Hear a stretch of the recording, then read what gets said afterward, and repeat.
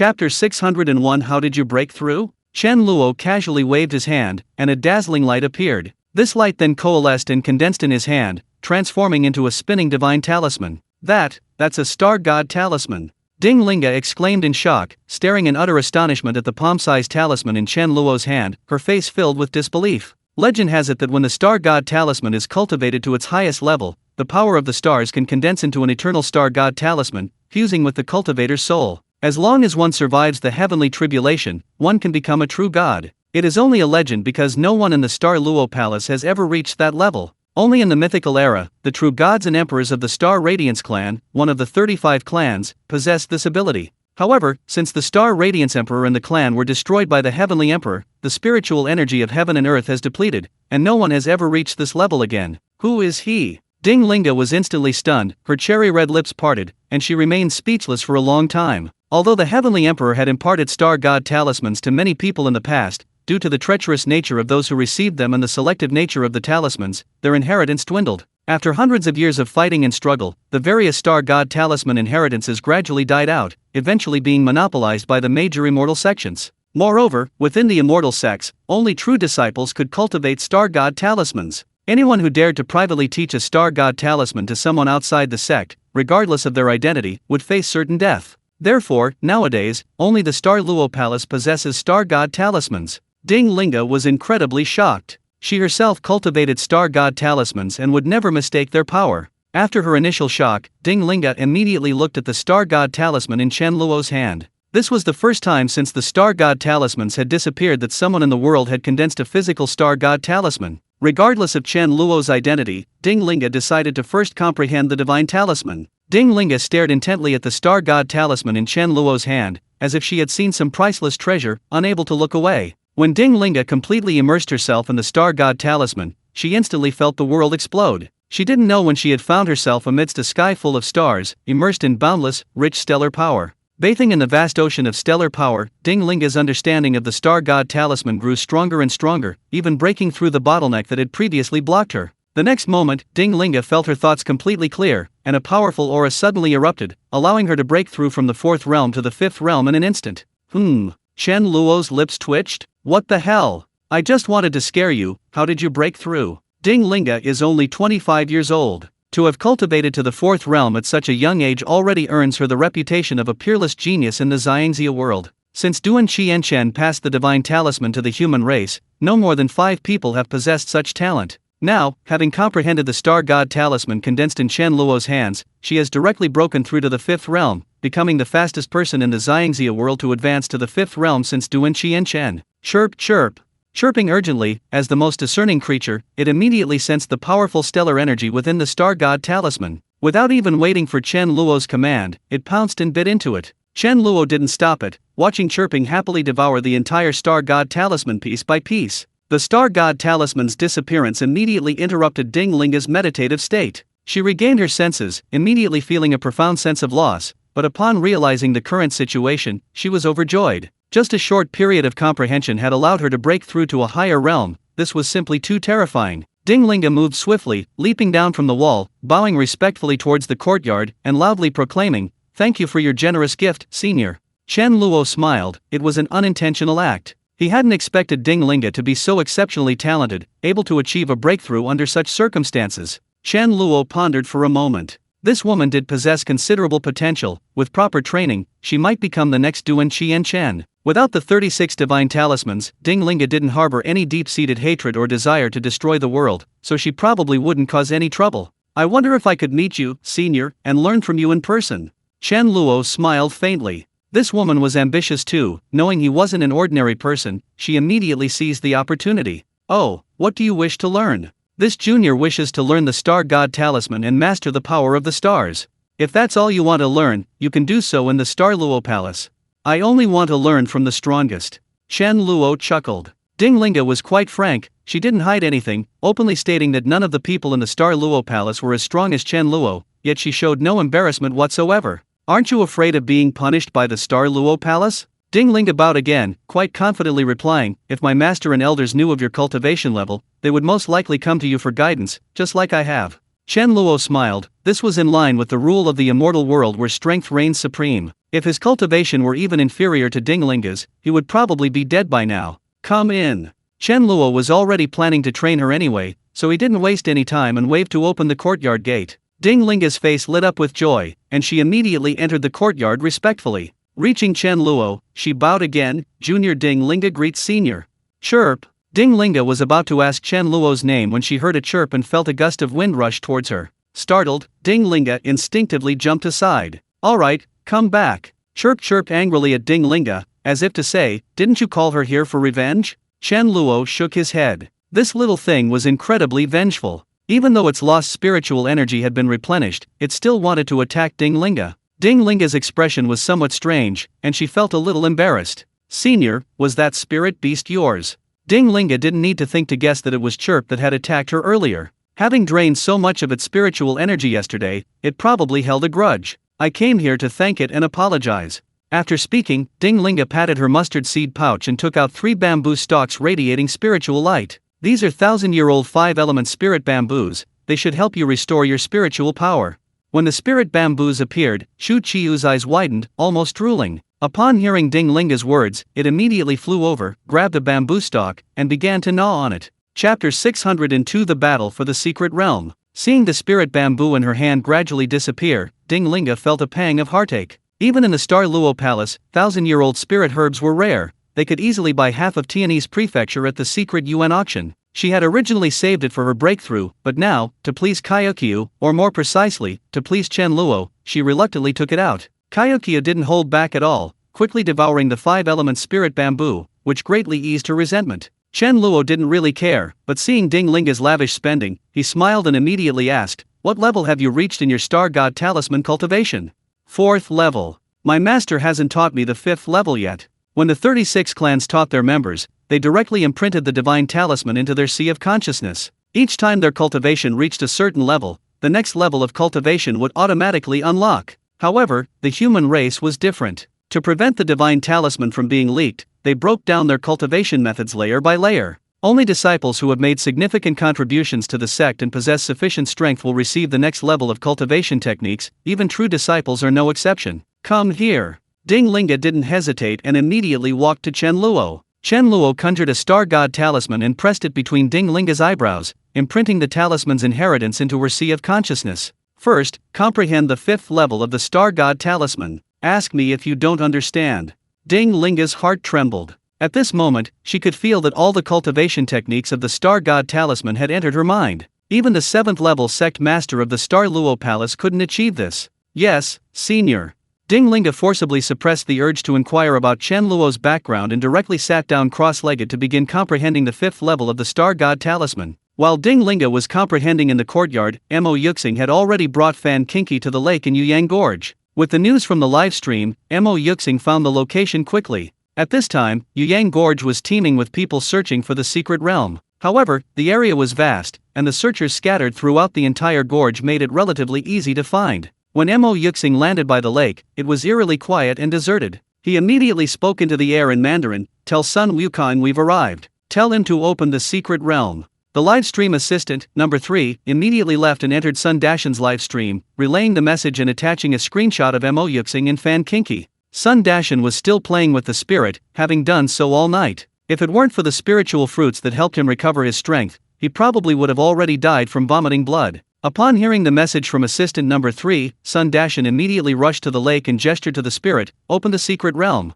I'll find someone to play with you some more." The viewers in the livestream had been watching Eagle Catches Chicks all night, and no one found it boring. On the contrary, they were watching with great interest. When they heard Sun Dashan say he'd find someone to play with, they immediately understood what he meant. "Tisk tisk, is Wukong trying to trick that you fiefin? Pft, Wukong, you're being cheeky again. The spy is there, they saw everything, how can we trap them now? Even if Fiefin knows it's a trap, he'll still come in." The spirit was quite satisfied with Sun Dashan, its toy, and immediately fulfilled his request, firing a beam of light towards the lake. Sun Dashan moved swiftly, rushing towards the entrance of the secret realm, then waited anxiously. Mo Yuxing and Fan Kinki outside had already noticed the change before the lake. A soaring, multicolored light rippled through the water, parting the lake in the middle, revealing a curtain of light in its center. Without hesitation, Mo Yuxing grabbed Fan Kinki and sprinted towards the center of the lake.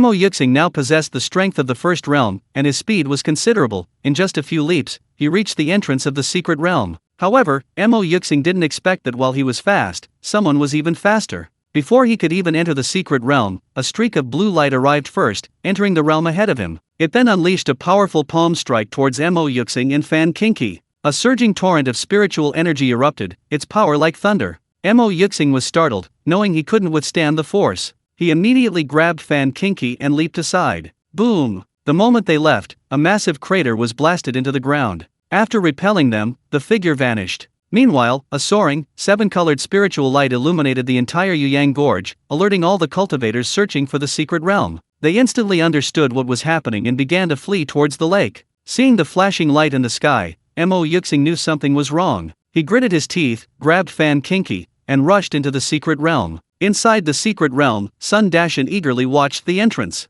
When he saw someone enter, he was about to greet them, but was shocked to find that the newcomer was not Yufifan or Fan Kinki, but an unfamiliar middle-aged man. Sun Dashan's expression changed drastically. The aura emanating from this middle-aged man was extremely terrifying. Even though he had consumed a large amount of spiritual fruits and reached the peak of the third realm, he still felt an overwhelming sense of power. After entering the secret realm, Yun Aoga surveyed the environment, taking a deep breath. Such rich spiritual energy. No wonder it's a secret realm of heaven and earth, ha ha ha. Yun Aogu's gaze suddenly fell on Sun Dashan. He exclaimed in surprise, in just a few days, you've gone from a mortal incapable of cultivation to a cultivator of the third realm. Does this secret realm possess such miraculous power? Now it was Sun Dashan's turn to be shocked. You know me. Yun Aogu chuckled. The author of Journey to the West, of course I know you. I just didn't expect you to have the ability to gain the realm spirit's approval and even bring you into the secret realm. It's a pity, now everything here belongs to me. Just then, two more figures barged in. When Sun Dashan recognized them, he immediately exclaimed with delight, Fan Xianyu. Fan Kinki's face was also filled with excitement. She was about to rush forward when Mo Yuxing grabbed her and pulled her back. Close the secret realm first. Sun Dashan was taken aback for a moment, but he quickly understood and immediately said to the spirit of the realm, close the door. The spirit of the realm glanced at the people who had entered with a puzzled look, but still closed the secret realm as Sun Dashan had instructed. Yun Aogu did not stop them. Even if Mo Yuxing hadn't said anything, he would have had Sun Dashan close the secret realm anyway. He stood with his hands behind his back, looking at the three people before him with a half-smile, his eyes like those of someone looking at lambs to the slaughter. Chapter 603 Try turning it over. Mo Yuxing was taken aback when she saw Yun Aogu, completely unexpected that he would be the one to barge in first. Mo Yuxing knew she was in trouble. Yun Aogu possessed the strength of the sixth realm. The three of them combined wouldn't be enough to defeat him with one hand. Sun Dashan also realized the danger. Before Yun Aogu could react, he immediately pointed at him, then turned and shouted at the spirit, he's here to play with you, and he's more fun than me. Go find him. The spirit's eyes immediately brightened. It looked at Yun Aogu, chirping excitedly, and pounced on him. Yun Aogu saw the spirit as soon as he entered, but didn't pay it any mind, as he didn't sense any threat from it. As it pounced, before the spirit could get close, Yun Aogu calmly swung out a palm strike. A burst of blue spiritual light shot out, striking the spirit's body directly. To Yun Aogu's utter surprise, after the blue light struck the spirit, it let out a joyful cry and completely devoured the blue aura. Yun Aogu was stunned. The spirits within the secret realm were ever-changing, each one unique. Even with the secret UN Society's intelligence capabilities, they had collected data on various spirits years ago, but this was the first time Yun Aogu had seen a spirit capable of absorbing attacks. The spirit, thinking Yun Aogu was playing with it, chirped excitedly and bumped into him. While Yun Aogu was still in shock, caught off guard, he felt a tremendous force surge towards him, and he was uncontrollably sent flying. Taking advantage of this opportunity, Sun Dashan burst forward, reaching Mo Yuxing almost instantly. Mo Yuxing's expression changed slightly. Sun Dashan's speed was too fast, he was far beyond what an ordinary person could do. Wasn't this guy immortal before? Mo Yuxing knew he had miscalculated again. Sun Dashan must have gained some benefit in the secret realm, becoming a cultivator, but he didn't know what his cultivation level was now. While he was stunned, his reaction was quick. He swiftly shielded Fan Kinki in front of him and grabbed her neck. Despicable! Sun Dashan roared angrily, his speed increasing dramatically. During this time, he had been chasing after the realm spirit. He hadn't learned anything else, but he had certainly honed his speed. In just an instant, Sun Dashan vanished from Mo Yuxing's sight. Startled, before he could react, he heard a whooshing sound behind him. Mo Yuxing turned around in shock to see a fist hurtling towards his chest. Bang! Sun Dashan's speed was too fast, Mo Yuxing couldn't react at all. He hurriedly circulated his spiritual energy to protect himself. Mo Yuxing coughed up blood, his body flying backward, crashing into the mountainside behind him before sliding down. He struggled to get up, but after several attempts, he couldn't manage it. Sun Dashan desperately wanted to kill this bastard, but seeing that Yunaogo had already regained his footing and was flying towards him, freeing himself from his spiritual grasp, he could only bitterly abandon Mo Yuxing, turn around, grab Fan Kinky, and rush towards the mountain path. Mo Yuxing couldn't help but smile bitterly. This was truly a case of trying to steal a chicken and losing the rice instead. He had meticulously planned everything, but firstly, he hadn't expected Yunaoga to be secretly watching, and secondly, he hadn't expected Sun Dashan to transform from a mortal into a cultivator with a higher realm than him in just a few days. That attack just now had severely injured him, and now he couldn't even move. Sun Dashan had just reached the mountain path before Yunaoga caught up. As he was about to climb, he suddenly felt an extremely powerful pressure, instantly halting his momentum. Sun Dashan stopped in shock. The mountain path he had climbed before had no pressure. But after only a moment of surprise, he understood. It must be because of Fan Kinky in his arms. If that was the case, anyone else climbing the mountain path would likely have the same result. Hold on tight, I'll carry you up. Fan Kinky looked at Sun Dashan and suddenly slapped him across the face. Sun Dashan? Players in the live stream? Sun Dashan covered his face, completely bewildered, and said, somewhat confused, why did you hit me? Is your name Qin Xiao or Sun Wukong? Fan Kinky glared at him angrily. Upon hearing this, Sun Dashan immediately knew why he had been hit. He coughed dryly and said somewhat awkwardly, wasn't that name too awful? I just chose a name myself. Then why didn't you tell me? Fan Kinky grabbed Sun Dashan's ear and said angrily, and how did you enter the secret realm? Have you been hiding that from me all along? Sun Dashan was truly on the verge of tears. Why was this little vixen always focusing on the wrong thing? I risked my life for you, and you're only fixated on this trivial matter. Hey, give me some face, let go first. Let's go up first, I'll explain slowly to you, I'm not lying to you. No, tell me now. Hey, if you don't let go, I'll get angry. Try getting angry. Sun Dashan is now a cultivator at the third realm. Even without any offensive techniques, 10 Fan Kinkis wouldn't be a match for him. But Sun Dashan just couldn't do anything with Fan Kinky, he couldn't bear to hurt her. He said with a wry smile, we'll talk as we go, okay. That's more like it. Sun Dashan also saw Yunaoga rushing over at this moment. He hurriedly grabbed Fan Kinky and started climbing upwards, and the pressure that originally belonged to Fan Kinky was now all on him. However, this added pressure didn't seem very strong. Although Sun Dashan was climbing very hard, with his third realm strength, he could handle it. Damn, I've been forced to watch this PDA. MMP, I suddenly don't want to watch anymore, you two should separate.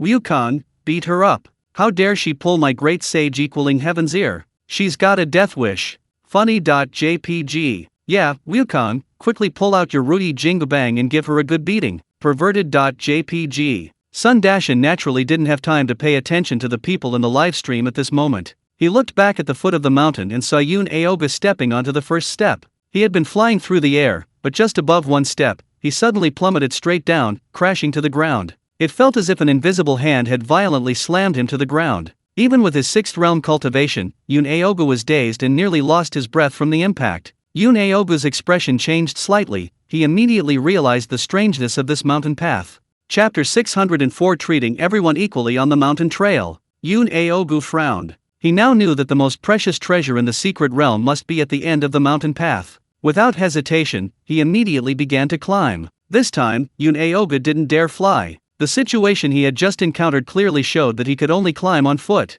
As soon as he stepped onto the first step, Yunaoga felt an extremely terrifying force pressing down on him, as if a mountain was pressing down on his entire body, making it incredibly difficult to lift his feet. Yunaoga was somewhat shocked. He had clearly seen Sun Dashan carrying someone and moving with ease, so why was it so difficult for him? Could there be some trick to this mountain path? Yunaoga was puzzled. He stared at the white jade steps on the ground. They were smooth as jade, each step exactly the same, with no discernible difference. Yunaoga watched as Sun Dashan instantly ascended over 300 steps. A cold glint flashed in his eyes, and he slapped his storage pouch, conjuring a flying sword out of thin air. He formed a sword incantation with one hand, pointed it at Sun Dashan, and the flying sword shot out like a streak of light. However, to Yunaoga's astonishment, the flying sword only flew about 10 steps before slowing down, finally crashing to the ground with a thud. Yunaoga's expression changed slightly. He immediately tried to control the flying sword with his divine sense. But the result was exactly the same as with the flying sword before.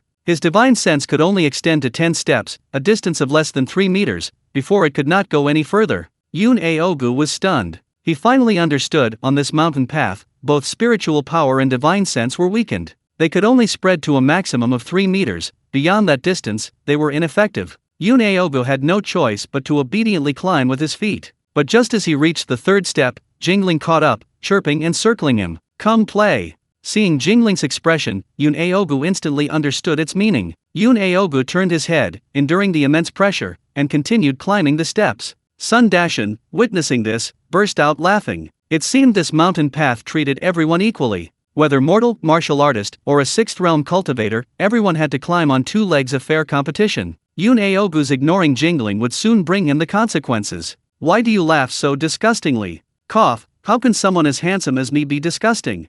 You always have that disgusting smile when you're counting money or swindling people." Sun Dashan chuckled, then suddenly stopped. "Let's watch a good show." "What show?" Fan Kinky looked down in confusion and saw an utterly ridiculous scene. Yun Aogu climbed a few more steps. Seeing that he still ignored her, the spirit immediately became enraged and unleashed a bolt of lightning at Yun Aogu. Yun Aogu's body felt like it was stuck in mud, even moving was extremely difficult. Seeing the lightning hurtling towards him, he had no choice but to circulate his spiritual energy to protect himself. Sizzle! A flash of lightning streaked across Yun Aogu's protective aura, causing it to flicker, but it had managed to withstand the attack. Seeing that the lightning hadn't harmed Yun Aogu, the spirit's eyes widened in fury, and it opened its mouth again. Yun Aogu had barely breathed a sigh of relief when the spirit unleashed a dozen bolts of lightning in quick succession, as if it were free. Yun Aogu's face twitched. He glared angrily at the spirit, then had no choice but to continue channeling his spiritual energy into his protective aura to defend against the lightning. However, climbing the mountain was already extremely taxing on his spiritual energy, and this spirit, being a pure spirit, unleashed extremely pure attacks. Watching his protective aura gradually erode, Yun Aogu was forced to use most of his spiritual energy to defend. Seeing that Yun Aogu had managed to withstand the attack again, the spirit let out a hissing roar and opened its mouth like a machine gun, firing dozens of bolts of lightning. Yun Aogu's face turned green. He dared not continue climbing, hastily and awkwardly leaping down the steps, then began to desperately defend against the lightning. Dozens of bolts of lightning exploded together. Even with Yun Aogu's 6th realm strength, he couldn't defend himself in time. His protective aura was instantly torn apart, and he was struck by the lightning. Sun Dashan and Fan Kinky watched Yun Aogu convulse from the electric shock, like a breakdancer, and burst into laughter. However, Sun Dashan's laughter didn't last long. His expression suddenly changed. At the foot of the mountain, Mo Yuxing staggered to a spirit tree, picked a spirit fruit, and ate it. Sun Dashan was furious. He had anticipated this, so he had picked most of the spirit fruit from the tree and placed them at the 400th step of the mountain path. Before he could finish picking them all, he was entangled by the spirit of the realm. Although he had eaten quite a few spiritual fruits while playing with the spirit, he hadn't finished them all. There were probably still a dozen or 20 left. Sun Dashan knew the effects of the spiritual fruits. Once eaten, Mo Yuxing's injuries would likely heal very quickly. Mo Yuxing was instantly stunned after eating the spiritual fruit. The effects of this spiritual fruit were terrifying. Just one bite, and the excruciating pain in his chest subsided by more than half. After eating just one spiritual fruit, not only were his injuries completely healed, but his spiritual power also surged dramatically. Mo Yuxing hesitated for a moment, then without any hesitation, immediately picked 2 more spiritual fruits. He took a bite from the left, then a bite from the right, swallowing them whole without even chewing. After eating these 2 spiritual fruits, a vast ocean of spiritual power surged in, directly causing Mo Yuxing to break through to the 2nd realm. Mo Yuxing finally understood Sun Dashan's rapid transformation into a cultivator was inextricably linked to these spiritual fruits. There were 3 identical spiritual fruit trees before her, but only a dozen or so fruits remained. The whereabouts of the rest were obvious. Mo Yuxing sighed inwardly and immediately began picking the remaining fruits. Even a sip of the broth was better than nothing. Besides, Yun Aogu was still there. If he realized what was happening, she wouldn't even get a sip of the broth. Mo Yuxing impatiently picked all the fruits and then wolfed them down in one go, leaving not a trace. With just these fruits, he broke through to the peak of the 2nd realm, only a hair's breadth away from the 3rd. Mo Yuxing glanced at Yun Aogu, who was still convulsing, then moved swiftly, rushing towards the mountain path. Chapter 605 The Old Mother Who Lost Her Thunder. As Mo Yuxing passed Yun Aogu and stepped onto the mountain path, his expression subtly changed. Is this gravity accumulation? After climbing 5 or 6 steps, Mo Yuxing began to understand what was happening. He understood, but even Yun Aogu, with his 6th realm strength, could only climb on foot. Mo Yuxing naturally had no other choice. However, just as he was about to climb steadily, Sun Dashan suddenly put Fan Kinki down. "Wait here for me." Without waiting for Fan Kinki's reaction, Sun Dashan turned and leaped down the mountain. He was unaffected by gravity as he descended, so his speed was incredibly fast, almost leaping 10 steps at a time, and he was almost at the bottom. Mo Yuxing's expression changed drastically. In an instant, he knew what Sun Dashan intended to do. He was now struggling to move. Sun Dashan could cripple him with a single blow. Without a second thought, Mo Yuxing immediately retreated beyond the steps, warily maintaining a distance from Sun Dashan. Sun Dashan initially wanted to give chase, but then he saw Yun Aoga summon a magical artifact, repelling the lightning, and stand up. Sun Dashan hesitated. If he stepped off the mountain path, Yun Aoga might kill him immediately. With Yun Aogu's strength, killing him would be effortless. After a moment, Sun Dashan made his decision. He glanced at Mo Yuxing with a cold smile, then made a throat-slitting gesture. Then, Sun Dashan turned and ran back up the path, his speed astonishing. Mo Yuxing's face instantly turned extremely ugly. Sun Dashan's meaning was clear: if he dared to step onto the path, he would turn back and kill him. Mo Yuxing didn't hesitate for long either. When he saw Sun Dashan climb back to the 400th step, he immediately lifted his foot and continued climbing. When Sun Dashan returned to Fan Kinki's side, he saw Mo Yuxing had climbed back up the mountain. He frowned, but didn't waste time rushing down again. Sun Dashan was certain that if he went down again, Mo Yuxing would definitely run back down the path. Rather than waste that energy, it was better to get to the summit first. Sun Dashan wrapped a pile of spiritual fruits on the steps in his clothes and placed them in Fan Kinki's arms. "These are spiritual fruits, eat a few first." Seeing Fan Kinki pick up the fruits, Sun Dashan pulled her into his arms again and began climbing the 401st step. "Hey, why are you still hugging me?" Although Fan Kinki knew there was something strange about this mountain path, she and Sun Dashan had never been so intimate before, and she felt a little shy. Sun Dashan feigned surprise, saying, "Hey, why are you blushing? You took such a big advantage of me, shouldn't I be the one blushing? You bastard!" Fan Kinki angrily grabbed Sun Dashan's arm and twisted it. Sun Dashan had long since deactivated his pain system and couldn't feel any pain, but he deliberately pretended to be in unbearable pain. "Little wench, let go, or I'll throw you off this cliff." "Go ahead and throw me." "Throw my mother." "What did you say?" "Oh, I was complimenting you on how pretty you are." "No, your tone and expression, you're insulting me." "You know I'm insulting you, so why don't you take your hand off my face?" "I've told you countless times, no hitting my face. I make a living with my looks." The two miraculously resumed their usual bickering and playful antics, and began climbing the mountain path. Sun Dashan took a few steps, then suddenly seemed to remember something and looked back. He remembered being blocked outside before, so how come he could move again all of a sudden? Sun Dashan thought about it, and the difference seemed to be that he had broken through to the third realm, and now he had Fan Kinki. There must be a requirement for strength. Sun Dashan suddenly narrowed his eyes. Analyzing the situation, the higher he went, the more dangerous it might be, which was why the mountain path had set up a strength barrier here. In that case, if Fan Kinki went up, she might be in danger. But Sun Dashan couldn't leave Fan Kinki here. If she were caught by those two guys down the mountain, it would be even more dangerous. At least by her side, he could protect her with all his might. "What's wrong?" Fan Kinki looked at Sun Dashan with a puzzled expression when he suddenly fell silent. Sun Dashan laughed. "Nothing, have some fruit first." Fan Kinki had been bickering with Sun Dashan and had forgotten about the fruit. "Is it as delicious as you say?" Fan Kinki took a fruit from her pocket and took a bite, her expression questioning. The next moment, shock appeared on her face. What kind of fruit is this?" Sun Dashan, seeing Fan Kinki's jaw nearly drop in astonishment, said with a puzzled expression, "I don't know, but eating it can heal injuries and increase spiritual power." "No!" Fan Kinki shook her head decisively. "After eating this fruit, all the true energy in my body has transformed into another kind of power. Wait, I think I can sense spiritual energy now." Sun Dashan froze, immediately stopping in his tracks. He suddenly exclaimed, "You've become a cultivator."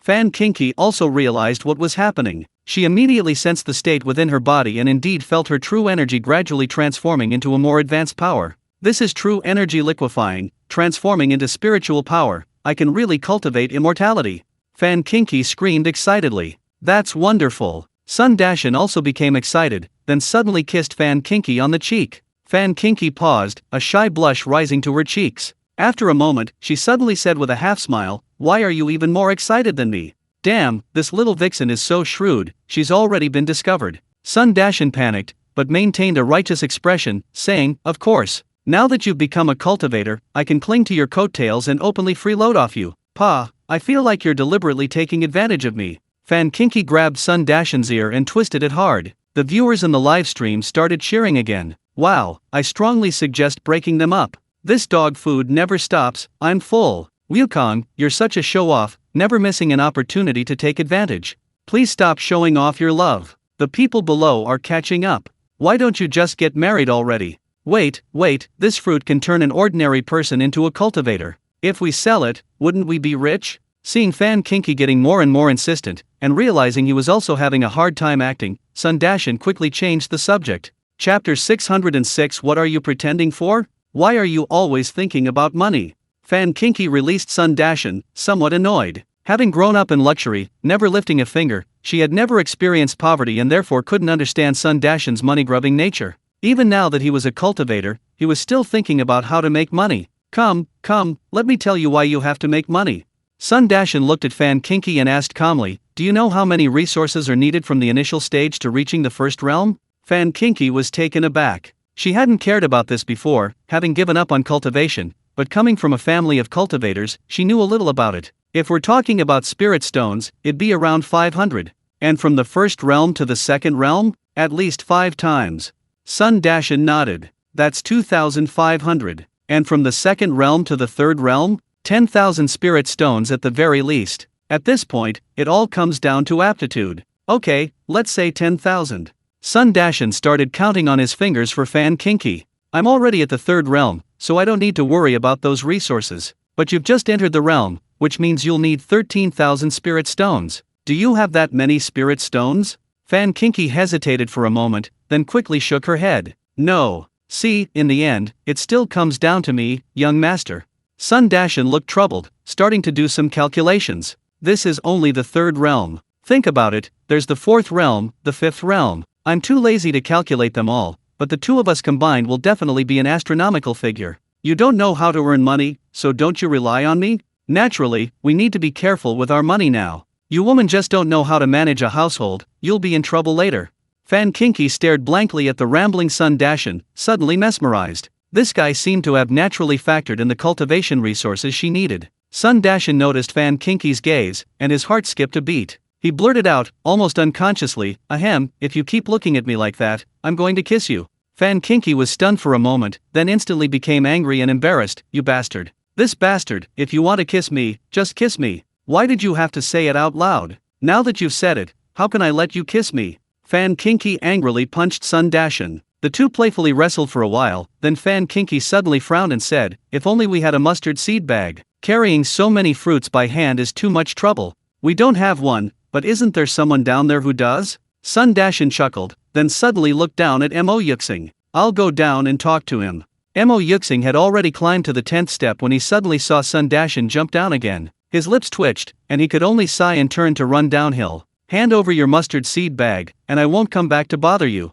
Sun Dashan looked at the mustard seed bag hanging from Mo Yuxing's waist and said calmly. Mo Yuxing sneered, how can I trust you? Believe it or not, it's up to you. Mo Yuxing's expression shifted several times before she finally took the mustard seed pouch from her waist and casually tossed it to Sun Dashan. Sun Dashan immersed his divine sense into the pouch, only to find it empty except for a few pieces of clothing. He rolled his eyes and gave Mo Yuxing a disdainful look. There's nothing inside. What are you pretending for? Without paying attention to Mo Yuxing's expression, Sun Dashan turned and left, returning to the steps where he had started. After stuffing hundreds of fruits into his mustard seed bag, Sun Dashan handed it to Fan Kinky. This mountain path can strengthen your body and improve your strength. From now on, you'll climb up by yourself. Just grit your teeth and persevere. When your spiritual energy is depleted, or when you're tired, stop and rest, eat a fruit. Fan Kinky was deeply moved, knowing that Sun Dashan was trying to help her improve her strength. She nodded, then you go up first. They won't be able to get up for a while.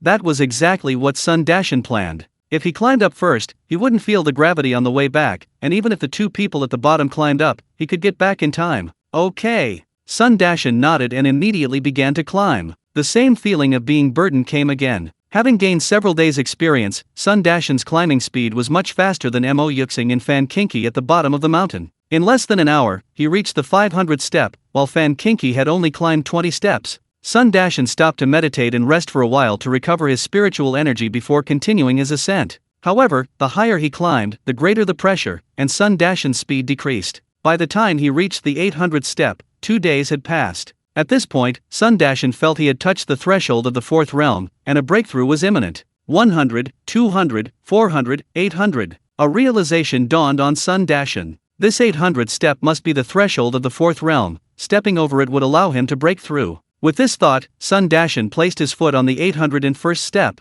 The next moment, the scenery before him instantly changed. The world that had been clear under a blue sky, with drifting white clouds and birdsong, suddenly transformed into a dark world of howling winds and torrential rain. Sun Dashan's expression changed drastically. The sudden wind and rain lashed at him, making it extremely difficult for him to even stand. Sun Dashan hurriedly circulated his spiritual energy to steady himself, then immediately turned around to check on Fan Kinki's condition. Although she had also broken through to the first realm in the past 2 days, Sun Dashan wasn't sure if she could withstand this environment. But when he turned his head, Sun Dashan was shocked to find that although the mountain path was still the same, Fan Kinki was nowhere to be seen. Sun Dashan was terrified and immediately retreated, wanting to find Fan Kinki. As soon as he retreated, the world changed again, returning to a clear blue sky, and Fan Kinki's blurry figure appeared at the bottom of the 200-odd steps. Sun Dashan was stunned. This advance and retreat had led to 2 completely different worlds. Sun Dashan understood. From here on, a new test began. Seeing that Fan Kinki was unharmed, he took a deep breath and stepped onto the path again. The sudden downpour turned the white jade steps into a muddy mess, forcing Sun Dashan to contend with gravity while simultaneously guarding against slipping and falling. The mountain path wasn't wide, a slip could send him tumbling down the cliff. This sudden change dramatically increased the difficulty of the climb. It took Sun Dashan several minutes to barely manage to climb 1 step.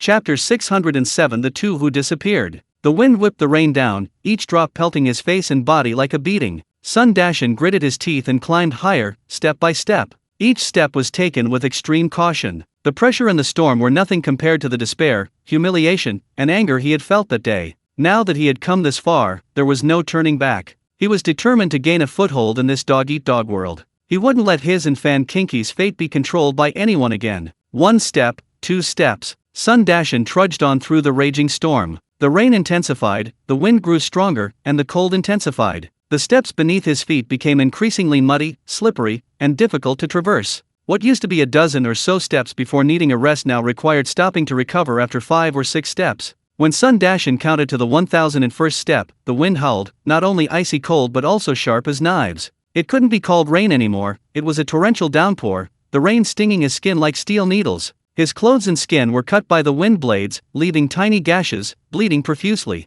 Even more unbearable were the fine, dense raindrops, each one piercing his body, seeping into his bones. Sun Dashan was shocked to find that his pain system, which had been shut down, had been forcibly activated and couldn't be turned off. What the hell? Sun Dashan was instantly stunned. He frantically tried to deactivate the pain system again. But no matter how many times he tried, the result was the same, he couldn't deactivate it. Ah, it hurts like hell. Sun Dashan screamed, gritting his teeth, nearly fainting. The biting wind and rain felt like a slow, agonizing torture, slowly cutting into his body. The pressure, exhaustion, pain, a multitude of emotions intertwined, making each step incredibly difficult, each climb consuming all his strength. After climbing less than 100 steps, Sun Dashan felt he was on the verge of collapse. Those 100 steps felt like an eternity. I can't fall here, absolutely not.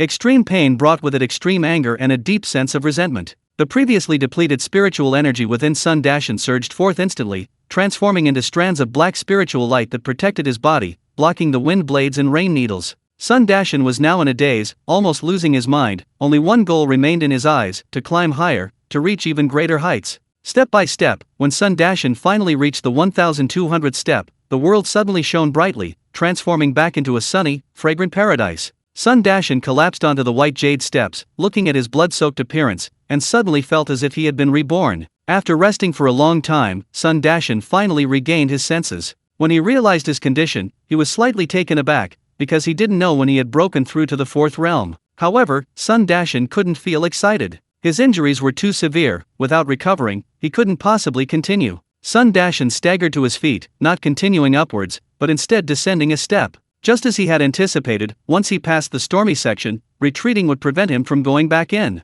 Sun Dashan immediately descended. He needed to find Fan Kinki to get a spiritual fruit to heal his injuries, otherwise, he wouldn't be able to climb back up. He also needed to warn Fan Kinki of the dangers of this path. As Sun Dashan descended, Fan Kinki's face turned pale with fright. He was covered in blood and wounds, almost unrecognizable. What happened to you? Fan Kinki was terrified. She cried out and rushed upwards more than 10 steps in a few strides, as if gravity didn't exist, startling Sun Dashan instead. It's nothing, just superficial wounds. Give me a spiritual fruit.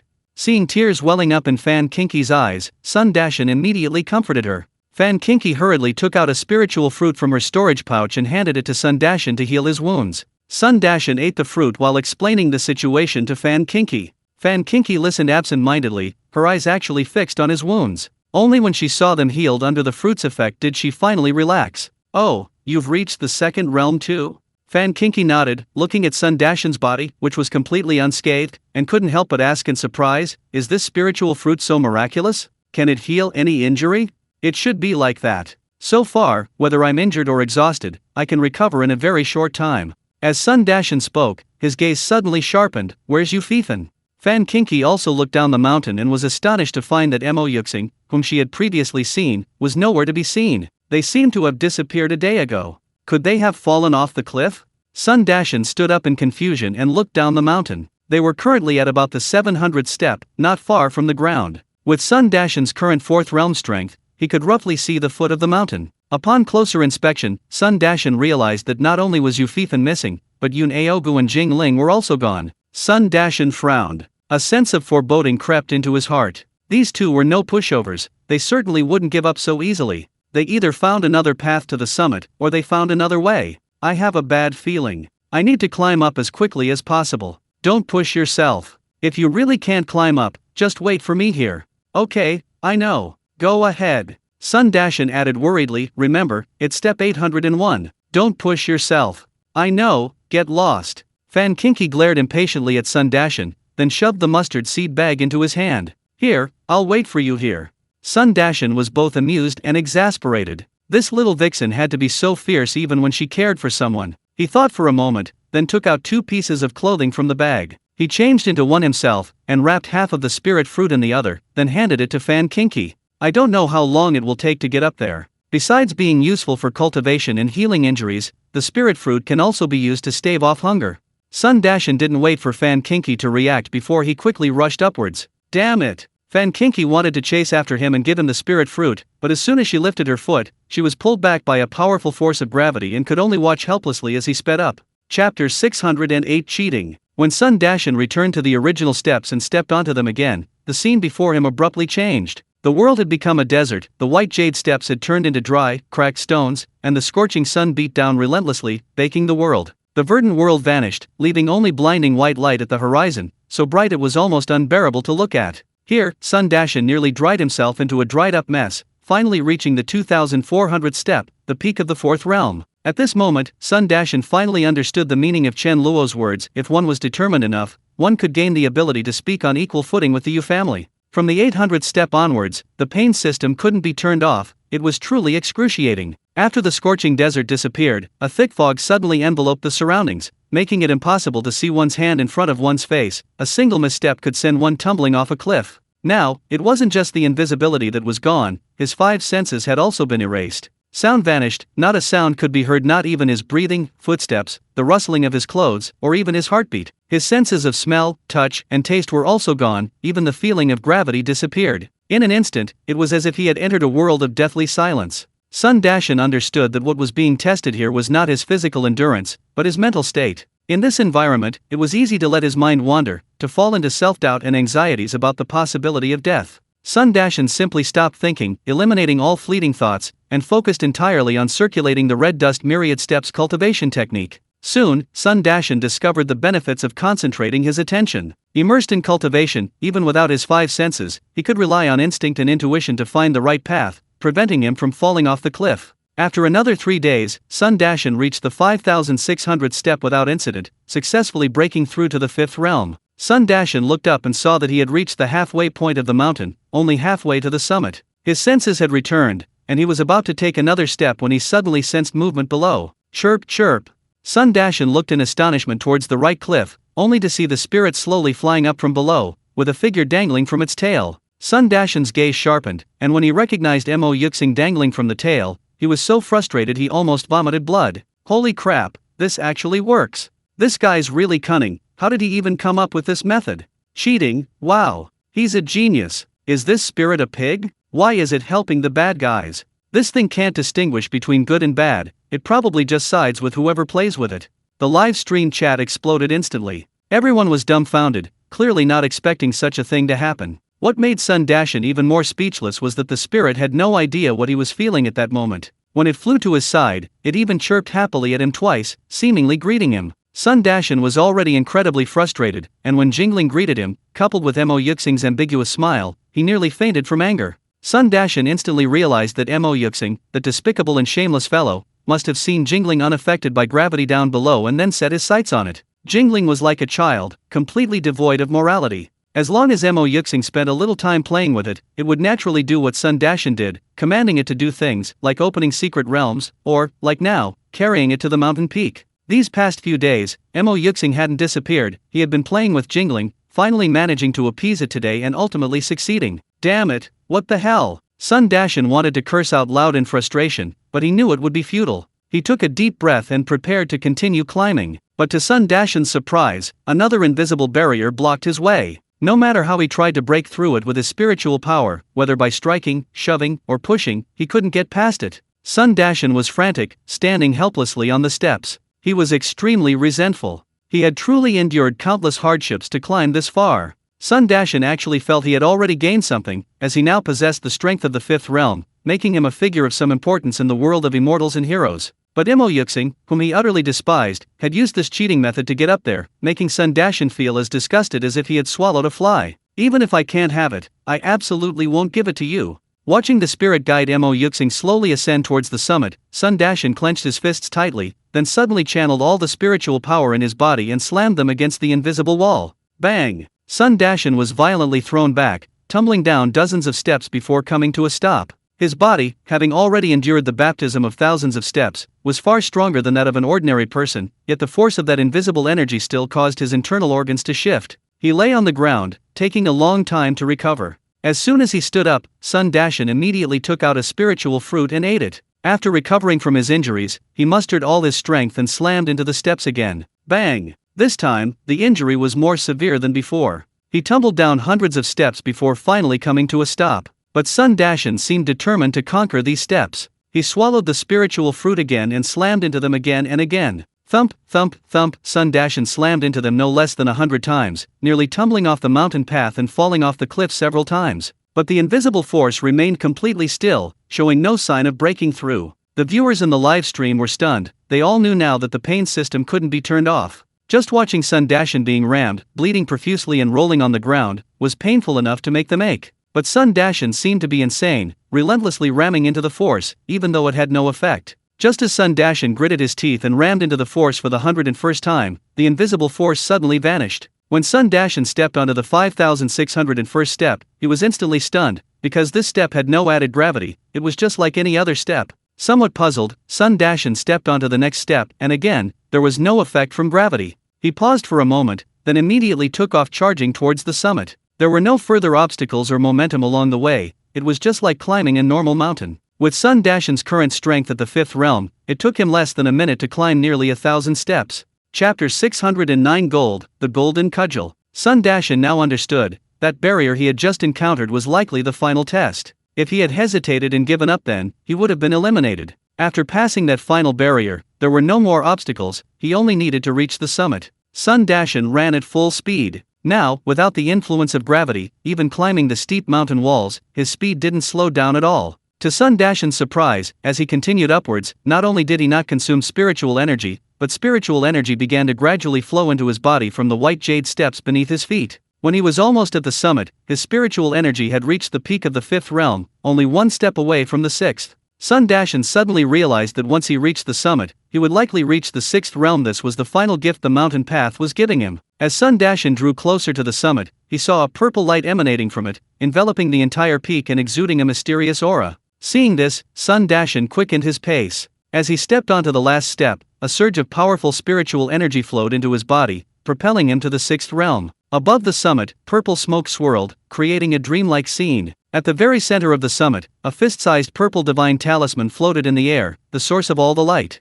Besides this talisman, a black iron rod with golden hoops at both ends was embedded in the ground. This iron rod was unremarkable, devoid of any luster, standing beneath the talisman like ordinary iron. Yun Aogu and Mo Yuxing stared intently at the purple talisman and the iron rod, but did not approach to take them. Sun Dashan was stunned by what he saw, because the iron rod looked familiar. Holy crap, is that the golden cudgel? Damn, the official developers really know how to play this game. This is for Wukong, right? Wukong, your weapon is online, go get it. Yun Aogu and Mo Yuxing also noticed Sun Dashan's arrival and immediately turned their attention to him. Mo Yuxing's expression didn't change, but Yun Aogu's face immediately turned pale with shock, and he exclaimed, "Sixth Realm." Mo Yuxing's expression changed drastically. Yun Aogu had seen Sun Dashan shout that sentence, and anyone who wasn't stupid would understand that he was talking about Sun Dashan. How could this be? Not only was Mo Yuxing stunned, but even the players in the live stream were a little confused. Because Sun Dashan had never revealed his strength, they had always assumed he had become a cultivator, unaware that he had already reached the sixth realm. Now, many days had passed, and players from other Xiangxia worlds had released a lot of information about them. The sixth realm that's equivalent to the Holy Realm in a Western fantasy world. Sun Dashan has only been in the game for less than a month. How did he reach the sixth realm? Wukong, that's not fair. When did you quietly become a sixth realm cultivator without even saying a word? Exactly. We've supported you so much, and you actually tried to play dumb to fool us. It's probably because of that mountain path. I bet so is it, otherwise all that suffering would have been for nothing. Tisk tisk, you Fifan and Yun Aogu are probably going to vomit blood now. Whether Yun Aogu wanted to vomit blood or not, Mo Yuxing didn't know, but he definitely did. Seeing this, Mo Yuxing understood perfectly well that the mountain path was probably a cultivation route. If he had just honestly climbed up step by step, he could most likely have achieved Sun Dashan's current strength. But he thought of taking a shortcut and even brought Yun Aogu along, resulting in only achieving the strength of the third realm. Sun Dashan was also observing Yun Aogu and Mo Yuxing opposite him. His spirit was nowhere to be seen. These two didn't even take the treasure. They definitely weren't waiting for him, and probably wouldn't get it. Although they didn't know what the purple talisman was, even a fool could guess that something placed at the highest point of a mountain couldn't be ordinary. Sun Dashan's eyes flashed, and he immediately walked towards the purple talisman. Yun Aogu and Mo Yuxing didn't stop him. Instead, they wore expressions of anticipation. Sun Dashan frowned. He slowed his pace and released his spiritual energy to examine the area around the purple talisman. The next moment, he felt a sense of doubt, as he found nothing unusual. Seeing that he couldn't discern anything, Sun Dashan simply ignored it and rushed towards the talisman. Just as Sun Dashan reached the talisman and was about to grab it, Yun Aogu and Mo Yuxing's expressions changed again. Because their reaction was completely different from when they had tried to grab the talisman earlier. Both Yun Aogu and Mo Yuxing were repelled by an invisible force as soon as they approached the talisman. The stronger their spiritual power, the greater the force that would be reflected back. If spiritual power failed, they attacked with physical strength, but the result was the same. So, in the end, they could only watch helplessly as the treasures were destroyed. However, Sun Dashan encountered no resistance whatsoever and charged directly towards the two treasures. How could they not be astonished? Whoosh! A rapid buzzing sound rang out. Yun Aogu pointed, and a flying sword shot out from his robe, transforming into a blue streak of light that rushed straight towards Sun Dashan's head. Sun Dashan was startled. Although he possessed the strength of the sixth realm, apart from the red dust myriad feet technique, he knew no other offensive or defensive techniques. Seeing the flying sword hurtling towards him, instantly reaching his throat, he immediately felt a deathly crisis enveloping him. In that critical moment, Sun Dashan suddenly abandoned the purple talisman and reached for the golden cudgel on the ground. As if sensing Sun Dashan's call, the golden cudgel abruptly rose from the ground and flew into his hand. The moment Sun Dashan grasped the golden cudgel, he immediately felt a connection. The cudgel seemed to be fused with his flesh and blood, becoming a part of his own body. Sun Dashan was utterly astonished, but in this life or death situation, he had no time to think. He raised his golden cudgel and swung it at the flying sword. Clang! The sound of metal clashing rang out. The flying sword, as if made of paper, was instantly broken in two by the golden cudgel and fell to the ground. Sun Dashan stared in astonishment at the golden cudgel in his hand, seemingly not expecting it to be so powerful. Meanwhile, Yun Aogu let out a muffled groan, his face turning deathly pale.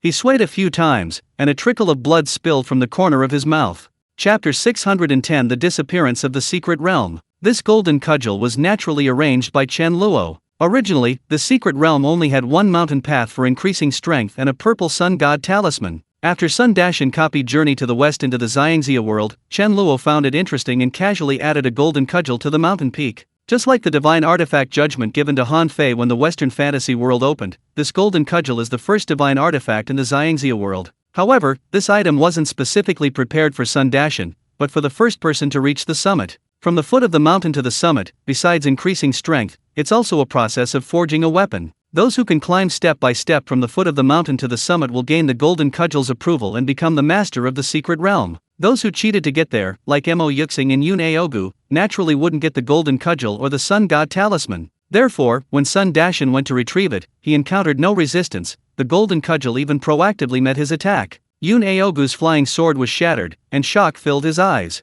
Only he knew what materials his flying sword was made of. Although it wasn't made of any peerless material, it was still crafted by a master craftsman using countless top-grade materials. Moreover, after decades of nurturing it with his mind, it had reached the level of a spiritual weapon, easily capable of severing ordinary flying swords and magical treasures. But now, it had been shattered by Sun Dashin's cudgel. It was simply unbelievable. Yun Aogu stared at the Golden Cudgel, his eyes blazing. He slapped the mustard seed pouch at his waist, and several more flying swords shot out, heading straight for Sun Dashin. The moment the flying swords were launched, the entire secret realm suddenly shook violently. Then everyone witnessed a bizarre scene. Everything within the secret realm, mountains, vegetation, spiritual energy, even the spirit within, was rapidly compressed and surged towards Sun Dashin, or more precisely, towards the Golden Cudgel in his hand. In an instant, everything within the secret realm was sucked into the Golden Cudgel. Meanwhile, outside the secret realm, thousands of cultivators surrounded the lake. Some searched the lake bed, others searched the surrounding area, trying to locate the secret realm. Just then, a burst of 7-colored spiritual light suddenly erupted, shooting straight into the sky. The secret realm has opened again.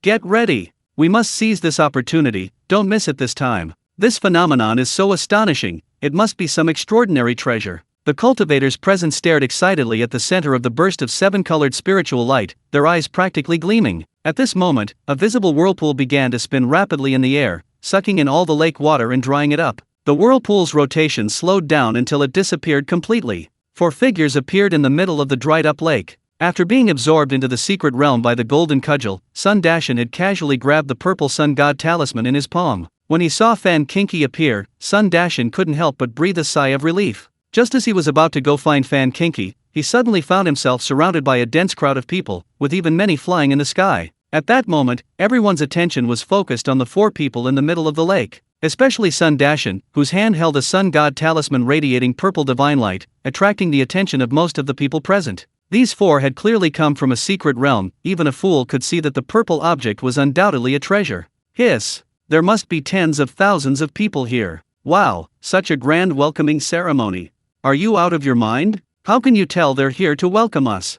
Everyone's eyes are practically glowing green. Wukong, you'd better get out of here. Can we even escape? Let's log off. The players in the live stream were also stunned. It was the first time they had ever seen so many cultivators. That's a divine talisman inheritance. Someone who recognized them exclaimed in surprise. These words immediately caused an uproar. The significance of inheriting a divine talisman was self-evident. Even the immortal sects that had obtained such inheritances wouldn't give it up. While one cannot cultivate 2 divine talismans simultaneously, they can choose disciples to cultivate them. A sect possessing several divine talisman inheritances is far more powerful than one with only one. Seeing the predatory eyes of the group, Sun Dashin knew things were going badly. He moved with lightning speed, rushing towards Fan Kinki's location. The atmosphere was already tense, and Sun Dashin's movement caused everyone coveting the divine talisman to pounce on him. What Sun Dashin didn't expect was that someone was even faster than him and trying to take Fan Kinki away. Upon seeing the 4 of them appear and the divine talisman in Sun Dashin's hand, Yuwuji also rushed out almost instantly, his target Fan Kinki.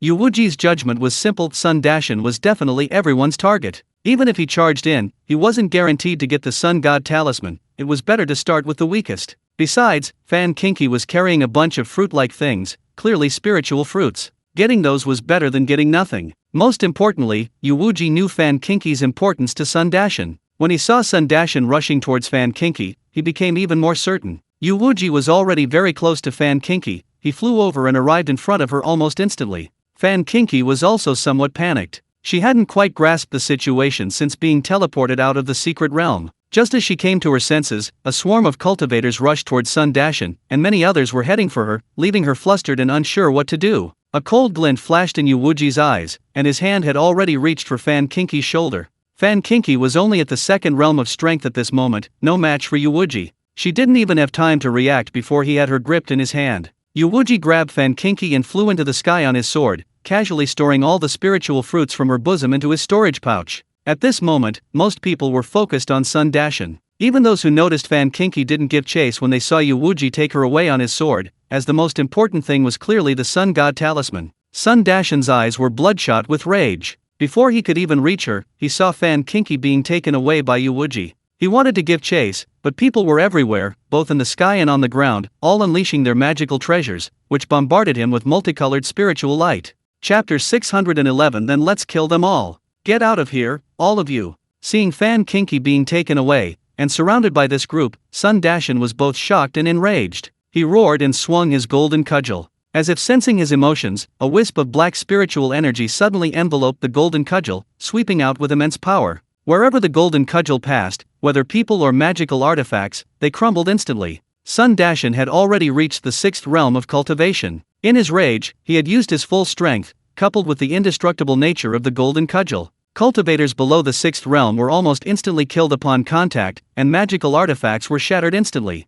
Ah! Ah! A chorus of screams rang out as cultivators were blasted to death one after another by this single blow, instantly creating a vacuum in front of Sun Dashan. Those who were about to rush forward were also stunned. In their greed, they hadn't paid any attention to Sun Dashan's strength. Now they realized that Sun Dashan was no pushover. Moreover, the staff in his hand was some kind of magical artifact. Any weapon that touched it was instantly destroyed, causing the advance of those behind to halt abruptly. But only for a moment. Soon, greed consumed everyone's minds. The divine talisman aside, there was such a powerful weapon, no one could maintain their rationality. Sun Dashan stared intently at Yu Wuji in the air. He stomped his feet hard on the ground, causing it to tremble slightly and crack instantly. He transformed into a black streak of light and shot towards the sky. Sun Dashan didn't know how to fly using objects, but with his current strength, he could easily have taken to the sky using his spiritual power. As he soared into the air, a large group of flying cultivators quickly gave chase, all assuming Sun Dashan was attempting to escape. Sun Dashan's speed was like a shooting star, instantly reaching Yu Wuji, and then his golden cudgel slammed down. Yu Wuji abruptly stopped, instinctively shielding Fan Kinki in front of him. Angry flames flickered in Sun Dashan's eyes. He forcefully withdrew his golden cudgel, staring intently at Yu Wuji, and said, word by word, let her go. Yu Wuji had seen Sun Dashan's speed and knew he couldn't possibly be outrun, and he also sensed Sun Dashan's strength at that moment. Yu Wuji remained calm, showing no sign of panic. He slowly said, fine, give me the divine talisman. Without hesitation, Sun Dashan took the purple divine talisman back from his storage pouch. Release her, or I'll throw this at them. Sun Dashan glanced at the group of cultivators chasing after him on their magical artifacts and said coldly. Yu Wuji's expression changed slightly. Those capable of flying on magical artifacts were all cultivators at the 5th realm or higher. Among these people were elders from the Star Luo Palace and Lingxiao Palace, as well as cultivators from the 4 great immortal dynasties. Each of them represented considerable power, perhaps even stronger than the Yu family. If Sun Dashan threw away this divine talisman, Yu Wuji would never be able to obtain the divine talisman's inheritance in this lifetime. Yu Wuji was immediately caught in a dilemma. He was unwilling to give up the divine talisman inheritance, but he couldn't keep it even if he obtained it. Sun Dashan, though outwardly calm, was extremely anxious looking at Fan Kinki's pale face. Hurry! Yu Wuji's expression shifted several times before he suddenly said, recite the cultivation technique inside the divine talisman so everyone can hear it. Yu Wuji's words not only startled Sun Dashan, but also surprised the high-level cultivators from various major forces who had caught up. They had originally intended to attack Sun Dashan, but upon hearing this, they slowly surrounded the 3 of them. Sun Dashan quickly recovered and understood why Yu Wuji was doing this. He had previously heard that the divine talisman was the highest inheritance in the immortal world, but it chose its owner, and not everyone could cultivate it. Yu Wuji clearly wanted to publicize the divine talisman. With so many people present, once everyone knew, the Yu family would be safe. This divine talisman is widely known. Whether or not one can cultivate it is a matter for each individual faction to worry about. They can't really target the Yu family for trouble. The people from the various factions clearly understood this, which is why they didn't continue their attack. Sun Dashan's strength, as he just displayed, was at least at the 6th realm. If they were to forcefully try to seize it, many would likely die. Since everyone can now obtain this divine talisman, why take the risk? When he saw everyone's attention focused on him, Sun Dashan coldly said, I can reveal the cultivation method, but how can I guarantee you will release her? On behalf of the Star Luo Palace, I guarantee you that if the Yu family doesn't release her after you reveal the divine talisman's cultivation method, the Star Luo Palace will exterminate the entire Yu family, including their disciples within the Star Luo Palace. An elder of the Star Luo Palace, a middle-aged man who appeared to be in his 40s, spoke calmly before Yuwuji could even speak. Upon hearing this, the people from the other factions also calmly uttered their threats. In their eyes, the Yu family was utterly insignificant compared to a divine talisman inheritance. If the Yu family dared to disrupt it, they wouldn't hesitate to wipe out this small family as well. Yuwuji's face instantly turned extremely ugly. These people were all well-known forces in the northern continent, not to mention all of them combined. Even just one of the Yu family was not to be trifled with. They had the strength and confidence to say this, and having said it in front of so many people, they would certainly not go back on their word. Sun Dashan quickly scanned the expressions of these people, and then looked at Yuwuji's expression. He felt somewhat relieved. How do you obtain this cultivation technique? When Sun Dashan asked this question, everyone was stunned, clearly not expecting him to ask such an idiotic question. The elder of the Star Luo Palace glanced at Sun Dashan and quickly said, "Simple, immerse your divine sense into the divine talisman, and you can read the cultivation technique within." Sun Dashan didn't hesitate upon hearing this and immediately immersed his divine sense into the divine talisman. The next moment, a long string of text was instantly imprinted in his mind, incredibly clear, like a copy and paste. "I will now begin reciting the cultivation technique." Wait! The elder from the Star Luo Palace suddenly interrupted Sun Dashan, glancing at the crowd rushing below. He slowly said, "Those people below are not qualified to hear about the divine talisman technique. What do you all think?" "That's right. Exactly. Elder Xiang is right." As soon as Elder Xiang finished speaking, the people from all the major forces chorused their agreement. "Then kill them all." Chapter 612 Insatiable Greed. After a few words, the group decided on their course, and one of them, seemingly the first to strike, unleashed their magical treasures and weapons at the approaching figures below. Those in the sky were all cultivators at the 5th realm or higher, while those unable to fly were naturally below the 5th realm. They never expected these high-level cultivators to suddenly attack. Moreover, their strength was limited, and they had no time to react. Instantly, a chorus of screams and cries of agony erupted from below. This scene terrified the lower-level cultivators who were still attempting to fly towards their deaths. They immediately stopped their suicidal advance and turned to flee. The cultivators in the sky showed no intention of continuing their attack. As long as these people dared not advance, they didn't bother to fight. Sun Dashan, at this moment, only had eyes for Fan Kinki. These people had come to attack him anyway, so he naturally had no sympathy for them. He didn't even change his expression. The players in the live stream, however, were stunned, clearly not expecting the world of immortals to be so cruel. Are these people out of their minds?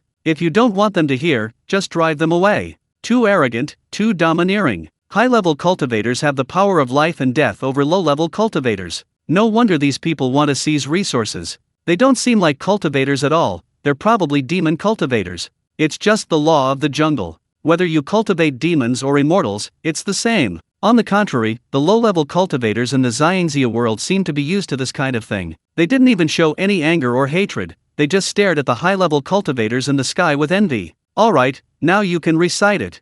The elder extended his divine sense downwards, and after sensing no living creature, he looked at Sun Dashan and said. Sun Dashan didn't hesitate and immediately began reciting the cultivation technique inside the Sun God Talisman. The people from various forces immediately listened attentively, memorizing the incantation. Even the weakest among them were at the 5th realm, their mental strength already superhuman. Memorizing it after hearing it once wasn't a big problem. The viewers in the live stream also became interested. This was the power of a divine talisman. Now everyone knows that the Western fantasy world and the Xiangxia world are real. Maybe the techniques from there can be practiced outside? Even if they can't be practiced outside, if they have the chance to enter the Xiangxia world, they can try it out. Some players were the first to react, turning on the recording function, wanting to memorize the divine talisman's incantation. But at this moment, they discovered that although Sun Dashan was reciting the incantation, they couldn't hear a single word clearly. It was as if a mute button had been pressed, and they couldn't hear any sound at all. What the hell? Can you hear anything? No, what the hell? Need you even think about it?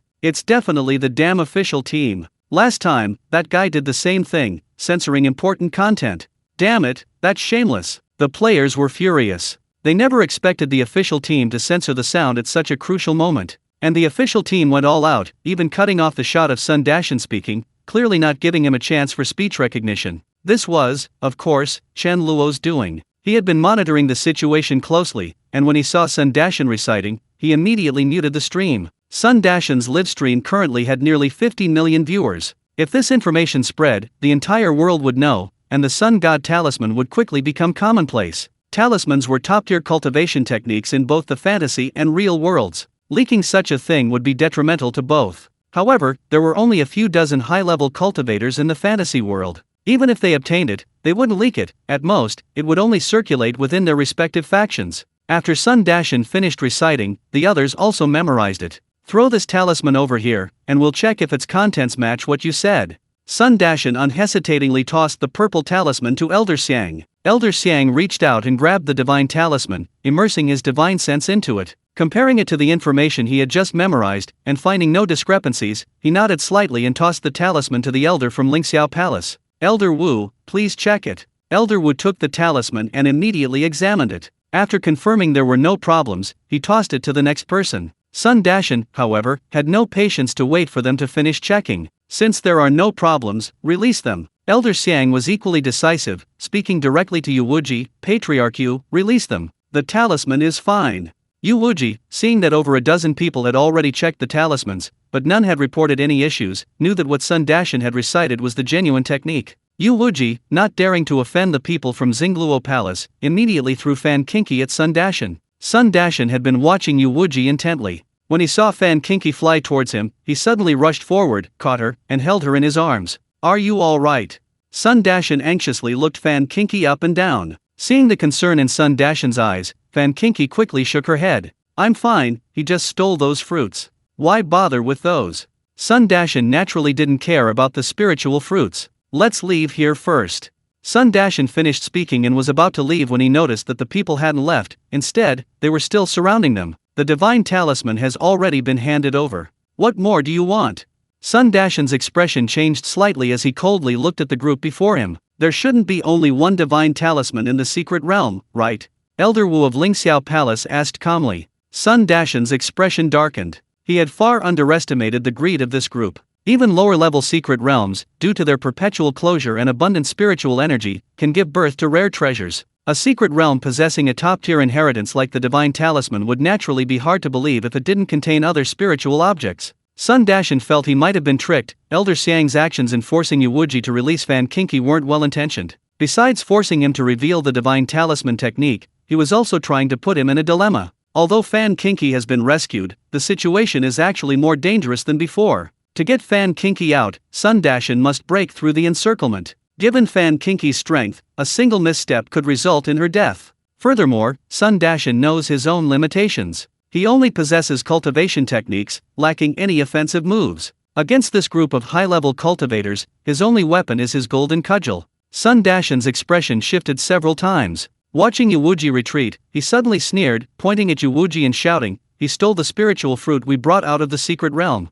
Chapter 613. Please, have some decency. Yu Wuji had originally planned to slip away quietly, knowing he wouldn't gain much from the situation. However, Sun Dashan's words immediately drew the attention of most of the people present, making him so frustrated he almost spat out blood. Sun Dashan was clearly trying to shift the blame and retaliate for kidnapping Fan Kinki. Yu Wuji felt a chill run down his spine under their gazes. Gentlemen, he said, I did take a few spirit fruits, but they just came from the secret realm. They certainly obtained more than just these fruits. They're trying to divert attention. Fan Kinki suddenly interjected, he's lying to you all. I had over 200 spirit fruits on me, and more than 10,000-year-old spirit herbs in my storage pouch. He stole them all. Sun Dashan stared at Fan Kinki in astonishment. He clearly only had a little over 100 spirit fruits. Where did he get the 1,000-year-old spirit herbs? But seeing Fan Kinki's aggrieved face and furious tone, Sun Dashan immediately understood this girl was also trying to trick Yu Wuji. You're talking nonsense. This time, Yu Wuji was truly about to vomit blood. He shouted angrily, I clearly only took the spirit fruit. Where did this 1,000-year-old spirit herb come from? Yu Wuji's words undoubtedly confirmed that he had indeed taken the spirit fruit. Patriarch Yu, whether you took it or not is simple. Hand over your mustard seed pouch, and you can leave. Elder Xiang didn't bother to waste words with Yu Wuji, issuing orders to him like a servant. Yu Wuji's expression instantly turned cold. Besides the spirit fruit, his mustard seed pouch contained many treasures. If he handed it over, he naturally wouldn't be able to get it back. This was absolutely unacceptable to Yu Wuji. He immediately said coldly, what if I refuse? Then I'll just have to take it myself. Elder Xiang sneered, accompanied by a chilling swordlight that sliced through the air, arriving before Yu Wuji in the blink of an eye. Yu Wuji remained calm, unhurriedly waving his hand, unleashing a cyan swordlight as well. This sword strike seemed unremarkable, its power far less than Elder Xiang's, but when the two sword lights collided, Elder Xiang actually groaned, his body flying backward 7 or 8 meters, while Yu Wuji only swayed slightly. Elder Xiang suffered a hidden loss, and his expression immediately changed. The others also realized something was amiss. Elder Xiang possessed the strength of the sixth realm, and Yu Wuji not only withstood the attack but also managed to inflict a loss on him, meaning this fellow also possessed the strength of the sixth realm. You've been hiding your strength quite well. Did you really think a mere sixth realm cultivator could contend with the Star Luo Palace? Elder Xiang laughed angrily. He didn't take Yu Wuji seriously at all. The Star Luo Palace had dozens of sixth realm cultivators, Yu Wuji was nothing in comparison. Elder Xiang waved his hand, releasing the power of the Star God Talisman. Stellar energy began to condense on his flying sword. Elder Xiang, my father only has some spiritual fruits and medicinal herbs, but the entire secret realm is currently contained within that iron rod in his hand. Which do you think is more important? Just then, a figure appeared on the ground below them, shouting loudly towards the sky. Those in the sky looked down in astonishment. Someone had appeared there, seemingly out of nowhere. It's that good-for-nothing from the Yu family. That good-for-nothing came out of the secret realm with them. His words are highly credible. Many people in the sky recognized Mo Yuxing and remembered that he had also come out of the secret realm. Sun Dashan had noticed Mo Yuxing as he ran over. He just hadn't expected this despicable bastard to jump out again at this moment. Sun Dashan was furious. For the first time, he felt such a strong urge to kill someone. Please, have some decency. Damn, this guy is really. Shameless people are invincible. You beast, tell me your real name. Wukong, hurry up and kill this guy, I can't stand it anymore. The people in the live stream exploded, everyone started cursing Mo Yuxing, and some even wanted to dox him. Mo Yuxing spoke up again at this moment. If you seniors don't believe me, you can ask Master Yun. He saw it with his own eyes. Yun Aogu flew over from the sky on his sword. Seeing everyone looking over, he said calmly, Yu Fifan is telling the truth. The entire secret realm was absorbed into that iron rod in his hand, and we got nothing. Furthermore, besides possessing spatial abilities similar to a small world, that iron rod also has the characteristic of being indestructible. It's a supreme magic weapon. After Yun Aogu finished speaking, everyone's gaze focused again on the golden cudgel in Sun Dashan's hand, their eyes shining with intense anticipation. Spatial magic weapons are already incredibly precious, but the golden cudgel could contain an entire secret realm and possessed indestructible properties. Its value is no exaggeration to describe it as a divine artifact. Even Elder Xiang withdrew his star power and stared intently at the golden cudgel. Moreover, this man named Qin Xiao was merely a mortal incapable of cultivation 10 days ago. Yet, upon emerging from the secret realm, he possessed the strength of the sixth realm. You all should understand what this means.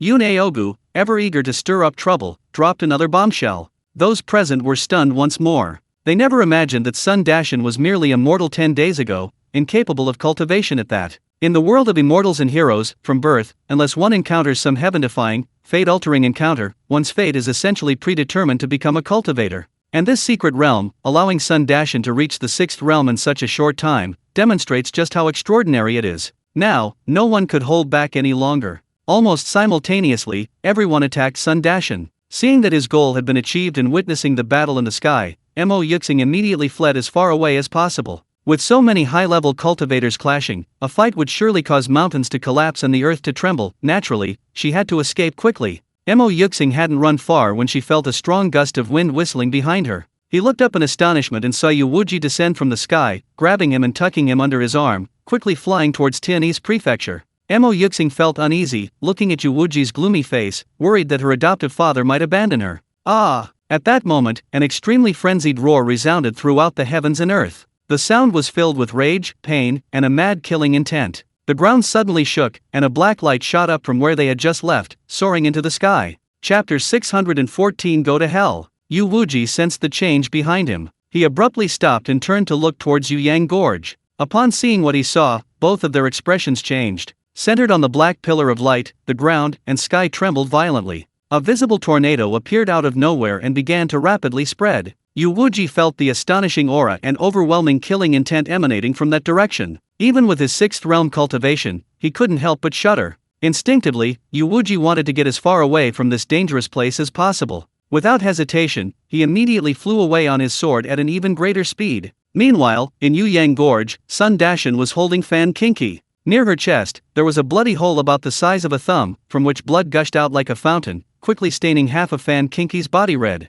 Just now, under Yun Aogu's instigation, all the high-level cultivators had attacked Sun Dashan. The The strength of these high-level cultivators was naturally incomparable to that of the low-level cultivators. Sun Dashan, lacking any offensive or defensive techniques, could only flee with Fan Kinki. Initially, the indestructible power of the golden cudgel allowed them to withstand the magical artifacts and attacks. However, after the magical artifacts were destroyed one after another, these high-level cultivators realized the terrifying power of the golden cudgel and also saw that Sun Dashan, despite possessing the strength of the sixth realm, was like a sitting duck. They immediately chose to attack from a distance using various forms of spiritual energy. Under the interwoven spiritual light, and with virtually no blind spots, Sun Dashan, after all, didn't have 3 heads and 6 arms. Even if he used his body to shield Fan Kinki, he couldn't block all the attacks. And it was under these circumstances that Fan Kinki was pierced through the heart by a beam of spiritual light. Am I going to die?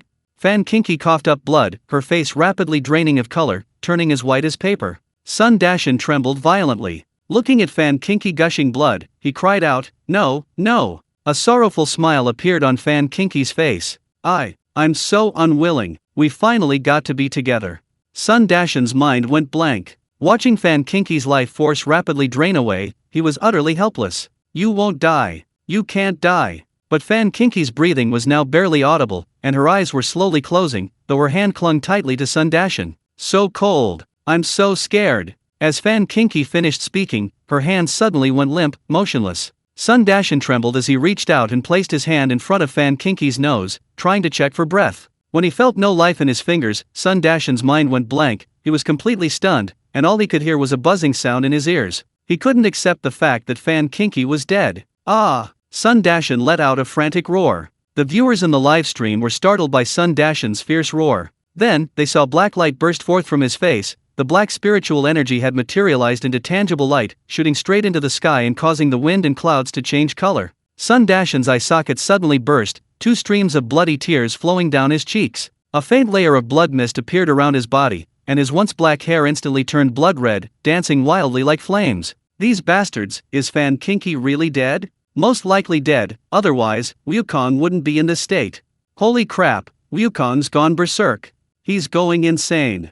Poor Wukong, that voice is terrifying. Sun Dashan, holding Fan Kinki's body, suddenly turned his gaze to the high-level cultivators in the air. His gaze was icy cold, devoid of any warmth, and filled with boundless killing intent. The cultivators from various factions were also stunned by this extraordinary celestial phenomenon. They had never seen anything like it before and were completely dumbfounded. When Sun Dashan looked over with bloodshot eyes, they all felt a chill run down their spines and involuntarily took a few steps back. Now that you are gone, I will never feel joy or fear again. Sun Dashan looked down at Fan Kinki in his arms, his whole body trembling slightly. But quickly, he regained his composure and uttered a phrase, "Sever joy, sever fear." As soon as Sun Dashan finished speaking, the black spiritual light surged again, and Sun Dashan's aura rose rapidly, instantly breaking through the 6th realm and becoming the 7th. Sever sorrow, sever fear.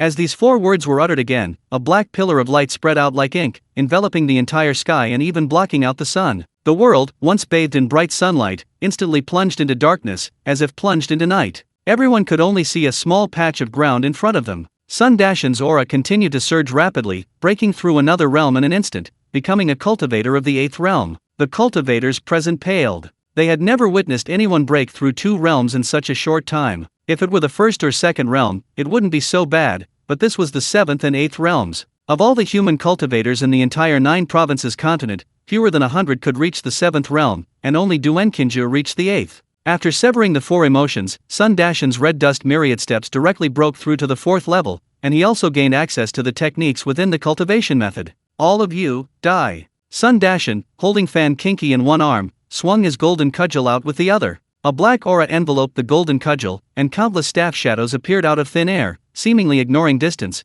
directly reaching the high-level cultivators. The dozens of cultivators before them had no time to react before being struck by the staff shadows. Like an iron hammer smashing a watermelon, their entire bodies exploded into a bloody pulp. As their souls flew out of their bodies, attempting to escape, the staff shadows followed, shattering their souls as well, resulting in their complete annihilation. Tens of millions of viewers in the live stream were stunned. The once arrogant high-level cultivators had been instantly killed by Sun Dashan with a single blow. Is this what they mean by no madness, no life? That's terrifying. Has he truly fallen into demonic possession? I almost peed my pants.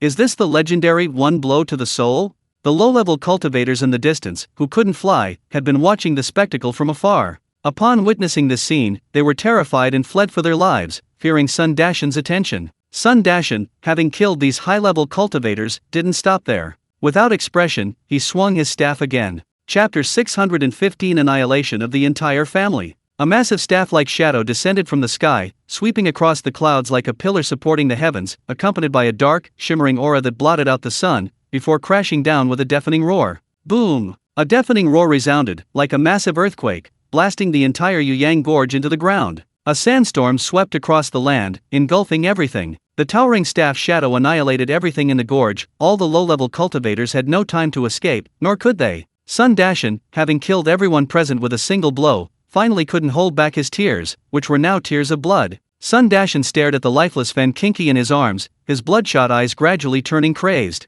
You can't die without my permission. There must be a way to save you. This is a world of immortals and heroes. There must be a way to revive you. Sun Dashan's mind raced, and suddenly, a thought struck him: the spirit realm. When he was on the verge of death, it was the spirit realm that spewed a breath of spiritual light, instantly restoring him. Perhaps, it could revive Fan Kinki? Sun Dashan's eyes suddenly lit up. Where is it? Where is it?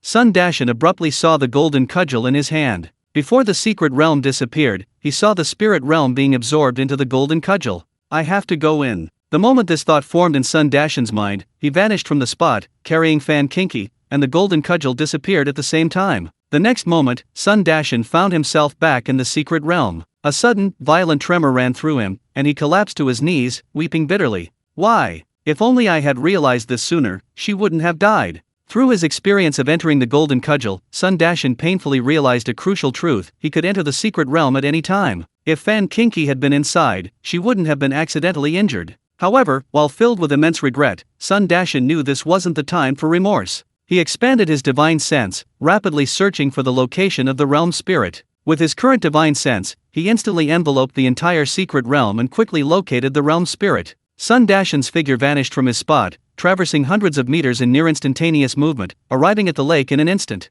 He reached into the lake and grabbed at it. The realm spirit flew out uncontrollably and landed before Sun Dashan. Save her! The spirit, seeing Sun Dashan's eyes blazing with blood, his entire body shrouded in a bloody mist, even his hair turning crimson, couldn't help but show a look of terror in its eyes. However, when it saw Fan Kinki in his arms, it seemed to understand what was happening. Save her! Seeing Sun Dashan roar again like a madman, the spirit, terrified, hurriedly spat a beam of spiritual light towards Fan Kinki. Soon, the bloody hole in Fan Kinki's chest began to heal rapidly. Seeing the wound healing, Sun Dashan immediately reached out to check Fan Kinki's pulse. There was no movement. The spirit had only healed her external wounds, it couldn't restore her heartbeat and breathing. Continue! Sun Dashan, unwilling to give up, grabbed the spirit and glared at it angrily. The spirit was almost in tears. Seeing Sun Dashan's expression, it dared not resist and could only obediently spew out another breath of spiritual light. However, after the spirit spat out more than a dozen breaths of spiritual light, Fan Kinki still hadn't regained her vitality.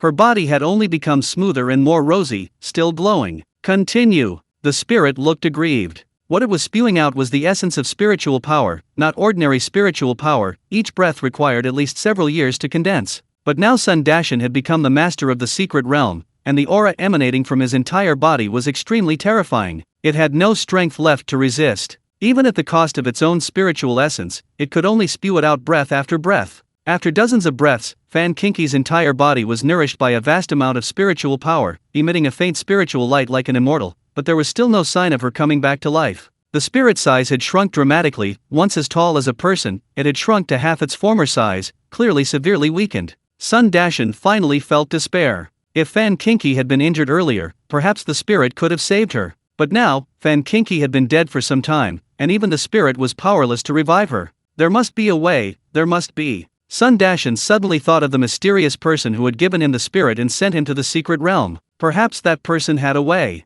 A light returned to Sun Dashan's eyes. He carefully placed Fan Kinki on the grass, and his figure vanished from the secret realm. The moment Sun Dashan reappeared, he transformed into a streak of light and flew rapidly towards Tianese Prefecture. His speed was like lightning. A journey that would normally take 3 days and 3 nights of continuous riding was covered in less than an hour, and he was already above Tianese Prefecture. Sun Dashan's divine sense enveloped the entire Tianese Prefecture, searching for Chen Luo's aura as he flew towards the small courtyard where they had previously been. At that moment, everyone in Tianese Prefecture, cultivators and humans alike, felt a bone-chilling cold assail them, causing them to shiver involuntarily. Duan Qinzhou had always remained hidden behind the scenes, never actively revealing his 8th realm strength, so the human race had never witnessed the power of an 8th realm cultivator. Just now, Sun Dashan's divine sense had descended, almost like that of a god, especially the anger and grief within it, which everyone could sense. In the Yu family compound, Yu Wuji and Mo Yuxing had just returned. When they sensed this divine sense, they were also terrified, their faces turning deathly pale.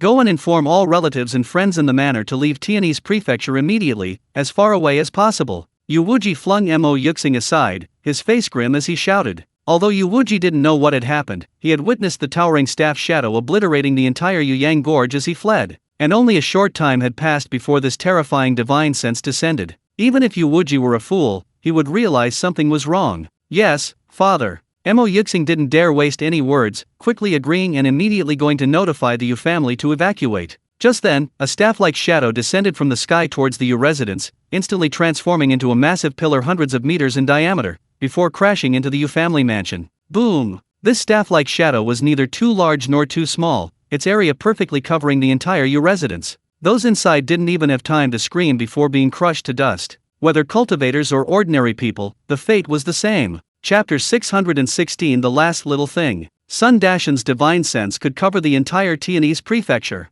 Sensing Yu Wuji and his son, he naturally wouldn't let them go. In truth, the culprit behind the current situation was Mo Yuxing. If it weren't for that despicable bastard, Fan Qingqi might not have died at all. However, after that blow, Sun Dashan's expression suddenly changed, because he discovered that Mo Yuxing was not dead. His aura vanished the instant Sun Dashan attacked. Sun Dashan was only slightly taken aback, but quickly understood that bastard Mo Yuxing had logged off. You'll never log back on in this lifetime.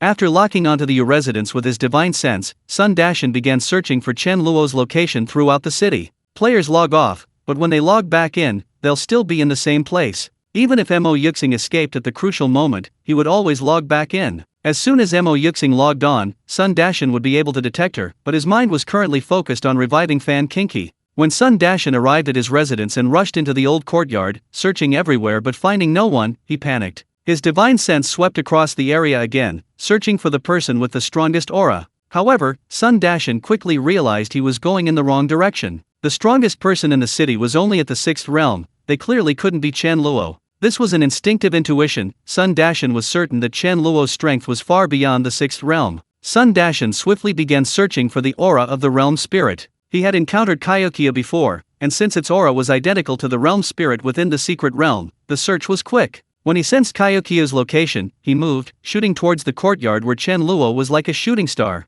Within a few minutes, Sun Dashan arrived at the courtyard where Chen Luo was. In the courtyard, Ding Linga was covering 2 beggars' chickens with mud and then starting a fire to roast them on the ground. Since receiving the Star God Talisman's inheritance a few days ago, Chen Luo had been guiding her and directing her tasks. During this time, she learned how to buy chickens, kill them, gut them, pluck their feathers, and then make beggars' chicken. This was something Ding Linga had never imagined before. Born into a noble family and possessing exceptional talent, she had been pampered at home since childhood. Especially after becoming a true disciple of the Star Luo Palace, her status surpassed not only in Tianese Dao but even among the princesses of the entire Great Yan Immortal Dynasty. Moreover, aside from cultivation, she hardly had to worry about anything else. Even her cultivation resources were provided by her family and the Star Luo Palace. Yet, after only a few days by Chen Luo's side, she had become incredibly skilled, and did it willingly. Because in such a short time, her comprehension of the Star God Talisman had reached a level previously unattainable, and she was on the verge of breaking through to the 6th realm.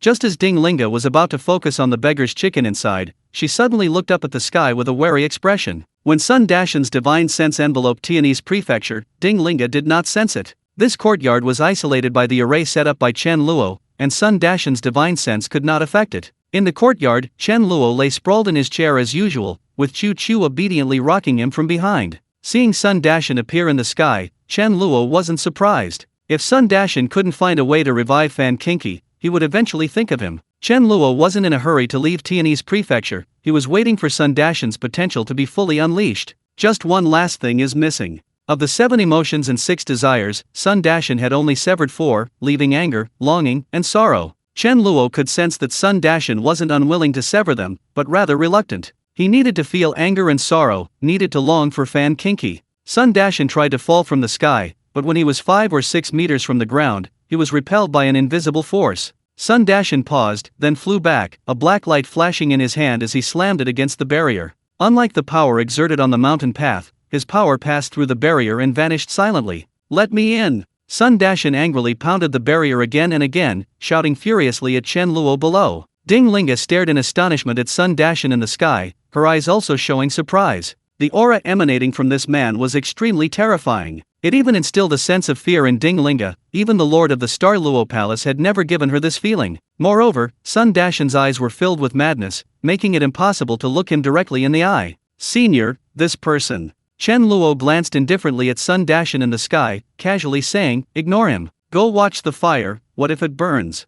Oh, I'll go right away." Ding Linga snapped out of her daze and hurriedly went to the fire on the ground, carefully watching it. However, her eyes were uncontrollably drawn to the crazed Sun Dashan in the sky, watching him frantically smash against the barrier like a madman. After a moment, Sun Dashan seemed to realize his strength was insufficient. He waved his hand, and the golden cudgel appeared in his hands. Then, he raised the golden cudgel with both hands and slammed it down. A sky full of black spiritual light blocked out the heavens, as if the end of the world had arrived, terrifying everyone in Tianese prefecture, cultivators and mortals alike, into trembling. However, Sun Dashan's attack, concentrating all his power several times stronger than the attack that destroyed Yuyang Gorge despite striking the courtyard, vanished silently, without even a sound. As if oblivious, Sun Dashan frantically swung his golden cudgel, smashing it against the barrier, unleashing all the spiritual energy within him. "Let me in! You bastard! Why did you send me to the secret realm? Why did you give me this damned power?" Sun Dashan roared at Chen Luo in the courtyard like a madman. Even the viewers in the livestream fell silent.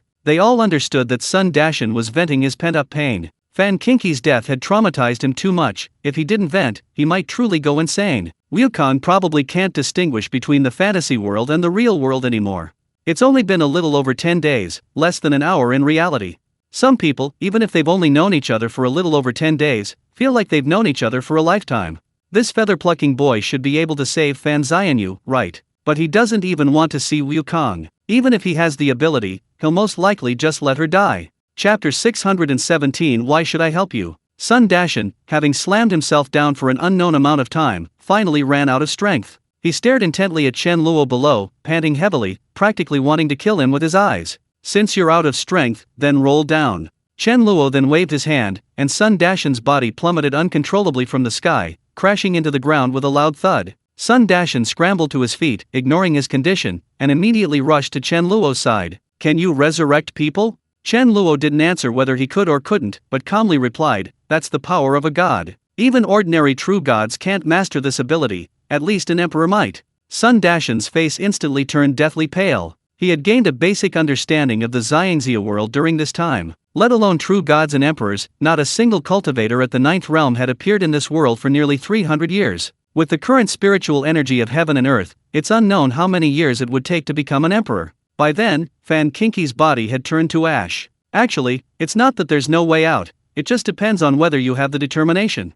Chen Luo suddenly spoke again. Sun Dashan snapped out of his daze and hurriedly asked, "What method? Don't you know?" Chen Luo countered with a question instead of an answer. Sun Dashan was stunned upon hearing this, then quickly fell silent. Chen Luo was right, he had always known the method. As long as he severed all remaining emotions, broke through to the 9th realm, and then passed the heavenly tribulation, he could become a true god. At the true god level, even if he couldn't revive Fan Kinki, he could at least ensure her physical body wouldn't decay and she would remain eternally young. However, Sun Dashan knew very well that once he severed anger, thought, and sorrow, completely cutting off all 7 emotions and 6 desires, he probably wouldn't like Fan Kinki anymore, and might even forget her. Then, even if he revived Fan Kinki, she would be a stranger to him. Sun Dashan didn't want to forget Fan Kinki, nor did he want to become a heartless and emotionless person. Therefore, even though he knew the method, he secretly resisted doing it. "That method, I cannot accept it." Sun Dashan remained silent for a long time before finally speaking slowly. "I told you the method, and since you're unwilling to do it, that's your problem."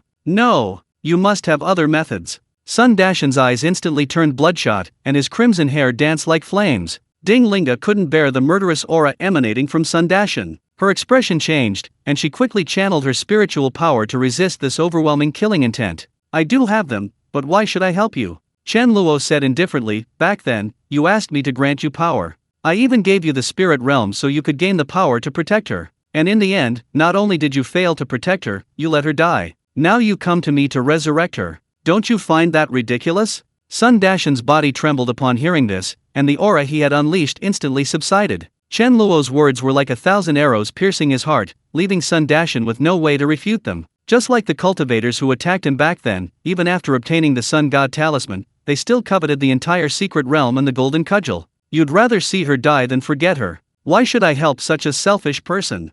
Sun Dashan swayed, staggering back several steps. Shut up. Chen Luo ignored Sun Dashan, sneering, I've already told you the method, but you refused to do it, still pretending to like her. I told you to shut up. Sun Dashan was enraged, roaring as he swung the golden cudgel at Chen Luo. Facing the barrage of staff shadows, Chen Luo scoffed, What right do you have to bark at me? Chen Luo grabbed the golden cudgel with his left hand, all its power vanishing in an instant. Chen Luo waved his right hand again, and Sun Dashan was uncontrollably thrown in front of him. He then struck Sun Dashan's Danshan with his palm and grabbed a ball of black spiritual energy. The next moment, Sun Dashan's 8th realm cultivation plummeted like an avalanche, reducing him to immortal. Since I could bestow power upon you, I can take it back. Chen Luo casually tossed the golden cudgel and Sun Dashan to the ground, holding the ball of black spiritual energy in his hand, and coldly said, This power is stronger than any dog I could give it to. Sun Dashan didn't feel much after his cultivation was destroyed, he was only increasingly enraged. His powerlessness over Fan Kinki's death and Chen Luo's insulting words had driven him to madness.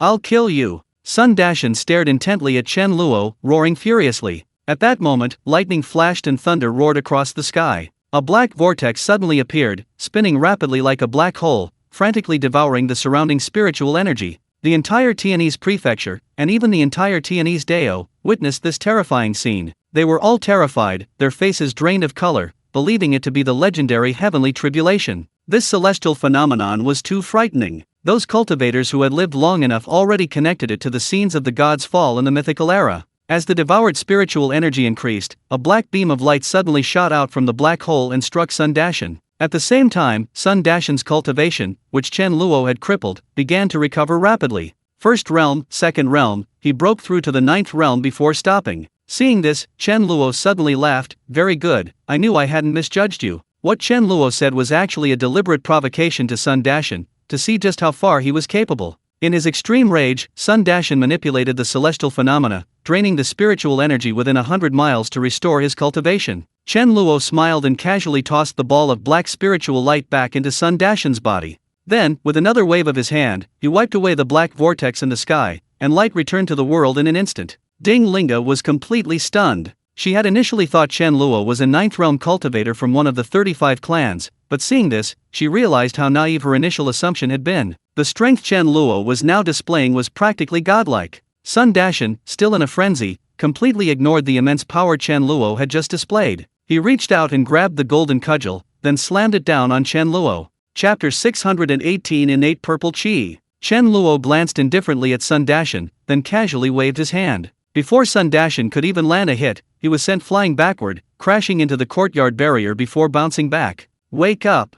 Chen Luo held Sun Dashan in midair, uttering 2 words calmly. Sun Dashan's body trembled, the bloodshot in his eyes vanished, and his hair instantly returned to its original black. If you don't want to forget her, go find the Heavenly Destiny clan. Their life talisman can revive anyone you want to save. Chen Luo finished speaking calmly, then waved his hand again, You can get lost.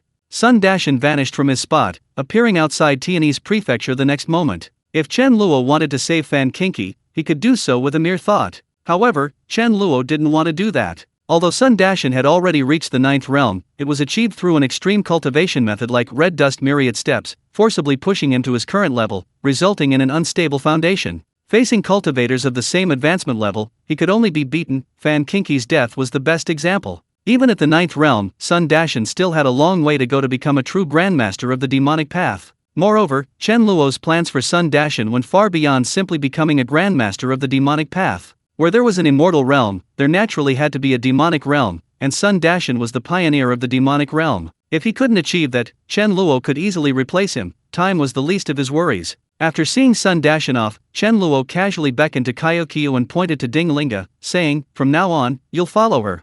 Chirp! Kaiokyo grabbed Chen Luo's arm and chirped excitedly, clearly sensing something. Chen Luo grabbed it and rubbed it, then smiled. Then let me give you one last benefit.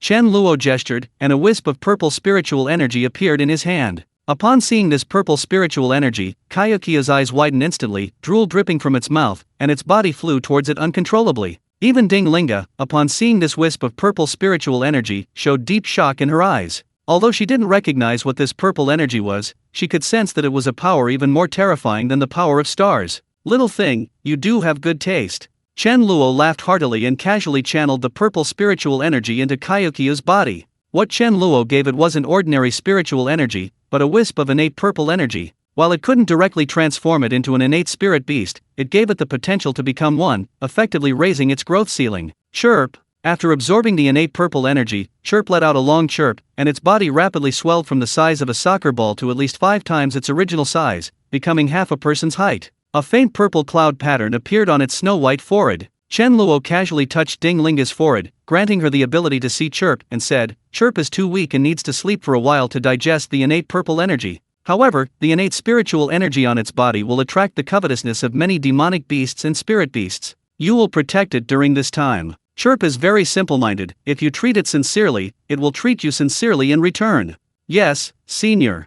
Ding Linga bowed hastily, her delicate body trembling slightly with excitement. Legend has it that innate spiritual power existed only at the beginning of the world, and now only the 35 emperors possess it. Moreover, with the fall of many emperors, that innate spiritual power returned to the heavenly Dao. Only by becoming a true god can one comprehend the heavenly Dao and merge with innate spiritual power to become a new emperor. Although Chen Luo had not bestowed innate spiritual power, but only a wisp of innate purple energy, it was already difficult for her to imagine what kind of being Chen Luo truly was. As Chen Luo spoke, Kayukiya slowly closed its eyes, even tucking its tail into its body, curling into a round ball. Chen Luo shaped Kayukiya back to the size of a soccer ball and tossed it in front of Ding Linga. "Your talent is exceptional, what you lack is experience. Go out and explore more, it will help you comprehend the divine runes." Chen Luo gave Ding Linga one last look before disappearing from the spot. "Senior." Ding Linga, holding Kayukiya, looked lost and forlorn, but didn't try to find Chen Luo. Chen Luo's meaning was clear, he had entrusted Kayukiya to her and was preparing to leave. Ding Linga knew her place. With Chen Luo's strength, if he wanted to leave, no one could find him. Meanwhile, Sun Dashan, who had been brought to the outskirts of Tianese Prefecture, muttered to himself, "Heavenly Mandate Clan, Life Talisman. Heavenly Mandate Clan, Life Talisman." He repeated these 8 words over and over, as if trying to imprint them deeply into his mind. After a moment, once Sun Dashan was certain he had completely memorized the 8 words, his gaze suddenly turned towards the direction of Tianese Prefecture. That was the location of the Imperial Mansion. Sun Dashan quickly shut down the live stream and flew towards the Imperial Mansion. The live stream now had nearly 60 million viewers, 5 or 6 times more than when he started streaming. Everyone was stunned. They were watching the most tense moment, never expecting Sun Dashan to suddenly shut down the live stream, leaving them on edge and feeling incredibly frustrated. So, everyone flocked to the forum to vent their emotions. They posted their most exciting gameplay videos and started threads to discuss them. Why did Wukong suddenly shut down the live stream? He logged off? That shouldn't be the case. Wukong should be going to find the Destiny Clan now. While discussing, many posts quickly appeared on the forum cursing the player Yufifan, exposing his despicable behavior. This immediately enraged the forum's players. One player named Mo Yuxing even offered a 100,000 RMB reward for finding Yufifan. Mo Yuxing's encouragement quickly spurred others to increase the reward. Sun Dashan's live stream had tens of millions of viewers. While some might not be able to afford 100,000 yuan, many could still contribute 10 or 100 yuan. In less than a day, the bounty had accumulated to 10 million yuan. Mo Yuxing, seeing the bunch of idiots on the forum, couldn't help but burst into laughter. He wasn't afraid of being doxxed at all. He hadn't streamed, and he hadn't revealed any real-world information during Sun Dashan's stream. How could those idiots possibly dox him? Mo Yuxing checked the time. An hour had passed in real life, and about half a month in the game. He should be able to log in now. Luckily, my cheapskate father gave me the cultivation method for the divine talisman on the way.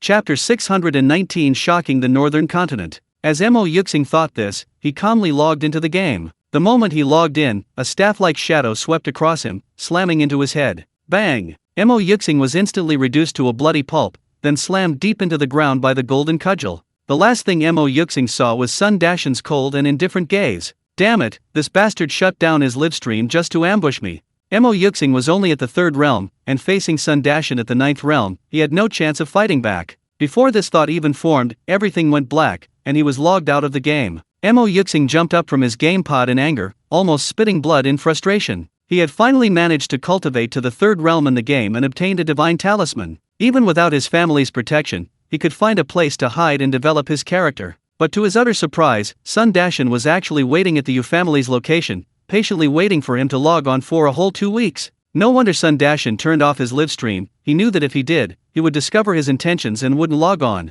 Sun Dashan was in a hurry to revive Fan Kinky and didn't have much time to wait for Mo Yuxing. Mo Yuxing was incredibly frustrated. He had to wait another 7 days to get in. 7 years would have passed by then, and he would be far behind everyone else. Mo Yuxing tried to recall the Sun God Talisman's techniques, but his mind went completely blank whenever he thought of them. He couldn't retrieve them at all. He could only recall the body tempering techniques. However, those body tempering techniques required medicinal baths, and the spiritual herbs of the Xiangxia world simply didn't exist on Earth. If he only used body tempering techniques, the effect would be negligible, especially since Earth's spiritual energy was far weaker than that of the Xiangxia world. Mo Yuxing grew increasingly frustrated. Why was Sun Dashan so lucky, while he was so unlucky? After killing the disgusting Mo Yuxing, Sun Dashan flew directly towards the fan residence. Over the past 2 weeks, he first found Yu Wuji's corpse, retrieved his spirit pouch, and extracted all the spiritual fruits. When he saw there were still over 100 spiritual fruits inside, Sun Dashan almost burst into tears. When he distributed the fruits to Fan Kinky, although he hadn't counted them, the number was almost the same as in Yu Wuji's pouch. This meant that Fan Kinky probably hadn't eaten a single one in the past few days. Sun Dashan could easily guess what Fan Kinky was thinking. That stupid woman was probably afraid he would be injured again and need the spiritual fruits to recover, and she also remembered his plan to use the spiritual fruits to make money, which was why she hadn't eaten them. Thinking of this, Sun Dashan's hatred intensified, and he resolved to kill that scum, Mo Yuxing. Sun Dashan sat motionless where Mo Yuxing had logged off, and half a month passed like this. During these 2 weeks, Sun Dashan had alarmed the entire Tianese prefecture, and even the northern state. Naturally, many cultivators in the city, seeing the Yu family wiped out, came to try and take advantage of the situation. However, seeing Sun Dashan sitting on a rock, leaning on a stick beside him, radiating an extremely terrifying aura, no one dared to approach. The entire Tianese prefecture quickly learned that a strange and powerful cultivator had appeared within the Yu family compound, which had been wiped out. Everyone speculated that this mysterious cultivator was most likely responsible for the massacre of the Yu family. Otherwise, why would he have been guarding the Yu family compound all this time? What was even more shocking was that even the 6th realm elders of the Star Luo Palace and Lingxiao Palace in Tianese Prefecture could not sense Sun Dashan's cultivation level. Between cultivators, a difference of 1 realm can be detected through their aura. For example, a 6th realm cultivator can sense a 7th realm cultivator. However, if the difference is 2 realms, it becomes impossible to detect. This situation meant that Sun Dashan was at least at the 8th realm. This rumor spread, immediately causing a sensation throughout the Great Yan Immortal Dynasty. Even the leaders of the Star Luo Palace and Lingxiao Palace personally came to confirm. When their 7th realm cultivation levels couldn't sense Sun Dashan's cultivation level, the entire northern continent was shaken. Since the end of the mythical era and after the Heavenly Emperor Duan, this was the first time the human race had produced a 9th realm cultivator. Not only did many cultivators from the Great Yan Immortal Dynasty rush to Tianese Prefecture upon hearing the news, but even people from the other 3 great immortal dynasties came to admire the prowess of a 9th realm cultivator. In just a few days, Sun Dashan became a kind of spectacle, surrounded by onlookers from afar. Sun Dashan initially ignored these people, as he had no interest in dealing with them. However, some bolder cultivators took the initiative to approach him, some wanted to get to know Sun Dashan, and some even knelt down, wanting to become his disciples. Finally, in a fit of rage, Sun Dashan struck down with his staff, killing more than a dozen people before finally finding peace. However, it wasn't long before someone recognized Sun Dashan. If anyone, besides Fan Kinky, missed Sun Dashan the most, it would undoubtedly be the storytellers and booksellers of Tianese Prefecture. Especially the storytellers, who used to get the next day's reading of Journey to the West from Sun Dashan every day. But suddenly one day, Sun Dashan vanished. This abruptly cut off their source of income, and they were naturally frantic, even raising money to issue missing person notices in an attempt to find Sun Dashan. When these storytellers saw Sun Dashan, they immediately recognized him. He was none other than the self-proclaimed author of Journey to the West, Sun Wukong. This immediately caused a huge sensation, because this person named Sun Wukong, who had previously been immortal, had become a cultivator of the 9th realm in just half a month. Moreover, the golden cudgel he wielded was exactly the same as the golden cudgel described in Journey to the West. Could the story be true? Could he have swallowed Lao Zi's elixir and become a 9th realm cultivator overnight?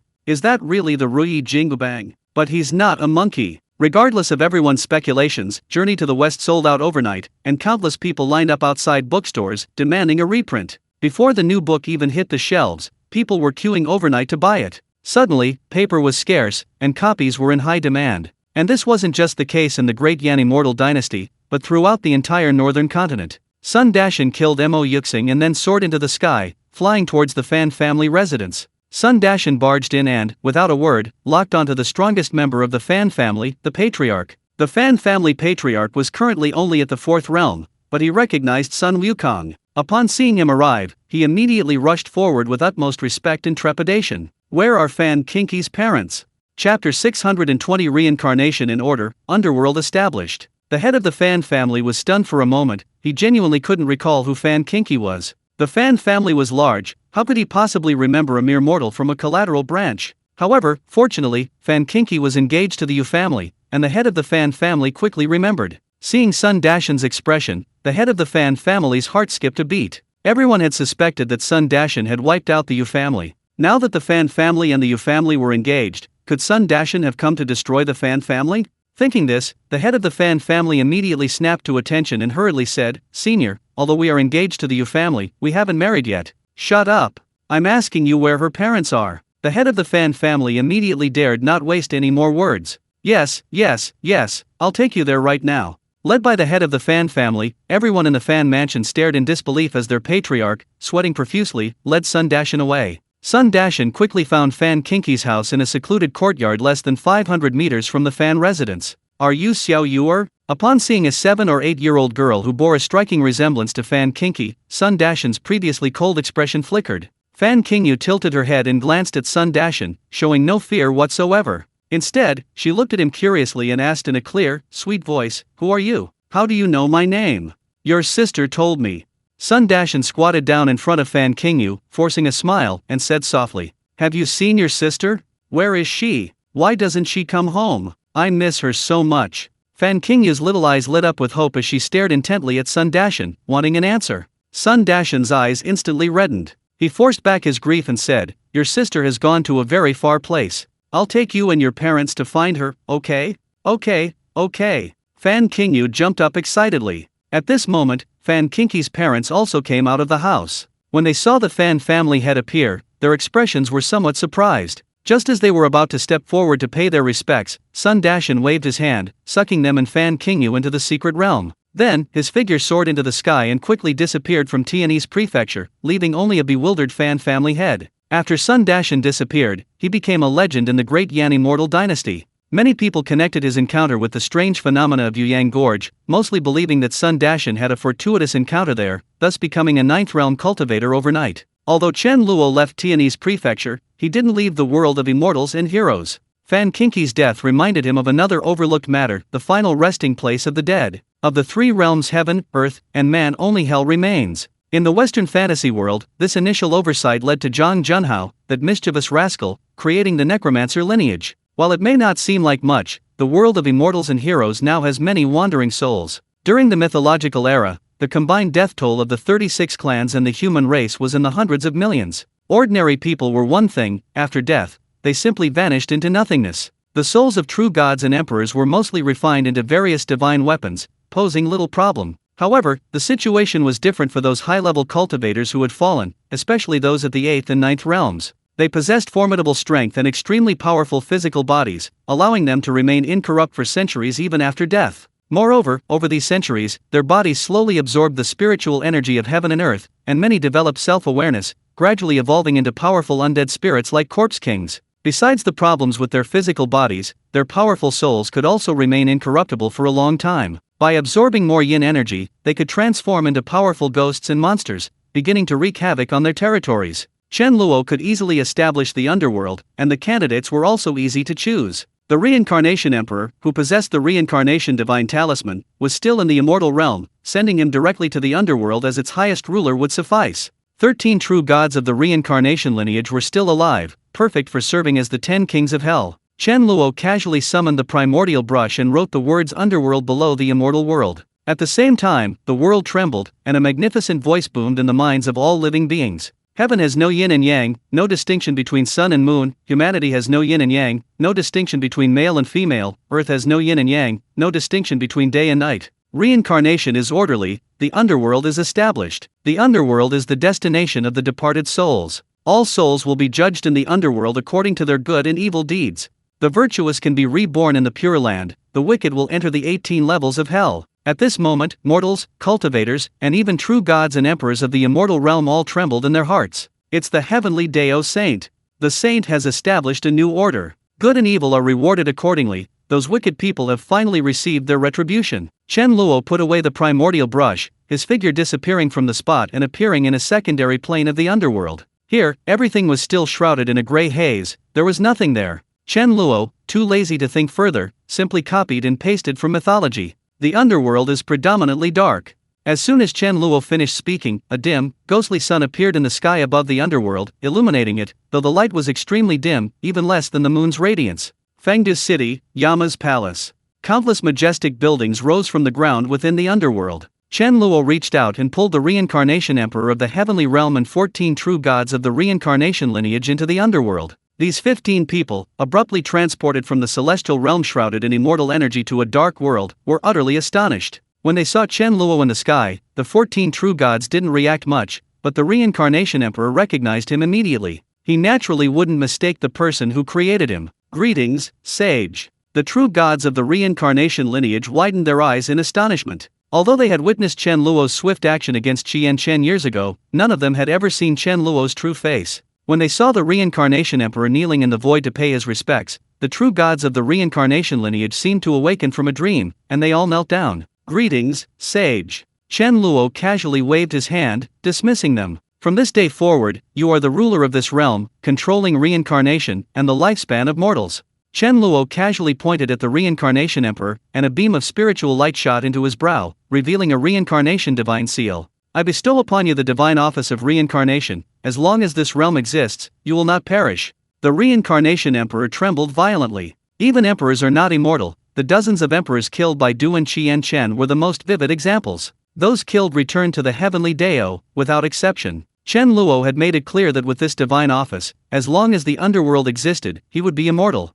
Chapter 621, The Road to the Underworld, the River of Oblivion. Thank you, sage. The reincarnation emperor knelt and bowed again. Chen Luo waved his hand, looked at the 14 true gods again, and pointed at them once more. You are appointed as Yama gods, assisting reincarnation in governing the underworld. Chen Luo casually imprinted the Yama god titles into the bodies of these 14 true gods again, too lazy to ask their names, and directly pointed at them, ordering, You, King Qin Guang. You, King Chu Zhang. As for the 10 kings of hell, there were 4 extra, and he was too lazy to think of names, directly bestowing divine titles upon the remaining 4. You are the 4 ghost emperors of the 4 directions, east, west, south, north. Originally there were 5 ghost emperors, lacking a central one, but Chen Luo didn't care about such details, and immediately sent them into Fengda City. The duties of your divine positions have been imprinted in your minds, each of you perform your duties. When these 14 people landed before Fengda City, they immediately bowed in unison to Chen Luo in the sky once more. When they turned around, they found themselves in a magnificent and imposing hall. 9 lifelike black dragon pillars supported the center of the hall. Various strange stone statues with blue faces and fangs stood on either side. Even at the foot of the throne in the very center of the hall stood 2 statues of bizarre beasts. A chilling aura of majesty emanated from the hall. They were no ordinary mortals, and with the divine guidance given to them by Chen Luo, they quickly understood their duties and began searching for their respective temples in Fengda City. When they found their hall, the common officials of the underworld appeared, such as the judge, the black and white impermanence, and the oxhead and horseface. The 18 levels of hell. After Chen Luo had roughly defined the structure of the underworld, he conjured the 18 levels of hell beneath it with a thought. The road to the underworld. After death, the oxhead and horseface demons capture the soul and guide it through the road to the underworld, leading it to Fengda City to be judged by Yama, the king of hell. The River of Oblivion. After the road to the underworld, a surging, blood-yellow river flows between the road to the underworld and Fengda City. The river teems with insects and snakes, and a foul stench fills the air. The Bridge of Helplessness. As soon as Chen Luo finished speaking, a massive bridge stretched from the road to the underworld, crossed the River of Oblivion, and landed on the opposite bank. Once the Bridge of Helplessness was built, it automatically divided into 3 levels, upper, middle, and lower. According to legend, the souls of virtuous people can safely cross the upper bridge, those who are both virtuous and wicked cross the middle bridge, and the souls of wicked people cross the lower bridge, often being thrown into the murky waves below to be devoured by copper snakes and iron dogs. The Bridge of Helplessness marks the boundary, initiating a new cycle of reincarnation. The Terrace of Longing for Home, the Stone of 3 Lives, and the Goddess of Forgetfulness.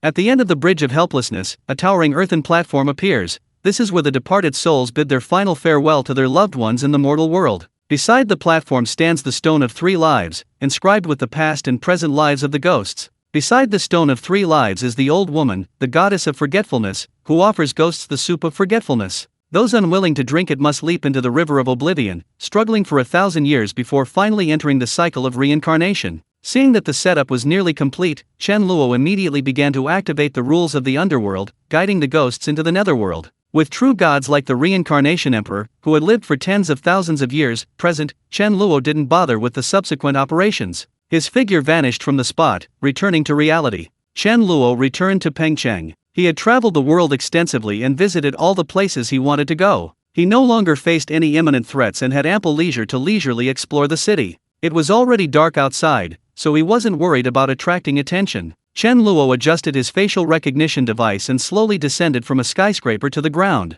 Chen Luo put his hands in his pockets and slowly began to walk down the street. This was only the second time he had re-examined the world since buying his phone. In just over a decade, so much had changed. Chen Luo had no destination in mind, simply going wherever the road took him. Unconsciously, he found himself on a dimly lit street. As Chen Luo walked, he saw a schoolgirl in a school uniform with a backpack squatting under a telephone pole not far ahead, her back to him. Chen Luo glanced at the girl briefly before looking away and continuing his leisurely walk down the street. As he passed the girl, he caught a glimpse of 3 small yellow cats huddled in a cardboard box, licking their food. The girl held a bag of sausages and a bottle of water. She took out a sausage, tore it open, and fed it to the first cat, then fed the rest to the others. Soon, the 3 abandoned cats had devoured the entire bag of sausages. After cleaning up the trash and throwing it in the bin, the girl poured water into the bottle cap and began watering the cats. A street lamp stood not far from a utility pole. Its lampshade was rusty, casting a dim light, but the light shone brightly on the girl's profile.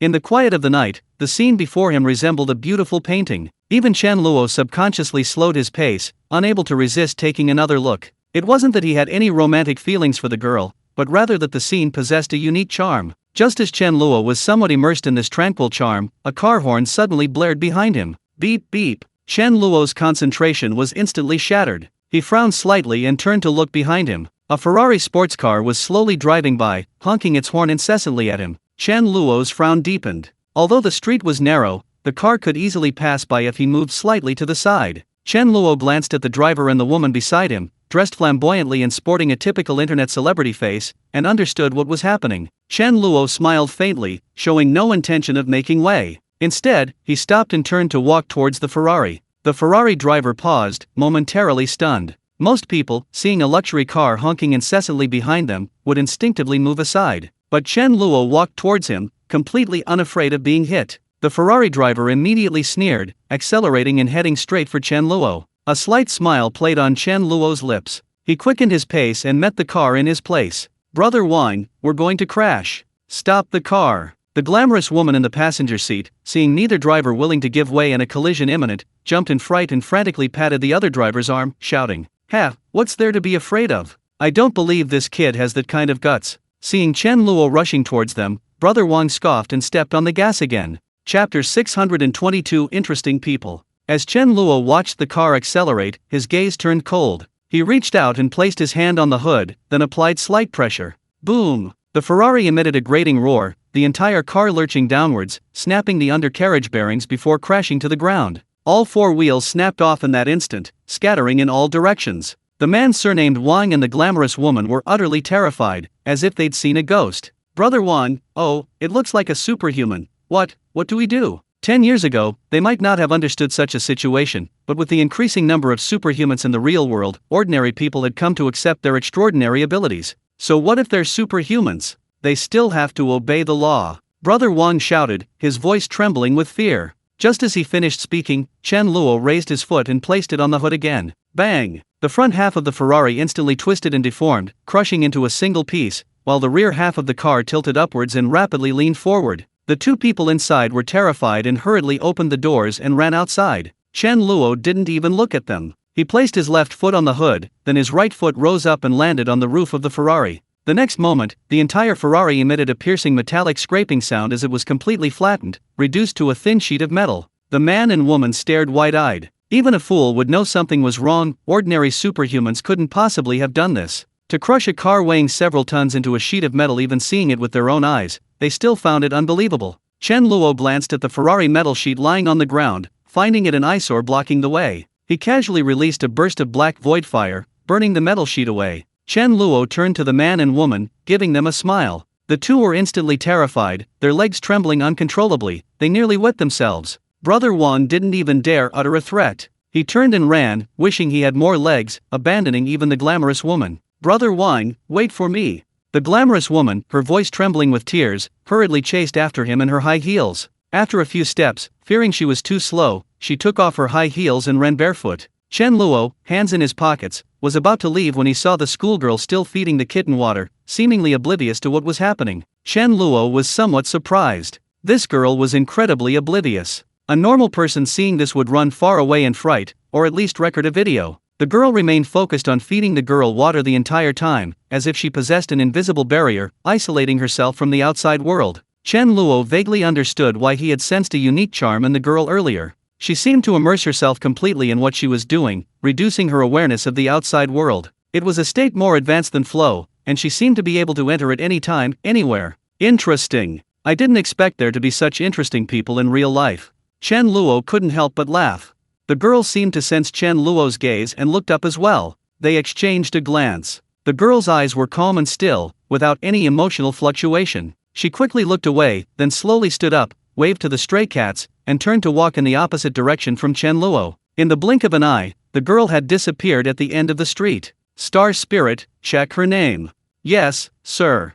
Star Spirit's voice rang in Chen Luo's ears for less than 5 seconds before she spoke again. "Fang Yu, 18 years old, Pengcheng No. 1 High School, Class 7, Grade 12. "That's enough. You don't need to tell me anything else." Chen Luo interrupted Star Spirit, locked his mental energy onto Fang Yu's location, and slowly began to walk down the street. The school uniform is old and faded from washing, the shoes are dull and heavily worn, indicating they've been worn for a long time. And without a cell phone, her family must be very poor. Chen Luo walked along, analyzing what he saw. Not going home at 11 p.m. and feeding the cats here means she doesn't want to go home. Either she's alone at home, or she doesn't want to see her family. This likely indicates her parents are estranged and might be getting a divorce. Chen Luo didn't ask Singling if his analysis was correct, but instead found a hotel nearby and checked in. As soon as Chen Luo entered his room, he sensed Fang Yu weaving through several alleys before entering a building and starting to climb the stairs. When Fang Yu was about to reach the 7th floor, she stood outside the door, about to take out her key, when she suddenly stopped. Chen Luo was puzzled and immediately listened intently.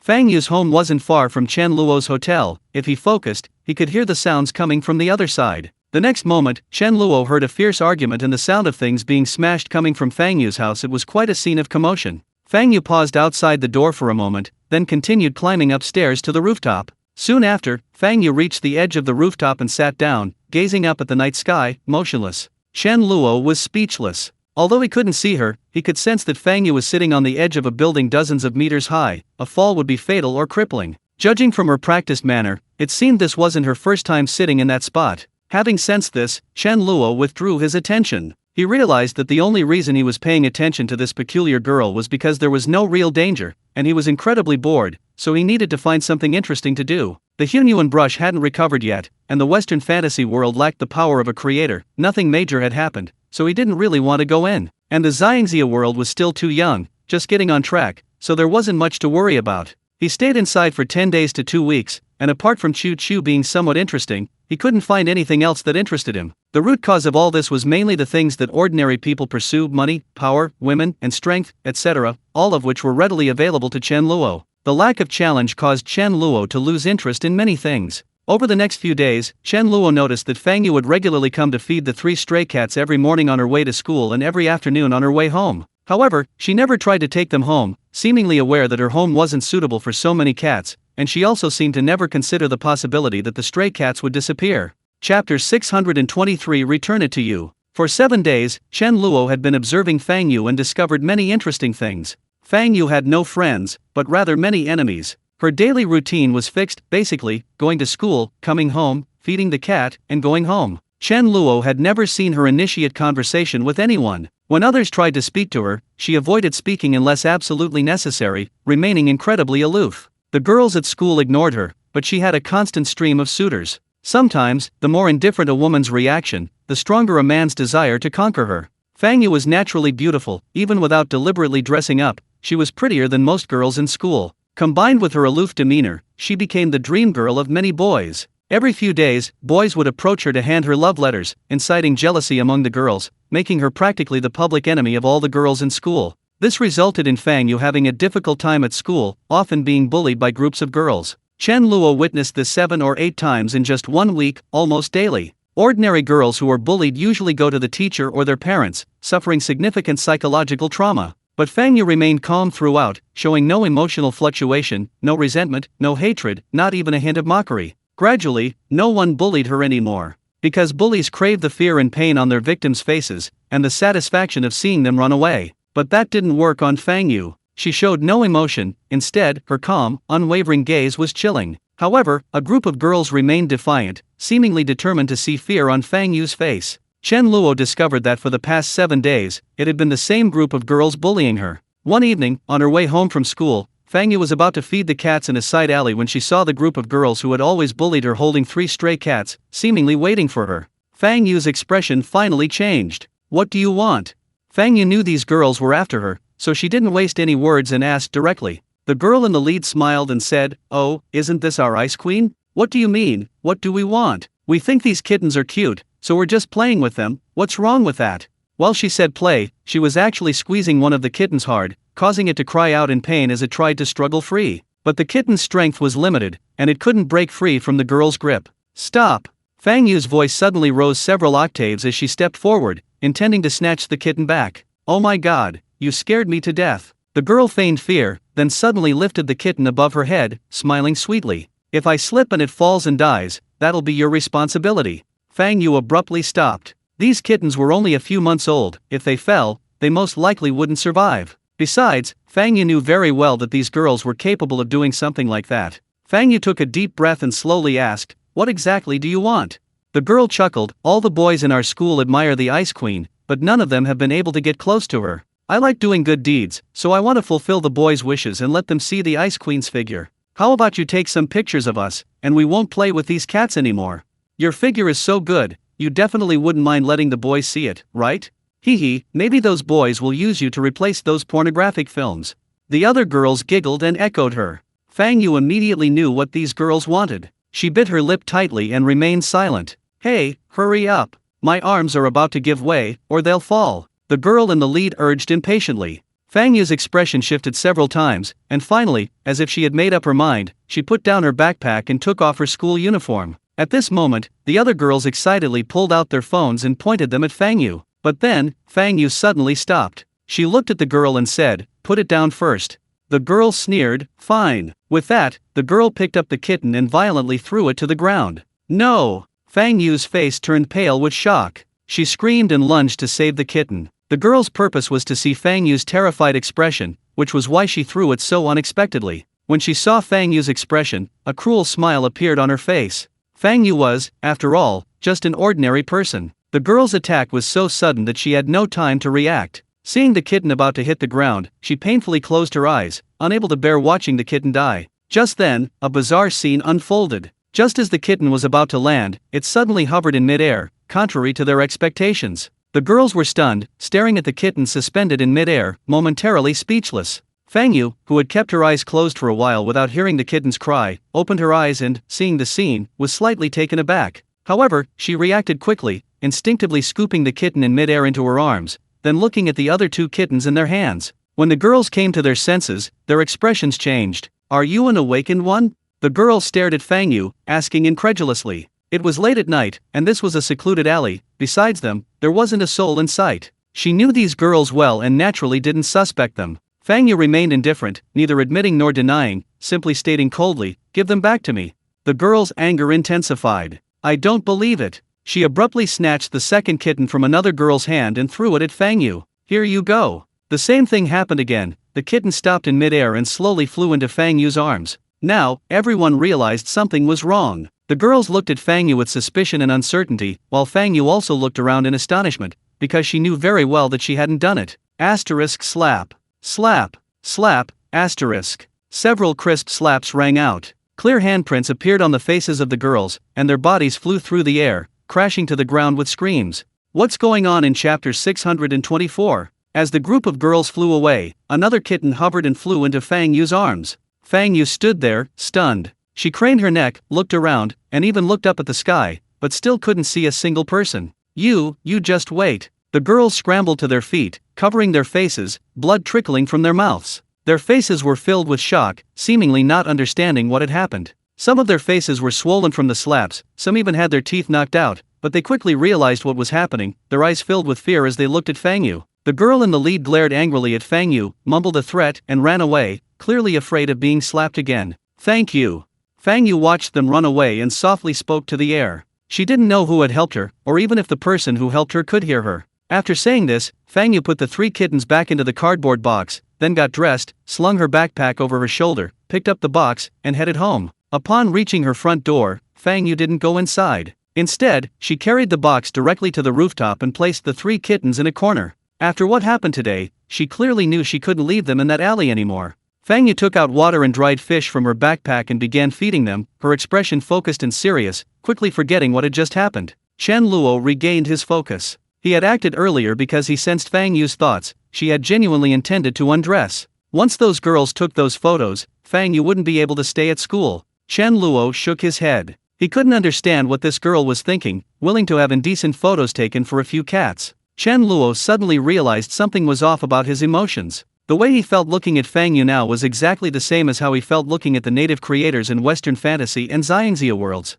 He was observing the multitude of beings from the perspective of a creator god, watching their joys and sorrows, everything. Chen Luo was slightly stunned. He realized he had become accustomed to the creator god's perspective. Even in reality, he couldn't help but do the same. Perhaps this world is already too small for me. Chen Luo came back to his senses, thinking of the higher dimensional world mentioned by the Hunyuan Brush. What conditions are needed to enter a higher dimensional world? This question was posed to the Hunyuan Brush. When the divine lineage reaches 100% and the 10th tier gene lock is unlocked, one can enter a higher dimensional world. This answer was within Chen Luo's expectations, because he had thought more than once about what it would be like to reach the 10th tier.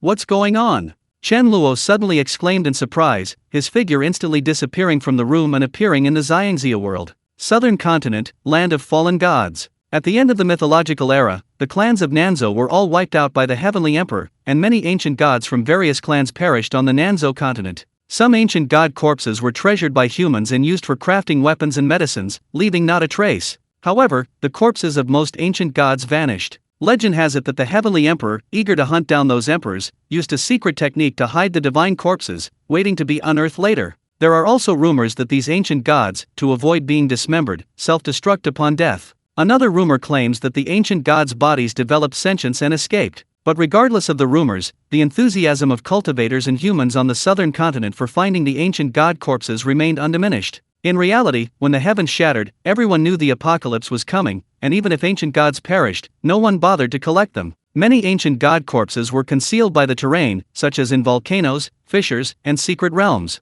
After Chen Luo restored the continent, he didn't retrieve those ancient corpses, thus sparking a frenzy of searching for divine remains across all continents. Over the centuries, countless ancient god corpses have been unearthed across various continents. Some even established sects based on a single divine corpse, becoming among the continent's top sections. The most searched area on the southern continent is the land of fallen gods. This was originally the ancestral land of the Thousand Flame clan. Later, the Heavenly Emperor Duan returned to the southern continent and used the power of the Fire God Talisman to annihilate the entire Thousand Flame clan. As a result, even after hundreds of years, this place remains a scorched wasteland, unable to recover. None of the ancient gods of the Thousand Flame clan escaped, they all perished here. Over the years, the land of fallen gods has been plundered countless times, even the earth itself has been stripped away several layers, yet some still stubbornly come to try their luck. Zhang Junhao walked on the scorched and cracked earth of the land of fallen gods, his gaze constantly shifting, seemingly searching for something. The densest corpse energy is definitely here. Zhang Junhao suddenly stopped, sniffing the air carefully. Underground? Zhang Junhao thought for a moment, finding it somewhat unlikely. This place had been excavated countless times. If there were a divine corpse or the body of a high-level cultivator below, it would have been discovered long ago. However, Zhang Junhao had nothing else to do at the moment, so he simply took out a shovel from his storage pouch and began digging. The ground was extremely hard, scorched by divine fire, almost like stone. Even though Zhang Junhao now possessed the strength of the second realm, digging was very difficult. But the thought that there might be a divine corpse below filled Zhang Junhao with energy, and the more he dug, the more enthusiastic he became. 8 years ago, which was 8 days ago in the real world, Zhang Junhao had originally just used writing software to generate a flattering message to reply to Wang Xiaoqi's post, with the same mindset as Mo Yuxing. It was just a try, a chance. Zhang Junhao knew there was probably little hope. After all, he and Zhang Shengan had caused quite a bit of trouble in the game 10 years ago, so why would the game's developers let him in again? But to Zhang Junhao's utter astonishment, he actually won a beta test qualification for the Xiangxia world. When Zhang Junhao saw the system notification on the forum, he was initially a little incredulous, so he tried logging into Second Life. Before his account was banned, he could choose to log into the Western Fantasy world or the Marvel world. After being banned, all options were gone. He couldn't even access the species pool. But this time was different. A new fantasy world option had suddenly appeared on the game interface, which he could now log into. Zhang Junhao was overjoyed and immediately selected the fantasy world to log in. Chapter 625 The Rise of the Xianyan Sect. People grow and mature. 10 years is enough time for a person to understand many things. Zhang Junhao's ecstatic joy wasn't because he could cause trouble inside, but because he wanted a longer lifespan and to become a superhuman. He was 35 years old now. Although still in his prime, he could clearly feel that his body wasn't as energetic as it had been 10 years ago. Zhang Junhao had become a 5th-tier superhuman in the Western fantasy world, but in reality, for some unknown reason, he hadn't achieved superhuman status. He was merely stronger than an ordinary person in terms of mental strength. He wasn't an isolated case. Becoming a superhuman in Second Life, while increasing the chances of awakening and becoming a superhuman, wasn't a 100% guarantee, and Zhang Junhao was among the exceptions. Seeing those superhumans who looked almost identical 10 years later filled Zhang Junhao with a sense of loss. Therefore, being able to re-enter the game this time was naturally incredibly exciting for him. Even if he couldn't become a superhuman, the extra time he spent inside was already a guaranteed win. Zhang Junhao didn't expect that his entry was merely an accident. Chen Luo had blocked Zhang Junhao's access to the Western Fantasy, Marvel, and Abyss worlds, but not the Xiangxia world, because the Xiangxia world didn't exist then. Zhang Junhao entered the Xiangxia world and possessed the body of a person named Xian Xiao. This person originally possessed the strength of the First Realm and was a disciple of the Xianyan sect, a small sect in Nanzhou. While Zhang Junhao was lucky, the Xianyan sect was in dire straits, as it was already in decline when he entered. They lacked resources and cultivation techniques. Their sect leader, Li Ruohe, was nearly 150 years old and only possessed the strength of the Third Realm, with no hope of breaking through to the Fourth Realm. Judging by the days, he would probably pass away in a few years.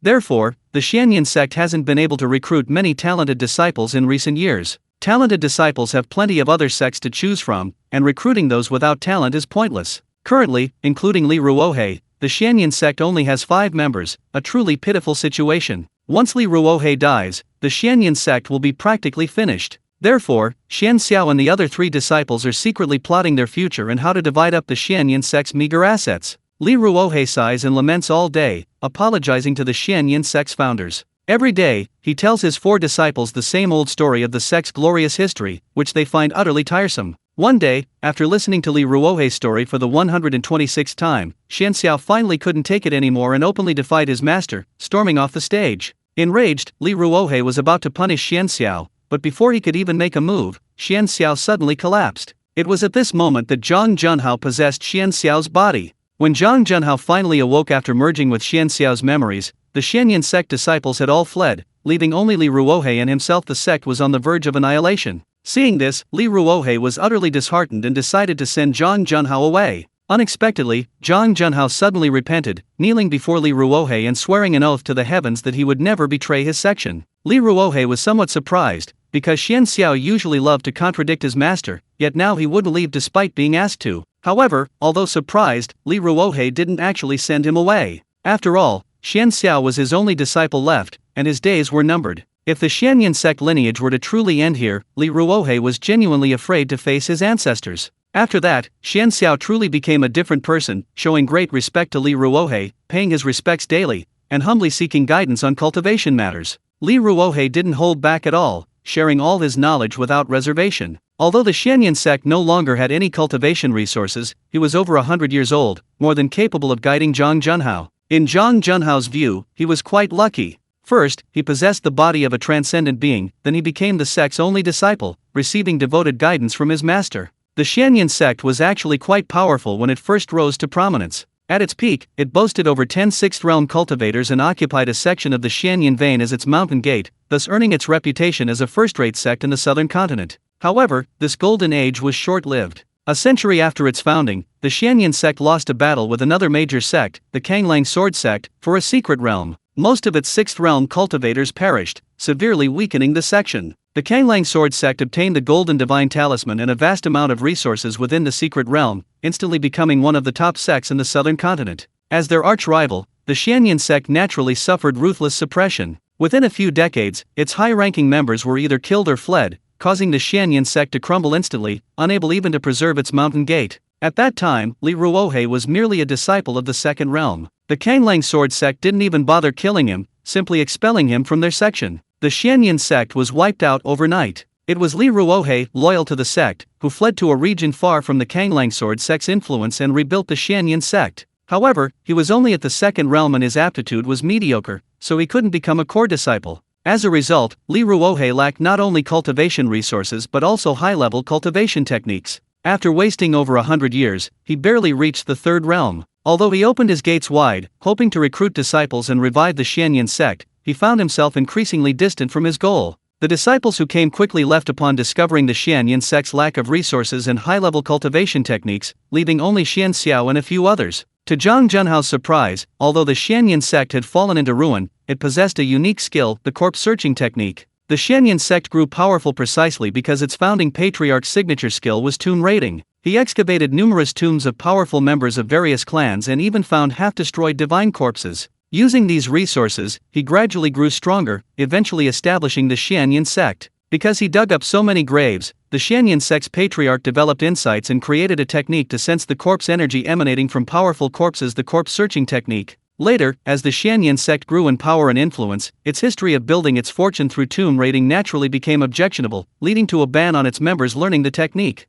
Even so, over 100 years later, the Hunyuan sect still couldn't shake off its reputation as tomb raiders. The corpse-searching technique was originally shelved within the Hunyuan sect's ranks. When Li Ruohe was expelled, he casually took the technique with him. Ultimately, it ended up in Zhang Junhao's hands. Chapter 626 Corpse Refiner. Having obtained the corpse-finding technique, Zhang Junhao naturally wouldn't waste such a valuable resource. The Hunyuan sect was on the verge of extinction, and Li Ruohe didn't want it to be branded as tomb raiders again, but Zhang Junhao didn't care at all. In this dog-eat-dog world, strength was paramount. The Hunyuan sect's founder had made his fortune through tomb raiding, so Zhang Junhao felt he could do the same. Therefore, Zhang Junhao secretly practiced the corpse-finding technique, using the guise of training to embark on his grave-raiding adventure. Full of anticipation, Zhang Junhao began his journey, only to discover that grave raiding wasn't so simple, especially in today's Xiangxia world. Initially, Zhang Junhao only possessed the first realm of cultivation, limiting the corpse-finding technique's sensing range.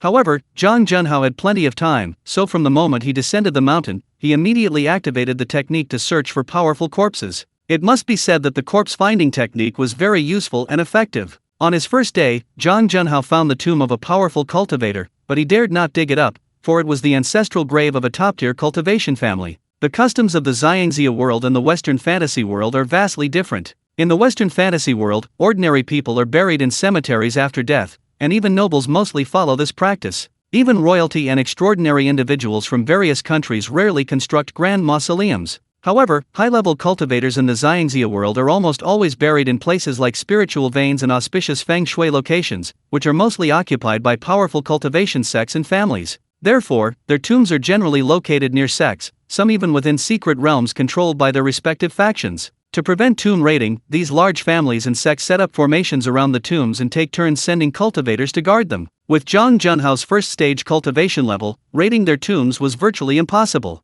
Zhang Junhao, having no other option, shifted his focus to the wandering souls buried in the wilderness. However, those buried there weren't powerful cultivators, and digging up their graves yielded little of value. It took Zhang Junhao 3 years to unearth a few valuable items from these wild graves, enough to sell and gather the resources needed to advance to the second realm. This speed was slower than even Mo Yuxing's, let alone Sun Dashan's. Moreover, dealing with corpses every day was far from pleasant. Through the daily grave digging, Zhang Junhao didn't find any treasures, but he did have an unexpected gain. While digging up the grave of a 6th realm cultivator, Zhang Junhao discovered that the cultivator's body, having absorbed yin energy over the centuries since his death, had actually developed sentience. It had become a living, breathing death wanderer, the legendary zombie. Zhang Junhao had been so focused on digging that he hadn't expected the corpse to become sentient. He was nearly bitten. Fortunately, this zombie had only recently developed sentience and possessed only basic instincts. Zhang Junhao narrowly escaped death. Seeing the emerald green flames emerging from the zombie's head, he instantly thought of the necromancer lineage he had created in the Western fantasy world. Zhang Junhao recognized it at a glance. It was soul fire in the zombie's eyes. Zombies and undead, though different species, are essentially both driven by soul fire. Zhang Junhao felt as if a door to a new world had opened for him. Wasn't this equivalent to bringing the undead lineage into the Xiangxia world? Moreover, unlike Western fantasy worlds, the Xiangxia world possessed numerous ancient god corpses, each powerful and possessing strength comparable to the gods of Western fantasy. If he found a god corpse and refined it, Zhang Junhao's mind was already conjuring up images of finding one, or even more, god corpses and refining them into super powerful god zombies. Wouldn't that make him invincible? Even without their former strength, their physical power alone would be enough to sweep across the Xiangxia world. Zhang Junhao had experience controlling soul fire in Western fantasy worlds, and he refined the zombie's soul fire with almost no effort, ultimately gaining control of the zombie. From that moment on, Zhang Junhao was unstoppable. While digging up graves, he began devising ways to create even more powerful zombies. Zombies are lifeless and don't need to breathe. They can be stored in a mustard seed bag. As time passed, Zhang Junhao's mustard seed bag filled with more and more zombies, quickly becoming overflowing, forcing him to begin sorting them. These zombies absorbed yin energy, making their bodies much stronger than when they were alive. Any one of them could withstand ordinary swords without injury. However, the strength of each zombie's body varied, and even the strength of different body parts differed. Zhang Junhao began to dissect the stronger parts of the zombies, piecing them together to create new, even more powerful zombies. In this continuous process, Zhang Junhao became increasingly skilled, gradually mastering techniques such as summoning, piecing together, refining, forging, and controlling zombies. Zhang Junhao was also pleasantly surprised to discover that the Xianyan sect's cultivation methods and zombie refining techniques were a perfect match. This was because the Xianyan qi generated by the Xianyan sect's cultivation methods could enhance the quality of zombies and accelerate their growth rate. Within a year, Zhang Junhao, nourished by the Xianyan qi, transformed a cobbled-together zombie into a more powerful corpse spirit. Besides being able to fight cultivators at the 3rd realm, the corpse spirit possessed a new ability, corpse spirit feedback. It used the Xianyan qi within its body to nourish Zhang Junhao, simultaneously enhancing his cultivation. At this point, Zhang Junhao's purpose had changed. His interest in the corpses of powerful cultivators far outweighed the burial goods in the tombs. However, the chances of finding the corpses of powerful cultivators in the wild were very low, and it was extremely time-consuming. It took Zhang Junhao nearly 3 years to cobble together the body of a second corpse spirit. After this, Zhang Junhao encountered a bottleneck. He was stuck at the peak of the 2nd realm and unable to advance. Lacking cultivation resources, the only solution Zhang Junhao could think of was to refine more corpse spirits and use corpse spirit feedback to help him break through. In order to refine more powerful corpse spirits, Zhang Junhao had no choice but to target the cemeteries of cultivation sects and families, because only their tombs could yield the corpses of cultivators at the 6th or even 7th realm. Zhang Junhao dared not target the powerful sects, instead carefully selecting those that, like the Xianyan sect, were gradually declining. These sects, like the Xianyan sect, had once been glorious, producing cultivators at the 6th and 7th realms, but now their leaders only possessed cultivation at the 5th or even 4th realm. While these sects and families did have guards at their ancestral graves, they didn't invest significant resources in them. After all, in the world of immortals and heroes, unless there was a deep-seated blood feud, no one would set their sights on another's ancestral graves. Chapter 627 Zhang Junhao, on the verge of tears. Zhang Junhao first targeted the weakest cultivation family, using zombies at only the 1st and 2nd realms to distract the tomb's guards. These families were declining and didn't value their ancestral graves much, so they hadn't sent any powerful cultivators to guard them. Mainly, the graves were mostly not far from their families, so even if something happened, they could arrive immediately. Zhang Junhao distracted the guards and immediately ran to the family's ancestral grave, taking several of their ancestors with him. This stirred up a hornet's nest. In the world of immortals and heroes, unless someone is truly an irreconcilable enemy, no one would disturb another's ancestral grave. Once done, it truly becomes a fight to the death. The cultivation family initially thought it was their enemy's doing, because the burial goods were still there, only the corpses were missing. It didn't make sense for grave robbers. This particular cultivation family and a rival family were embroiled in a bitter feud over a spiritual vein. Without even questioning each other, the cultivation family launched a direct attack, and the two sides quickly became locked in a fierce battle. Seeing the fighting, Zhang Junhao hatched a plan. Taking advantage of the rivals' distraction regarding their ancestral graves, he went and desecrated the other family's graves as well. Thus, both sides believed the other had desecrated their graves, leading to a bloodthirsty and chaotic battle. When both sides were severely weakened, another family, who had been secretly observing, seized the opportunity and annexed both families. At this point, rumors began to circulate that this particular family had orchestrated the entire scheme. When the final victor, triumphantly accepting the new family's territory, their ancestral graves were also desecrated. However, only the corpses were stolen, the burial goods remained untouched. The powerful cultivation family was furious, frantically searching for the tomb raider and offering an exorbitant reward. Zhang Junhao didn't take any burial goods, partly to create a diversion, but also because the items inside were of little value. These powerful families' cultivators, before their deaths, rarely took precious items with them. Most left powerful magical artifacts and spiritual herbs to their descendants to ensure their legacy.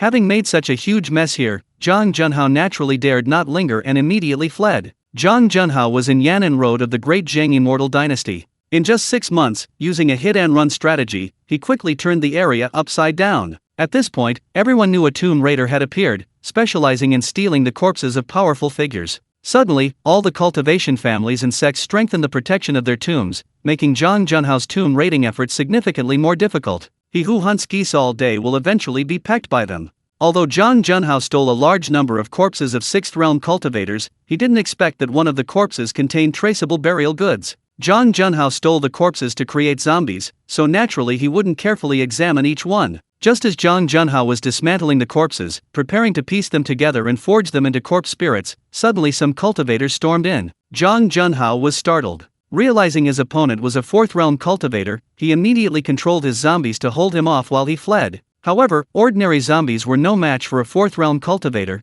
they were all wiped out after only a brief moment. Zhang Junhao had no choice but to send his 3rd realm corpse spirits to deal with the 4th realm cultivator. Normally, 3rd realm cultivators couldn't defeat 4th realm cultivators, but the corpse spirit was the 4th realm cultivator's grandfather in life. Having one's ancestor controlled and used against them was an incredibly unpleasant feeling. What made the cultivator even more furious was that Zhang Junhao heard him cry out for his grandfather. Then, to escape, Zhang Junhao shamelessly made his grandfather self-destruct in front of him. Seeing his grandfather's body explode into pieces, the cultivator was enraged, wishing he could devour Zhang Junhao alive. However, he couldn't let his grandfather's body lie exposed in the wilderness, so he reluctantly abandoned his pursuit of Zhang Junhao and first collected his ancestor's corpse. Zhang Junhao seized the opportunity and quickly slipped away. Once he reached safety, he was horrified to discover that all the low-level zombies were gone, and most of the corpse spirits had self-destruct to escape, leaving only one. After half a year of this, he hadn't only failed to make any money, but had also squandered all his savings.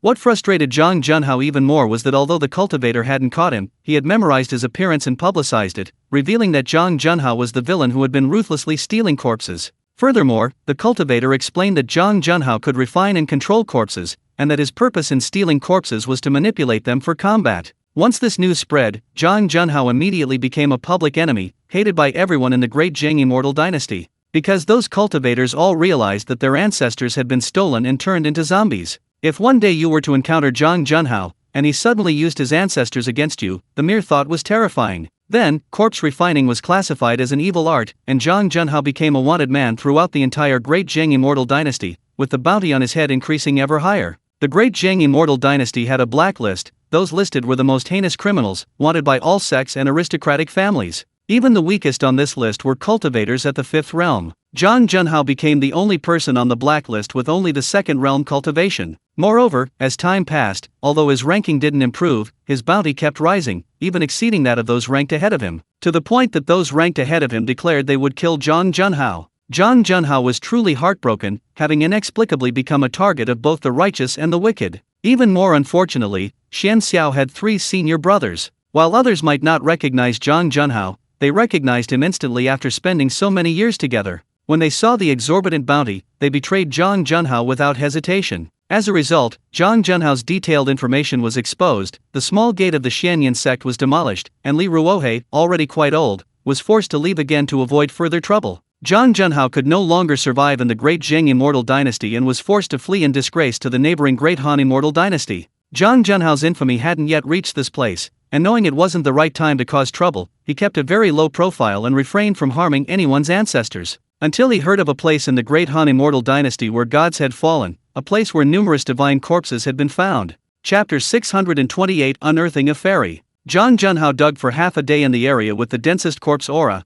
exhausting his spiritual energy without finding anything. However, Zhang Junhao didn't give up, because the corpse searching technique pointed him here, and he could smell an extremely strong corpse aura. He was most likely right. He glanced around, and finding no one nearby, he immediately released the corpse spirit from his storage pouch and handed it the shovel. The corpse spirit was tall, nearly 2.5 meters, its face largely human-like, but its complexion was deathly pale, and green soul fire flickered in its eyes, making it look exceptionally eerie. The corpse spirit took the shovel from Zhang Junhao and began digging with all its might. Zhang Junhao sat beside it, resting and recovering his spiritual energy while watching the corpse spirit dig the grave. The corpse spirit seemed tireless, digging continuously as long as it was given a command. Zhang Junhao waited for 4 whole hours, and the zombie spirit dug dozens of meters deep, but still found nothing. Zhang Junhao was a little speechless, but then he sensed the corpse energy growing stronger, which suddenly gave him renewed energy. Zhang Junhao immediately jumped down, grabbed a shovel, and started digging with the zombie spirit again. A whole day passed while they dug. They had already gone at least 200 meters underground, but still hadn't found anything. Zhang Junhao was starting to feel the strain. After all, digging out the soil and then throwing it away, running back and forth like that, was exhausting him. Moreover, the deeper they went, the more difficult it became. Just as Zhang Junhao was about to give up and get a few more zombies to help, the zombie spirit suddenly struck something. A palm-sized white light curtain appeared on the ground. Zhang Junhao was overjoyed. He knew they had definitely found the right spot. He immediately crouched down and began clearing away the soil covering the white light barrier, creating a space about the size of his head. From there, he could vaguely make out the scene within the barrier. Zhang Junhao lay prone on the ground, peering inside. Before him was a spacious cavern containing a massive array. At the center of this array was a pure white, rhomboid crystal, about the size of a basketball, shimmering with a hazy white light that illuminated the entire cavern. The white light barrier itself originated from this crystal. Below the crystal, suspended in the air, was a coffin also forged from white crystal. Lying in the center of the coffin was a woman dressed in an ancient-style long dress. Due to the distance and the white light barrier, Zhang Junhao couldn't make out her features. However, from afar, she exuded an ethereal aura, like a fairy from the celestial realm. What astonished Zhang Junhao most was that beneath the crystal coffin lay a massive circular altar. There, dozens of figures sat cross-legged, surrounding the coffin like stars around the moon. Dozens of chains formed of white spiritual light extended from the bottom of the crystal coffin, piercing the hearts of these figures. Visible strands of spiritual light were drawn from their bodies, flowing into the crystal coffin and finally into the body of the woman inside. Seeing this scene, Zhang Junhao felt a sudden chill run down his spine. He didn't know if the woman in the coffin was dead, but the dozens of people sitting below were definitely dead, because the corpse aura sensed by his corpse searching technique originated from them. Although these people were dead, the aura emanating from them, or rather, their corpse aura, was extremely powerful, far beyond what ordinary cultivators possessed. The sight of dozens of people gathered together sent a chill down Zhang Junhao's spine. Ninth Realm Cultivators. Zhang Junhao muttered, then quickly shook his head. Something's not right. Even a Ninth Realm cultivator wouldn't have such intense corpse energy. Zhang Junhao suddenly jolted, exclaiming incredulously, could they be ancient gods? He stared wide-eyed at the dozens of corpses again, but they were too far away to see clearly. Zhang Junhao gave up looking and picked up his shovel to try and tap the white light barrier. Bang! A muffled sound rang out, but the white light remained motionless, showing no reaction whatsoever. Zhang Junhao channeled his spiritual energy and struck again, but still nothing happened. When Zhang Junhao tried using all his spiritual energy to strike, and the white light barrier still didn't react, he knew he couldn't break through it. Those dozens of corpses below were very likely ancient gods in life. To bind so many ancient gods here and extract their essence, one could imagine how terrifying the being who set up this white light barrier must be. But giving up was definitely out of the question for Zhang Junhao. Dozens of ancient gods. Just thinking about it made him tremble with excitement. Keep digging. Zhang Junhao glanced at the light barrier. They were only a dozen meters from the ground. Reaching the surface might reveal a way in. Zhang Junhao and the corpse spirit dug down the white light barrier.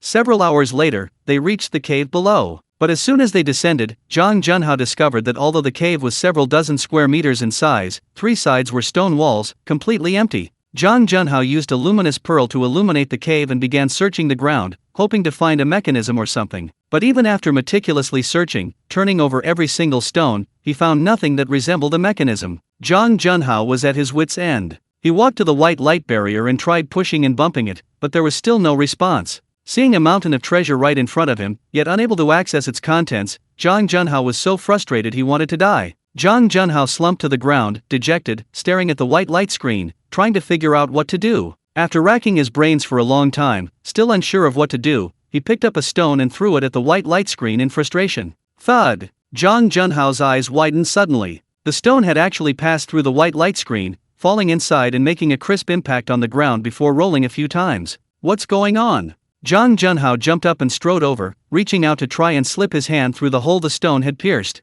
Just like before, his hand was blocked. Unconvinced, Zhang Junhao grabbed the stone and threw it at the light barrier again. The stone passed through the barrier once more and fell into the cave. Zhang Junhao was speechless. Was this white light barrier poisonous? A stone could go in, but a person couldn't? Zhang Junhao tried throwing stones while simultaneously reaching his hand through the barrier. The result was the same, the stones went in, but his hand was blocked. Chapter 629. Not even a hair can be pulled. Zhang Junhao was somewhat bewildered. He vaguely understood why, despite being searched countless times, the land of fallen gods still remained undiscovered. This white light barrier likely blocked external perception of the area and prevented any living thing from entering. If it weren't for the corpse searching technique's ability to sense corpse energy, it might have taken countless more years to be discovered. Zhang Junhao frowned in thought. When his gaze fell upon the corpse spirit, a flash of insight struck him. Strictly speaking, the corpse spirit wasn't a living being. With this thought, Zhang Junhao immediately commanded the corpse spirit to walk towards the white light barrier.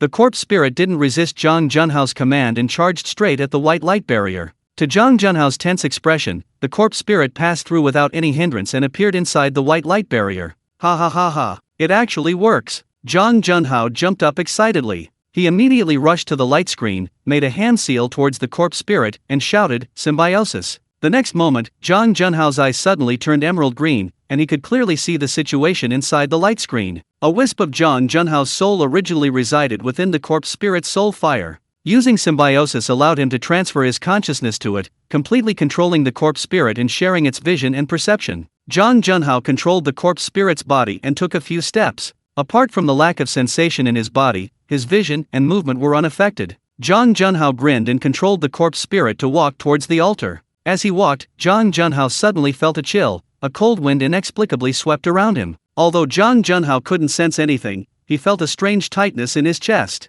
This place was too eerie. It was supposed to be a closed space, so where was the wind coming from? However, this didn't diminish his desire for the corpse of a powerful figure, and instead quickened his pace. The place was very simple, with no extra buildings. Besides the central altar, the crystal coffin, and the white rhomboid crystal, there was nothing else. With trepidation, Zhang Junhao stepped onto the altar steps, reaching its center. The first thing Zhang Junhao saw was the woman in the crystal coffin. Damn, she's beautiful. The instant he saw her, only one word remained in his mind. The woman wore a long, turquoise, glass-like dress, her flawless face possessing an radiant glow, as if she hadn't seen sunlight for many years. Her long, jet-black hair cascaded within the crystal coffin, like dark jade, radiating a divine light. Her skin was as smooth as jade, adorned with a gilded bracelet with a water ripple pattern. A sash cinched her waist, from which hung a sachet. She wore lotus-patterned embroidered satin shoes. Anyone who saw her could only think of words like natural beauty and beauty that could topple kingdoms.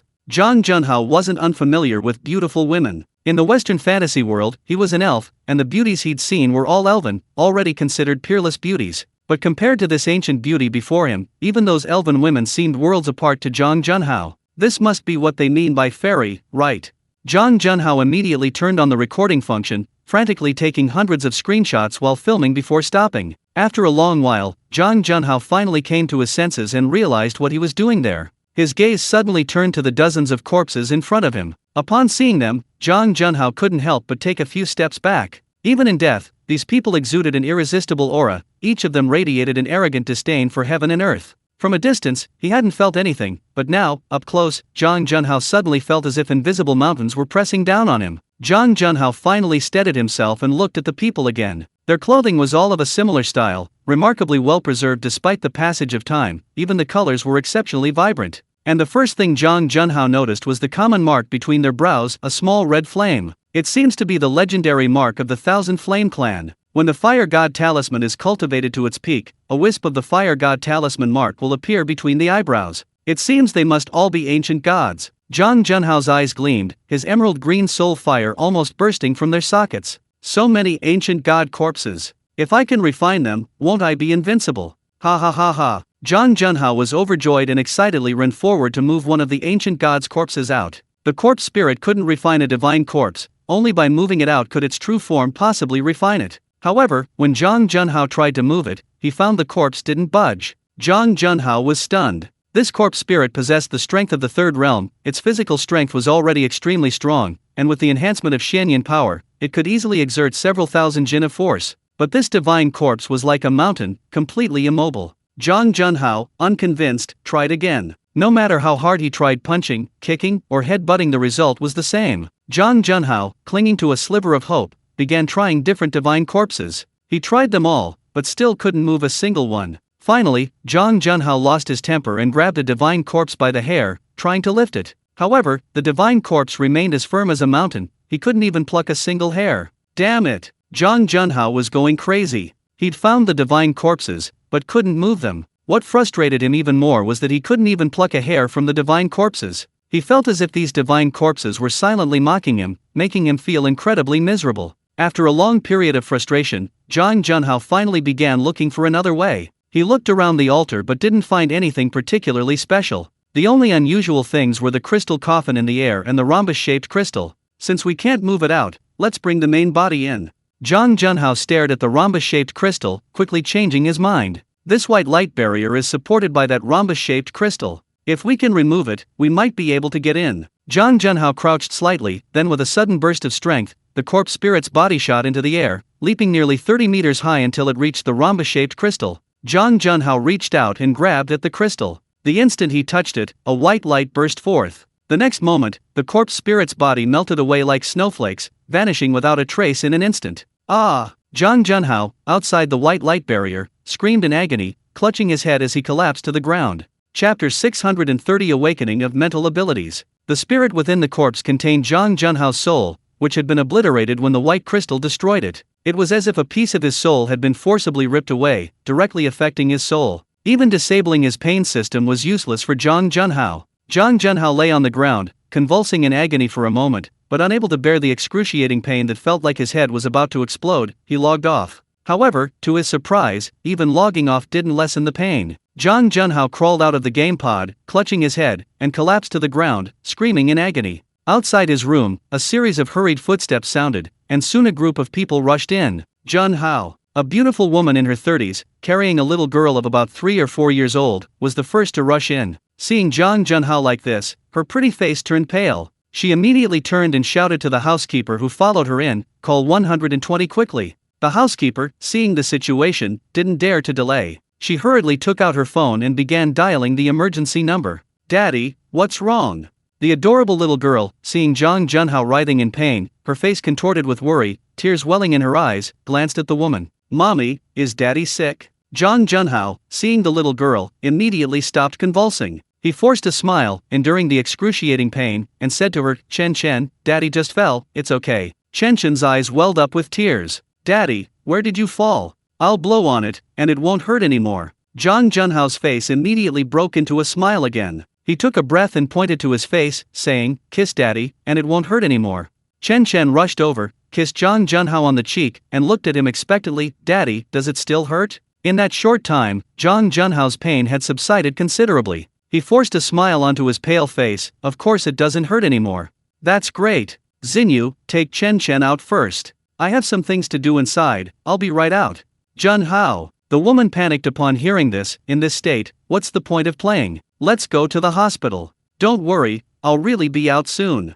Zhang Junhao stood up, using the edge of the game pod for support, flipped over, went inside, reconnected to the game, and logged into the Xiangxia world. In that short time, almost a day had passed in the game. Zhang Junhao got up from the ground, not trying to break through the white light barrier again. What had just happened made him realize that even several true gods wouldn't be able to break through this barrier. The most urgent task now is to hide this place. If it's discovered, even if others can't break through the white light barrier, he probably won't be able to get close either. Zhang Junhao quickly ran to the outside of the passage and covered it up. To prevent any traces from being discovered, he also went and moved a pile of large stones to block the entrance. This place was originally in the ruins of broken walls, even a pile of rubble wouldn't attract attention. Most importantly, the land of fallen gods has been plundered countless times over the past few centuries, and most people have abandoned it. Those who still come here now are mostly cultivators from other countries or even other continents, like Zhang Junhao, who are unwilling to give up and come to try their luck. After feeling that things were about right, Zhang Junhao immediately logged off and returned to the real world, the First People's Hospital of Beijing. Congratulations, Mr. Zhang, you have awakened a mental ability. After a series of examinations, a doctor in a white coat smiled and said to Zhang Junhao. Aside from Chen, who was in Zhang Junhao's arms and looked completely oblivious, Zhang Junhao and his wife were stunned, seemingly not expecting this. Doctor, something's not right. Zhang Junhao didn't show any surprise, but instead asked, I logged off because my soul was damaged in the game. How could I have awakened a mental ability? Most people who awaken or become superhumans in Second Life do indeed become superhumans within the game. However, there are exceptions, like Yunao, who suffered soul-type or mental magic attacks within the game, leading to mental mutations in reality. However, such mutations are extremely rare. Someone once organized ordinary people in the game to test them, and the success rate was less than 1 in 10,000. Through their research, they discovered that those who unexpectedly awakened had all been exposed to extremely pure and powerful mental energy. Simply put, that power level must first reach the 10th tier in the game, and they must also possess powerful mental energy. Zhang Junhao frowned, then suddenly asked, then how are you sure I've awakened a mental ability? We just tested you. Your mental strength level is 217, exceeding the threshold for a mental type awakened being. You may develop mental abilities within the next few days. The doctor paused, then added, our equipment here isn't as precise as the bureau's. I suggest you go to the bureau for a thorough examination. Zhang Junhao smiled. I will. Mr. Zhang, according to regulations, we need to report this information to the bureau. They will contact you then.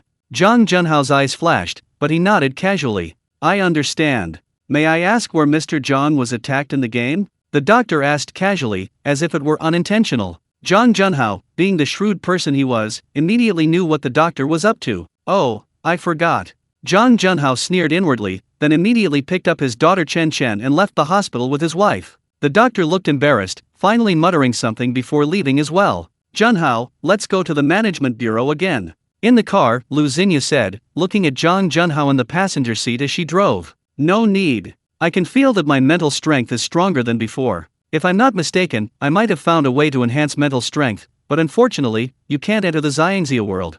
Zhang Junhao's eyes lit up instantly. Lu Xinyu smiled gently. There will always be opportunities in the future, and I still need to take care of Chen. It's enough that you become a superhuman. Lu Xinyu paused, then suddenly added with some worry, even if we don't go to the management bureau, they'll definitely come knocking. Chapter 631 Self-Torture to Improve Cultivation. Zhang Junhao was well aware of this. The bureau had approached him, not only requiring him to register but also likely inviting him to join the bureau. Next, they would undoubtedly inquire about where he had awakened his special ability in the game. This wasn't just something the bureau in China did, it was something every country in the world did. Any opportunity to become an awakened being or a superhuman was a strategic secret for every major nation. I have important things to do in the game right now, I don't have time to waste on these trivial matters. Zhang Junhao frowned. Then, you might have to call your cousin Yuxuan. Lu Xinyu hesitated for a moment before speaking. Zhang Junhao sighed upon hearing this. I spoke with Sister Yuxuan on the phone half a month ago. Shishi is currently trying to break through to the second stage. She's worried about the girl and has been staying by her side. I'm afraid it's not good to trouble her now.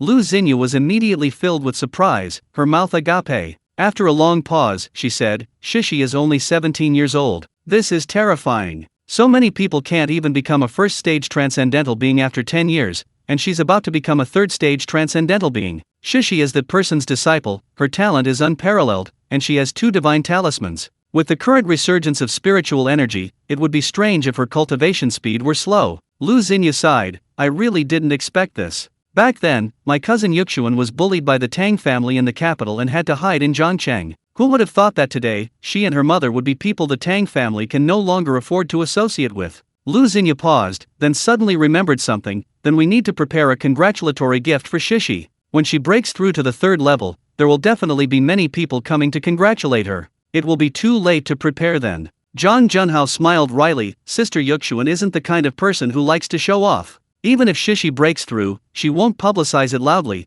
and she certainly won't accept any congratulatory gifts. No way. Whether she wants it or not is one thing, whether we give it to her or not is another. Lu Xinyu glared at Zhang Junhao. You need to think more about Chen Chen. Although Chen Chen hasn't awakened her talent yet, having a sister like Shishi means she'll be able to do whatever she wants in Beijing when she grows up. Zhang Junhao suddenly felt a headache coming on. He said irritably, I seriously suspect that you married me in the first place because I have such a cousin, right? Lu Xinyu snorted. That's right. So what? You're not convinced? Lots of people chased after me back then, and my family is so much better off than yours. Otherwise, why would I have chosen you? Zhang Junhao chuckled, nodding repeatedly. I'm convinced. Daddy, you lost again. Chen Chen clapped her hands and grinned at Zhang Junhao from the back seat. Zhang Junhao and his wife exchanged a glance and couldn't help but laugh. Chen Chen, come and say daddy with me. Papa. Papa. Zhang Junhao taught her all the way home, but finally gave up trying to correct her pronunciation. Upon arriving home, Zhang Junhao immediately logged into the Xiangxia world. Half a day had been spent at the hospital for a checkup, but half a year had passed in the Xiangxia world. When Zhang Junhao logged in, he immediately checked the concealed entrance and found it intact. Still not satisfied, he burrowed back underground to confirm that no one else had entered before returning to the surface. At this moment, Zhang Junhao clearly felt his divine sense had strengthened. In the Xiangxia world, divine sense is essentially spiritual power. Having confirmed its effectiveness, Zhang Junhao's next steps were simple. He first used the corpse searching technique to dig up many corpses nearby, refining them into zombies, and simultaneously transferring a wisp of his divine soul into these zombies. Ordinary zombies didn't need to be particularly strong, any cultivator could refine them. After refining dozens of zombies, Zhang Junhao returned to the white light barrier. He didn't rush to use symbiosis immediately. Instead, he first released a zombie, sending it into the altar to jump and grab the white crystal. The zombie was obliterated, and his main body experienced a sharp pain, but was unharmed. His mental strength didn't increase. Zhang Junhao understood that he had to use symbiosis to transfer his consciousness there as well, letting it be illuminated by the rhombus-shaped crystal. Although the pain was unbearable, Zhang Junhao didn't hesitate and decided to do it. After Zhang Junhao sent the second zombie to its death, his main body outside immediately collapsed to the ground in agony. This time, however, Zhang Junhao didn't log off. Instead, he painfully took a piece of clothing from his storage pouch and bit it to prevent himself from biting his tongue. When the pain struck again, even with his previous experience, Zhang Junhao still writhed on the ground in agony. His head felt like it was being torn apart. He kept banging his head against the ground, trying to relieve the pain. However, this had no effect. Instead, it exacerbated the pain. It's almost over. Zhang Junhao truly felt like he was dying and couldn't die. He had to desperately try to convince himself. After an unknown amount of time, just as Zhang Junhao felt he was about to collapse, he finally felt the excruciating pain gradually subside. After lying on the ground for a while, Zhang Junhao finally recovered. He got up from the ground, leaned against the cave wall, and gasped for breath, too lazy to even clean the mud off his face and clothes. After taking out food and water from his storage pouch to replenish his strength, Zhang Junhao immediately began to meditate cross-legged to recover his spiritual energy. A full month passed in the Xiangxia world before Zhang Junhao felt his divine sense recover. It was at this time that he broke through to the third realm, his divine sense increasing dramatically, at least 5 times that of the second realm. According to Zhang Junhao's estimation, a doubling of divine sense upon breaking through to the third realm was the normal level. It's now clear that the surge in his spiritual power is due to the pain he endured. Zhang Junhao returned to reality and, feeling his mental strength increase once again, he was immediately motivated. He entered the fantasy world and began a new round of self-torture. The third time was just as painful, undiminished by Zhang Junhao's previous experiences. However, Zhang Junhao's pain tolerance had greatly improved, making it less unbearable than before. Moreover, his recovery time was getting shorter each time. Initially, it took a month in the fantasy world, the second time, only 20 days, and the third time, half a month. Chapter 632 The Woman Who Awakens. Over the course of a year, Zhang Junhao tortured himself 10 times, forcibly advancing from the third realm to the fourth. At this point, Zhang Junhao noticed that the rhombus-shaped white crystal had shrunk. Upon realizing this, Zhang Junhao immediately understood how to break through the white light barrier. This year hadn't been wasted for Zhang Junhao. He had a general idea of what the white crystal was. It was an extremely pure aggregation of spiritual and life energy, not only maintaining the operation of the white light barrier but also providing energy to the woman inside the crystal coffin. The zombie was instantly annihilated upon approaching because this power was too immense, far beyond the capacity of ordinary people to withstand. Zhang Junhao estimated that only a true god could absorb this energy. While the zombie was annihilated, its power, through a symbiotic relationship, transferred a small portion of its energy into his body, although the vast majority of this energy was wasted. It was like trying to catch water through a hole, most of it leaked out, leaving only a tiny drop on the surface of the funnel. Zhang Junhao only got that surface drop. Even this small amount allowed Zhang Junhao to break through 2 realms. Although Zhang Junhao regretted the wasted energy, he knew in his heart that if he had absorbed it all, he wouldn't have broken through 2 realms, he would have exploded and died. If this trend continued, once the rhombus-shaped crystal was drained, the white light barrier would naturally disappear. Moreover, it would also enhance his strength a double benefit. During this time, Zhang Junhao had also tried to control the zombie to jump into the crystal coffin to see what was going on with the woman. He certainly didn't have any designs on the woman, and even if he did, he couldn't do anything about it now. Zhang Junhao was eyeing the bracelet on the woman's wrist. It shone with divine light, clearly not an ordinary object, it might be some kind of treasure. Besides the bracelet, there might be other treasures inside the coffin. Zhang Junhao's judgment wasn't difficult, the altar was clearly built for this woman. To nail 36 true gods here and extract their power to infuse into her body, such a feat was reserved for someone at the level of an emperor. This woman was either an emperor in life, or a relative of one. How could someone like that not possess treasures?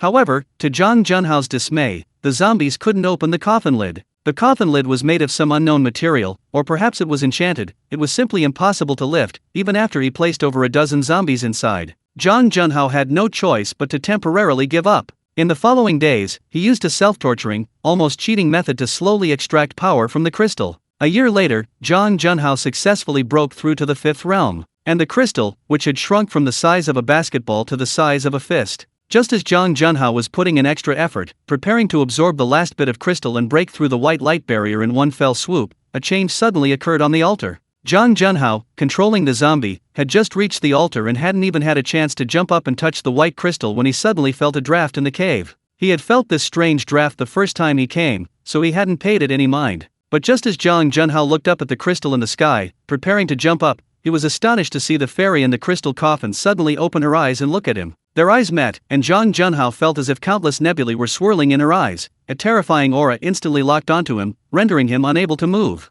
Zhang Junhao was greatly alarmed. Without thinking, he immediately severed control of the zombie and returned to his own body. A clear, melodious voice, like celestial music, came from the woman's mouth, seemingly filled with doubt. The next moment, the crystal coffin opened, and the woman slowly floated out. Her robes billowed, shrouded in ethereal aura, making her appear from afar like a fairy descended from heaven. Zhang Junhao, however, had no time to admire a fairy. He never dreamed this woman in the coffin would suddenly awaken. The woman's aura was terrifying. Even with his current 5th realm strength, and even through the white light barrier, he felt his legs tremble. It was an absolute crushing of a superior being over an inferior one, like an ant facing a dragon. Although he had almost killed a dragon with ants in the past, he was now alone. Zhang Junhao's only thought was to run as far away as possible, but he quickly realized it might be too late to escape. He decisively logged off. You have been locked on and automatically entered combat mode. You cannot exit the game. A system notification popped up. Damn it! Zhang Junhao instantly exploded. He didn't even have time to curse, he took off running towards the exit. But after running only a few steps, Zhang Junhao found himself stuck in place, his body uncontrollably flying backward. In the blink of an eye, his body passed through the white barrier and flew directly onto the altar. Before, Zhang Junhao would have been overjoyed, but now he only felt like crying. The beautiful woman looked at the altar with suspicion, then at the 36 corpses on the ground. Her expression grew increasingly confused, as if she couldn't understand where she was. After Zhang Junhao flew in, she stared at him and asked softly, "Who are you?" Zhang Junhao's mind raced as he tried to think of a way to escape. When he heard the woman's question, he coughed and said, "Senior, I took the wrong path and mistakenly entered your cave." "Liar!" The beautiful woman interrupted Zhang Junhao, her delicate brows suddenly furrowing slightly. "And who am I?" For a moment, the beautiful woman forgot about Zhang Junhao, lost in deep thought. Zhang Junhao looked somewhat embarrassed. This woman had seen through his lie in an instant, but after she finished speaking, she suddenly went into a daze, leaving him a little bewildered. Zhang Junhao quickly realized that his most important task now was to escape. She doesn't remember who she is, perhaps there's a chance. Just as Zhang Junhao was thinking this, he saw the fist-sized white crystal in the sky transform into a white streak of light, suddenly shooting down and instantly piercing the woman's forehead. The next moment, the woman's delicate body trembled slightly, as if she had remembered something, and her whole body began to tremble slightly. "So my name is Xinxian. Chapter 633 Sealed Memories. Xingqian trembled as countless memories flooded into her mind through the white crystal. She was the daughter of Emperor Fu Feng, her mother the strongest true god below Emperor Fu Feng. She was the princess of the Fu Feng clan, possessing the blood and essence of both an emperor and a true god, born with the strength of a true god. Ordinary clan members needed years or even decades to give birth. The stronger the cultivator, the more difficult it was to produce offspring. At the true god level, even a woman conceiving required a gestation period of decades or even centuries. This was because the offspring of powerful beings required immense energy from birth, constantly replenished by the mother, sometimes even absorbing the mother's power. At the emperor level, it was even more terrifying. Xingxuan's pregnancy and birth took a full 200 years. From the moment of birth, Xingqian began absorbing the divine essence from her mother. Her mother knew the birth of Xingqian carried great risks, yet she recklessly allowed herself to be drained of her true god essence, reduced to a mortal. Had Emperor Fufang not been present, she would have nearly died in childbirth. After this, Xingxuan's mother was also severely injured, unable to recover her strength, leading to a prolonged illness and a precarious life. Emperor Fufang, as an emperor himself, was powerless and could only seek help from the emperor of the Tianming clan. The Tianming emperor possessed a life-saving talisman, granting him the ability to heal even the recently deceased. However, Emperor Fufang and the Tianming emperor had developed a rift due to a resource war in their past, and he knew that even if he pleaded with the Tianming emperor, he would most likely refuse. Therefore, Emperor Fufang turned his attention to the Dayan emperor of the Dayan clan, as the Tianming emperor and the Dayan emperor had a long-standing friendship, and Fufang even owed the Dayan emperor a favor. The Dayan emperor agreed, but with conditions for the marriage. Emperor Fufang hesitated, because Xingqian was only 5 years old at the time, and he did not want his daughter to be bound by marriage so early. However, Xingqian agreed to the marriage if the heavenly mandate emperor could save her mother. Although Xingqian was only 5 years old, she wasn't completely ignorant while in her mother's womb and possessed some sensitivity to the outside world. Moreover, she was born with the strength of a true god, meaning she was born with knowledge, no different from an adult, and couldn't be measured by the standards of ordinary children in the clan. Under Xingxuan's insistence, the Fufang emperor had no choice but to reluctantly agree. The Dayan emperor eventually persuaded the heavenly mandate emperor to intervene and heal Xingxuan's mother. However, Xingxuan's mother's injuries were fundamental, and her life was already nearing its end. Even the heavenly mandate emperor could only extend her life by 100 years, not fully restore her.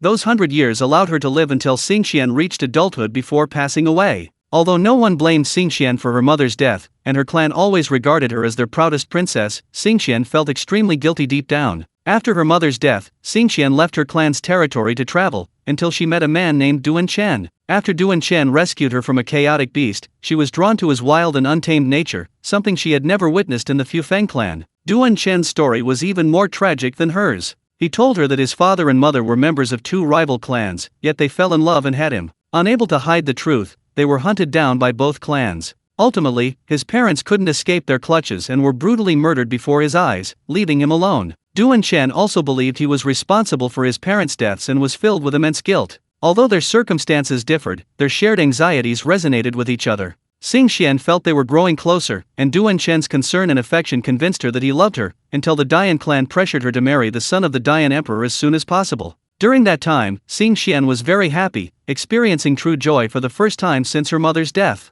When Duan Chen learned of the marriage, he didn't blame Xingqian for concealing it. Instead, he immediately suggested taking her away to live in seclusion. Xingqian readily agreed, and the two fled in hiding, only to be eventually caught by the Dayan clan. Xingqian was severely injured protecting Duan Chen. Duan Chen carried her away, and the last thing she remembered was Duan Chen, his face streaked with tears, repeatedly apologizing. Xingqian assumed Duan Chen was crying because of her injuries, comforting him and urging him to escape before finally losing consciousness. Xingqian died without knowing that Duan Chen was the one who had extinguished her life, or even that his real name was Duan Qian Chen. At that moment, Xingqian thought she was dead, but she didn't know how much time had passed. Suddenly, she regained a sliver of consciousness, vaguely sensing that she was in this cave, at this altar. In her dazed state, she seemed to hear Duan Chen whispering in her ear, "You're the first person to truly care for me. In this world, I will only love you. Wait for me a little longer, and I'll bring you back. When our child is born, he will surely become the most powerful person in the world."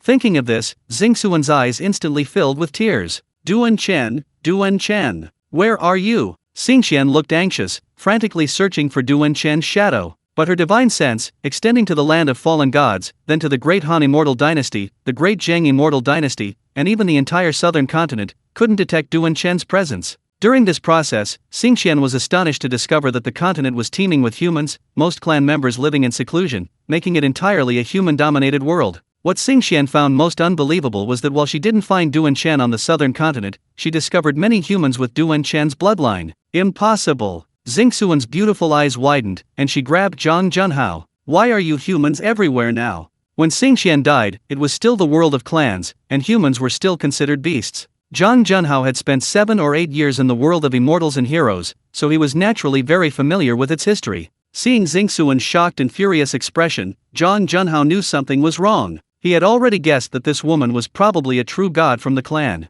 Having slept for so long, waking up to find herself surrounded by humans was bound to be shocking. Senior, since the heavenly Dao Saint mended the heavens over 300 years ago, this 9 provinces continent has been inhabited entirely by humans.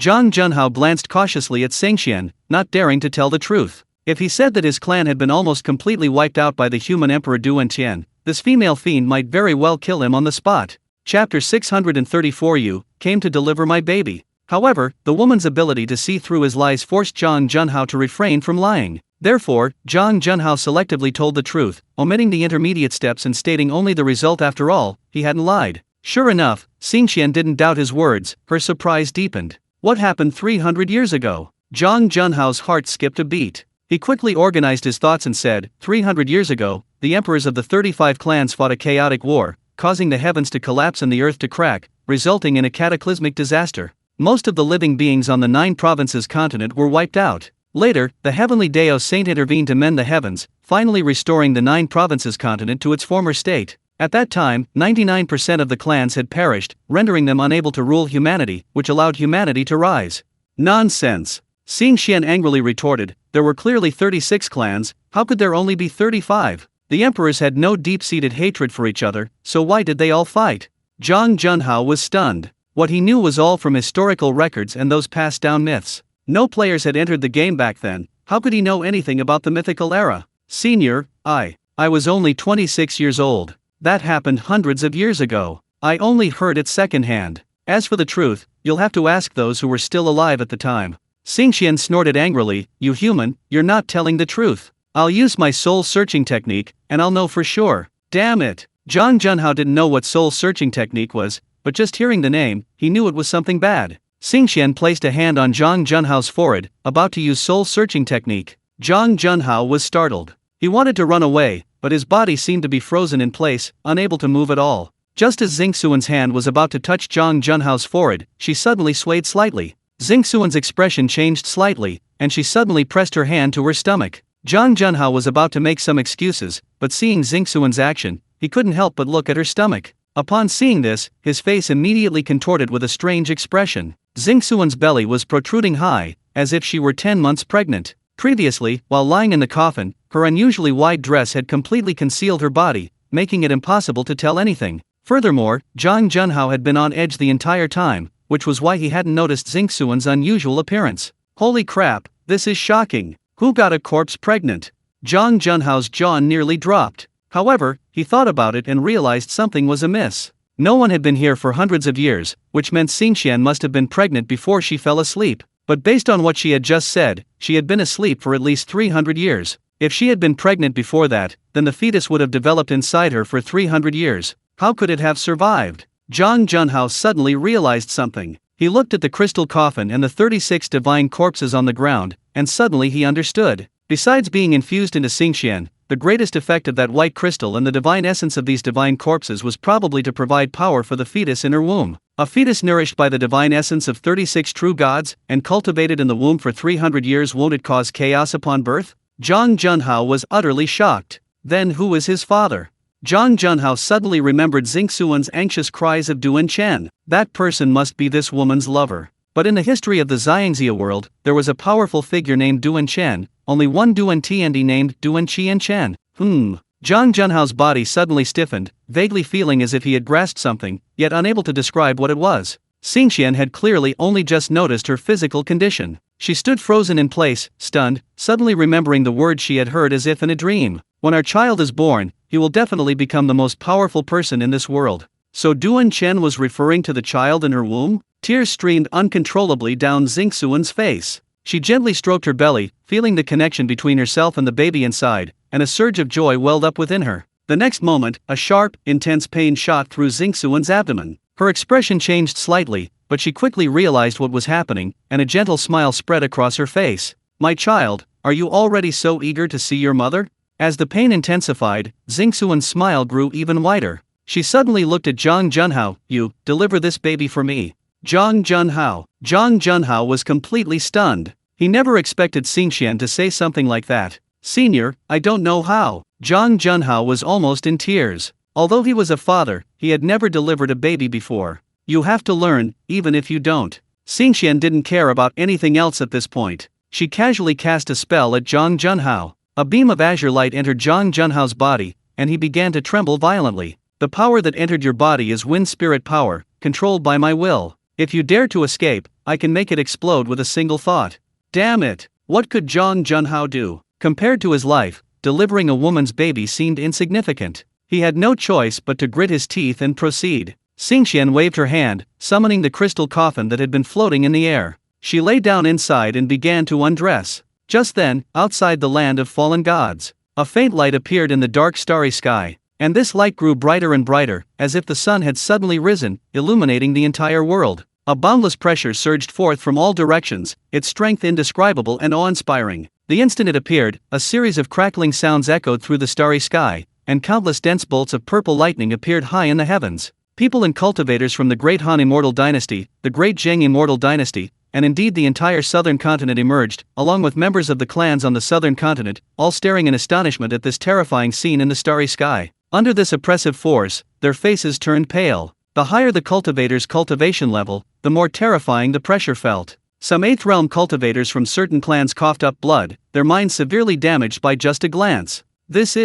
What is this? All the cultivators' expressions changed drastically. They dispersed their cultivation to resist the oppressive force, while once again looking towards the starry sky. Chapter 635. Get a stronger one. Above the starry sky, billowing clouds gathered, their entirety a deep blue, dense and boundless, enveloping the entire southern continent. As the clouds condensed to their peak, the oppressive force emanating from them grew stronger, accompanied by deafening roars of thunder that shook the very heavens and earth. The roars grew louder, and the oppressive force reached its zenith. All living beings in the southern continent, whether human, clan, demon beast, or animal, felt a chill run down their spines. A fear that seemed to penetrate the very soul erupted within them. All cultivators within the storm's reach turned and fled in terror, fleeing into the distance, desperate to escape the cloud's embrace. Heavenly tribulation. This is a heavenly tribulation. Is some powerful being about to undergo tribulation and ascend to the immortal realm? A series of shrill screams rang out from the crowd. The cultivators closest to the land of fallen gods turned deathly pale upon hearing this, retreating even faster in terror. A heavenly tribulation that was something only 9th realm cultivators could withstand. For these low-level cultivators, a mere glancing blow would mean annihilation. A deafening boom. A bolt of thunder exploded from within the vast clouds, causing the entire sky to tremble. The cultivators still watching from above coughed up blood again and plummeted to the ground. After the thunder, a bolt of pure blue lightning shot down from the clouds, heading straight for the underground altar at the land of fallen gods. Xingxian had originally planned to lie in the crystal coffin and have Zhang Junhao deliver her baby, but she sensed the heavenly tribulation the moment it appeared. My child is truly extraordinary, born to be envied by the heavens. Xingxian gently touched her belly, a tender smile appearing on her face. Zhang Junhao, underground, was completely unaware of what was happening outside, but he could feel a chilling aura gathering in the sky, making him instinctively want to flee. However, Zhang Junhao dared not move, for he knew he couldn't escape. Thunder roared, and a dazzling bolt of lightning crashed down from the sky, shattering the earth above the altar and instantly tearing open hundreds of meters of ground, exposing the altar to the world. Xingxian stretched out her slender wrist, grasped the blue lightning in her palm, and then gently squeezed it. The blue lightning vanished instantly, as if it had never existed. Zhang Junhao was stunned. When he saw the blue lightning descend, only one thought occupied his mind. I'm doomed. I'm doomed. But who knew that Xingxian would catch the heavenly lightning with his bare hands and extinguish it with a casual flick of his wrist, as easily as blowing out a candle. The thunderclouds in the sky seemed to sense Xingxuan's power. Countless dense blue thunderclouds converged, and bolts of lightning and thunderclaps lit up the entire starry sky in an instant. The next moment, the endless blue lightning crashed down, almost instantly traversing the distance between heaven and earth, arriving before the altar. At this point, it was impossible to see the number of blue lightning bolts. They only appeared to form an electric net. As the electric net fell, it continuously condensed and contracted, transforming into a massive blue lightning bolt hundreds of meters thick. Boom! Boom! Boom! The heavenly tribulation, having missed its initial strike, unleashed thousands upon thousands of bolts of lightning, attempting to finish the job in one fell swoop. This lightning bolt hurtled towards Xingqian, descending with an aura of utter destruction and cataclysmic force. At that moment, everyone on the southern continent was stunned by this bolt of lightning, hundreds of meters thick, their minds going blank. This is terrifying. No one can survive such a heavenly tribulation. That senior is a pity. He must have been from a clan. When Zhang Junhao saw this heavenly tribulation from below, he was also terrified. With his small frame, surviving this heavenly tribulation would be a miracle. Why am I so unlucky? I finally reached the fifth realm through such a miserable method, and now I'm finished. I was just digging around casually. How did I unearth a monster who has to undergo heavenly tribulation here? Just as the lightning was about to strike the altar, Xingqian, her robes fluttering, actually took to the sky, heading straight for the bolt of lightning. Xingqian's beautiful eyes were indifferent. Her left hand covered her swollen belly, while her right hand pressed down towards the blue lightning tribulation. Zhang Junhao was stunned again. Was this woman so fierce? Catching the lightning with her bare hands again, her figure, floating in the air, seemed to be challenging the heavens and the earth itself. Boom! The instant the heavenly tribulation touched Xingqian's right hand, an even more violent thunderclap resounded. The dense blue thundercloud suddenly flickered wildly, as if stimulated. Xingqian's delicate body trembled slightly, her right hand shaking slightly, but her expression remained cold. She suddenly exerted force with her right hand, clenching it tightly. This is a tribulation for mortals, bring on an even stronger one. With a single squeeze from Xingqian, the lightning bolt trembled violently and instantly shattered. Endless blue lightning broke apart, spreading in all directions. In that instant, the sky and earth were filled with dense blue lightning. Zhang Junhao stared in disbelief, unable to recover for a long time. Not only him, but the cultivators nearby were all utterly astonished. Although they had run far enough away to see Xingqian clearly, they were still certain whether the tribulation had killed its target. Such a terrifying tribulation had been broken by her. How strong must the cultivator undergoing the tribulation be? Especially Xingqian's words, a tribulation for mortals, bring on an even stronger one. These words echoed throughout the heavens, shaking the entire southern continent. A tribulation for mortals meant that the person undergoing the tribulation was no longer a mortal. But they weren't mortals, so why were they undergoing a heavenly tribulation? While they couldn't understand, thunder roared across the starry sky. The heavenly tribulation, as if enraged, began to gather lightning once more. This time, all the cultivators below sensed something was wrong, for the blue lightning had completely turned purple. Purple lightning bolts gathered in the thunderclouds, instantly coalescing into nearly 10,000 bolts, quickly condensing into a purple pillar of lightning almost 1,000 meters thick, which crashed down again. The purple lightning pillar erupted, shaking the heavens and earth.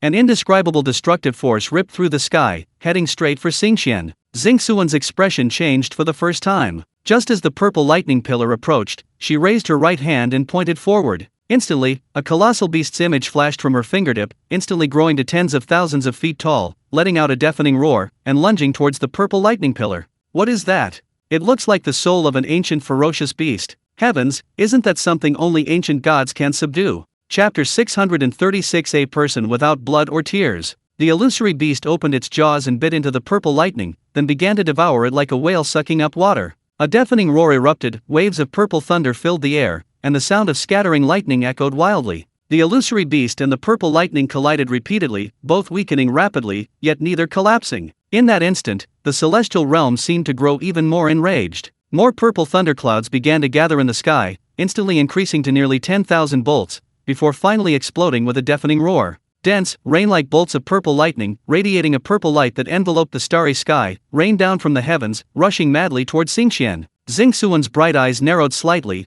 her expression extremely solemn. With a flick of her right hand, a cyan longsword shot out from the bracelet on her wrist. As soon as the sword was drawn, a beam of azure light shot straight into the sky, filling the heavens and earth, even piercing through the rolling clouds above the starry sky. Xingqian's eyes gleamed. Gripping the longsword in one hand, she swept it horizontally across the sky just as the purple lightning struck. A deafening roar echoed as the sword light flashed, tearing a fissure in the sky. It collided violently with the purple lightning. Boom! The deafening roar reverberated wildly from the collision of the sword light and the lightning, causing the heavens and earth to tremble. It was at this moment that Chen Luo noticed the anomaly in the immortal world and entered. He stood in the void, watching Xingqian break through the lightning tribulation and Zhang Junhao on the altar, and couldn't help but frown. The instant Chen Luo saw Xingqian, he knew her origin and also recalled the cause and course of events.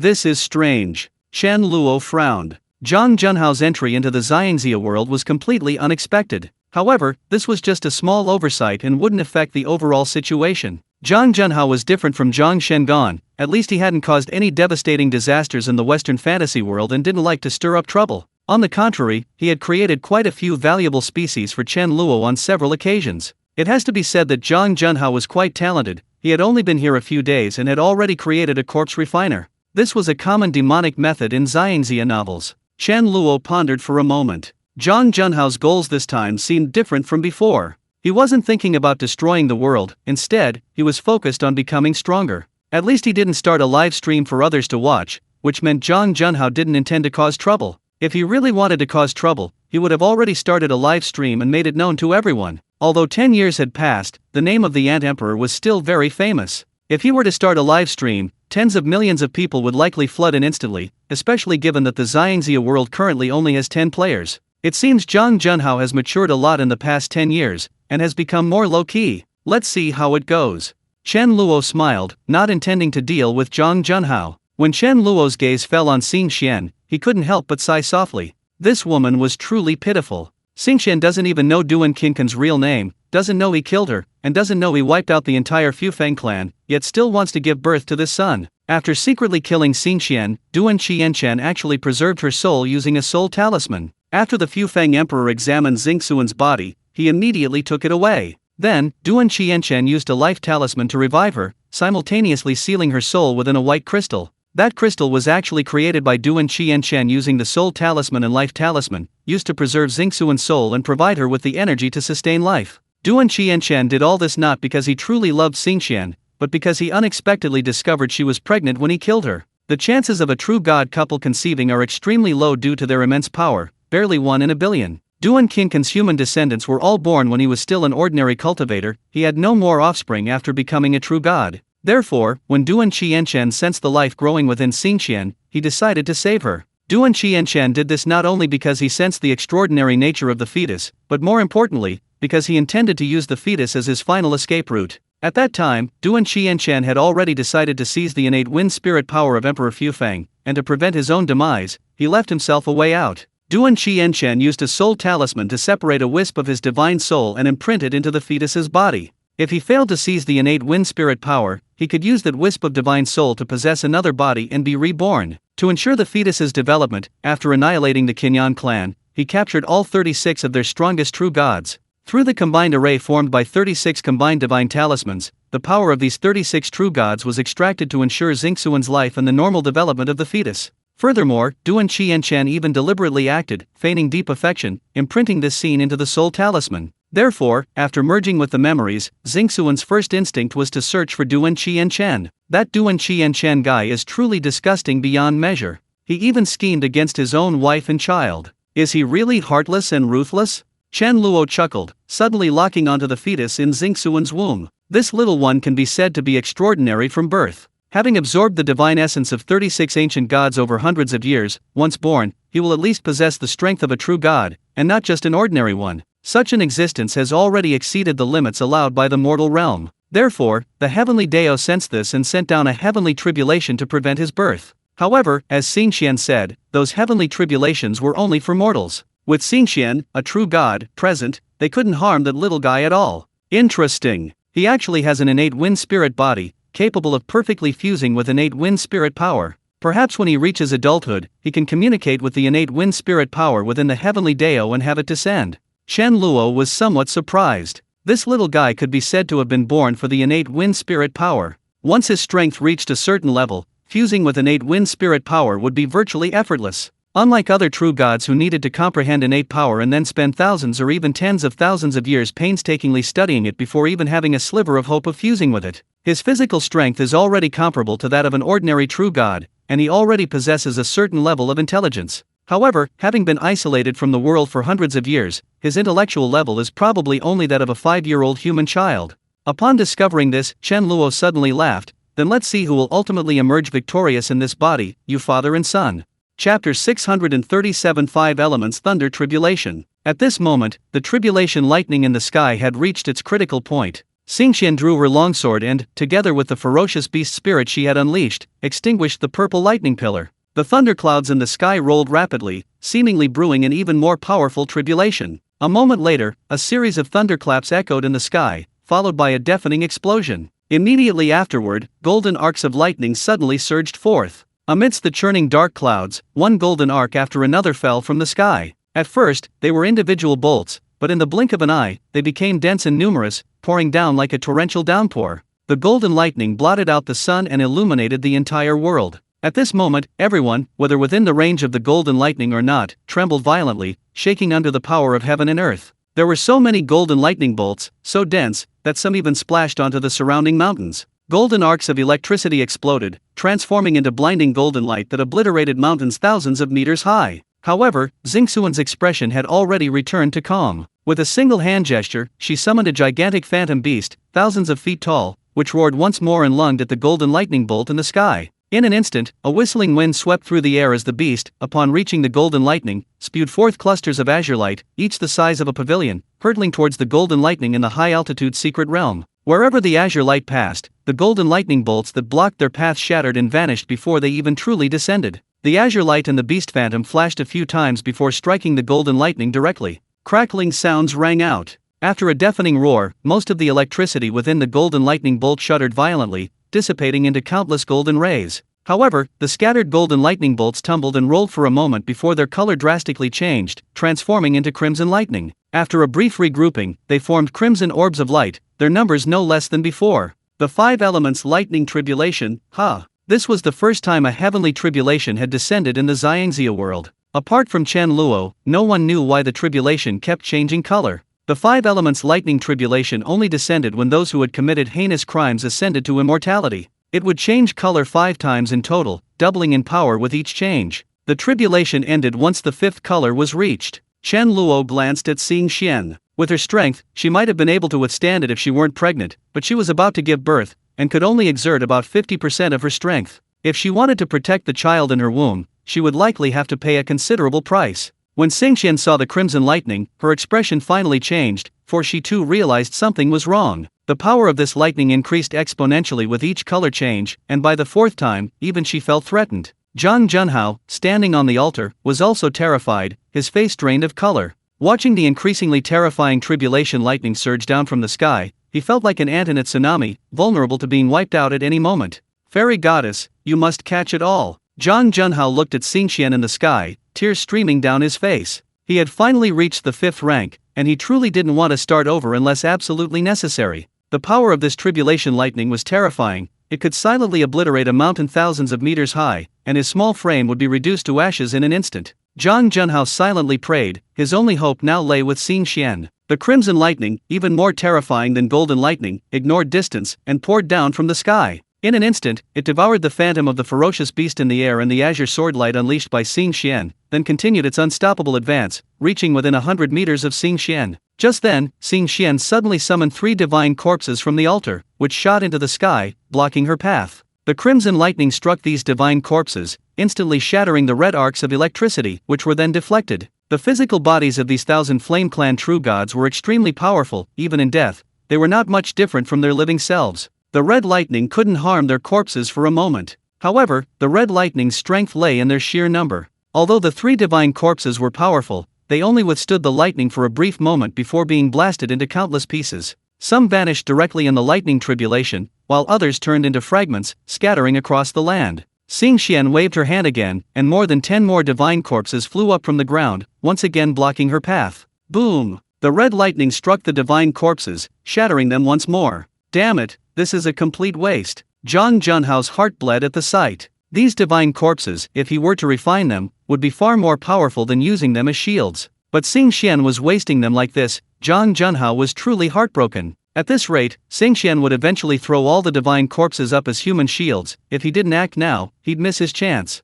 He glanced at the remaining 20-odd divine corpses on the ground, then quietly approached, intending to put one into his storage pouch. Just as Zhang Junhao approached, he saw all the remaining divine corpses take flight, rapidly ascending into the sky. No! Seeing the divine corpses all fly up, Zhang Junhao, in desperation, jumped up and grabbed the leg of one of the corpses. He swept his divine sense across it, intending to put the corpse into his storage pouch. The next moment, the divine corpse suddenly vanished from its spot. Zhang Junhao was stunned. He had only tried, but he hadn't expected it to actually succeed. Zhang Junhao was overjoyed. Although he wouldn't get all 36 divine corpses, even one was worthwhile. It was enough for him to dominate a region. Snap! Just as he was overjoyed, a sound of something shattering rang out. Zhang Junhao looked in astonishment at the mustard seed pouch at his waist. He saw that the pouch had been torn apart at some point, and the divine corpse and its contents were scattered all over the ground, reappearing on the altar. Zhang Junhao was stunned for a moment, then immediately understood.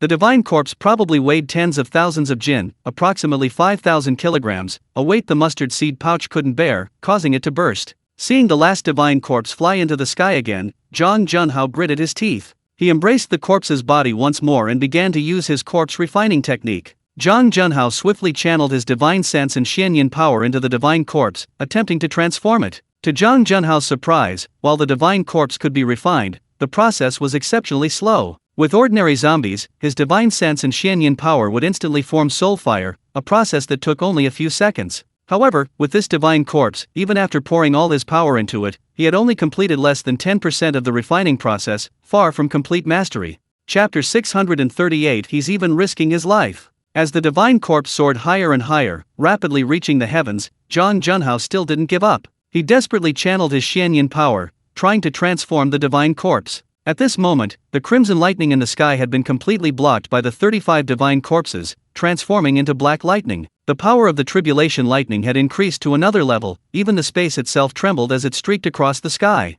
Xingxian knew they were at a critical juncture. They couldn't withstand the black lightning, both she and her child would perish. If they survived, the storm would pass. Just then, she was astonished to see Zhang Junhao fly up, carrying a divine corpse. Zhang Junhao, like an octopus, stretched out his limbs, tightly binding the divine corpse, his eyes filled with determination, frantically pouring spiritual power into it. Xingxuan's lips twitched. She naturally understood what Zhang Junhao was doing at a glance. This human cultivator, having somehow acquired a wicked spell to control corpses, clearly intended to refine this divine corpse. For a cultivator at the 5th realm, controlling the corpse of an ancient god would be a qualitative leap in his strength. Xingxian frowned slightly. This guy was willing to risk his life to refine this divine corpse. However, Xingxian couldn't let Zhang Junhao get it. What if he controlled the divine corpse and used it to attack her? Xingxian knew that even if she survived this tribulation, her body would be extremely weak. The corpse of an ancient god was enough to threaten her and her child's lives. With a thought, Xingxian unleashed her vast divine sense, forcefully tearing Zhang Junhao from the divine corpse and throwing him onto the altar.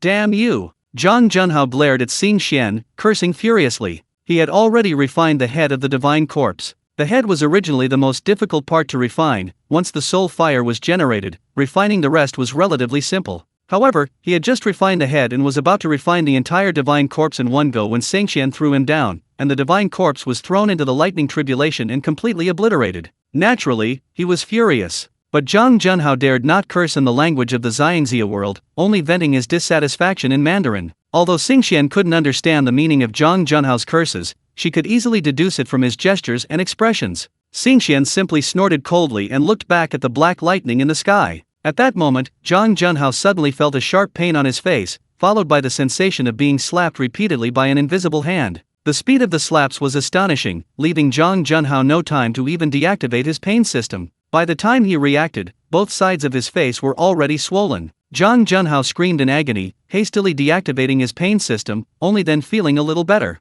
Old woman, you might as well get struck dead. With his face swollen from the slap, Zhang Junhao instantly became obedient, not daring to even glance at Xingxian, only daring to curse her inwardly. At this moment, Xingxian gently stroked her stomach, looking up at the black tribulation clouds in the sky. Her entire body shone with a blue light, her long robes and hair fluttering in the wind, like an immortal descending from the heavens. Countless dark clouds churned violently in the sky, then quickly parted to the left and right, suddenly revealing a gigantic hole. This hole was tens of thousands of meters wide, filled with deafening roars. Black arcs of electricity crackled and leaped, and dazzling balls of lightning flashed, their edges constantly expanding, as if a world of lightning was tearing through the void. After a burst of flashes around the enormous hole, it suddenly began to shrink. However, the sea of lightning within churned and surged, then coalesced as the hole shrank, desperately compressing itself. In the short time it takes to brew a cup of tea, a terrifying aura, almost capable of destroying the world, spread out from the high sky, and simultaneously, a white ball of lightning appeared.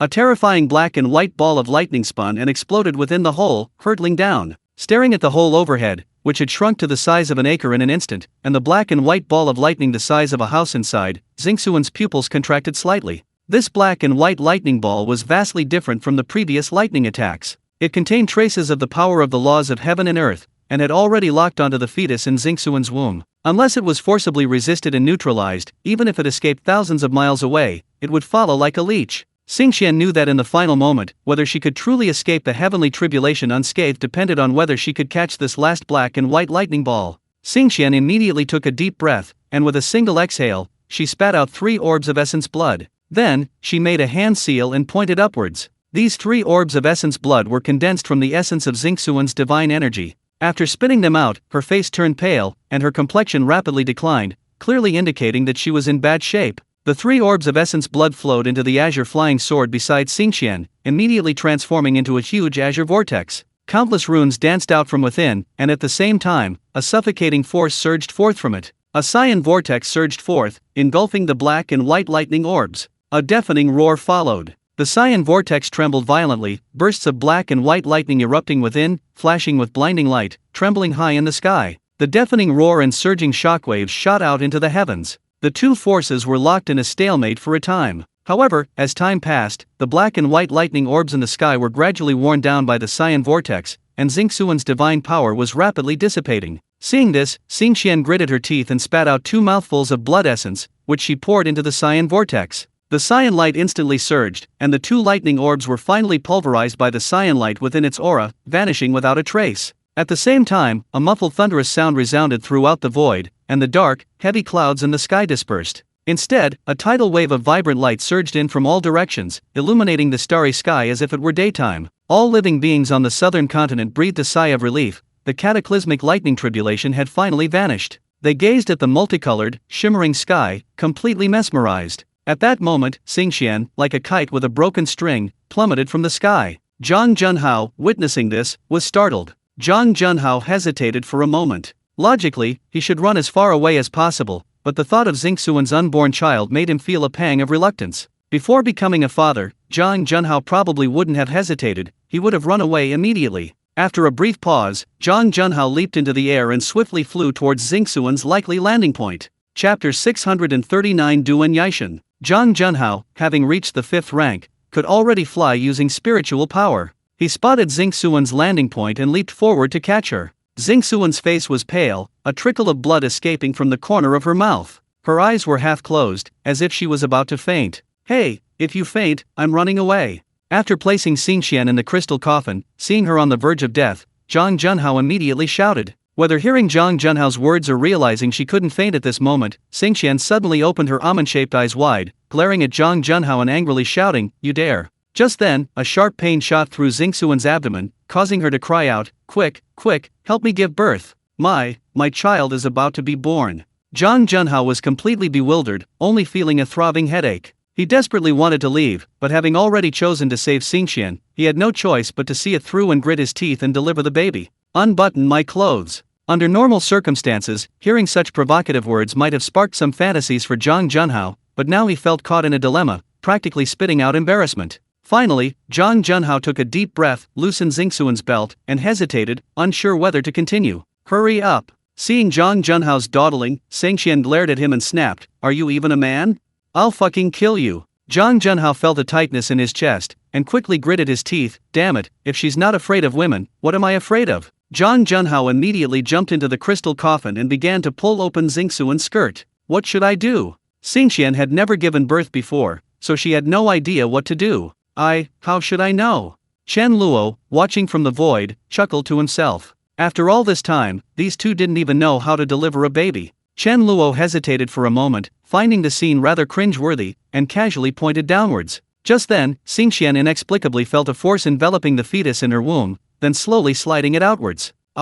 He's out. Zhang Junhao was startled. He had just been about to start a live stream to have someone find an obstetrician, but considering the speed difference between reality and the fantasy world, by the time a doctor arrived, it would probably be 10 days to half a month. Just as he was wondering what to do, he suddenly saw a baby's head emerge below. "Then what are you waiting for?" Xingxian was covered in sweat, her face pale, and she was so angry with Zhang Junhao that she almost spat out blood again. Zhang Junhao snapped out of his daze, recalling scenes from television and movies. He hurriedly reached out and supported the baby's head, slowly pulling him out. Actually, the entire process was guided out by Chen Luo's strength. Zhang Junhao merely played a supporting role. Xingqian and Zhang Junhao were both incredulous, because it had gone so smoothly. Although they had never delivered a baby, they knew that childbirth was extremely painful for a pregnant woman. At the very least she would cry out. But Xingqian felt completely at ease, without experiencing any pain. "It's a son." Zhang Junhao breathed a sigh of relief, a smile even appearing on his face.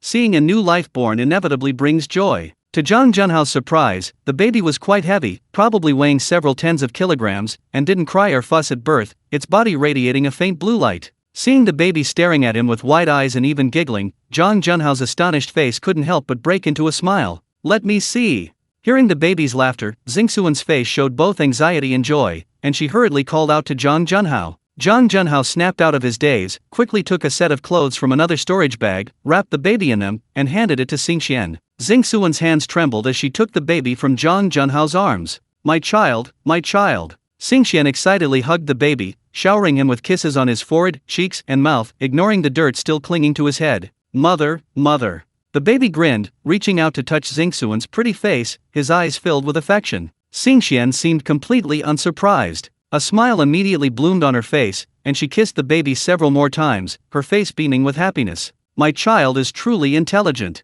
Zhang Junhao, however, was dumbfounded. What kind of prodigy was this? He could speak right after birth and even knew who his mother was. However, considering Xingsuan's status as an ancient goddess, it didn't seem so strange anymore. "My son was born to fight against the heavens. In the future, he will surely surpass anyone in this world. From this day forward, your name will be Duan Yaishan." Xingsuan's face was filled with pride as she lifted the baby and gave him a name. "Child, let's go find your father."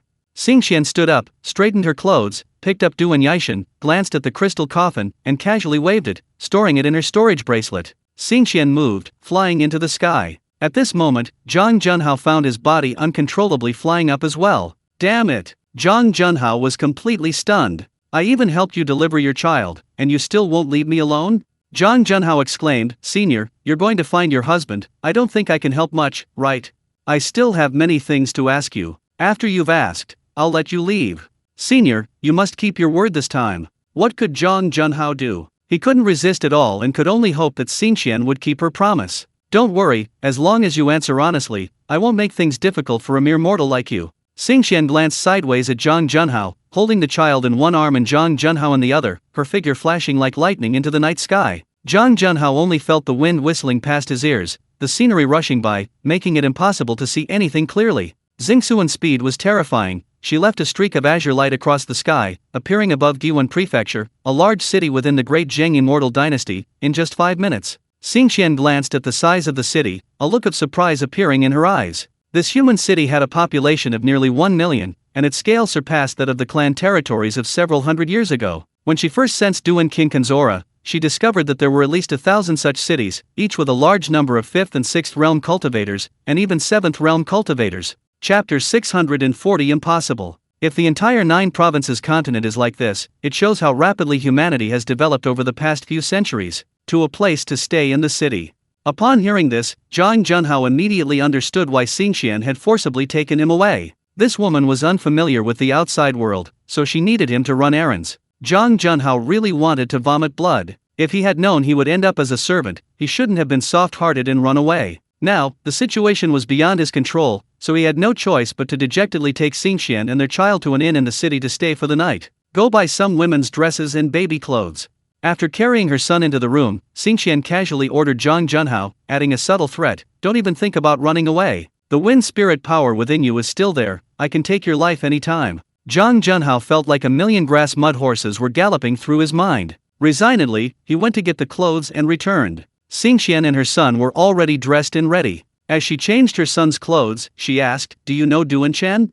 Zhang Junhao paused, then quickly shook his head. "No." Xingqian frowned slightly. "Why was there not a single cultivator above the 9th realm when I sensed him just now? Where did all the true gods and emperors go?" Zhang Junhao knew he couldn't avoid the question once Xingqian asked it. He thought for a moment and decided to tell the truth, because Xingqian could sense if he lied, and she could ask someone else anyway. Zhang Junhao immediately began to recount the various legends and stories he had heard from books. Xingsuan's face grew increasingly grim as she listened. When she heard about the annihilation of the Fufeng clan, her entire aura instantly became chaotic. In a fit of rage, she grabbed Zhang Junhao, exclaiming, "Impossible! My father was the emperor, possessing innate wind spirit power. How could he possibly be dead?" Zhang Junhao was dumbfounded. He hadn't expected Xingxian to be so agitated, and even more unexpected was her claim that she was the emperor's daughter. "Damn it, I'm done for, I'm really going to die this time."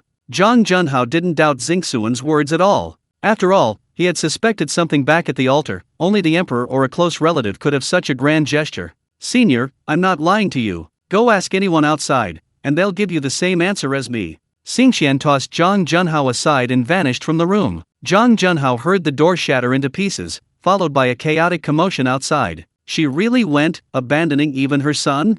A moment later, an agonizing scream echoed from outside. The sound was like a demonic chant, causing everyone in the Gyuan manor, cultivators and ordinary people alike, to clutch their ears in agony and writhe on the ground. The entire Gyuan manor trembled slightly at that moment, and invisible gusts of wind swept out, tearing everything in their path. Those who couldn't escape were instantly sliced into countless pieces by the gale, blood and entrails splattering everywhere. In just a short while, hundreds of people had inexplicably lost their lives. Zhang Junhao knew without a doubt that Xingxian was behind the commotion outside. He watched as the inn and surrounding buildings collapsed one after another, screams echoing endlessly. He looked at Du Yishan on the bed, hurriedly reaching out to pull him into his arms and finding a relatively safe spot. Not long after, Xingxian appeared in the room, her face pale. She took Du Yishan from Zhang Junhao's arms and said, slowly and deliberately, "Continue." Seeing Xingsuan's appearance, Zhang Junhao guessed that she had probably learned the truth from multiple people, likely using that soul-searching technique, which was why she had gone berserk. Zhang Junhao sighed and recounted what had happened after the death of Emperor Fufeng. Xingxian wasn't so agitated about what happened afterward. After all, what happened afterward was nothing compared to the annihilation of her father and the entire Fufeng clan. "Do you have a portrait of Duan Qianchen?" Xingsuan's voice was cold and trembling, as if she were afraid of something. Zhang Junhao's heart skipped a beat. For some reason, hearing Xingsuan's words sent a chill down his spine, and he sensed a sorrowful aura. Without hesitation, Zhang Junhao immediately said, "Duan Qianchen is regarded as a savior by the human race. His statues are found in many places, and his portrait is also depicted in books." After speaking, Zhang Junhao took out a book from his storage pouch. The cover read, "Mythical Era." He quickly flipped through it, soon finding a portrait of a figure, and handed it to Xingxian. When Xingxian saw the portrait, she froze. The next moment, her whole body trembled slightly as she took the book from Zhang Junhao and stared at the portrait. "No, impossible." A surging aura erupted from Xingxian, distorting the entire inn in an instant. Without much fanfare, it simply vanished. Zhang Junhao looked around in astonishment. He saw a vacuum zone, several kilometers in diameter, centered on them. Everything within this zone, buildings and life, had been erased, leaving only emptiness. Zhang Junhao gasped. He was still alive. Xingxian had clearly spared his life. Otherwise, his fate would likely have been grim. "Duan Qianchen." Xingxian gritted her teeth, blood seeping from her mouth. As she uttered Duan Qianquen's name, she suddenly coughed up a mouthful of blood and collapsed. Zhang Junhao, seeing the mother and child about to fall, rushed forward and caught them both. He glanced at Xingsuan's condition. She had already fainted, her face as white as paper, and her once awe-inspiring aura had rapidly vanished. What kind of demon is causing trouble here? Just then, a loud shout came from the sky, followed by more than a dozen beams of light shooting down. Zhang Junhao's expression changed drastically. Those who could fly on objects were at least cultivators of the fifth realm. Although he now possessed the strength of the fifth realm, his methods were pitifully few, and he was no match for any of them. This situation was caused by Xingxian. Once the high-level cultivators from Gyuan Palace arrive, they'll likely capture them first. Xingsuan's fate is now uncertain. Given her appearance, being captured could bring unpredictable misfortune. Moreover, he's a wanted criminal on the Great Zheng Immortal Dynasty's blacklist, and this whole mess could easily fall on his shoulders. If he's caught, he'll face certain death. Zhang Junhao dared not linger. He immediately picked up Xingxian and their child and flew towards the horizon. Chapter 641. The Xianyan sect's sudden change in style. Zhang Junhao had barely taken to the skies when he was spotted by the arriving high-level cultivators. They saw the only living person in the area take flight. Some went down to investigate, while others immediately gave chase. After a short pursuit, they quickly discovered that the fleeing man was none other than Xian Xiao, listed on the blacklist. Seeing that Zhang Junhao had also abducted a woman and an infant, the pursuers were filled with righteous indignation and vowed to kill him. Hearing the cultivators behind him shouting, "You villain, release that woman," Zhang Junhao truly felt like dying. He could already imagine that after today, 2 more charges would be added to his record: the Gyuan Prefecture massacre and abduction of a man's wife. Zhang Junhao finally understood what it meant to be caught in the crossfire. I was clearly kidnapped too, why am I being blamed for this for no reason? Zhang Junhao desperately wanted to listen to his pursuers and abandon Sengxian, but seeing Duan Yaishan giggling at him in his arms, he couldn't bring himself to do it. Since having his daughter, as a new father, Zhang Junhao had become more understanding of parental feelings, and his heart had softened considerably. Moreover, through Xingxuan's reaction just now, Zhang Junhao had figured out many things. He had a vague, inexplicable intuition on the altar that Duan Chen was Duan Qian Chen. Now he was basically certain of it, otherwise, Xingxian wouldn't have fainted from anger and grief, suffering a severe loss of cultivation. This woman is truly pitiful. The father of her child killed her own father and wiped out her entire clan, even a true god couldn't withstand that. Zhang Junhao fled for a day and a night, still unable to shake off the cultivator. Finally, Xingxian woke up, glanced at the cultivator, and then plummeted from the sky, motionless. After resting for a while and stabilizing her injuries, Xingxian immediately took her son and Zhang Junhao to the next city. Zhang Junhao was speechless, unable to understand why this woman insisted on taking him along. Upon arriving in the city, Xingxian did nothing but capture the cultivators and mortals and use her soul-searching technique to examine their souls. Upon receiving the same answer, she moved on to the next city. During this time, many people recognized Zhang Junhao's identity as a wanted criminal on the blacklist and tried to kill him, but without exception, they were all instantly killed by Xingxian. With Xingxuan's strength, when she attacked, others couldn't even sense it, they could only see their attackers instantly sliced into countless pieces, reduced to mangled corpses. Then the blame fell on Zhang Junhao, causing his ranking on the blacklist to rise rapidly, and the bounty to increase drastically. As Xingxian took him to dozens of cities to confirm his identity, Zhang Junhao had jumped to 10th place on the blacklist, because a 6th realm cultivator had already been instantly killed by him. Xingxian, still unwilling to give up even after arriving here, crossed the boundless void sea, reaching the central continent, the eastern continent, and the western continent. After receiving the same result in all 4 continents, she finally gave up completely. Your sect is in the southern continent? Zhang Junhao, having followed Xingxian on her journey for over half a year, could finally stop and catch his breath. When he heard her question, he answered, "Yes. Are there still people in your sect?" Zhang Junhao didn't understand why Xingxian asked that question, but he honestly replied, "The sect has fallen into ruin, and we only have a master whose lifespan is nearing its end." Xingxian simply nodded upon hearing this, and immediately took Zhang Junhao back to Nanzhou. They found Li Ruohe, and together they returned to the Xuanyan mountain range of the Xuanyan sect. Xingxian exterminated all the Kanglang sword sect disciples on the Xuanyan mountain range, then went to the Kanglang sword sect's main branch, killing the current sect leader with a single move. She then established the name of the Xuanyan sect and returned to the Xuanyan mountain range. Following the arrival of the heavenly tribulation, the news of a 9th realm cultivator appearing in the Xuanyan sect quickly shook the Nanzhou continent. Many people speculated about where a 9th realm cultivator came from in the long-decayed Xuanyan sect. Some speculated that the arrival of the heavenly tribulation might be related to this 9th realm cultivator from the Xuanyan sect, while others guessed it was someone from a clan, etc. But regardless of the speculation, everyone knew that the Xuanyan sect was about to rise again. A cultivator at the 9th realm is practically invincible on the 9 provinces continent today, except for ancient ferocious beasts and demonic creatures. In an instant, the gates of the Xianyan sect were pounded with people eager to join, even knowing that sect master Xianxiao was a notorious figure on the blacklist. Although Zhang Junhao couldn't fathom Xingxian's thoughts, he guessed that this woman probably needed a place to stay. Since it didn't matter where she stayed, she simply chose someone she knew to help the Xianyan sect reclaim its territory. Moreover, this woman probably also harbored thoughts of repaying him. Zhang Junhao didn't care about those rushing to his door to become disciples, it was Li Ruohe who was ecstatic. Unexpectedly, at the end of his lifespan, he could witness the Xianyan sect's resurgence. He didn't care about Zhang Junhao's reaction as sect master, immediately opening his gates wide, truly welcoming all comers, regardless of whether there were spies among them. Especially after Xingxian helped Li Ruohe break through to the 4th realm, his lifespan doubled again, making him even more attentive to the matter. Li Ruohe knew these people were after Xingxian, so after accepting them into his sect, he specifically invited Xingxian to witness the ceremony. The usually aloof Xingxian surprisingly went, then immediately cast the wind element curse he used to control Zhang Junhao, and brazenly told them, "Since you've joined the Xianyan sect, you are a member of the Xianyan sect in life and in death." Those present were naturally devastated. They had come to become disciples, but instead, they were controlled. Who could bear this? Some, unwilling to accept this fate, tried to escape, but after only a few steps, they were sliced into countless pieces by the wind elemental power erupting from their bodies, becoming living examples of what not to do. The thousands present were terrified. Even if they were unwilling, they were now under someone else's control and could only obediently submit to their fate. Zhang Junhao was also stunned. The scene was a veritable fantasy version of the heavenly child granny using a life and death talisman to control people. If this continued, the Xuanyan sect would sooner or later degenerate into a heretical section. In fact, Zhang Junhao's prediction was correct. The next day, news of the Xuanyan sect using curses to control people and guarantee the loyalty of their disciples quickly spread throughout the entire southern continent. Even more outrageous, the Xuanyan sect accepts all comers, regardless of righteousness or evil, as long as they possess the potential for cultivation and are willing to accept the wind element curse.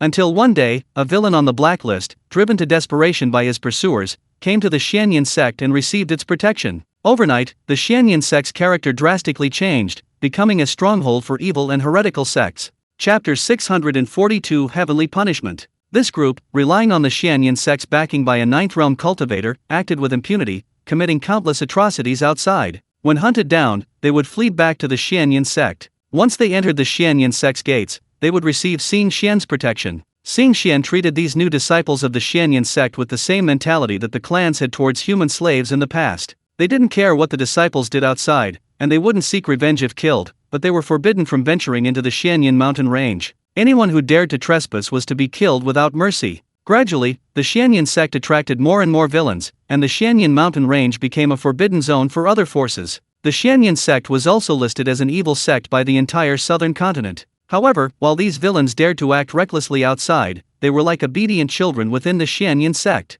Because outside, committing evil could lead to survival upon escaping back to the Xuanyan sect, but within the Xuanyan sect, committing evil would result in being cut into countless pieces. Seeing the Xuanyan sect inexplicably veer off course, Zhang Junhao and Li Ruohe could only exchange speechless glances, gazing blankly at the sky. Zhang Junhao was too lazy to bother with it, focusing solely on his corpse refining technique, leaving the group to Li Ruohe alone. Although Li Ruohe was only at the fourth realm of cultivation, practically nothing within the Xuanyan sect, Xing Xian had given him the method to control the wind element curse. This instantly increased Li Ruohe's threat level dramatically. Even the sixth realm villains treated him with utmost respect. With a "if I don't go to hell, who will?" mentality, Li Ruohe prepared to reform these villains, to make them repent. However, not only were the results minimal, but Xing Xian then issued an order to the group. Kill every person with the surname Duan within the Great Zheng Immortal Dynasty. The more you kill, the greater the reward.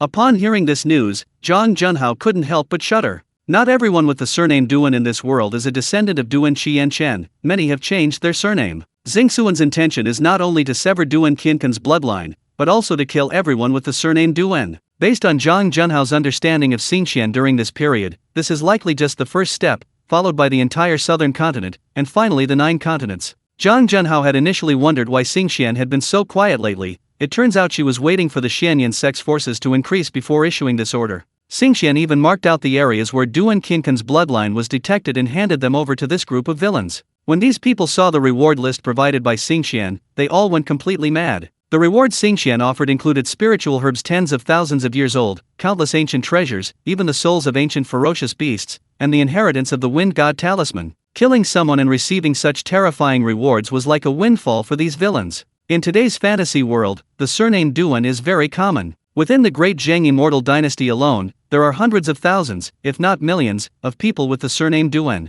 Tens of thousands of villains from the Xuanyan sect descended the mountain, unleashing a bloodbath they called the Duan Killing Contest. In just 1 year, they had essentially wiped out all those with the surname Duan within the Great Zheng Immortal Dynasty. Those who survived changed their names and surnames. The sects within the Great Zheng Immortal Dynasty naturally wouldn't stand idly by and watch these villains kill indiscriminately. But as soon as they made their move, Xingxian retaliated, storming the opposing sect and eliminating their strongest member. From that moment on, all sects were terrified, and no one dared to obstruct the Xuanyan sect again. For a time, the entire southern continent was shrouded in fear of being dominated by the Xuanyan sect. And those villains, upon discovering they had indeed received their rewards from Xingxian, were as excited as if they had been injected with adrenaline, rushing to other immortal dynasties to kill people with the surname Duan to fill their quotas. They dared not cheat, because Xingxian could detect whether they were lying. If they used someone else to fill the quota, they would be instantly killed. 2 more years passed, and all those with the surname Duan throughout the entire southern continent were exterminated. Even those who truly had the surname Duan had changed their names.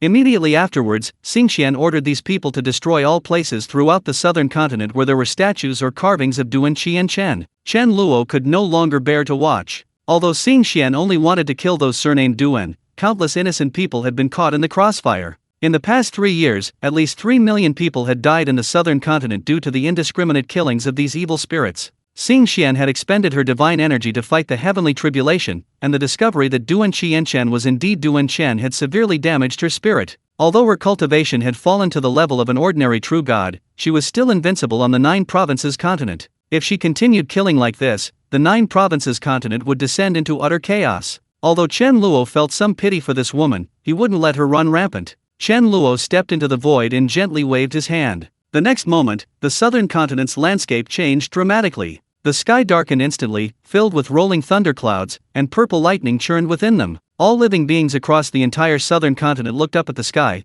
thinking another 9th realm cultivator was about to undergo tribulation and ascend to immortality. Soon after, they saw countless dense bolts of purple lightning descend from the sky. Many Hunyuan sect disciples on the southern continent, who were indulging in killing, were instantly struck by these purple lightning bolts, reduced to ashes, their souls scattered, not even qualified to enter the underworld. These purple lightning bolts could accurately identify every member of the Hunyuan sect and only attack them. Nearby creatures, not even an ant, were unaffected. More purple lightning struck within the Hunyuan sect. Those who had committed numerous atrocities and killed the most people were instantly annihilated without even a chance to react. In a short instant, 9 out of 10 of the tens of thousands of Hunyuan sect members were gone. Those remaining were those who hadn't gone out to kill, such as Zhang Junhao and Li Ruohei. And the thickest bolt of purple lightning struck Xing Xian directly from the sky. Chen Luo attacked directly, a move far more powerful than any heavenly tribulation. Xing Xian had no power to resist, and her cultivation rapidly plummeted, falling from true god all the way to the 7th realm before finally stopping. Take care of yourself.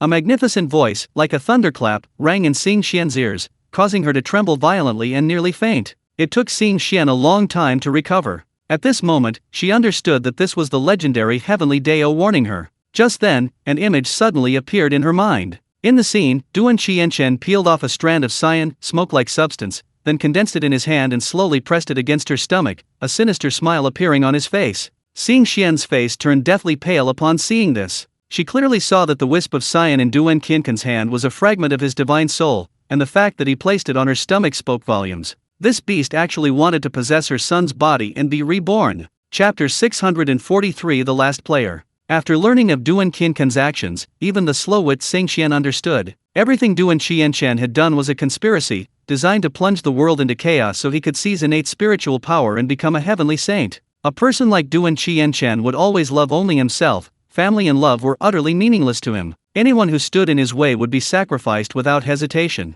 Since learning the truth and witnessing the annihilation of the Fufang clan, the most important person to Xing Xian was naturally her son, Fufang Yaishan, whose surname had been changed. When Xing Xian realized that her son might one day be possessed by Duan Qianshan, her heart was filled with anger, hatred, and deep fear. At this moment, Xing Xian no longer cared about exterminating anyone with the surname Duan. She had to do everything in her power to prevent her son from being possessed by Duan Qianshan. The descent of heavenly lightning executed all the wicked members of the Hunyuan sect, bringing a sigh of relief to all sects and mortals across the southern continent. At that moment, cultivators and mortals alike knelt on the ground, bowing to the sky in gratitude for the divine punishment of the wicked. Simultaneously, this made everyone realize that the saying evil will ultimately be punished was not merely a myth. From that time on, the Hunyuan sect closed its gates. Except for the occasional descent to purchase supplies, no disciple ventured out to commit further evil. Mainly because the vast majority of the wicked had perished under the purple lightning, the remaining disciples, while not all good, had lost the courage to do evil after witnessing the deaths of their followers.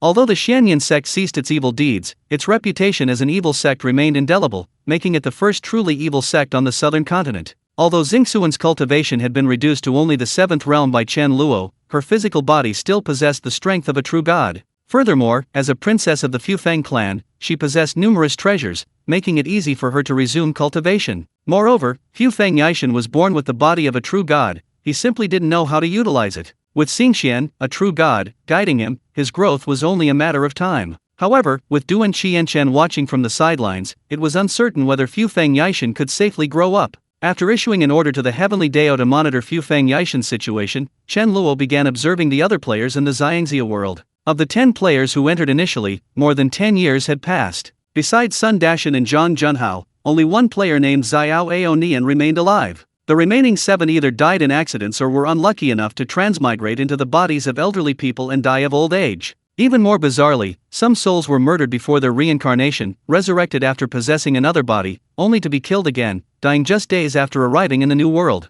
Moreover, the person who killed him was clearly terrified by the resurrection. The second time, they not only killed him but also chopped him into countless pieces and burned him to ashes. Even after burning him to ashes, the person wasn't satisfied and scattered his ashes into the river, only finding complete peace after they were all washed away. Chen Luo glanced one last time at the player named Xiao Aonian. He was born in the central continent and was also a mortal. Xiao Aonian was born into the Li family, a martial arts clan in the Hunyuan prefecture of the Great Shi immortal dynasty. In the world of immortals and heroes, there were thousands upon thousands of such martial arts families. Even against the weakest low-grade immortal cultivation families, they were insignificant, as a single cultivator at the first realm could easily annihilate the strongest martial arts family. This truly demonstrated the difference between immortals and mortals. Even a mere first-realm cultivator was beyond the reach of any martial artist. However, while not the best, they were still far superior. Martial arts families, though not as powerful as immortal cultivation families, were still many times stronger than ordinary mortals. Xiao Aonian possessed the body of Li Yun, the third son of the Li family. He lacked the aptitude for immortal cultivation and his martial arts talent was average. Li Yun had been practicing martial arts since the age of 3, and with the abundant resources provided by the Li family, he was also very diligent. But fate was unkind. No matter how hard Li Yun tried, by the age of 23, he could only barely reach the level of a third-rate martial artist. Although Li Yun became the laughingstock of many martial arts families in Hunyuan Prefecture, no one in the Li family ever mocked him. The Li family was known for its kind and gentle traditions, with loving fathers and filial sons. Seeing Li Yun's relentless efforts without any progress, they didn't criticize him. In fact, the Li family advised him not to overwork himself, that his father and brothers were there for him, and that living a leisurely life as a wealthy young master was perfectly fine. But the more they told him this, the more guilty Li Yun felt, and the harder he worked. Even after his body was damaged, he didn't pay attention to rest and recovery, insisting on physical training, ultimately training himself to death. And it was at this moment that Xiao Aonian possessed and was reborn. In fact, most players entering the Xiangxia world possess the bodies of recently deceased people. At this point, Chen Luo gradually realized that whether it was a Western fantasy world or a Xiangxia world, it was all a living, breathing life. In his view, the lives of Earthlings were no more noble than those of the people in the world he created. Possessing another's body was tantamount to taking their life. Chen Luo had begun consciously adjusting the system, allowing players to possess the bodies of those who had just died, as well as those like Yu Fifan, who had committed heinous crimes and deserved to die. Only when no suitable body could be found would a living person be chosen for possession. Li Yun's heartbeat and breathing had stopped, and the entire Li family was in deep grief, already preparing for his funeral. Li's mother was nearly fainting from crying when Li Yun suddenly regained consciousness. Instead of fainting from grief, she was terrified and fainted, thinking he had risen from the dead. After the Li family had saw that Li Yun was indeed alive, he immediately summoned a doctor to examine him. Once it was confirmed that he was truly alive, the entire Li family wept with joy. After Xiao Aonian woke up, he spent several days digesting Li Yun's memories and then wanted to practice martial arts again. The Li family was terrified, fearing he might kill himself from practicing too much, so they assigned people to watch him for 12 hours a day, forbidding him from practicing in any way. Xiao Aonian had no choice but to obediently recuperate until 3 months later, when he was finally allowed to begin practicing martial arts, but only for no more than 4 hours a day. After possessing a body, Xiao Aonian, though unable to change the fact that he couldn't cultivate immortality, developed a strong interest in martial arts and didn't force it like Li Yun. His greatest interest lay in the world of immortals and heroes, where sword flight was possible, but unable to cultivate, he shifted his focus to the sword techniques of martial arts circles. From that time on, Xiao Aonian visited every martial arts sect in Hunyuan Prefecture that possessed swordplay, seeking to learn its skills. Chapter 644 The Name of the Sword God. The young master of the Li family, instead of learning the family's traditional martial arts, went to study sword techniques from other sects and aristocratic families, naturally making Xiao Aonian the laughingstock of Hunyuan Prefecture once again. Xiao Aonian, however, didn't care about the ridicule. Seeing that those sects wouldn't accept him, he bought some basic introductory sword techniques to learn. The Li family didn't care either. The Li family's martial arts required diligent practice, which was why Li Yun had died from overtraining. They were genuinely afraid that Xiao Aonian would stubbornly stick to the family's traditional martial arts. Seeing that he had shifted his focus to swordsmanship, they were completely relieved. At least practicing swordsmanship wouldn't kill him. What shocked the Li family was Xiao Aonian's astonishing talent in swordsmanship. He learned any sword technique instantly. Even without a master, he learned it after just one reading of a sword manual. Soon, Xiao Aonian had mastered all the sword manuals he could buy, even integrating them and beginning to improve upon their shortcomings. The Li family patriarch was overjoyed. He hadn't expected his son to fail with their family's martial arts, but find success in a different one. The patriarch immediately spared no expense, enrolling Xiao Aonian in the Qinkan sword sect, the most powerful martial arts sect in the Hunyuan Dao, to study swordsmanship there. Thanks to the excellent foundation Li Yun had created for his body, Xiao Aonian's formidable swordsmanship talent blossomed fully at the Qinkan sword sect. From the most basic sword techniques to advanced ones, he learned without any hindrance, mastering everything instantly without needing a second attempt or a master's explanation.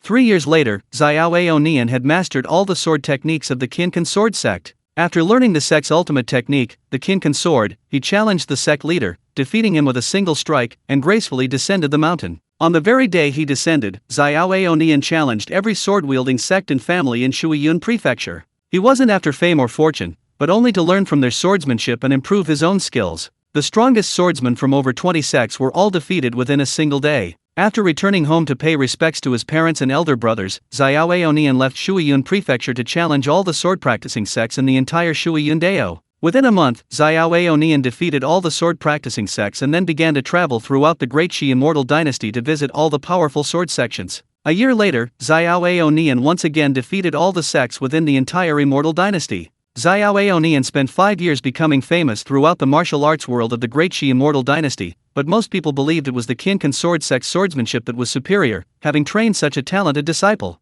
Upon hearing this rumor, Xiao Aonian, just as he had faced ridicule in Hunyuan Prefecture, paid it no heed. After defeating all the sword sects within the Great Shi Immortal Dynasty, Xiao Aonian's understanding of the sword reached a new level. Through 5 years of practice, he absorbed the strengths of all the sword sects and created his own sword technique, the 13 Swords of Xiao Ao. After this, Xiao Aonian's strength reached a new level. He left the Great Shi Immortal Dynasty and traveled throughout the central continent, challenging all the sword-wielding sections. Xiao Aonian seemed completely indifferent to the martial arts of other sects, focusing solely on the path of the sword. He spent another 6 years traveling to all the sword sects of the central continent. In every battle, he would first let his opponent display their sword techniques, then defeat them with a single strike, pointing out their weaknesses and strengths before gracefully departing, never lingering. At this time, the name of Xiao Aonian, the sword god, resounded throughout the continent, but he also felt he had encountered a bottleneck. He clearly felt there was still room for improvement in his swordsmanship, yet he remained unable to break through. And then, devastating news struck. Xiao Aonian had challenged hundreds, even thousands, of sects. Although he had no intention of humiliating them, he had even specifically pointed out the superiority of their sword techniques. For magnanimous people, this might be appreciated as guidance, but for narrow-minded people, it was humiliation. The Lu family, a martial arts clan within the Great Shi Immortal Dynasty, happened to be such a family, and they had always been at odds with the Li family. They had been defeated 10 years prior, and the Li family harbored a deep grudge. Coincidentally, the Lu family produced a person with cultivation talent, Lu Tong, who, after entering the cultivation sect Flying Cloud Pavilion, had already become a cultivator of the first realm within 10 years. While this wasn't enough to make the Lu family a renowned cultivation family, dealing with the Li family was no longer a problem. The Lu family, having endured for years, immediately began their revenge. While Xiao Aonian was still traveling and challenging others, Lu Tong deliberately provoked the Li family under various pretexts. Despite the Li family's repeated forbearance, Lu Tong still crippled the Li family patriarch and Li Yun's 2 elder brothers. The once powerful Li family crumbled almost overnight. Knowing the consequences of offending cultivators, the martial artists and servants fled in droves. Knowing the impending doom, the Li family patriarch dismissed everyone in his household. They initially planned to secretly escape Hunyuan Prefecture, but the Lu family had men guarding the Li family's residence, preventing them from leaving. After the food inside the Li residence ran out, they were not allowed to leave. Finally, the Li family patriarch was forced to kneel on the ground and endure the humiliation of crawling between someone's legs before being allowed to leave. Thinking of his 2 sons, the Li family patriarch endured the humiliation and went out, only to discover that the merchants outside had already received instructions from the Lu family not to sell a single grain of rice to the Li family. Finally, it was a powerful family on good terms with the Li family head who risked everything to secretly give him some rice and flour, allowing him to catch his breath. But afterwards, the Lu family subjected the Li family to countless humiliations, causing immense suffering to the 4 members of the Li family. So much so that when they had only a little food left, to give her husband and son a bite to eat, Madame Li hanged herself. When Xiao Aonian returned to Hunyuan Mansion, his father and eldest brother had starved to death, and his second brother had also committed suicide. The entire family had been wiped out. Although Xiao Aonian was reborn through possession, he had felt their genuine care for him during his time with the Li family, so he truly considered them family. Upon learning of this tragedy, Xiao Aonian was filled with grief and rage. That very night, he sneaked into the Lu family mansion, took the head of the Lu family head, and dumped it in the bustling city center. Lu Tong, upon learning of this, was furious and immediately launched a citywide manhunt for Xiao Aonian. However, after searching Hunyuan mansion for a whole day, they couldn't find even a trace of Xiao Aonian. The following evening, Lu Tong's father's head was also severed and reappeared in the same spot in the bustling city center. The entire Lu family was thrown into a panic. Anyone with a brain understood that Xiao Aonian had returned for revenge. He was putting pressure on the Lu family by taking the head of a direct descendant of the Lu family every day and openly dumping it in the city center. Xiao Aonian was demonstrating his resolve to fight the Lu family to the death, and he wasn't afraid of Lu Tong at all. On the third day, Lu Tong laid a trap, intending to lure Xiao Aonian into it. However, the Lu family hadn't anticipated that Xiao Aonian would actually go that night, and from dozens of meters away, precisely behead yet another direct descendant of the Lu family with his sword energy. While Lu Tong was exposed and gave chase, Xiao Aonian did the opposite, returning to the Lu family compound, taking another Lu family member's head, and calmly leaving with both heads. On the fourth day, the heads of the two Lu family members were once again found dumped in the bustling city center. Chapter 645 Sword Intent. For 3 consecutive days, 4 direct members of the Lu family were killed, causing the Lu family to lose face and leaving them living in constant fear, dreading the arrival of each night. Enraged, Lu Tong mobilized all of the Lu family's resources and coerced members of the martial arts world into helping him capture Xiao Aonian. These martial arts families weren't fools. Xiao Aonian was unmatched in martial arts, who would dare provoke him? Moreover, Lu Tong's attitude was extremely rude and disrespectful,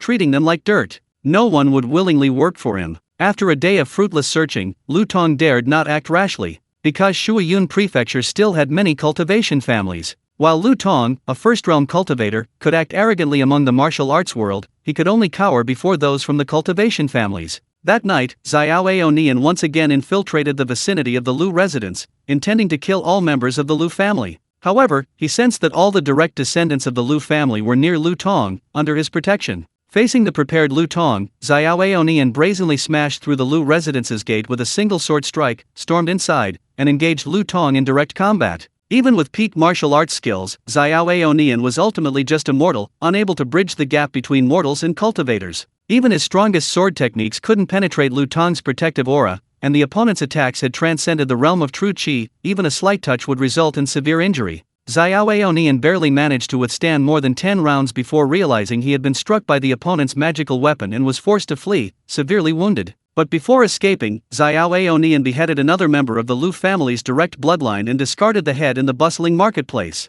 On the 5th day, while Lu Tong searched everywhere for Xiao Yaonian, he went to the Lu family mansion and beheaded 2 more members, writing their names in blood in the mansion. An eye for an eye, a tooth for a tooth.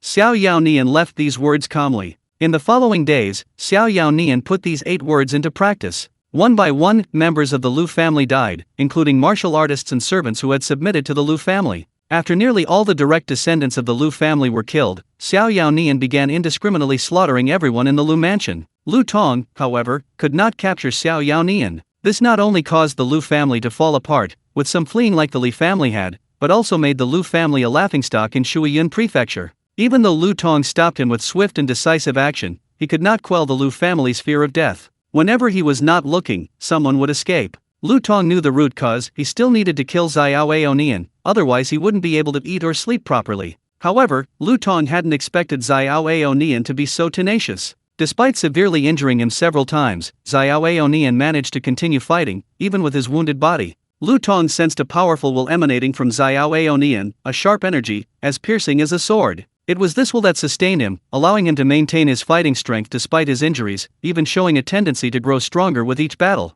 Lu Tong could sense that Xiao Aonian, like him, was relentlessly pursuing the way of the sword, and would not stop until the entire Lu family was wiped out. By this time, the feud between the Lu and Li families had attracted the attention of the entire Hunyuan Prefecture, even drawing the attention of top-tier cultivation families. This kind of dramatic revenge story is sure to pique people's curiosity, especially since Xiao Aonian, a mere mortal, had challenged cultivators and survived to this day, instilling fear in the Lu family. The martial arts world and ordinary people of Hunyuan Prefecture even started placing bets on who would win, with even the cultivation families treating it as a pastime and placing their own bets. When Lu Tong discovered this situation, he knew he had to deal with Xiao Aonian as soon as possible, otherwise he wouldn't be able to stay in Hunyuan Prefecture, and might not even be able to return to his sect, Hunyuan Pavilion. Lu Tong couldn't help but feel a pang of regret. If he had known Xiao Aonian was a madman, he would never have listened to the family head and forced the entirely family to their deaths. Although Lu Tong was filled with remorse, it was too late. He could only try to solve the immediate problem. Lu Tong nearly exhausted the Lu family's wealth to acquire a large amount of cultivation resources.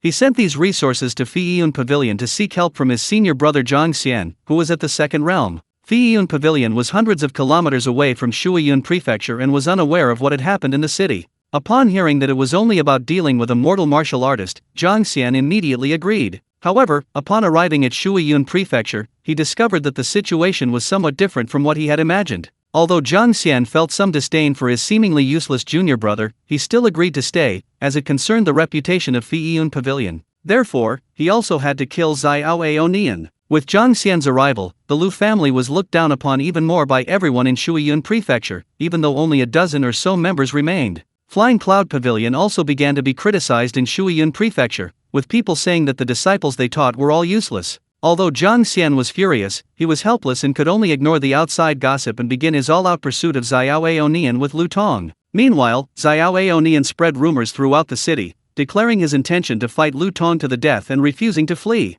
This news caused a sensation throughout the city. This was the first time a martial artist had dared to challenge a cultivator. The Wu family, the Grand Patriarch of Shuiyun Dao and also the largest cultivation family in Shuiyun Dao, personally intervened, holding the duel at their dojo and forbidding Zhang Xian from pursuing Xiao Aonian any further. The sect leader of Hunyuan Pavilion was only at the 4th realm, a level below the Wu family. Zhang Xian naturally dared not disobey and had no choice but to obey the Wu family's orders and allow the two to duel. On the day of the duel, the streets were deserted. Cultivators, martial artists, and ordinary people alike flocked to the dojo to watch the final battle. However, when Lu Tong and Xiao Aonian stood on the field, what happened was not as spectacular as they had imagined. When the referee announced the start of the duel, before Lu Tong could even make a move, Xiao Aonian struck with a single sword strike, piercing through Lu Tong's protective aura and cutting him in two. Xiao Aonian coughed up blood and fainted on the ground. The martial artists and mortals present were all bewildered by what had happened. Even the 4th realm cultivators were dumbfounded.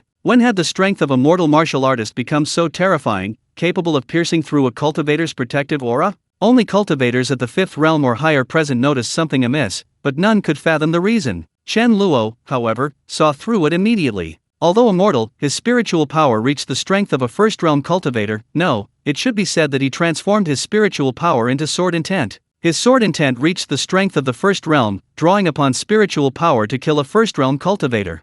Chapter 646 Strange People. Chen Luo was quite surprised. Xiao Aonian, a martial artist, possessed such powerful spiritual energy because he was extremely devoted to the sword path, spending over 10 years thinking only of how to improve his swordsmanship. Such extreme focus was extremely helpful for the growth of spiritual energy. Xiao Aonian's bound soul was also strengthened when his sword intent broke through to the 1st realm, even feeding back into reality. Xiao Aonian's situation was somewhat similar to Sun Dashan's. One used intense emotions to draw upon the spiritual energy of heaven and earth, while the other used sword intent. However, the difference was that Sun Dashan could draw spiritual energy into his body, but Xiao Aonian could not. This guy had essentially forged his own path for mortals to contend with cultivators. Using a mortal body, he cultivated sword intent, achieving the path of a sword immortal. But this path was even more extreme than Sun Dashan's. Abandoning everything, focusing solely on the sword path. Sun Dashan's talent was unparalleled, and the path of the sword immortal, requiring only great perseverance, unwavering determination, and an intense passion for the sword, transcends the limitations of cultivation realms.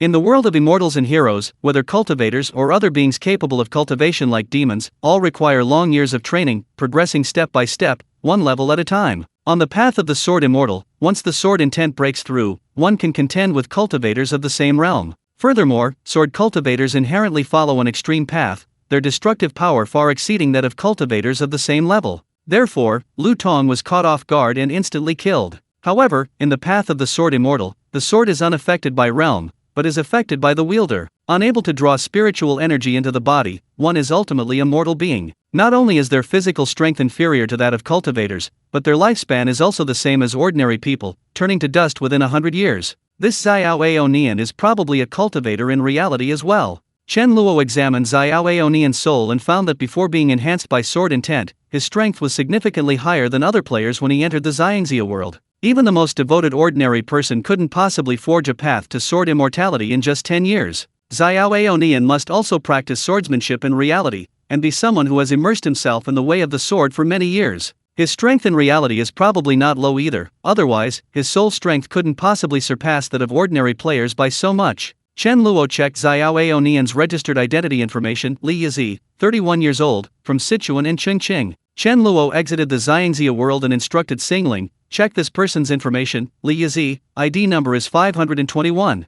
In less than a moment, Xingling quickly presented Li Yizi's information using a holographic projection. Chen Luo was stunned when he saw the information, because it was so sparse. Besides the information on his ID card and a photo, there was nothing else. Why is there so little information? That's all the information he has. It's only because he recently started playing a game, and the data just appeared in the database. The photo was taken by CCTV when he went to the police station to renew his ID card. There are no other photos besides that. Chen Luo was astonished. It was 2032, surveillance cameras were everywhere, even in the smallest towns. How could so few traces remain? Chen Luo didn't doubt Xingling's abilities. She could easily hack into any network. Any information that existed, like frequently logged in websites and apps, or registered accounts, could be easily obtained. Because in modern times, anyone alive leaves a trace. But this guy named Li Yizi truly had nothing left except the information on his ID card. No parents, no wife, no children, not even a cell phone. Chen Luo glanced at the photo of Li Yizi.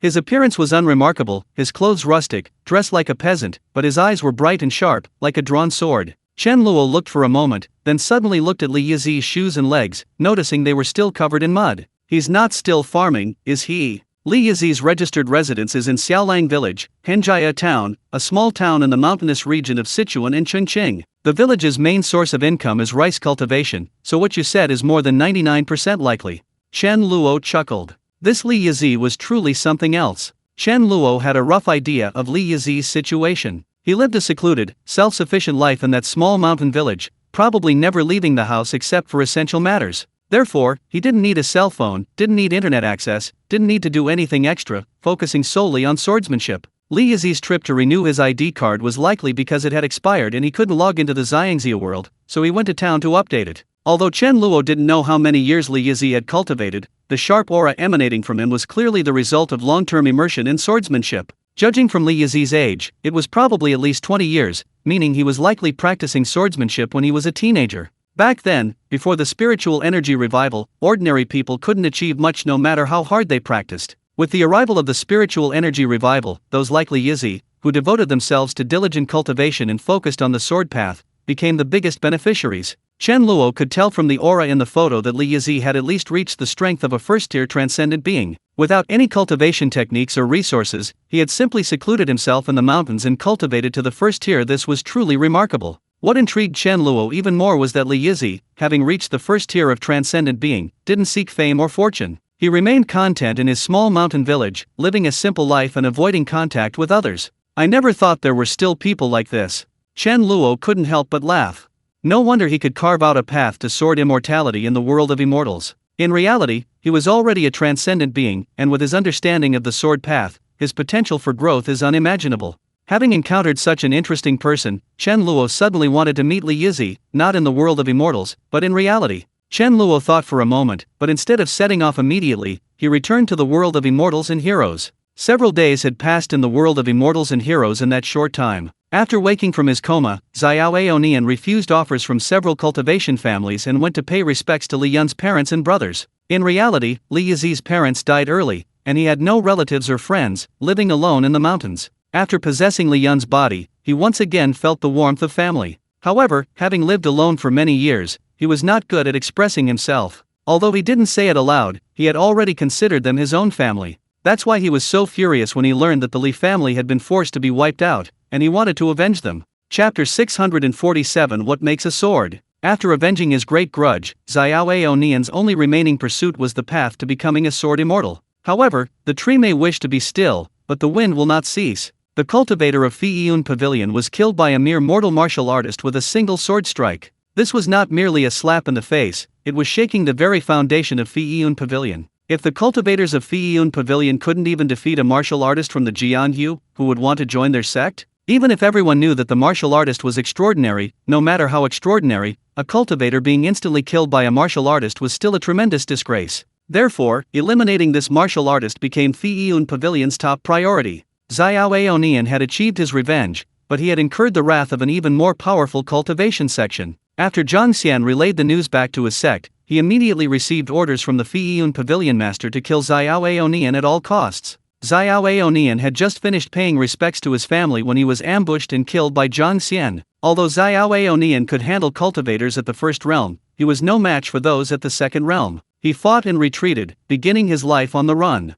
Zhang Xian, though stronger than Xiao Aonian, couldn't keep up with his speed. This chase lasted for a month until Hunyuan Pavilion sent cultivators to help. By this time, news of Hunyuan Pavilion's pursuit of Xiao Aonian had spread throughout Shuiyundao. They realized that the longer the situation dragged on, the more damage it would do to their reputation. When the dozen or so second-realm cultivators they sent finally cornered Xiao Aonian, the result was that all of them were annihilated by Xiao Aonian with a single sword strike. It turned out that for the past month, Xiao Aonian had actually been using these second-realm cultivators as whetstones, constantly honing his sword intent. Being stopped by them wasn't because he was desperate, but rather to send them on their way. Xiao Aonian stopped fleeing and instead went to Hunyuan Pavilion. When the people of Hunyuan Pavilion learned that Xiao Aonian had delivered himself to their doorstep, they were naturally furious. A mere martial artist dared to challenge a cultivation sect. They'd seen arrogance before, but never anything like this. Even after learning that Xiao Aonian had killed all the second-realm cultivators, the Hunyuan Pavilion Master still couldn't bring himself to personally intervene.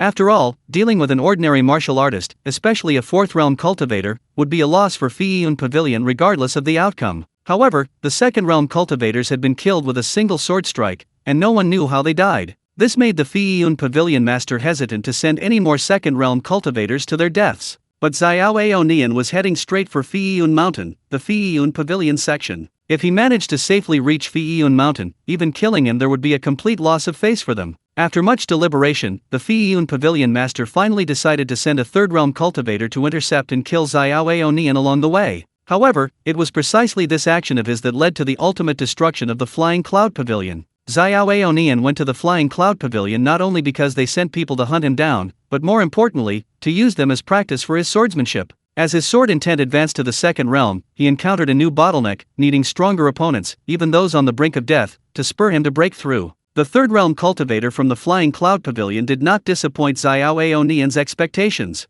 After several consecutive exchanges, although severely injured, he successfully broke through to the third realm of sword intent. At this moment, apart from those at the fourth realm, none of the cultivators in the Flying Cloud Pavilion were a match for Xiao Aonian. This news, once it spread, shook the central continent. The most shocked and excited were, of course, the ordinary martial artists. Past experience had taught them that there was an insurmountable gap between mortals and cultivators. Before absolute power, everything else was meaningless. But now, Xiao Aonian was showing them that even ordinary martial artists could kill, and even crush, cultivators. This caused unprecedented attention to the Flying Cloud Pavilion. Cultivators and martial artists from the Great Shi Immortal Dynasty, being closer, rushed over to witness the battle, eager to see what the first person in history to challenge a cultivation sect with a mortal body was like. When Xiao Aonian reached the foot of Flying Cloud Mountain, tens of thousands of cultivators and martial artists gathered to watch. The scene was so vast that an outsider might have thought some secret realm or rare treasure had been discovered. The Flying Cloud Pavilion Master was instantly in a bind. He never imagined things would turn out this way.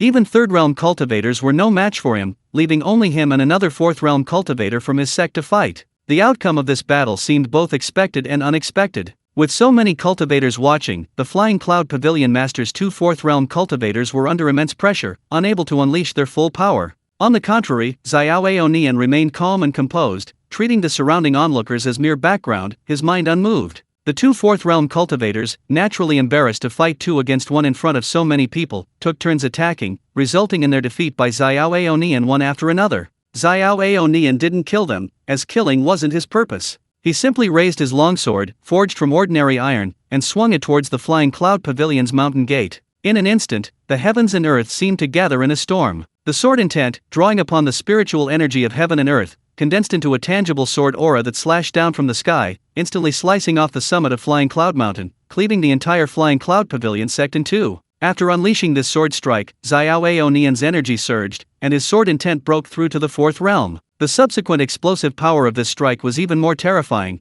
directly splitting the main vein of Flying Cloud Mountain in two, creating a massive rift. Looking at the Y-shaped Flying Cloud Mountain, the onlookers, both cultivators and martial artists, were shocked. They had never imagined that a martial artist could possess such terrifying strength. After the battle at Flying Cloud Mountain, Xiao Aonian's name became known throughout the land. Countless people came seeking to become his disciples, and many cultivation sects wanted to invite him to join, including some immortal sects possessing divine talismans. Xiao Aonian refused all those who wanted to become his disciples or join his sects. He pursued a higher realm. As Xiao Aonian set off to challenge more immortal sword sects, a young man suddenly appeared before him. Xiao Aonian was slightly surprised. This person seemed to have fallen from the sky, leaving no trace. A player. In the world of immortals and heroes, Xiao Aonian had never seen such a strange way of moving, unless a player logged off here. What is a sword? The young man didn't answer Xiao Aonian's question, but instead looked at him and asked a question. Xiao Aonian was stunned.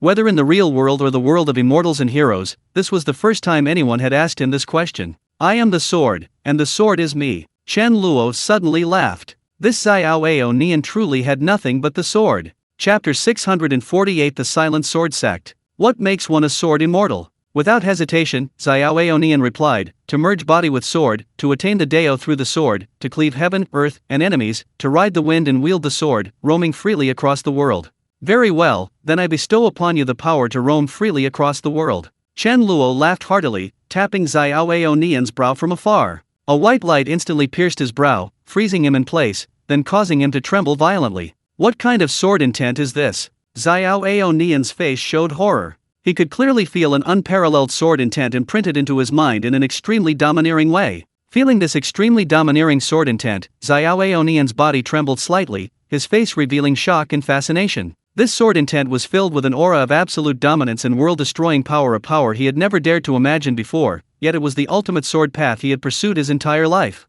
The Sword of Annihilation. When Xiao Aonian sensed the name of this sword intent, his heart trembled violently. The Sword of Annihilation truly lives up to its name. A look of fascination filled Xiao Aonian's eyes. He stood frozen in place, eager to experience the sword intent of annihilation. In that instant, he lost all perception of his surroundings, not even noticing when Chen Luo had disappeared. Xiao Aonian remained motionless, his breathing becoming barely audible, like a lifeless statue. As time passed, dust slowly accumulated on his body, turning him into a gray figure, only to be washed away by the subsequent storm and the scorching sun afterward. Yet Xiao Aonian remained completely still, as if dead. During his meditation, his understanding of the sword intent of annihilation deepened, gradually integrating it into his own sword intent. Finally, a year later, Xiao Aonian opened his eyes. A soaring sword light burst forth from his body, reaching the heavens. This is the fifth realm? The next moment, Xiao Aonian laughed loudly, drew his longsword, and tossed it into the air. He then took a step forward. Whoosh! He lightly leaped onto the longsword, which transformed into a streak of light, slicing through the sky and hurtling rapidly into the distance. 3 months later, with his fifth realm annihilation sword intent, Xiao Aonian defeated all the sects within the Great Shi immortal dynasty that possessed fifth realm level members. His sword intent advanced to the sixth realm, and he then defeated the sixth realm supreme elder of the Great Shi royal family in the imperial city. At this point, apart from the immortal sects, Xiao Aonian had no equal. Just as everyone was awestruck by the power of the sword immortal lineage, Xiao Aonian went to the Luying Palace within the Great Shi dynasty, which possessed the Wood God Talisman, to challenge the seventh realm palace master. After 3 defeats, Xiao Aonian comprehended the seventh realm of sword intent, achieving the Dao of shattering all laws with a single sword strike. This sword intent abandoned defense, and needed no defense, focusing solely on extreme attack. It used its strongest strike to shatter all close-range spiritual energy and attacks, even mental attacks could not reach its body. Xiao Aonian fought the palace master of Luying Palace again, defeating her with a single sword strike. The residual power of that sword strike even cleaved the earth, forming a massive fissure that transformed into an endless abyss. The rises on either side then transformed into a mountain range stretching for hundreds of miles, later known as the Sword-Severed Mountains. This news, once again shaking the central continent, as countless cultivators, martial artists, and mortals, even the cultivation sects, were awestruck by the sword immortal's power. After that battle, Xiao Aonian vanished without a trace, never to be seen again. In fact, Xiao Aonian could only unleash that one sword strike, and due to the immense backlash from that power, his body was severely injured, forcing him to devote himself to recuperation. 6 months later, Xiao Aonian recovered from his injuries and established the Silent Extinction Sword sect on Mount Shifang in the Great Shi Immortal Dynasty, recruiting disciples. The news of Xiao Aonian's return and the acceptance of disciples shook the world. The power of the sword immortal lineage had become truly felt by the beings of the central continent. To grant mortals power comparable to cultivators was nothing short of a miracle. In less than a month, over 60,000 people flocked from the continent, all seeking to become disciples. Xiao Aonian's selection method was simple: those with cultivation aptitude were not accepted, nor were those who did not cultivate the sword path. Xiao Aonian didn't personally select disciples one by one. Instead, he carved the character sword at the foot of 10 Directions Mountain, requiring all those who met the first selection criterion to comprehend it. Those who could sense the sword intent within it passed the initial selection. At this point, Xiao Aonian would use his sword heart clarity technique to personally conduct a second round of testing. Only after confirming the candidate's character and temperament were sound would he accept them as a disciple. In reality, the initial 2 prerequisites eliminated half the applicants, the first round further eliminated a large portion, and by the time they reached Xiao Aonian's level, the vast majority were eliminated again. Tens of thousands came, but ultimately Xiao Aonian only kept 7, nearly 1 in 1,000. Xiao Aonian immediately announced the closure of his mountain gates, ceasing all acceptance of disciples and only recruiting once a year thereafter. Even so, this couldn't deter the desire of martial artists and ordinary people alike to become his disciples. For centuries, mortals and martial artists could only endure the rule of cultivators. They could not resist, nor were they capable of doing so. They were forever resigned to their fate. Without extraordinary power, they remained at the bottom, passively following the tides of time, their only hope being that a cultivator would be born into their family to change their destiny. However, only a minority possessed the aptitude for cultivation, the majority lacked it. Yet, among them were those with perseverance and determination to change their fate. Now, Xiao Aonian had opened a path to sword immortality, essentially giving all those who had lost hope a clear goal. At the foot of 10 Directions Mountain, countless people lingered daily, kneeling and refusing to leave, hoping to join the silent extinction sword sect. But when Xiao Aonian said he would close the mountain gates, he meant it. Not only did he not appear, but his 7 disciples also did not show up, completely ignoring those at the foot of the mountain. Those at the foot of the mountain tried to climb, but found an invisible barrier blocking their way, preventing them from entering. After months of waiting without seeing Xiao Aonian appear, these people did not give up.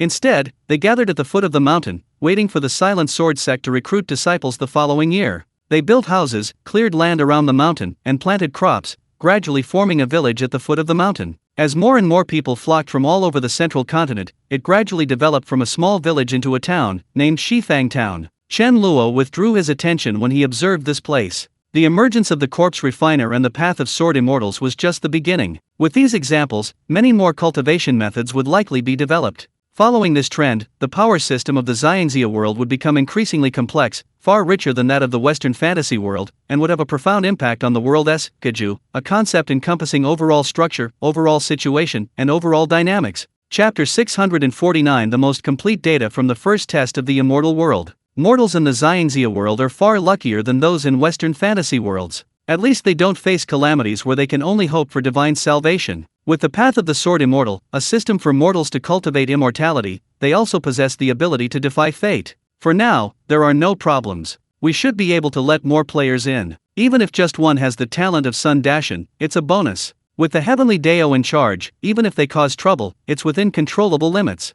Chen Luo pondered for a moment, then immediately logged out of the Xiangxia world. On the Second Life Game Forum, the most popular content now is information related to the Xiangxia world. The 7 players who died have all posted a lot of information about the Xiangxia world on the forum. One player, Rift, meticulously compiled the information and posted it. The post was titled, "The Most Complete Information from the First Closed Beta of the Xiangxia World." Hello everyone on the forum, I'm Liaking, a player from the first closed beta test. Unfortunately, in the Xiangxia world, my soul transmigrated into the body of an old man who drowned. Speechless.jpg. The result of becoming an old man is that, inexplicably, my walking speed has slowed down, and I inexplicably have a liking for soaking goji berries in my thermos. Fortunately, after I died, I finally managed to correct this ridiculous habit. Although I can't cultivate there and am nearing death, at least I'm from a wealthy family with a bunch of filial sons and grandsons, and I have no worries about food or drink. Basically, I can get whatever I want. If it weren't for my erectile dysfunction, I might have found a lady in ancient costume for a little fun. Okay, I digress. Let's get back to the point. Although I only lived in the Xiangxia world for 6 years, I spent most of that time reading various classic texts and myths. I have to mention that the old age and failing eyesight were incredibly realistic. I couldn't read at night, I could only see the words clearly during the day. But let's get back to the point. Through this period of observation, I've basically grasped the structure of the Xiangxia world. Now, I'm sharing this information free of charge so that everyone can quickly familiarize themselves with the environment when entering the Xiangxia world, and perhaps accumulate some good karma for a better reincarnation next time. First, this is a main world similar to Western fantasy worlds, with 100% realism. Unlike Western fantasy worlds, this world is already largely formed, unlike the initial high degree of freedom in Western fantasy worlds. The Xiangxia world was created by a heavenly sage, which you can think of as the creator god of Western fantasy worlds, just with a different title. The heavenly sage created 35 primordial gods and the 9 provinces continent. These gods, in turn, created 35 powerful clans. At that time, humans were still apes. Later, the 35 clans experienced population explosions and fought each other for cultivation resources. Although they were suppressed by the 35 primordial gods, the seeds of hatred were sown then. Humans then evolved from apes into humans, only to be slaughtered and enslaved by the 35 clans for thousands of years. Then came the extraordinary. A monstrous talent emerged among humans, Duan Qi and Chen. His father was human, but his mother was from a clan. The process is too long to explain in detail, just follow the template of the scumbag Zhang Wuji's story. However, what's even more impressive than Zhang Wuji is that Duan Qi and Chen single-handedly wiped out nearly 35 clans, destroyed 28 gods, punched a hole in the heavens, and caused the 9 provinces to collapse, almost destroying the world. The official authorities couldn't stand it anymore, so the heavenly Dao Saint intervened, killing Duan Qi and Chen and then tearing him apart with 5 horses to mend the heavens, thus restoring the Xiangxia world. After this, the major clans of the 9 provinces went into seclusion. Except for 4 continents where humans and demons were in conflict, the other 5 continents were basically human territory. For example, the northern province where our great sage Sun Wukong resided, although there were demons there, they weren't powerful and posed no threat to humans. Oh, and there's one more thing I forgot to mention. After Duan Qi and Chen pierced 3 holes in the sky, the spiritual energy of heaven and earth flowed out through the holes, causing the spiritual energy to weaken and the cultivation effect to be greatly reduced. Well, to put it simply, it's like when a normal person masturbates too much, ending up with kidney deficiency. That's right, I'm talking about those of you who frequently masturbate. You need to be moderate and take care of your health. Even a world can't withstand this, let alone you guys, right? This post by Liaking, besides the basic background of the Xiangxia world, also included the power structure, cultivation system, and local customs of the Xiangxia world. This post is extremely popular, receiving hundreds of thousands of replies daily since its appearance, and has consistently been pinned to the top, with players discussing it enthusiastically. Wait, the Xiangxia world also has divine talismans, wouldn't they be the same as the divine talismans in reality? That's interesting. If someone with a divine talisman goes into the Xiangxia world to cultivate, can they succeed? Have you ever thought about what if it were the other way around? Obtain a divine talisman in the Xiangxia world, and then cultivate in reality. It's said that the divine talismans were originally taught to people in the real world by people from the game company. What's so strange about that? Damn, yeah, those who possess divine talismans not only cultivate faster than others, but they're also much stronger than others at the same level. I really want to go in and get a divine talisman to try it out. Rolling on the ground begging for a second closed beta. Running naked in the snow begging for a second closed beta. Crying my blood begging for a second closed beta. Begging for a second closed beta of the Xiangxia world. Grandpa Wang Zioki, please have another event.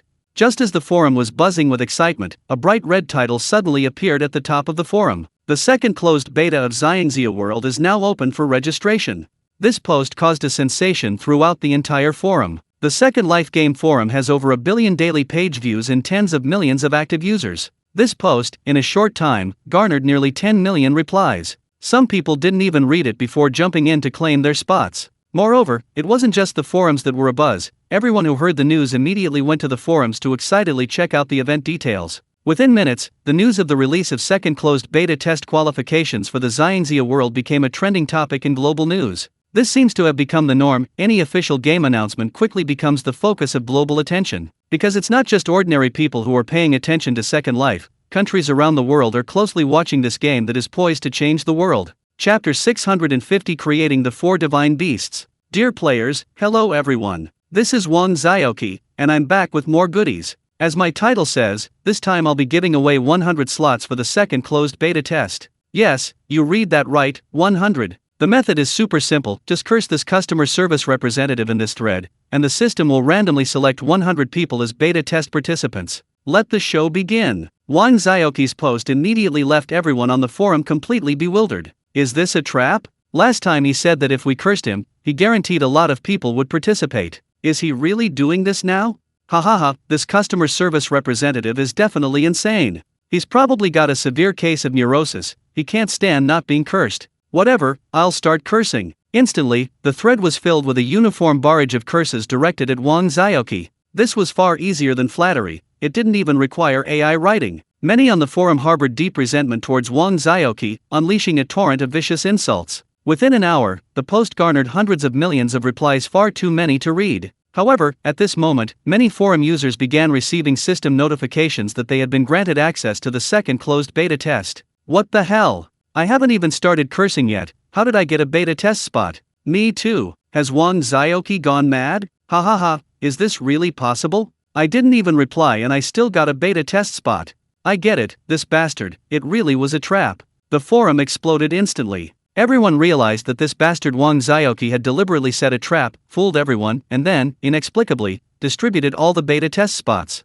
You bunch of idiot players, would customer service, be so low as to let you insult me and then give you test qualifications? Even a fool could tell this is a trap. You brainless morons, how dare you play such a great game? Go eat shit, middle finger emoji. Wang Xiaoqi's words immediately caused an uproar on the forum. Those who had insulted him were furious, practically ready to smash their computers. No one expected Wang Xiaoqi to be so despicable, deliberately inciting people to insult him, then immediately denying it and taking a jab at them. But despite their anger, they could only watch helplessly, because there was nothing they could do about Wang Xiaoqi. He could do whatever he wanted. However, someone soon discovered how those 200 test qualifications were obtained. Wang Xiaoqi had simply randomly selected 200 players from the most complete information on the first closed beta of the Immortal World post by leaking. Another criterion was that none of them had insulted him in that pinned event post. The overlap between these two criteria is actually quite high, because many people immediately went to reply to that post and criticized Wang Xiaoqi. However, that post originally had tens of millions of replies, so selecting 200 players was entirely feasible. Some of these players were still asleep, completely unaware of the situation. When they woke up, they found themselves inexplicably granted testing qualifications, a thrill akin to winning the lottery.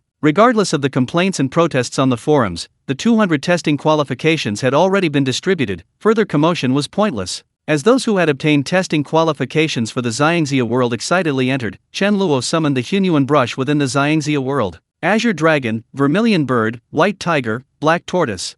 After writing this, Chen Luo thought for a moment and added juvenile form afterward. He chose juvenile forms not only because creation consumes less lifespan, but also because the power system of the Xiangxia world was already well established. The appearance of 4 powerful divine beasts would have immeasurable consequences. Once these divine beasts matured from their juvenile forms, there would also be many top-tier powers among other races in the Xiangxia world. Combined with the balance of power in the heavenly Dao, the impact would be minimal. As Chen Luo finished writing, 4 eggs of different colors appeared before his eyes. The 4 eggs were blue, red, gold, and black, representing the 4 divine beasts of the 4 directions. Chen Luo glanced at the 4 glowing eggs, then touched them, imprinting the images and power inheritance systems of the 4 divine beasts into them. Once they hatched and gradually grew into their complete forms, they would possess the legendary appearance and power. Chen Luo waved his hand, sending the 4 divine beast eggs away. They would appear in undiscovered blessed lands and secret realms. Chen Luo didn't intend to let them hatch directly, but rather let them absorb the spiritual energy of heaven and earth and hatch and grow on their own. The spiritual energy in those secret realms and blessed lands was several times that of the outside world, and with little threat, they had ample time to develop. If someone lucky enough to discover a secret realm or blessed land early and find these divine beast eggs or larvae, that would be their good fortune. As long as these divine beasts weren't used to wreak havoc on the immortal world, Chen Luo wouldn't interfere. Then next are the dragon and the phoenix. Many people actually believe the Azure Dragon is a dragon and the Vermilion Bird is a phoenix. However, the Azure Dragon is not a dragon, the White Tiger is not a tiger, the Vermilion Bird is not a phoenix, and the Black Tortoise is not a tortoise. Although the 4 divine beasts are named after beasts, they are actually the 4 spirits of heaven, governing the constellations. Strictly speaking, they are deities, only manifesting in beastly form. Saying the Azure Dragon is a dragon and the Vermilion Bird is a phoenix is like saying Scorpio and Cancer are a scorpion and a crab. The 4 divine beasts are each a separate species, without male or female distinctions. The entire species consists of only them. Chen Luo did not directly create the Eastern Divine Dragon, but instead wrote down Jiaolong and Crimson Bird. According to the legendary evolutionary path, the Jiaolong transforms into a dragon after 1,000 years, the dragon becomes a horned dragon after 500 years, and the Yinglong after 1,000 years. The Crimson Bird's evolutionary path is that of a phoenix, then a phoenix emperor, and finally a phoenix. Chen Luo didn't completely follow the legendary settings, such as the phoenix and the dragon being male and female. He directly defined the phoenix as a type of bird, the final evolution of the red bird. After all, this is my world, so of course I call the shots. Chen Luo didn't produce too many, he collected 10 of each and released them across the 9 provinces continent. These places were mostly suitable for their growth. For example, dragons mostly inhabited large rivers, while phoenixes thrived in places rich in fire elemental energy, such as volcanoes or fiery infernos. Once the dragons and phoenixes matured, it was estimated that only cultivators at the 9th realm could handle them. Given their already considerable strength, they didn't need the same time to develop as the 4 divine beasts. After settling the divine beasts, Chen Luo immediately left the Xiangxia world and returned to reality. Chapter 651 Checks and Balances. Chen Luo returned to the hotel and immediately instructed Xingling, send a reconnaissance ship over there. I need to know Li Yizi's movements. Yes, sir. The small mountain village lacked surveillance, but Chen Luo could create it. The reconnaissance ship on the starry sky was far more capable than the reconnaissance satellites of Earth's major nations in outer space. If Chen Luo wished, he could deploy reconnaissance ships throughout outer space, able to see every corner of the Earth. Chen Luo's interest in Li Yizi stemmed from his desire to know if this modern man, living a semi-secluded life, could comprehend the sword intent of annihilation in the Xiangxia world in reality. For example, someone with high talent like Shang Wengsuan could comprehend the 9 swords formation simply through the sword energy of the Judgment Divine Sword in the Western fantasy world. He could achieve the same in reality, albeit with much less power. Li Yizi's talent surpassed even Shang Wengsuan's, and he was free of distractions. Aside from basic necessities, his thoughts were solely focused on the path of the sword. He was a pure cultivator. Although Shang Wengsuan was already a second-tier transcendent, his ambitions were too strong. He had not only gained significant influence in the Western fantasy world but was also seeking a similar position in the real world. This wasn't just his ambition. Han Fei, Lei Changyang, and Zhao Yi were all trying to extend their influence into the real world. The transcendent organizations they had secretly established were accumulating power in the shadows. Perhaps one day in the future, these people would become unwilling to be controlled by the government, and that could lead to a catastrophe. Chen Luo already had enough to worry about. He didn't want to have to worry about the infighting between Earth's transcendents and ordinary people in the future. Even though Chen Luo controlled their souls and could change the outcome at any time, Chen Luo wouldn't interfere because he knew he couldn't stay on Earth forever. In the not-too-distant future, he would go to a higher dimensional world. The fate of Earthlings was naturally their own responsibility. People like Li Yizi were very pure, with a clear sense of good and evil, unswayed by fame and fortune, and would always adhere to their principles. If Shang Wengsuan and his ilk commit evil deeds, Li Yizi will be the last line of defense. This is the fundamental reason why Chen Luo taught him the sword intent of annihilation. Actually, in terms of strength, Tang Shishi would be the best choice. However, while she possesses both strength and talent, she is still too young. Shang Wengsuan and his ilk have lived for hundreds of years in both the Western fantasy world and the real world, and they have all become cunning and shrewd. Tang Shishi is not a significant threat to them, and with Zhang Yuxuan as a weakness, dealing with her wouldn't be too difficult.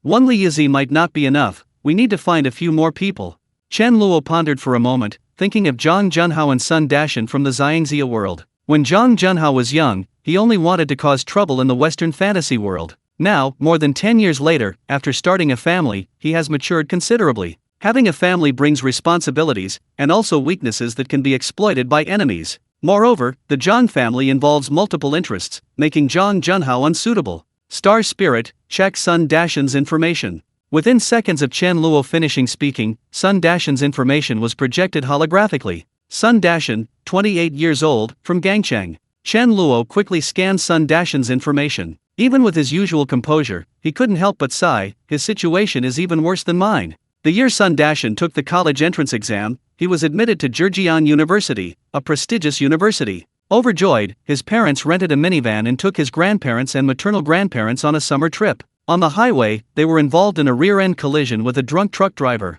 Of the 7 people in the car, only Sun Dashan survived. After the accident, the insurance company requested an autopsy and found alcohol in Sun Dashan's father's system. Even though Sun Dashan's father had only drunk 1 beer because he was happy about his son's admission to Zhejiang University, which wouldn't have affected his driving ability, the insurance company refused to pay out. Sun Dashan's grandparents and maternal grandparents each had only 1 child. He had no siblings. After being rescued, he discovered he was an orphan. Sun Dashan's family was already of modest means, and the inheritance from his elders was not substantial. Furthermore, the money from both sets of grandparents had been given to Sun Dashan's parents to buy a house in a prime location in the city center. They had only paid a down payment, and the mortgage was still outstanding. Sun Dashan couldn't even afford the high medical expenses for his hospitalization, let alone repay the loan. Lying in his hospital bed with no other option, he entrusted a friend of his father to sell the house. However, his father's friend told him that because of their recent misfortune, buyers considered the house too unlucky and wouldn't buy it. The price had to be lowered.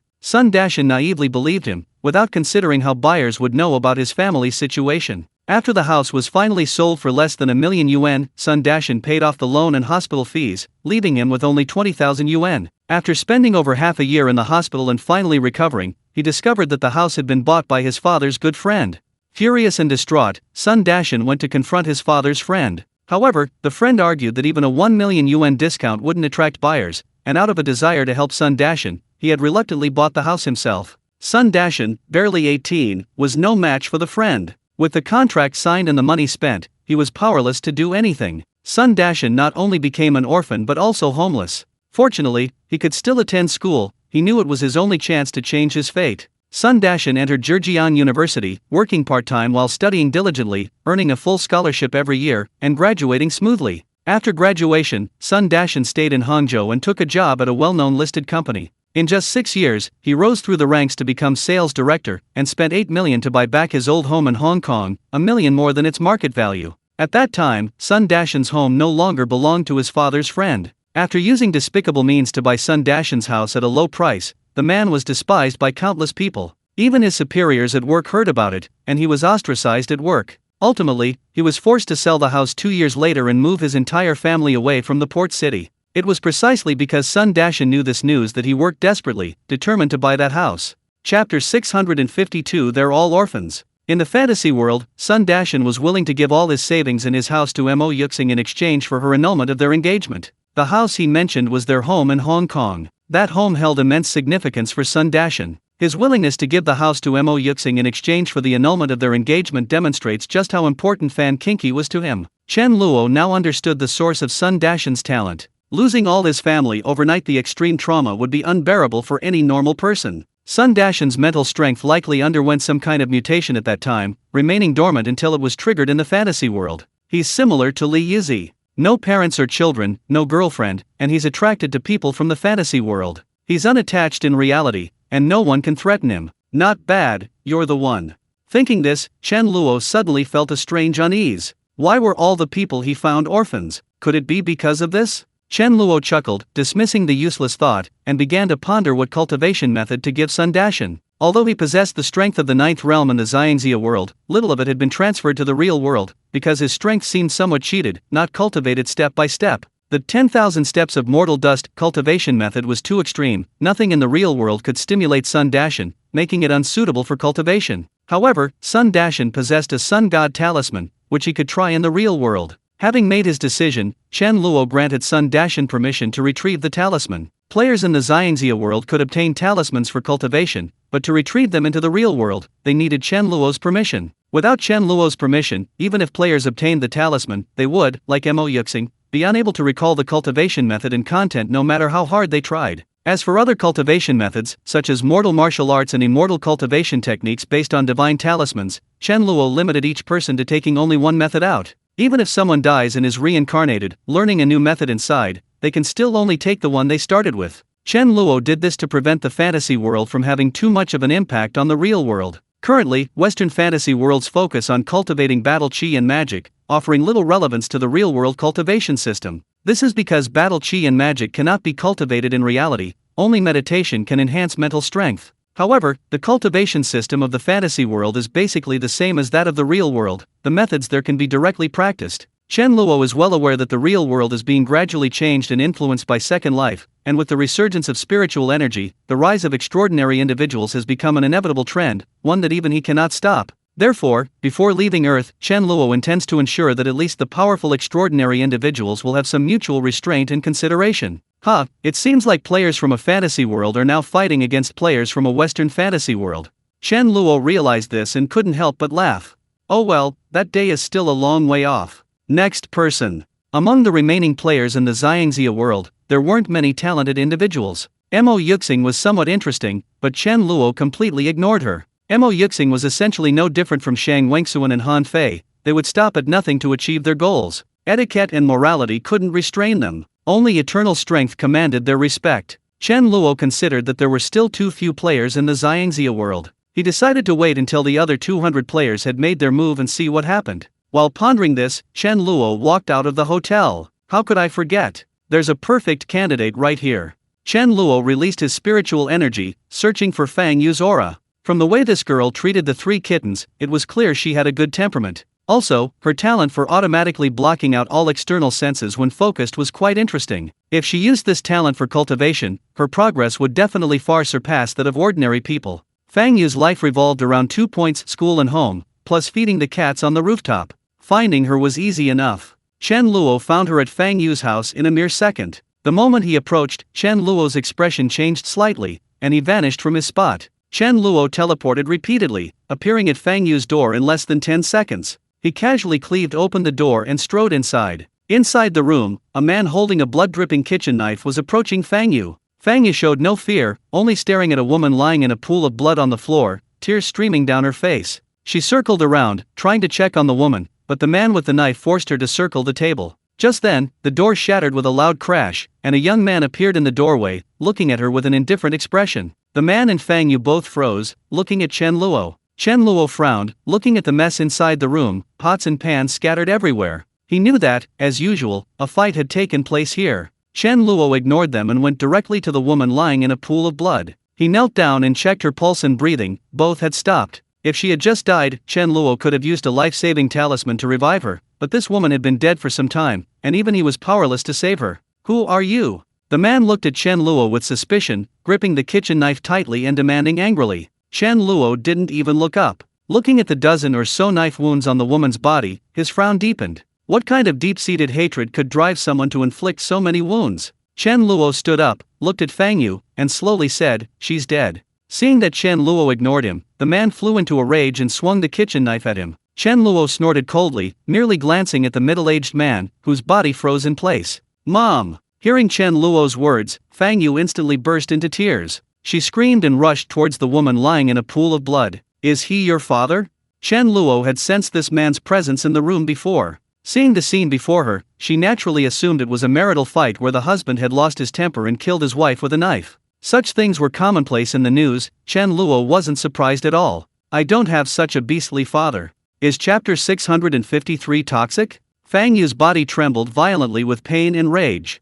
She dared not look at her mother's corpse, her gaze fixed intently on the middle-aged man. Chen Luo noticed the hatred in Fang Yu's eyes and knew that this man was most likely not her father. If he were her biological father, even in the rage of a father, he wouldn't dare to take a knife to his own daughter. Just then, Chen Luo was astonished to see Fang Yu snatch the knife from the middle-aged man's hand and bring it down towards his neck. Chen Luo was speechless. He had never expected that Fang Yu, a young girl, would be so fierce, immediately seeking revenge. The middle-aged man, controlled by Chen Luo's mental power, couldn't move a single finger. Seeing Fang Yu's knife about to fall, he screamed in terror. The kitchen knife in Fang Yu's hand suddenly stopped in mid-air, less than 10 centimeters from the middle-aged man's neck, unable to advance any further. Fang Yu's expression froze for a moment, but he still angrily tried to draw his knife to kill the middle-aged man. "Think it through. Killing him will come at a price. Can you afford it?" Chen Luo's voice sounded calmly from behind. "Even if I go to jail, I will kill him." Fang Yu hissed, "Let me go." Chen Luo wasn't surprised that Fang Yu knew he had controlled them both.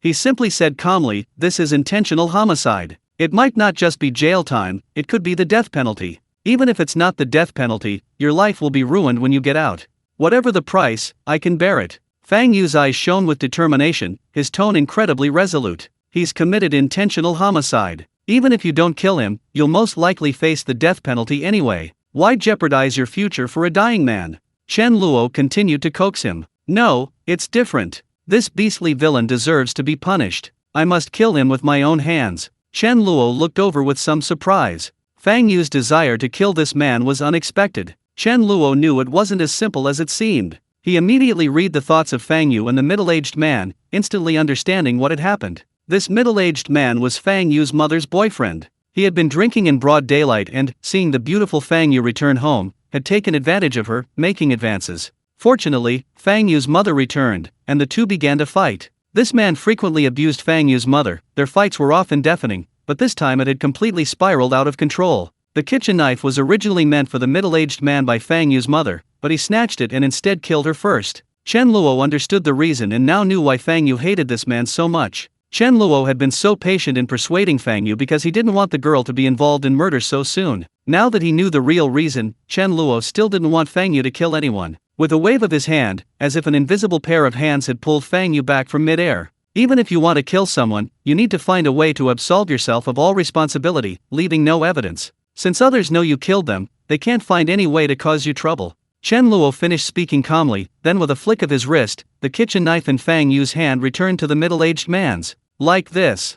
As soon as Chen Luo finished speaking, the middle-aged man gripped the knife and slashed it fiercely at his own throat. The middle-aged man let out a terrified scream. He had no idea what was happening, he only saw himself raising the knife and slashing into his own neck. The scream abruptly stopped. Blood gushed from the middle-aged man's neck like a fountain, and he fell straight to the ground. Fang Yu was stunned. Although she didn't understand what had happened, she knew it was Chen Luo who had done it. Seeing the middle-aged man fall to the ground, quickly becoming still, tears welled up in her eyes again, and she threw herself onto her mother's body, weeping bitterly. Chen Luo watched this scene silently, then turned and left the room, taking out his phone to call Song Zhengxian. By this time, the neighbors next door, hearing the commotion, came out. When they saw the situation inside, they all turned pale with fright, some already calling the police. Chen Luo briefly explained the situation to Song Zhengxian, simply saying that the middle-aged man had committed suicide and that he should handle the matter quietly. Song Zhengxian didn't ask many questions, nor did he care about the facts, he readily agreed. When the police arrived, they conducted a routine questioning and quickly removed the two bodies, not even taking Fang Yu back for a statement. The case was closed in just half a day. A couple living together had a fight, the man stabbed his girlfriend to death, and then committed suicide out of guilt.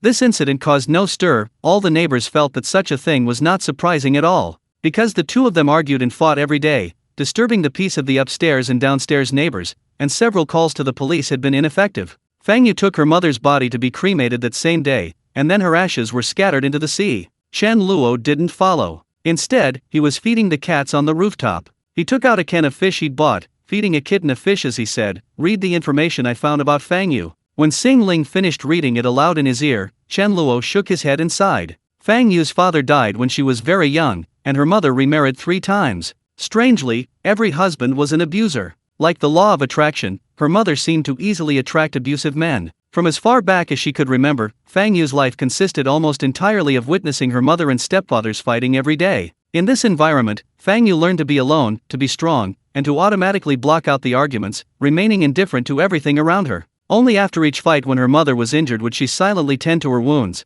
and then the two of them would hug each other and cry. After divorcing her third husband, Fang Yu and her mother moved from their hometown of Lukang to Shenzhen, where she met her current boyfriend. Unsurprisingly, he was also a domestic abuser. This time, although Fang Yu's mother was living with that man, they weren't married. 3 consecutive failed marriages had completely shattered her faith in marriage. Unexpectedly, she encountered a 4th abusive man, which cost her her life. What made Chen Luo even more speechless was that he felt he had a special connection with orphans. He had just decided to make Fang Yu one of the forces to counterbalance the superhumans, and Fang Yu inexplicably became an orphan. Is this some kind of curse? Chapter 654 Nature Talisman. After feeding the 3 kittens, Chen Luo couldn't help but smile as he watched their wide, bright eyes staring at him. Looking at their thin bodies, clearly malnourished, Chen Luo thought for a moment, then reached out and placed his hand on the first kitten. A wisp of the Vitality Talisman's power slowly flowed into its body. Fearing the kitten might overeat and die, Chen Luo only injected a very small amount. But even with just a little, the kitten's body visibly grew stronger.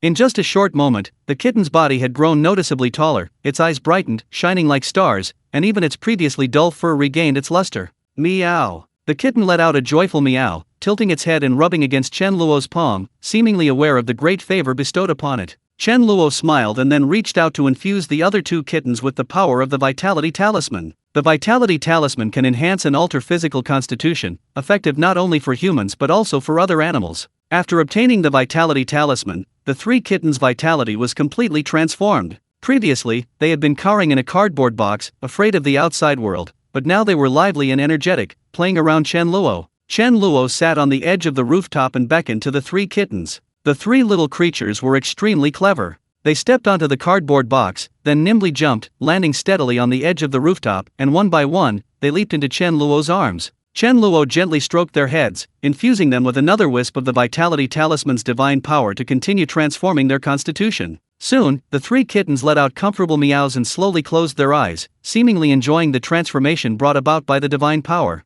Looking at the 3 kittens, whose bodies were becoming increasingly strong, a thought suddenly occurred to Chen Luo. Now that the Earth's spiritual energy was recovering, not only humans would mutate, but some animals might also mutate, transforming into spirit beasts or something similar. Beast Tamer.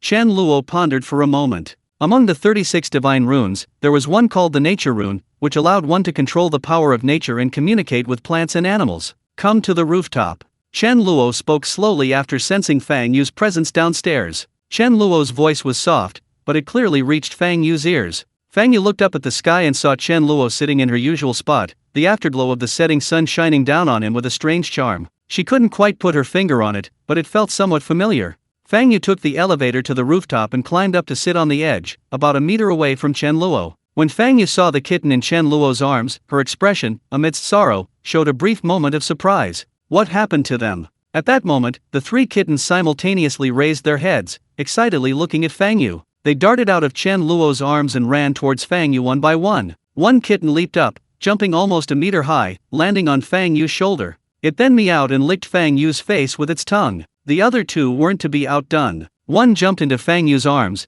then leaped onto her other shoulder, licking her other cheek as if vying for her attention. The last kitten, having nowhere to land, meowed incessantly in Fang Yu's arms, its bright eyes filled with affection as it stared at her. Chen Luo shook his head and smiled, looking at Fang Yu and asking, "What are your plans for the future?" A look of confusion instantly appeared in Fang Yu's eyes. "I don't know." Chen Luo understood Fang Yu's feelings. He had become an orphan around the same age, and he still remembered the feeling of confusion, fear, and helplessness. Fang Yu's situation was even worse than Chen Luo's. Her mother had died tragically, she lived in a rented house, her family was poor, and she hadn't received any savings. She feared her future would be uncertain. Chen Luo didn't offer any comfort. He simply made a grasping motion in the air, and a green divine talisman appeared. Instead of presenting 36 divine talismans for selection, Chen Luo directly displayed the inheritance of the nature divine talisman. He had a gut feeling that Fang Yu was well suited for this talisman. In fact, just as Chen Luo predicted, the nature divine talisman circled Fang Yu once before entering her brow.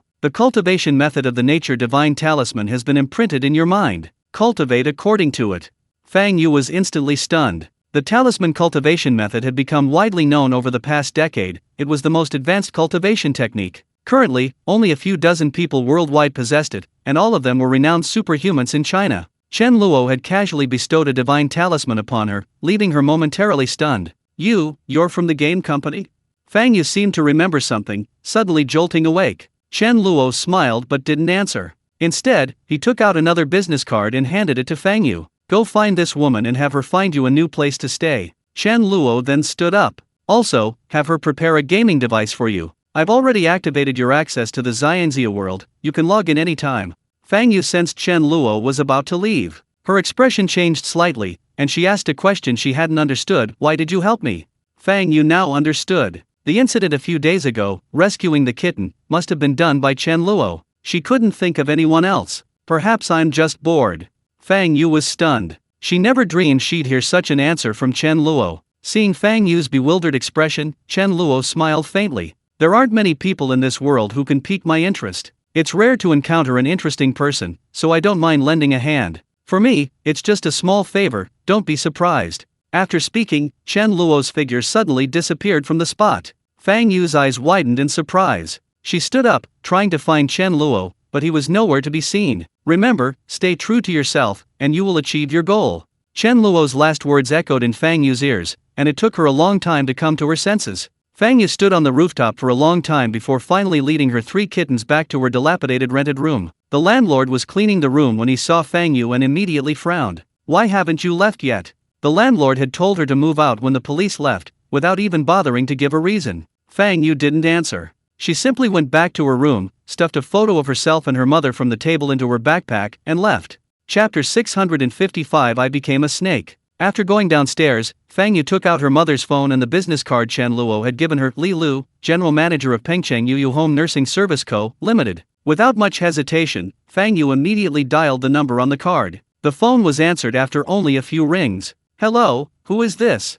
Fang Yu suddenly fell silent. She realized she didn't know how to begin, because she didn't even know Chen Luo's name. "How can I help you?" Li Lu was very patient and showed no displeasure at the silence on the other end. This phone number was only on one exclusive business card, given only to the most important clients or VIPs, fewer than 10 people knew it. "Someone asked me to find you." Li Lu heard a girl's voice on the other end of the line. She was slightly surprised, but didn't show it. What's their name? Fang Yu was silent again, then said after a long pause, I don't know. Li Lu was slightly taken aback, then quickly asked, did they give you the number directly, or did they give me their business card? Business card. There's a small combination of letters and numbers in the bottom right corner of the business card. Tell me that. Fang Yu picked up the business card, glanced at it, and immediately said, SSS7. Upon hearing this number, Li Lu's expression changed drastically, her voice becoming excited. You're in Pengcheng? Yes. Tell me your location, I'll come pick you up now. Fang Yu wasn't surprised by Li Lu's excited tone, she simply gave him her location. Less than half an hour later, a Tesla electric sports car appeared in front of Fang Yu. The moment Li Lu saw Fang Yu, she couldn't help but admire her. This girl was beautiful, and most importantly, she possessed a unique, aloof charm that easily ignited a man's desire to conquer. Let's talk in the car. Li Lu placed Fang Yu's backpack and the cardboard box containing the 3 kittens in the back of the car, then invited her in and headed towards her home. Did that person tell you why they sent you to see me? He asked you to arrange a place for me to stay, and some gaming equipment. Li Lu's expression was somewhat strange. She sized up Fang Yu. Can I ask about your relationship with that person? Our relationship. Fang Yu was stumped, because she had no idea what her relationship with Chen Luo was. I don't know. He was supposed to be a stranger, yet he had helped her. He was supposed to be a friend, yet she didn't even know his name. Seeing Fang Yu's bewildered expression, Li Lu seemed to understand something. Did that person help you? Fang Yu turned to look at Li Lu. Judging from what you're saying, he must have helped you too. Li Lu smiled and nodded. No need for such formality. I'm not much older than you. Just call me sister. Li Lu had been working in society since graduating high school, and after so many years of experience, she was quite shrewd. Even though Fang Yu was aloof and not very talkative, Li Lu quickly figured out what had happened. Knowing Fang Yu's background only deepened Li Lu's confusion, because she couldn't understand Chen Luo's intentions. His woman? Li Lu quickly dismissed the idea. With Chen Luo's strength, there was no reason for him to entrust his woman to someone else's care. After a moment of contemplation, Li Lu realized she understood Chen Luo's thoughts. His mindset was probably the same as when he helped her. Whether he helped or not didn't matter, but since he was helping, he'd see it through. Li Lu quickly led Fang Yu to a high-end villa area in Pengcheng. There were numerous security guards from the entrance to the villa itself, and even inside, bodyguards in black suits were on guard. You'll be living here with me from now on. It'll be easier to take care of you. Just let me know if you need anything. After leading Fang Yu into the villa, Li Lu introduced him to the bodyguards and butler, referring to him as her younger sister. I bought this gaming pod a long time ago, but I didn't have accounts for the Western Fantasy world or the Xianxia world, and I was too lazy to go into the Abyss world, so it's been sitting empty. You can use it now. After Fang Yu and Li Lu had dinner together and settled the 3 kittens, they went straight into the gaming pod. The game interface only had one login option, Immortal World. She immediately selected it and logged in. In a daze, Fang Yu found herself in an unfamiliar world. Before her lay an endless forest, and in the distance, a continuous mountain range stretched as far as the eye could see, its end nowhere in sight. Before she could figure out what was happening, she felt the earth tremble violently. The trees in the forest shook like surging waves, thrashing wildly. The intensity of the tremors grew stronger and stronger, even the distant mountain seemed unable to withstand the power, trembling violently. An incredibly powerful spiritual pressure swept over her from afar like a tidal wave. Faced with this overwhelming and irresistible force, Fang Yu was forced to fall to the ground. As she fell, she was shocked to discover that she had no legs. Instead, she had a long, scaly snake tail. I've turned into a snake? Or rather, a snake person? Fang Yu remained calm, not panicking, but calmly examining her body. Her upper body was still human, with hands, but her lower body had transformed into a snake's tail. Boom! A sound like thunder exploded, and a 1,000-meter-high mountain in the distance suddenly split open, countless huge rocks scattering from the mountain. They crashed into the forest below, crushing vast swathes of trees. A gigantic figure soared into the sky from the shattered mountain, letting out an extremely angry roar. Hiss! Unable to move, Fang Yu looked up at the slowly emerging enormous figure. It was a gigantic blue serpent, as large as a mountain. Its body was nearly a kilometer long. As it roared forward, its thick, serpentine tail swept out casually, snapping a mountain peak in half behind it. Just then, a rumbling sound echoed from the ground once more. A black giant bear, hundreds of meters tall, charged towards the blue giant serpent. The two behemoths collided violently. The mountain peaks, the earth, and the towering trees below crumbled and collapsed instantly, as fragile as tofu. Fang Yu stared at the incredibly shocking scene, speechless for a long time. It was her first time here, and she was still marveling at the realism of this world when she witnessed such an earth-shattering battle between giant beasts. The scene was so realistic, just like the real world, that it had a tremendous impact on Fang Yu. Chapter 656 Heavenly Demon Emperor. My lord will prevail. My lord will prevail. A series of shouts suddenly rang in Fang Yu's ears, gradually coalescing into a sonic wave that resounded throughout the heavens and earth. Fang Yu looked around in astonishment, only to find herself surrounded by all sorts of strange and bizarre creatures. Some of these creatures had human bodies and monkey heads, others human bodies with boar heads, and still others were lions, leopards, eagles, and various other strange beast forms. More than half of them were snake people like herself. If it weren't for the fact that these creatures spoke human language, and many of them were identical to humans, she would have almost thought she had wandered into a zoo. The shouts were coming from these creatures. Fang Yu glanced again at the battleground and immediately understood, there my lord must be the giant serpent. Roar! A painful howl echoed from the battle between the two giant beasts, and all the demons nervously looked up. Even Fang Yu couldn't help but look up, only to witness a scene that utterly astonished her. The giant cyan serpent was tightly coiled around the giant black bear, its coils contracting relentlessly, causing the bear to scream in agony.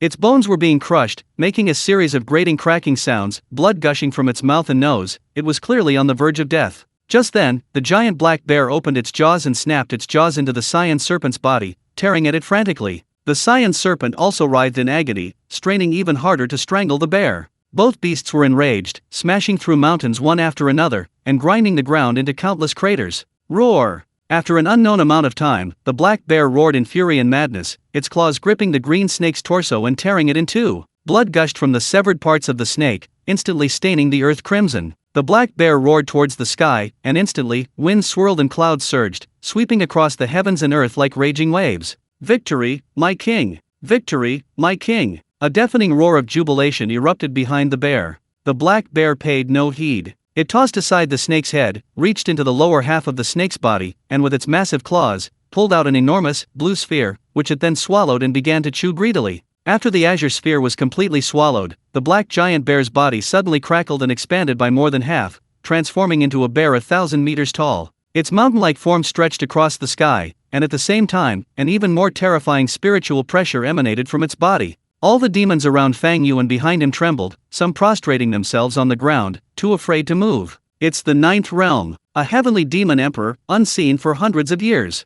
My heavenly serpent clan is finished. A chorus of panic and sobs filled the air, a sense of impending doom spreading rapidly among the demons present. Congratulations, Your Majesty, on the great success of your Dao. Congratulations, Your Majesty, on the great success of your Dao. In stark contrast to the heavenly serpent clan, the black giant bear was practically ecstatic, its cries of congratulations reaching the heavens. The black giant bear slowly lowered its head, looking towards the heavenly serpent clan's camp. Its blood-red eyes, like bottomless abysses, gleamed with a bloodthirsty and savage light. The next moment, the giant bear's body abruptly shrank, twisting and deforming, finally transforming into the appearance of a young man in his 30s. Although he had taken human form and appeared as a tiny dot in the air, the aura emanating from him was even more terrifying. The young man gestured, and a set of clothes appeared in his hand, which he then slowly and deliberately put on. Those who surrender to the heavenly serpent clan will not be killed. After changing his clothes, he spoke calmly to the heavenly serpent clan. His voice, though soft, resonated like thunder, causing chaos and disarray within the heavenly serpent ranks. Rapidly, members of the heavenly serpent clan began to kneel, then prostrate themselves on the ground, not daring to even flee. In an instant, Fang Yu saw nearly 100,000 demons in the heavenly serpent clan's ranks kneel in unison, not a single one daring to resist. Young master, run! Just as Fang Yu was stunned, he felt a gust of wind beside him, and a woman in human form rushed over, grabbed him, and propelled him into the sky. Fang Yu was completely bewildered. Young master, what's going on? Fang Yu's brain was still merging with the memories of this body. He had no idea what was happening before he was forcibly taken away. Humph! A low, cold snort emanated from the man transformed from a giant bear in the sky. To Fang Yu, it sounded like a muffled thunderclap, nearly knocking her unconscious. While she wasn't knocked unconscious, she felt a rush of heat to her ears, and the taste of blood filled her nose and mouth, even her vision blurred. She had actually been struck by that cold snort, causing blood to flow from all 7 orifices. But worse off than Fang Yu was the woman holding her. She swayed in the air, coughing up a mouthful of blood, almost collapsing. Fang Yu immediately understood that the voice was directed at this woman. If it were aimed at her, she would likely be dead. The woman, as if enraged, gritted her teeth and shot away into the distance at an even greater speed. If you can withstand this attack, I'll spare your lives. A chilling voice rang in their ears again. Fang Yu shuddered at the sound of that icy voice. It was as if the voice possessed a magical power. Just hearing it sent shivers down his spine, making him feel utterly defenseless. Young master, this is what the master left for you. Inside is a transformation pearl. If you escape alive, use this pearl to go to the human race and never return to the heavenly demon clan. The woman took out a storage bracelet and placed it in Fang Yu's hand, then turned to look behind her. The man, who had been the giant bear, stood with his hands behind his back, watching them from afar without giving chase. However, the woman appeared extremely wary, her face turning grim in an instant. She casually unleashed several beams of spiritual light towards Fang Yu, enveloping him. Then, her form abruptly changed in mid-air, transforming into a gigantic serpent hundreds of meters long with red scales. The moment the serpent appeared, it flicked its tail, propelling Fang Yu forward at high speed into the distance. Chapter 657 The Heavenly Demon Clan. Although Fang Yu didn't yet understand the situation, he could sense genuine concern from the woman. Moreover, he could tell that the woman seemed to have a death wish, knowing she wouldn't survive, and was making her final arrangements. Sure enough, not far after Fang Yu flew away, he heard a shrill roar. A huge, gaping hole had appeared in the body of the crimson giant serpent, likely over 10 meters long from a distance. Blood gushed from the hole like a burst dam. The man in the sky sneered, casually flicking his wrist, and a sharp yellow beam of light shot through the air, aimed directly at Fang Yu. Just then, the crimson serpent used its body to block the yellow beam of light. Hiss! An agonizing hiss echoed through the heavens and earth. Another bloody hole pierced the crimson serpent's body, causing it to convulse violently on the ground, sweeping away all the trees in its path. Red rays of light slowly emerged from the serpent's body, stopping the gushing blood, and then it hissed at the man who had transformed from a giant bear. Ha ha ha ha. The man seemed to have heard something amusing, and suddenly threw his head back and laughed heartily. After a long while, the man seemed to have laughed enough. He said in a calm voice, "Very well, I always keep my word. Crimson Serpent, as long as you don't die, I will never pursue her. Now, let me see how long you can last."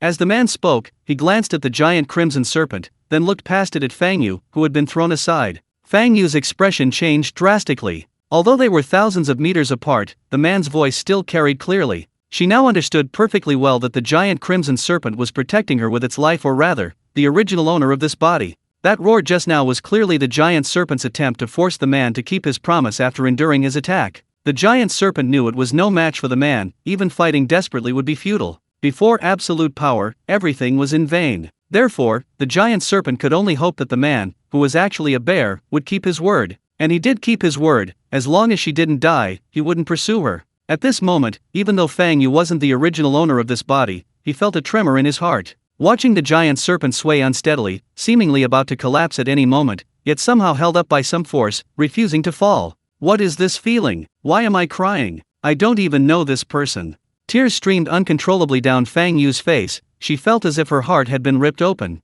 Fang Yu entered the game to escape the pain of her mother's recent death, but the scene before her immediately reminded her of her mother. Her mother, too, had been brutally murdered by that beast while protecting her. This person before her, whose name she didn't even know, was also protecting her, trying to buy her a little time to escape.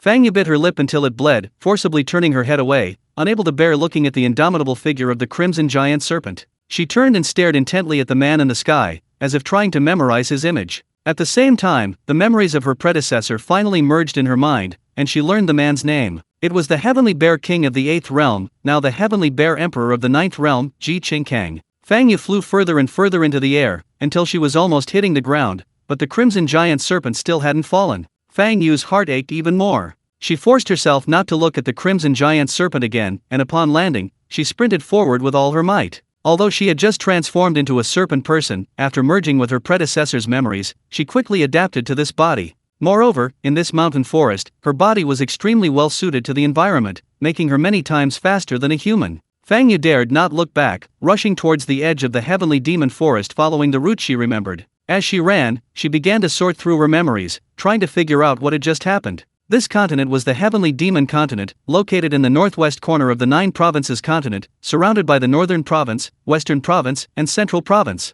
In the mythical era, the Heavenly Demon Emperor created the demon race, using beasts and his own human form as templates. The Heavenly Demon Emperor first created 6 demon races, using a wisp of his innate spiritual power as a guide. These 6 races became the 6 most talented and powerful demon races within the Heavenly Demon Clan, and were named after the heavens. For example, there was the Heavenly Serpent lineage to which Fang Yu's predecessor belonged, the Heavenly Bear lineage led by Ji Qingkang, and the other 4 races, the Heavenly Eagle, the Heavenly Lion, the Heavenly Fox, and the Heavenly Ape. The reason they became the strongest was that these 6 demon clans could awaken powerful bloodline talents. The most basic bloodline ability, like that of Ji Qingkang and the Azure Serpent, was the ability to transform into a true bloodline form, gaining incomparably powerful physical bodies and strength. While other demon clans could also transform, they were far less powerful than these six. Moreover, the stronger the individual, the more powerful the divine abilities and talents awakened by the heavenly demon lineage. Of course, another crucial reason was that only these six demon clans possessed the natural divine rune inheritance of the heavenly demon emperor.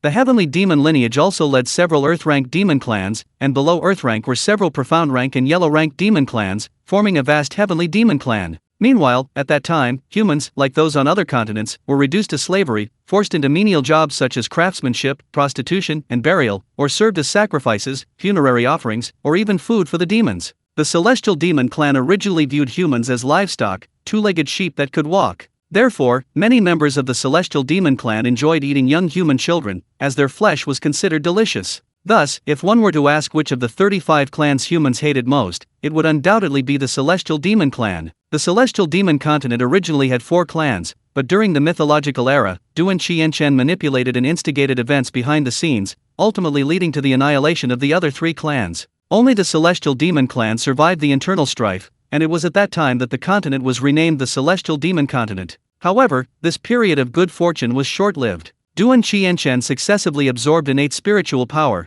and even the heavenly demon emperor could not escape his fate of being killed. Duan Qianchen originally intended to completely exterminate the heavenly demon clan, but at that time, the remaining surviving emperors united against him, forcing him to hastily eliminate only the true gods and those at the 5th realm or higher of the heavenly demon clan, leaving him no time to annihilate the entire clan. Duan Qianchen did this, naturally, to protect the human race, as the human race already possessed cultivators at the 5th realm at that time. Chapter 658 Unparalleled Under Heaven. The heavenly demon clan also has a 9-realm cultivation system, but each realm has a different name. Those below the 5th realm are called lesser demons, as they cannot yet take human form. Some remain entirely in a beastly state. As their realm advances, they gradually refine their beastly form until they reach the 5th realm and fully transform into human form. Next comes the 6th realm, Demon General, the 7th realm, Great Demon, the 8th realm, Demon King, and the 9th realm, Demon Emperor. Duan Qianchen annihilated all the heavenly demon clan's experts above the 5th realm, giving humanity the means to contend with the heavenly demon clan and allowing them to be for territory and resources on the heavenly demon continent. The two races fought fiercely until Duan Qianchen and the emperors battled to the point of cataclysmic destruction, affecting both races and causing the loss of over 90% of their population. After the heavenly Dao Saint mended the heavens, the world was restored, but the heavenly demon clan did not retreat into seclusion like other clans. Instead, they continued their battles with humanity on the heavenly demon continent. Other clans, due to their low fertility, struggled to achieve a numerical balance with the human race. However, the celestial demon clan was different. While the celestial demon lineage itself had low fertility, the fertility of those below the earthly demon level was no less than that of the human race. Although all cultivators above the 5th realm had been wiped out, they still possessed the inherited divine runes and previous resources to sustain themselves. Therefore, after centuries of struggle, although the two races were evenly matched and divided the celestial demon continent, the celestial demon clans were actually far stronger than the human race. In nearly 300 years, all 6 branches of the celestial demon clan produced 8th realm demon kings, while the human race currently only has 7th realm cultivators. If it weren't for the centuries-long internal strife among the 6 celestial demon clans, the human race would likely have been wiped out long ago. The human race also knew that their greatest advantage was their shared hatred of the celestial demon clan, and in order to resist the powerful celestial demon clan, they had to unite. Therefore, today there is only one great Zhou immortal dynasty on the celestial demon continent. Although there is competition among the immortal sects and aristocratic families within the great Zhou immortal dynasty, they unite as one against the heavenly demon clan. Everyone understands that this is a war between races, and the slightest misstep could lead to annihilation. Currently, the heavenly demon clan and the human race are divided into 2 parts, east and west, by the majestic and imposing Flame Prison Mountain. The heavenly demon clan is in the west, and the human race is in the east. The Flame Prison Mountain was born during the cataclysmic upheaval of the mythical era. Stretching for tens of thousands of miles, it is frequently erupted by volcanoes, making it difficult for ordinary cultivators and lesser demons to cross, naturally serving as the dividing line between the two races. To the west of the Flame Prison Mountain lie the 6 tribes of the heavenly demon clan, each occupying a territory, constantly waging war against each other, their nature warlike. In this cruel and ruthless world, strength means everything. The heavenly serpent clan and the heavenly bear clan, due to their overlapping territories, have been fighting each other for centuries. Until both clan kings reached the peak of the 8th realm, a decisive battle ensued. The result was exactly what Fang Yu witnessed upon his soul's transmigration. The Heavenly Bear King killed the Heavenly Serpent King, devoured its inner core, and advanced to the Demon Emperor realm. Fang Yu's previous incarnation was Yu Wuxuan, the daughter of the Heavenly Serpent King Yu Linglong, and the one who saved her was Qi Lian, a powerful demon of the 7th realm and Yu Linglong's trusted confidant. Although Yu Wuxuan was the daughter of an 8th realm demon king, strangely, no matter how much she cultivated, she remained at the 1st realm, unable even to transform into human form. Yu Linglong only had this one daughter, and with such limited strength, it was clearly impossible for her to rule the Heavenly Serpent lineage in the future. Many of the Heavenly Serpent's subjects urged Yu Linglong to have another offspring, abandoning the ruined character Yu Wuxuan and starting a new one. However, Yu Linglong completely ignored them, saying only that Yu Wuxuan's bloodline hadn't awakened yet, lacking only a trigger. Once the Heavenly Serpent bloodline was activated, she would be unparalleled in the world, just like her name. Fang Yu had been fleeing for half a day, without even catching her breath, and yet no one had caught up. Thinking of this, Fang Yu's heart clenched painfully. With Ji Qingkang's current strength as a 9th realm demon emperor, even if she had run this far ahead, catching up to her would probably take less than half an hour. And the fact that Ji Qingkang hadn't caught up yet meant that Qi Lian was still holding on, still not dead. Fang Yu gritted her teeth. All she could do now was escape as far as possible, get out of the Heavenly Demon Clan's territory as quickly as possible. Meanwhile, on the battlefield between the Heavenly Serpent Clan and the Heavenly Bear Clan, Ji Qingkang stood proudly in the air, watching Qi Lian stubbornly refuse to fall. His expression grew increasingly astonished. Qi Lian had withstood 2 of his attacks. He had expected her to be exhausted and beyond dead long ago. But this woman, with an inexplicable will to fight, had stubbornly held on for half a day, still refusing to fall. A look of emotion appeared in Ji Qingkang's eyes. Qi Lian, if you are willing to surrender, I can save you and help you break through to the Demon King level and rule the Heavenly Serpent Clan. The giant Crimson Serpent seemed not to hear him. Its beastly form could not speak, only emitting a weak hiss at Ji Qingkang. Ji Qingkang seemed to understand Qi Lian's words, and his expression instantly darkened. Very well. Then let's see how long you can hold out. Ji Qingkang glanced coldly at Qi Lian, then slowly closed his eyes, meditating in midair, seemingly in no hurry whatsoever. In truth, Ji Qingkang was genuinely unconcerned. How could a mere 1st realm demon pose any threat to him? Whether to kill her or not was entirely up to him. The 2 wounds on the Crimson Giant Serpent finally couldn't be stopped from bleeding again. At this moment, both the Heavenly Bear and Heavenly Serpent lineages of demons were stunned by this scene. None of them had expected Qi Lian to be so loyal. Not only had she risked her life to rescue Fang Yu, but she had also held on until now with an incredibly strong will to buy her time to escape. Compared to the Heavenly Bear lineage's admiration, many in the Heavenly Serpent lineage felt ashamed. When they saw the 9th realm demon emperor appear, their only thought was to submit, not daring to entertain even the slightest thought of resistance. Time passed slowly, and darkness gradually fell. The blood of the giant red serpent splattered across the earth, forming a small stream. Yet, to everyone's astonishment, the figure remained standing, unyielding. This not only shocked Ji Qingkang and the demons present, but even the Oxhead and Horseface demons sent from the underworld to collect souls were dumbfounded.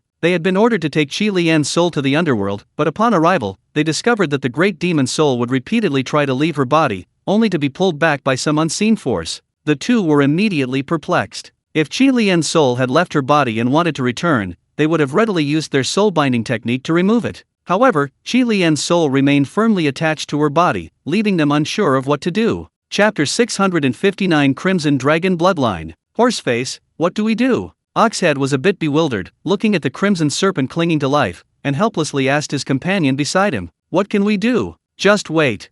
Horseface glanced at the giant Crimson Serpent, a hint of emotion in his eyes. If we delay the appointed time, Lord Kui will surely punish us. Aren't you afraid of the Lord's punishment, but not the punishment of heaven? Horseface sighed. Strictly speaking, she's not dead yet. If we forcibly capture her soul, it's the same as killing her. Do you dare bear the karmic consequences? When the Lord asks, we'll just tell the truth. Oxhead was at a loss. Compared to Crimson Serpent's will, he was more worried about not being able to complete the mission. Fortunately, at this moment, the giant Crimson Serpent seemed to be reaching its limit. The 2 wounds on its body had stopped bleeding not because the wounds had healed, but because the blood had dried up. Such injuries were beyond the saving grace of even a god. Sure enough, after another quarter of an hour, when darkness had completely fallen, Qi Lian's massive body finally collapsed to the ground, completely still. At this moment, a woman in spirit form floated out from the snake's body. She looked around blankly, seemingly not yet understanding what had happened. Oxhead and Horseface immediately floated over, about to imprison Qi Lian's soul. Step back. Just then, a magnificent voice resounded from the sky. Upon hearing this voice, Oxhead and Horseface felt an extremely terrifying pressure sweeping down from above. They looked up in astonishment, only to see a person resembling a young boy stepping into the void. With just one glance, their bodies trembled and collapsed to the ground. Greetings, Saint. Greetings, Saint. Oxhead and Horseface were ghost messengers, also yin spirits, beings created by Chen Luo. They had met Chen Luo when the underworld was established. They hastily knelt on the ground, terrified and unsure what to do. Chen Luo summoned Qi Lian's soul with a wave of his hand, then calmly said to the Oxhead and Horseface below, "Go back and report. This person's soul cannot enter reincarnation." Yes. The Oxhead and Horseface dared not question him, hastily responding in unison. Only after Chen Luo and Qi Lian's soul disappeared did they dare to stand up. That was close. Luckily I listened to you and didn't go to capture the soul beforehand, otherwise the consequences would have been unimaginable. A layer of cold sweat broke out on the Oxhead's forehead. He never imagined that a heavenly saint was watching this place. If he had really acted to complete the mission, he didn't know what would have happened to him. The Horseface suddenly said something completely unrelated. That person is truly blessed with immense fortune. The Oxhead was stunned for a moment, but instantly he understood what the Horseface meant. A sage appeared, taking her soul and granting her immunity from reincarnation. Isn't that boundless good fortune? Enough, said the sage. Let's go back and report. At least we don't have to worry about being late. The horse-faced demon and the bull-headed demon slowly disappeared, having returned to the underworld. At this moment, Ji Qingkang looked at the fallen red serpent. He suddenly opened his eyes, and lightning flashed. You have been so loyal to your master, why shouldn't I spare her life? Ji Qingkang's gaze shifted to the Heavenly Serpent clan's camp, where still no one dared to move. All of you combined are not even worth as much as Qi Lian. What use are you? Ji Qingkang said indifferently, pressing his hand down in the air. I'll use you to appease her loyal soul. As his hand pressed down, all the Heavenly Serpent clan members below exploded into a bloody pulp, like watermelons struck by a hammer. The remaining smaller clans, such as the Earth Demons, belonging to the Heavenly Serpent clan, knelt in terror, begging for mercy from Ji Qingkang in the sky. Having annihilated nearly 1,000 members of the Heavenly Serpent clan, Ji Qingkang naturally had no interest in these smaller clans, not even bothering to glance at them. By my decree, the 4 tribes of Heavenly Eagle, Heavenly Lion, Heavenly Ape, and Heavenly Fox must submit to me in Heavenly Bear City within 3 days, or the Heavenly Serpent clan will suffer the same fate. Ji Qingkang's voice echoed like thunder across the heavens and earth. The Heavenly Bear clan and the few surviving members of the Heavenly Serpent clan knelt once more, shouting, "Long live the Demon Emperor!" Meanwhile, in the endless void, Chen Luo gazed at Qi Lian's soul and pondered. Fang Yu's entry into the Heavenly Demon continent was actually a deliberate arrangement by Chen Luo, as he knew the Heavenly Demon clan cultivated natural divine talismans. Since Fang Yu possessed natural divine talismans, her cultivation experience in the Xiangxia world could be transferred to reality, saving her from many detours. However, Chen Luo did not deliberately choose a recipient for her possession, he only limited it to the Heavenly Demon clan and those with the talent to cultivate natural divine talismans. Chen Luo never expected that Fang Yu would encounter the massacre of his clan upon entering the world, becoming an orphan once again. This is truly unbelievable. Chen Luo felt a mix of amusement and exasperation. If Chen Luo were to intervene, he could change the situation in an instant, but he didn't want to, as this was the normal trend of development on the Heavenly Demon continent. For hundreds of years, the Heavenly Demon clan had been embroiled in internal strife, unable to advance eastward and annihilate the human race. Many members of the Heavenly Demon clan were weary of this situation. They desperately needed a strong leader to unify the fragmented clan and restore its former glory. Ji Qingkang and Yu Linglong, as the 2 strongest members of the Heavenly Demon clan, naturally became the most anticipated figures. The outcome of their war would determine who would dominate the fate of the Heavenly Demon clan. In truth, their strengths were vastly different, even the slightest opening would result in the other being killed. If Yu Linglong had killed Ji Qingkang and consumed his inner core, she too could have ascended to the Demon Emperor realm. It was a matter of a hair's breadth, either she would become the first Demon Emperor since the mythical era, or face the cruel fate of death and the extermination of her clan. Chen Luo originally thought Fang Yu was doomed after possessing his body, but unexpectedly, Qi Lian, with immense willpower, managed to save Fang Yu's life. This even moved Ji Qingkang to abandon his plan to kill Fang Yu and instead sacrifice the entire Heavenly Serpent lineage to accompany her in death. Chen Luo was naturally moved, which is why he appeared to stop Oxhead and Horseface and retrieve Qi Lian's soul. Since you are so loyal, then let you go and protect her again. Chen Luo pointed at Qi Lian, and her soul began to shrink, transforming into a crimson egg. While the Heavenly Serpent bloodline is extraordinary, its potential is too low. Therefore, I bestow upon you the Flood Dragon bloodline, enabling you to transform into a Flood Dragon. If you have the fortune, you can hope to become a dragon.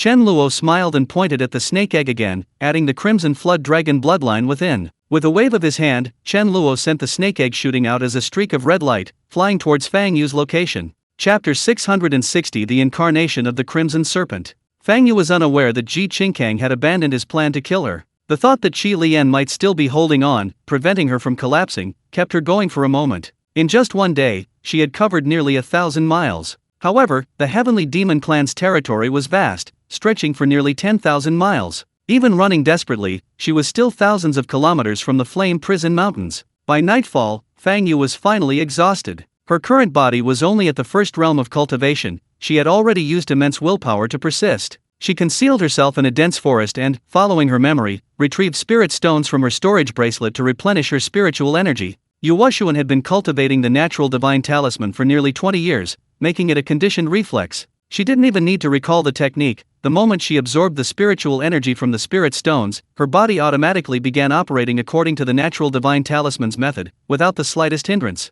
Just as Fang Yu had recovered her strength and was preparing to continue her journey, a streak of red light shot from the horizon and landed before her. Startled, Fang Yu assumed the Heavenly Bear clan had caught up. Without hesitation, she immediately rose and charged forward. However, to her surprise, the red light seemed to have its sights set on her, locking onto her no matter where she ran. After a chase that lasted for a while, the red light seemed to lose patience and suddenly accelerated, crashing into Fang Yu's arms. Startled, Fang Yu instinctively tried to attack, but as soon as she raised her hand, she realized the red light had transformed into a crimson egg. The egg was about the size of a soccer ball, its entire body a fiery red, radiating intense heat. This is a crimson serpent egg. Holding the egg, memories of the Heavenly Serpent clan automatically surfaced in Fang Yu's mind. Fang Yu was instantly stunned. She had no idea how a red banded snake egg had suddenly fallen from the sky. Just then, the red eggshell in her hand cracked with a crisp sound. Fang Yu looked over in surprise and saw a crack appear on the eggshell, which then broke open. But to Fang Yu's utter astonishment, what emerged from the eggshell wasn't a red banded snake, but a baby girl. Fang Yu's hands trembled, and the baby girl nearly fell to the ground.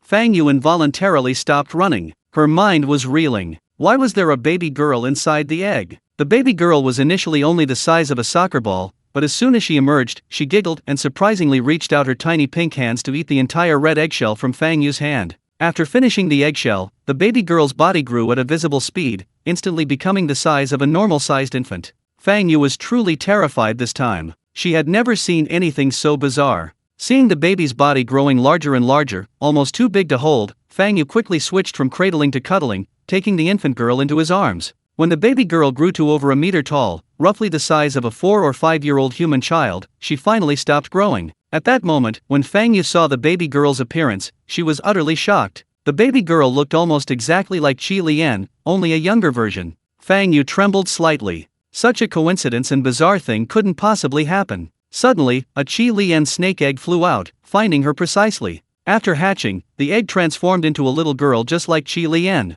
Is she Qi Lian's incarnation? Fang Yu searched her memories but couldn't find any such secret technique from the Heavenly Serpent clan. However, seeing this exquisitely beautiful little girl, Fang Yu almost instinctively believed that she was Qi Lian's clone. She's probably dead, but her clone found me.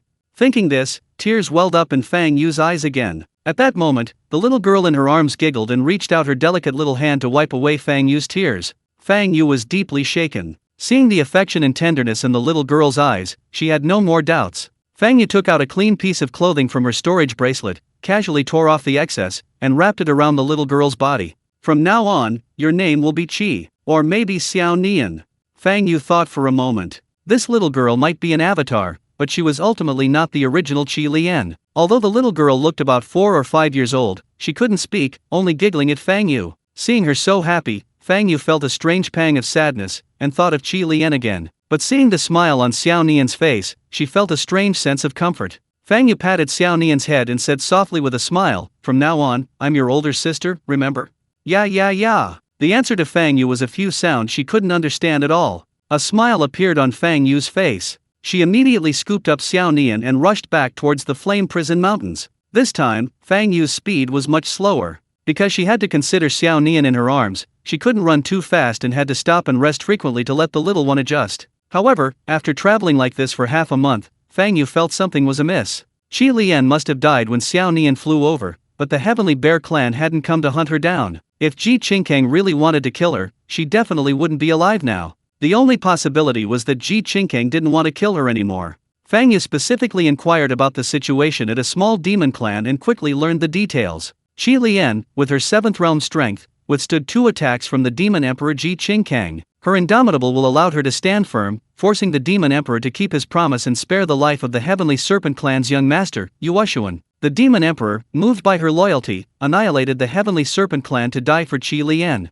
After annihilating the Heavenly Serpent tribe, Ji Qingkang issued a decree ordering the remaining 4 heavenly demon tribes to submit. However, the other 4 demon kings refused to submit and united against Ji Qingkang, reigniting internal strife within the heavenly demon clans. Fang Yu completely relaxed and was no longer in a hurry to go to the human realm. Compared to the completely unfamiliar human race, she still felt safer in the demon realm. However, Fang Yu wouldn't entrust his safety to Ji Qingkang's promise. Fang Yu abandoned his plan to go to the human race and instead decided to go to the Heavenly Serpent clan's secret realm. Qi Lian had taken Fang Yu and fled immediately because she knew Ji Qingkang would spare everyone else, except for Hunyuan, who controlled the Heavenly Serpent clan's secret realm. Only Yu Linglong possessed the key to open the secret realm, and before going to fight Ji Qingkang, she had entrusted her storage bracelet to Qi Lian for safekeeping. Chapter 661 The Secret Realm of Time. However, the secret realm wasn't without its dangers. Powerful cultivators could break through its outer barrier if they found the right spot. If Fang Yu had dared to venture into the secret realm back then, he would not only have lost his life,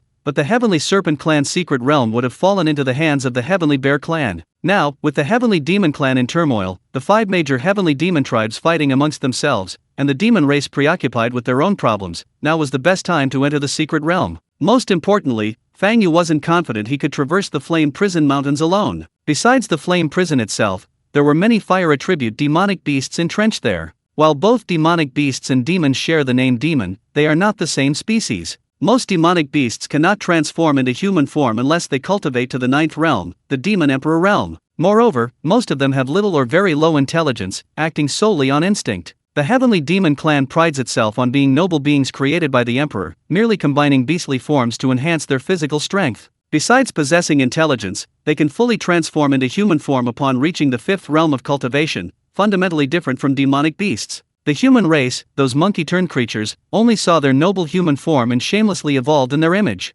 Therefore, in the eyes of the Heavenly Demon clan, demonic beasts and humans are just livestock to be hunted, even though humans have been their rivals for centuries. To demonic beasts, demons and humans are the same. Anyone who invades their territory will be mercilessly killed. From the human perspective, demonic beasts and demons are all the same beasts, indistinguishable. If Fang Yu were alone, she might venture into Flame Prison Mountain, but now, with Xiao Nian in tow, she dared not do so. After gathering information, Fang Yu took out a map and began searching for the Heavenly Serpent clan's secret realm. Yu Linglong had taken Hunyuan to the secret realm once before, and with the map, she wasn't worried about getting lost. However, Fang Yu quickly encountered problems on her journey, as her portrait had already spread throughout the entire Heavenly Demon clan. While Ji Qingkang kept his promise not to pursue Fang Yu, the other demon clans had no such reservations. The Heavenly Serpent clan's secret realm was the most famous among the 6 heavenly demon factions. As the young master of the Heavenly Serpent clan and the last remaining member, Fang Yu undoubtedly possessed the location and method to open the realm.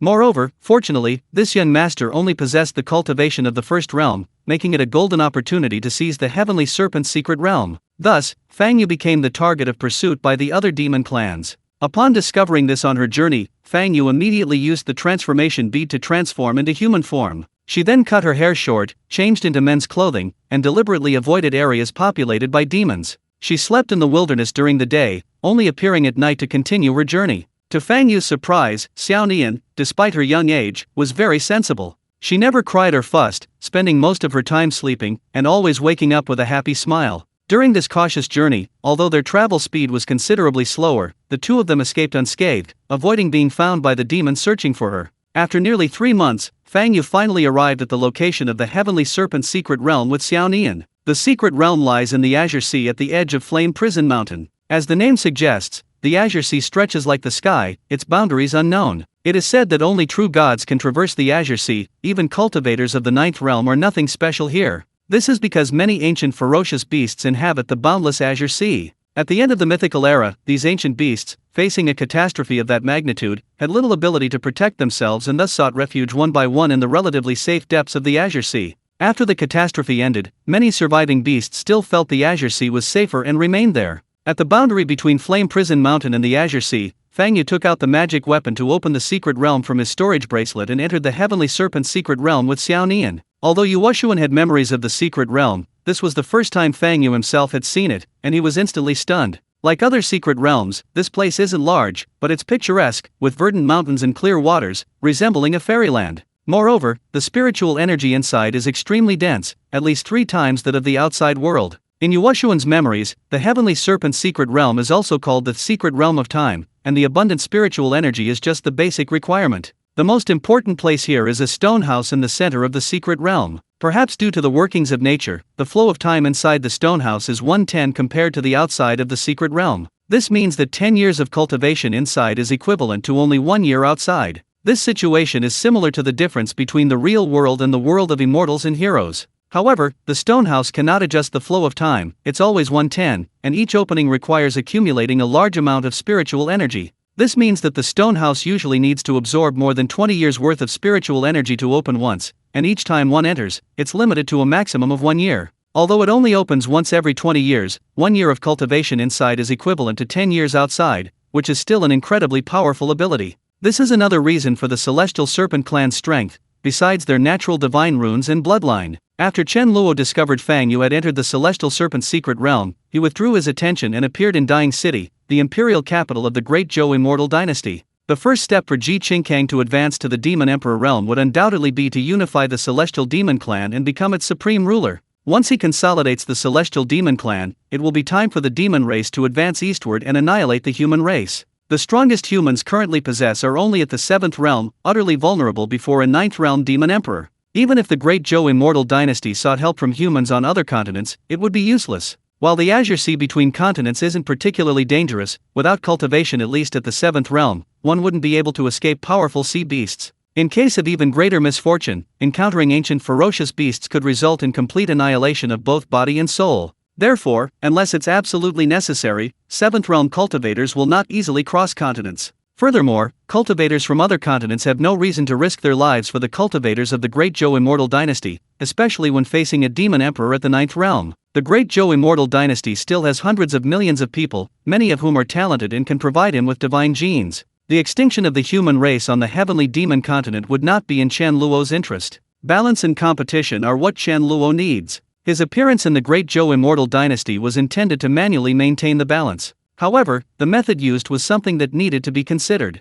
Currently, many humans are stuck at the 7th realm. Even if they were to break through to the 8th realm now, they still wouldn't be a match for Ji Qingkang. Chapter 662 When will the moon be bright again? If Chen Luo wanted to create a 9th realm being for humanity, it would be simple, he could do it with a mere thought. But there was no need. It would be easier for him to simply revert Ji Qingkang to his original form. Ji Qingkang was different from Sun Dashan, he cultivated to the 9th realm step by step, the first person to do so since the end of the mythical era. He was like a benchmark, giving everyone hope of breaking through to the 9th realm. Just like the situation in the Western fantasy world at the time, everyone was stuck when no one broke through to the Saint realm. But after Gorn broke through first, the rest followed suit. This was completely different from Sun Dashan's breakthrough to the 9th realm, because everyone believed Sun Dashan's strength was due to luck, not his hard work and perseverance. Therefore, the final result was simply a renewed craze for searching for hidden realms in the northern continent. Chen Luo wouldn't touch Ji Qingkang, nor did he want to create another overpowered cultivator like Sun Dashan, who became a 9th realm cultivator in just half a month. That would be a huge blow to cultivators in the Xiangxia world. Imagine someone painstakingly cultivating for hundreds of years to only reach the 7th realm, while Sun Dashan emerged from a single secret realm and became a 9th realm cultivator. Anyone would find that hard to accept. What's the point of cultivators then? They might as well just focus all their energy on finding secret realms. Chen Luo casually transformed into an ordinary person and leisurely strolled through the imperial city. He wasn't in a hurry to make a decision. Ji Qingkang had just advanced to the Demon Emperor realm and hadn't yet stabilized his cultivation. Furthermore, the 4 heavenly demon tribes, united, were not without fighting power. It would be difficult to determine a victor without the two sides fighting for several years. Since he had plenty of time, Chen Luo decided to first see if there were any interesting things or people in the capital. The imperial city was magnificent, its streets crisscrossing in a grid pattern, each street nearly 100 meters wide. The streets were bustling with people and vehicles, a vibrant and lively scene. The city's area was comparable to that of modern international metropolises, with a population approaching 10 million. Various strange and wondrous beasts appeared frequently within the city and in the sky, and cultivators of the fifth realm or higher often soared through the air. Both the common people and the cultivators were clearly accustomed to this. They would automatically give way to anyone riding a beast or a carriage pulled by one, much like how ordinary people in the real world react to a luxury car. Powerful, tameable beasts were incredibly valuable in the world of immortals and heroes, but ordinary people there weren't afraid of being bumped into, they were afraid of being bitten or eaten. There was simply no room for reason. In the world of immortals and heroes, while the lives of mortals are generally protected, they sometimes seem utterly worthless. Because if you're bitten or killed, you might receive a small amount of compensation from the cultivators, but they would never take your life. Dying City is divided into three parts: the outer city, the inner city, and the palace city. The outer city is the commoners' district, the inner city is home to the major cultivation sects and aristocratic families, and most mortals who can enter are servants within these sects, and the palace city is naturally the imperial palace of the great Zhou dynasty. Chen Luo didn't use any supernatural powers, he simply strolled through the city like an ordinary person, automatically giving way to cultivators riding demonic beasts, just like any other commoner. Having used the God's Eye view too much, Chen Luo now found it quite interesting to experience the life of an ordinary person again. Chen Luo had no destination in mind, simply going wherever the road took him, and before he knew it, it was completely dark. At this time, the imperial city hadn't completely fallen silent, the streets were still bustling with people. Taverns, restaurants, brothels, and gambling dens everywhere had brightly lit lanterns hanging high, waiters loudly soliciting customers on the street, and pedestrians chatted and laughed as they went in and out of these places, creating a lively scene. As Chen Luo walked, he suddenly heard a melodious woman singing coming from beside the wide street. This street was lined with brothels, the legendary brothel street, a row of them adorned with red lanterns, and heavily made up women soliciting business outside. Chen Luo abruptly stopped, looking up at the brothel bearing the sign Ting Xianfang. A strange smile appeared on Chen Luo's lips. His sudden stop was due not only to the woman singing but also to the lyrics of her song. When will the moon be clear and bright? With a cup of wine in hand, I ask the blue sky. I wonder what year it is tonight in the celestial palace. I long to ride the wind and return, yet I fear the jade towers and crystal palaces. May we all live long and share the beauty of the moon, though separated by 1,000 miles. Chen Luo chuckled to himself. The lyrics were naturally Sushi's Prelude to Water melody, but the melody was the real-world version of Fei Wang's When Will the Moon Be Clear and Bright? Chen Luo didn't even need to think, he knew someone was imitating Sun Dashan, plagiarizing here. Sun Dashan had only copied Journey to the West, but this guy was clearly copying poetry. Sir, were you moved by our Miss Qingqing's singing? Why don't you come in and have a seat? Miss Qingqing will be singing a new tune soon. The waiter at Tianxiang brothel saw Chen Luo stop to listen to the music and immediately greeted him with a beaming smile, inviting him into the brothel to listen to the music. Indeed, it's quite good. Chen Luo laughed heartily and strode inside. All right, please come in. The waiter's face immediately lit up with a smile as he led Chen Luo inside. As soon as he entered, a woman in her 30s, dressed flamboyantly, immediately greeted him. After dismissing the waiter, she smiled and said, "Please come in, sir. Is there a seat? Where is the seat for your best music?" Chen Luo looked at the stage in the center of the brothel, where a woman was playing the gun and singing softly. Her delicate face was unadorned, her skin as white as jade. While not a stunning beauty, she possessed an exceptionally refined and elegant air. The brothel was already packed below, and upstairs and downstairs were overflowing with people, all staring intently at the woman. Everyone looked completely mesmerized, whether from her singing, the lyrics, or the woman herself, it was hard to tell. Of course, it's the private room on the 3rd floor. The alluring woman giggled, pointing to a spot on the 3rd floor. At this moment, only one seat remained in the private booth on the 3rd floor, due to its exorbitant price. Then what are we waiting for? Alright, this way please. The alluring woman winked at Chen Luo and then swayed as she led the way to the private booth on the 3rd floor. Chen Luo, naturally, was unmoved by the wink. He smiled and leisurely followed behind the woman. Chapter 663. That must be because the price isn't enough. Is this your first time at Tianxiang Pavilion, sir? The alluring woman invited Chen Luo into a private room on the 3rd floor and asked with a smile. Yes. The alluring woman giggled, then you've come to the right place. On this street, Tianxiang Pavilion is second to none in terms of both its girls and its musicians. Chen Luo watched the woman in the center of the stage with interest, not doubting her boasting. To cultivate such a woman of exceptional beauty and talent, Tianxiang Pavilion must have considerable strength. Sir, listening to music alone is rather boring. How about I find you a couple of girls to accompany you for drinks? The alluring woman suggested with a smile. Chen Luo laughed, pointing to the woman performing on stage. All right, she'll do. The alluring woman paused, then giggled. Sir, our Qingqing's price for accompanying you for drinks isn't cheap. That's perfect. The more expensive, the more interested I am. Tell me, what's King's price? 100 taels of silver for her to see you alone. If you want her to drink and chat with you, it'll be an additional 300 taels. Chen Luo chuckled. According to the prices of mortals in the Great Zhou Immortal Dynasty, 100 taels of silver was roughly equivalent to 50,000 RMB in the real world. In the Xiangxia world, that was enough for a typical family of 3 to live on for a year, and that was considered quite wealthy. 100 taels for a single meeting, plus an extra 300 for drinking and chatting, that was truly beyond the reach of most people. What if I wanted her to sleep with me? Chen Luo laughed heartily. The alluring woman paused, then quickly laughed. Sir, you're quite the joker. Our Qingqing sells her art, not her body. What woman in a brothel sells her art but not her body? If there is, it's because the price isn't right. Chen Luo said calmly, then 10,000 taels. The alluring woman was startled by Chen Luo's offer, but she quickly regained her composure. While the price was high, it wasn't enough compared to Qing's status as a cash cow. Given Qing's current status, that's about the amount Tianxiang brothel earns each month. Moreover, the owner of Tianxiang brothel knew very well that Qing's selling her art, not her body, was one of the key reasons for attracting customers. Once that door was opened, it would be hard to stop. I'm sorry, sir, I can't make that decision. Then 100,000 taels.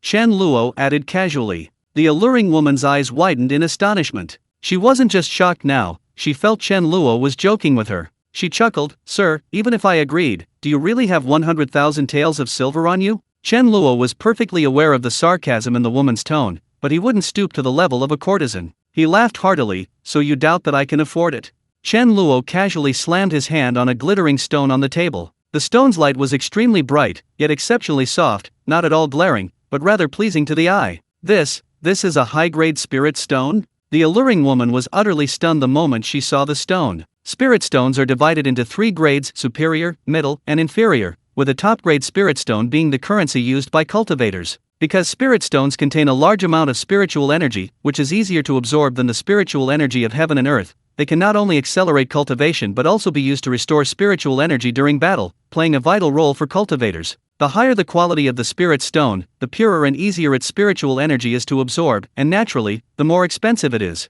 Therefore, spirit stones are essentially the universal currency of the cultivation world, not only on the heavenly demon continent but also among the humans and demons throughout the entire 9 provinces. However, the uses of spirit stones far exceed those of banknotes, because banknotes cannot be eaten, while spirit stones can be used not only as currency but also for cultivation and restoring spiritual energy. In the mortal realm, spirit stones can be purchased with silver. Approximately 1,000 taels of silver can buy 1 low-grade spirit stone, 10,000 for a middle grade, and 100,000 for a high grade. As for top-grade spirit stones, no one would sell them. They are the best materials for refining magical artifacts. You're a cultivator. The alluring woman's eyes widened. While ordinary people could buy spirit stones, Chen Luo had conjured one out of thin air. Besides the mustard seed pouches commonly used by cultivators, she couldn't think of any other possibility. Sort of. Chen Luo smiled but didn't speak. Young, if you really need a woman, it shouldn't be difficult. Why must it be Miss Qingqing? The alluring woman's tone changed, becoming unusually respectful,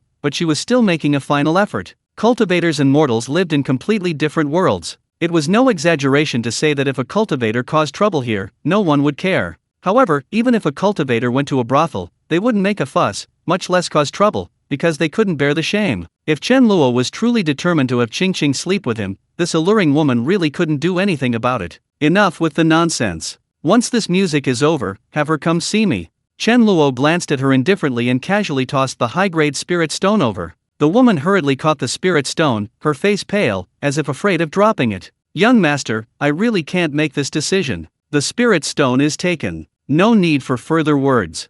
Chen Luo waved his hand to interrupt her. Go, call her here. The alluring woman was almost in tears. She had only reached out to catch the spirit stone to prevent it from falling. In Chen Luo's eyes, this was tantamount to her agreeing. The alluring woman inwardly cursed her bad luck, wondering why such an unreasonable cultivator had come. She dared not say another word, bowed slightly, and hurriedly left. However, she wasn't going to see Qingqing, but rather to find the person who could truly make the decision. Since ancient times, those who could run brothels and gambling dens always had some kind of power behind them. While she might not dare to provoke cultivators, it didn't mean the brothel owner was incompetent. Chen Luo leisurely poured himself a glass of wine, calmly took a sip, and looked at Qingqing in the center of the stage. It's really awful. Having grown accustomed to fine wines and delicacies, it's difficult to swallow ordinary food, But despite saying it was awful, Chen Luo still swallowed it. Sometimes stepping out of your comfort zone can be a novel experience. Chen Luo poured himself a drink for a while, then a man who looked to be in his 30s entered the private room. Upon seeing Chen Luo, his expression immediately changed, and he hurriedly bowed, saying, "Junior Lian Shengrong greets Senior."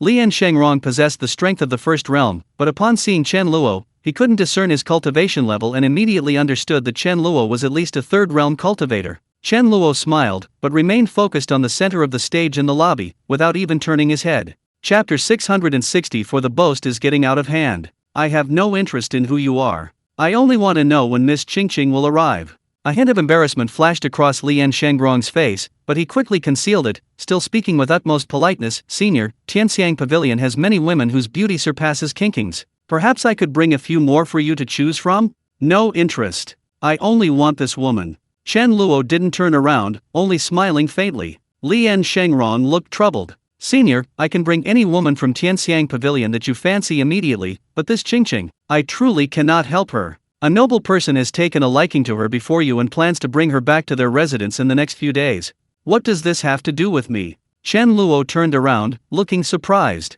I don't want to bring her back to my residence. Lian Shengrong didn't know if Chen Luo was genuinely naive or pretending. Since that noble person had already taken a liking to Qingqing, there was no reason for her to be allowed to touch another man. Senior, it's not that I want to offend you, but that esteemed person is someone we can't afford to offend, and I'm sure you wouldn't want to either. Chen Luo seemed suddenly intrigued, asking with amusement, that's quite a coincidence. I enjoy provoking people I can't afford to offend. Why don't you tell me his background, and let's see if this young master can handle it. Lian Shengrong nearly vomited blood. Was this guy out of his mind? Enjoying provoking people he couldn't afford to offend? Was he tired of living? The alluring woman was following behind Lian Shengrong. Hearing Chen Luo's words, she was speechless, because he had just said something similar. However, she only dared to think it to herself, showing no emotion on her face. Seeing Chen Luo's expression, Lian Shengrong knew that if he didn't reveal who had taken a liking to Qingqing, this arrogant fellow wouldn't be satisfied. That distinguished guest is His Majesty the Holy Emperor's seventh son, Prince Ji Haoran. After Lian Shengrong finished speaking, a hint of smugness appeared on his face, seemingly very proud of having managed to curry favor with the seventh prince. Lian Shengrong had hoped to see fear or awe on Chen Luo's face, but found the other's expression completely unchanged. Chen Luo looked thoughtful, seemingly seriously considering whether he could afford to offend Ji Haoran. After a long pause, he suddenly said, just a prince, huh? I guess I really can afford to offend him. Lian Shengrong and the alluring woman both looked astonished, thinking that this person was exaggerating beyond belief. The Great Zhou royal family was different from the royal families of other continents. To completely unify such a vast territory and hundreds of millions of people into a single celestial dynasty, a strong centralized government was indispensable. The reason the Great Zhou royal family became royal is because they were the most powerful cultivation family in the Great Zhou immortal dynasty, possessing the cultivation method for a divine talisman. There are only 4 divine talisman inheritances in the entire heavenly demon continent. The natural divine talisman is in the heavenly demon clan, while the other 3 were passed down from 3 clans that were destroyed in the past. One of the golden divine talismans is held by the Great Zhou royal family, while the other 2 are held by the Xian Tian sect and the Tai Chu pavilion respectively, forming a 3-way power struggle that jointly controls the fate of the entire Great Zhou dynasty. Besides the other princes of the Great Zhou royal family, only the true disciples of the other 2 immortal sects dare to challenge Ji Haoran's status as a prince. However, even Lian Shengrong couldn't see Chen Luo as either a member of the royal family or a true disciple of any other immortal section. These people are figures who stand on the highest echelons of the continent. How could they possibly frequent a mortal's brothel? Even Ji Haoran only heard the lyrics to When Will the Moon Be Bright? By chance and then sent someone to inquire about the author of the melody. Ji Haoran originally intended to bring Qingqing into the prince's residence that very day, but because of Qingqing's somewhat special background, even Ji Haoran couldn't rashly bring her in. Instead, he was currently trying to find a solution. Senior, if you insist, I have no choice but to report this to the 7th prince's residence. Lian Shengrong's tone was no longer polite. He was now convinced that Chen Luo was exaggerating and would cower at the mention of the prince's residence. To his surprise, Chen Luo laughed. Go, but before you go, bring Miss Qingqing up. Lian Shengrong was amused and annoyed. This man was utterly clueless. He had politely explained the consequences, yet this man remained stubbornly obstinate, as if courting death. He didn't bother with him anymore and turned to leave the private room. I said, Miss Qingqing must come up first before you can leave. Chen Luo feigned surprise, glanced at Lian Shengrong, and casually waved his hand. Lian Shengrong's figure flew through the air and landed beside Chen Luo. Lian Shengrong's expression changed drastically. "Senior, what do you mean by this?" Chen Luo smiled but didn't answer. Instead, he looked at the alluring woman. "I'll give you 30 breaths to go and invite Miss Qingqing here. If you're even a breath late, I'll cut off one of her fingers." In the world of immortals and heroes, a breath is equivalent to a full breath, or 2 or 3 seconds. The 30 breaths Chen Luo spoke of were a minute and a half. The alluring woman's face turned pale with fright. Although Chen Luo was all smiles, she dared not take this as a joke. She hurriedly cried out, "I'll go right now. I'll go right now." The alluring woman took off running. When she reached the second floor, she shouted at Qingqing, who had just finished playing her instrument, "Qingqing, quick, come up here." Her shouting, disregarding her image, immediately attracted the attention of all the customers in Tingxianfang. Some looked displeased, while others looked curious, all focusing their gaze on her. Gu Qingqing's expression faltered slightly. She glanced at the glamorous woman with a puzzled look, but after a brief hesitation, she got up and walked towards her. "Oh my goodness, it's a matter of life and death. Don't run." Seeing Gu Qingqing's unhurried demeanor, the glamorous woman was so anxious she wanted to fly over and grab her. At this rate, by the time she got to the third floor, the owner would have lost all his fingers and would probably have to use his toes to make up the numbers. At that point, it wouldn't be Gu Qingqing who would be in trouble, but her. Gu Qingqing's expression grew even stranger, and she had no choice but to start running, quickly reaching the second floor. "Come with me." The glamorous woman grabbed the bewildered Gu Qingqing and frantically sprinted towards the third floor. Gu Qingqing had no choice but to lift her skirt and quicken her pace to keep up, lest she fall. The eyes of everyone upstairs and downstairs were fixed on them. The madam had just said it was a matter of life and death, which had piqued their curiosity. They wanted to know what had happened to make the madam so anxious. Chapter 665. Keep going, I'm almost tempted. Young master, Miss Qingqing has arrived. The madam, panting, dragged Gu Qingqing upstairs, calling out urgently. Chen Luo smiled, waved away Lian Shengrong, and looked at Gu Qingqing, saying, "Sit." Lian Shengrong flew to the stairwell entrance, staggering backward until he finally crashed into the wall. He glared at Chen Luo with intense resentment, but dared not utter a harsh word, and immediately slunk away from the private room. Not long after, guards and servants from Tingxianfang came in to ask the guests to leave, offering a waiver of all evening's expenses as an apology. The guests, who had initially wanted to watch the commotion, knew something was amiss when they saw Tingxianfang's actions.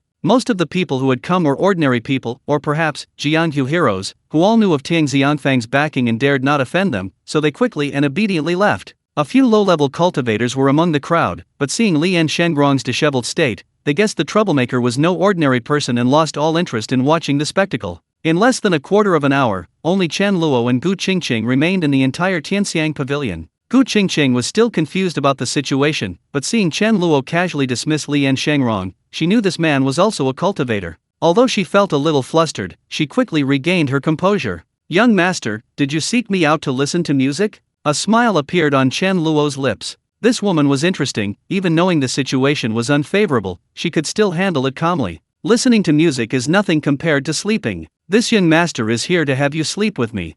Chen Luo chuckled and slowly walked to Gu Qingqing, standing only a fist's distance away, already able to smell each other's breath. Gu Qingqing seemed a little overwhelmed by the closeness and was about to back away when Chen Luo suddenly grabbed her waist and pulled her into his arms. Gu Qingqing gasped, a shy blush rising on her face. But unexpectedly, Gu Qingqing didn't struggle. Instead, she looked up at Chen Luo and smiled gently, saying, "Young master, please don't tease me. Your eyes are very clear, unlike those who truly want me to sleep with them." Chen Luo's smile deepened. "Then you're mistaken. I can think about that matter with perfectly clear eyes." Chen Luo made a move to kiss her. Gu Qingqing panicked now and turned her head away, trying to avoid it. Just then, a loud, urgent shout came from outside, "Stop. No, wait, shut up." Chen Luo smiled silently, not continuing the kiss, but instead holding Gu Qingqing in his arms and looking towards the stairwell. A boy dressed as a servant, about 15 or 16 years old, ran up quickly, his eyes flashing with a fierce light as he stared intently at Chen Luo. "Xiao Lu, what are you doing here?" Before Chen Luo could speak, Gu Qingqing cried out urgently to the boy, "Let go of my sister." Gu Xiao Lu clenched his fists, his eyes almost spitting fire. "What if I don't let her go?" Chen Luo glanced at Gu Xiaolu with amusement and said slowly. Gu Xiaolu's expression froze for a moment, but he quickly retorted sharply, "My sister is going to the 7th prince's residence. If you touch her, you will die a horrible death. Someone has already told me this threat. It's nothing new. Let's try something else." Chen Luo looked completely nonchalant. Gu Xiaolu's expression clearly faltered. This person didn't even put the great Zhou royal family in his eyes. He was either insane or had something to rely on. But either way, it wasn't a good thing for him. Gu Xiaolu's eyes flickered. I have a way to make you a lot of spirit stones. Seeing that threats were useless, Chen Luo immediately switched to bribery. He laughed and interrupted, no interest. I can get you accepted into the Xiantian sect. No interest, let's try another one. Gu Xiaolu, seeing Chen Luo's go on, I'm almost tempted expression, gritted his teeth in anger. This method will allow you to get close to Changsun Zian, a true disciple of the Xiantian sect. You should have heard of the Xiantian fairy, she's more than 10 times more beautiful than my sister. Gu Xiaolu even went so far as to belittle Gu Qingqing to promote his method. Sure enough, Chen Luo showed an interested expression. Tell me, what's the method? Let go of my sister first. Seeing that Chen Luo was finally interested, Gu Xiaolu breathed a sigh of relief. He was really afraid this person was crazy and uninterested in anything. Chen Luo smiled and casually released Gu Qingqing. Speak, let my sister leave, and I'll tell you immediately. Don't push your luck. If you say another word, I'll strip your sister naked. Gu Qingqing was startled and quickly stood behind Gu Xiaolu, seemingly feeling safer that way. Gu Xiaolu's expression changed slightly. He didn't doubt Chen Luo's ability to do it, because he already knew before coming that this person was a cultivator, and a rather high one at that. Even Shang Rong had come out in a disheveled state, immediately ordering people to go to the 7th prince's residence to find someone as quickly as possible, which meant that only members of the royal family could deal with the other party. Gu Xiaolu dared not negotiate further. He immediately said, You just heard my sister sing the song When Will the Moon Be Bright. Yes, so what? I wrote the lyrics. Chen Luo finally couldn't help but laugh. Looking at Gu Xiaolu, who remained completely composed, he laughed loudly and asked, Are you sure? I know you don't believe me, but it was indeed written for my sister. Gu Xiaolu's tone was incredibly certain, his expression perfectly matching his words. In Gu Xiaolu's live stream, millions of viewers were watching. When they heard Gu Xiaolu confidently claim that he wrote the lyrics, the viewers in the live stream burst into laughter. Pa! I've seen shameless people, but never anyone this shameless. Host, so Dongpo's coffin lid is about to burst open. Damn it, these newcomers to the Xiangxia world have all been corrupted by Wukong. Everyone who comes and plagiarizes a poem to show off, it's infuriating. These plagiarists are disgusting. What if we enter the Xiangxia world later and have nothing to plagiarize? Furious.jpg. It's so cool to get into the game early, taking someone else's path and leaving them with nowhere to go. Damn it.jpg. Chen Luo actually knew all along that Gu Xiaolu had plagiarized Su Dongpo's poem. He didn't really intend to do anything to Gu Qingqing, he just wanted to test Gu Xiaolu's character. Therefore, he deliberately acted unusually arrogant and unreasonable, giving off a very dangerous vibe. After learning that Gu Qingqing had been kidnapped, even knowing the danger, Gu Xiaolu ignored the madam's attempts to stop him and rushed to the 3rd floor. Chapter 666 Changsun Zian. Fine, even if you did it, what does it have to do with this Changsun Zian you mentioned? Chen Luo asked with a half-smile. This time, it was Gu Qingqing and her brother who were taken aback. You just arrived in Dying City? Gu Xiaolu asked instead of answering. Chen Luo, seeing their expressions, understood that he had asked a rather idiotic question. Explain clearly. The Xiantian sect once produced a remarkably talented individual, Yun Tianzhou, a contemporary of the current leaders of the 3 great immortal sects, hailed as one of the 4 heroes of the immortal dynasty. Yun Tianzhou was not only handsome and possessed extraordinary cultivation, but also overflowing with talent, effortlessly composing poetry and prose, making him the most talented and romantic figure of his time. In his youth, Yun Tianzhou crushed all his peers, even the current leaders of the 3 great immortal sects were no match for him, earning him the title of the #1 talent in the immortal dynasty, and he was designated as the next leader of the Xiantian sect at a young age. However, 20 years ago, Yun Tianzhou suddenly disappeared. Some say he encountered an ancient ferocious beast in the azure sky sea while traveling, others say he was assassinated by the demon race, but after that, there has been no news of him. Gu Xiaolu's story was captivating, deliberately creating suspense. But Chen Luo was uninterested, he knew exactly what Gu Xiaolu was up to. This guy was deliberately stalling for time, waiting for Lian Shengrong to call for reinforcements. Chen Luo impatiently interrupted Gu Xiaolu, get to the point. Gu Xiaolu wanted to continue describing how powerful Yun Tianzhou was, but seeing Chen Luo's expression, he silently muttered something to himself and still spoke. Changsun Zian was an infant Yun Tianzhou brought back from outside. Rumors circulate that she is actually Yun Tianku's daughter, but Yun Tianzhou doesn't acknowledge it. However, as Changsun Zian grew up, she began to resemble one of Yun Tianku's confidants more and more, and this rumor spread far and wide, even reaching ordinary mortals. But this is an internal matter of the Xiantian sect, outsiders mostly just treat it as gossip. Changsun Zian's talent was in no way inferior to Yun Tianku's. At the age of 10, she became a cultivator of the first realm, breaking Yun Tianku's record. Now, at only 30 years old, she has already become a cultivator of the fifth realm, crushing all her peers. Moreover, Changsun Zian possessed unparalleled beauty, making her the object of admiration for many men in the great Zhou immortal dynasty. Whether cultivators or mortals, it is said that those who have seen her beauty are astonished and captivated by her. But Changsun Zian never showed any interest in any man, focusing solely on the path of immortality and indifferent to everything else. However, Chen Luo smiled slightly. However, she likes poetry. Gu Xiaolo wasn't surprised that Chen Luo could guess. After all, he had made it so obvious. Gu Xiaolo nodded. Changsun Zian has been by Yun Tianku's side since infancy, and from a young age, she has been exposed to poetry and literature, and is very fond of it. Therefore, many people in Dying City, in order to please Changsun Zian, have begun to study the techniques of poetry, and a literary style is flourishing. Many young masters from immortal cultivation families and heirs of immortal sex, in order to win a smile from the beauty, spare no expense, spending lavishly to buy poems and send them to the Shintian sect for Changsun Zian to appreciate.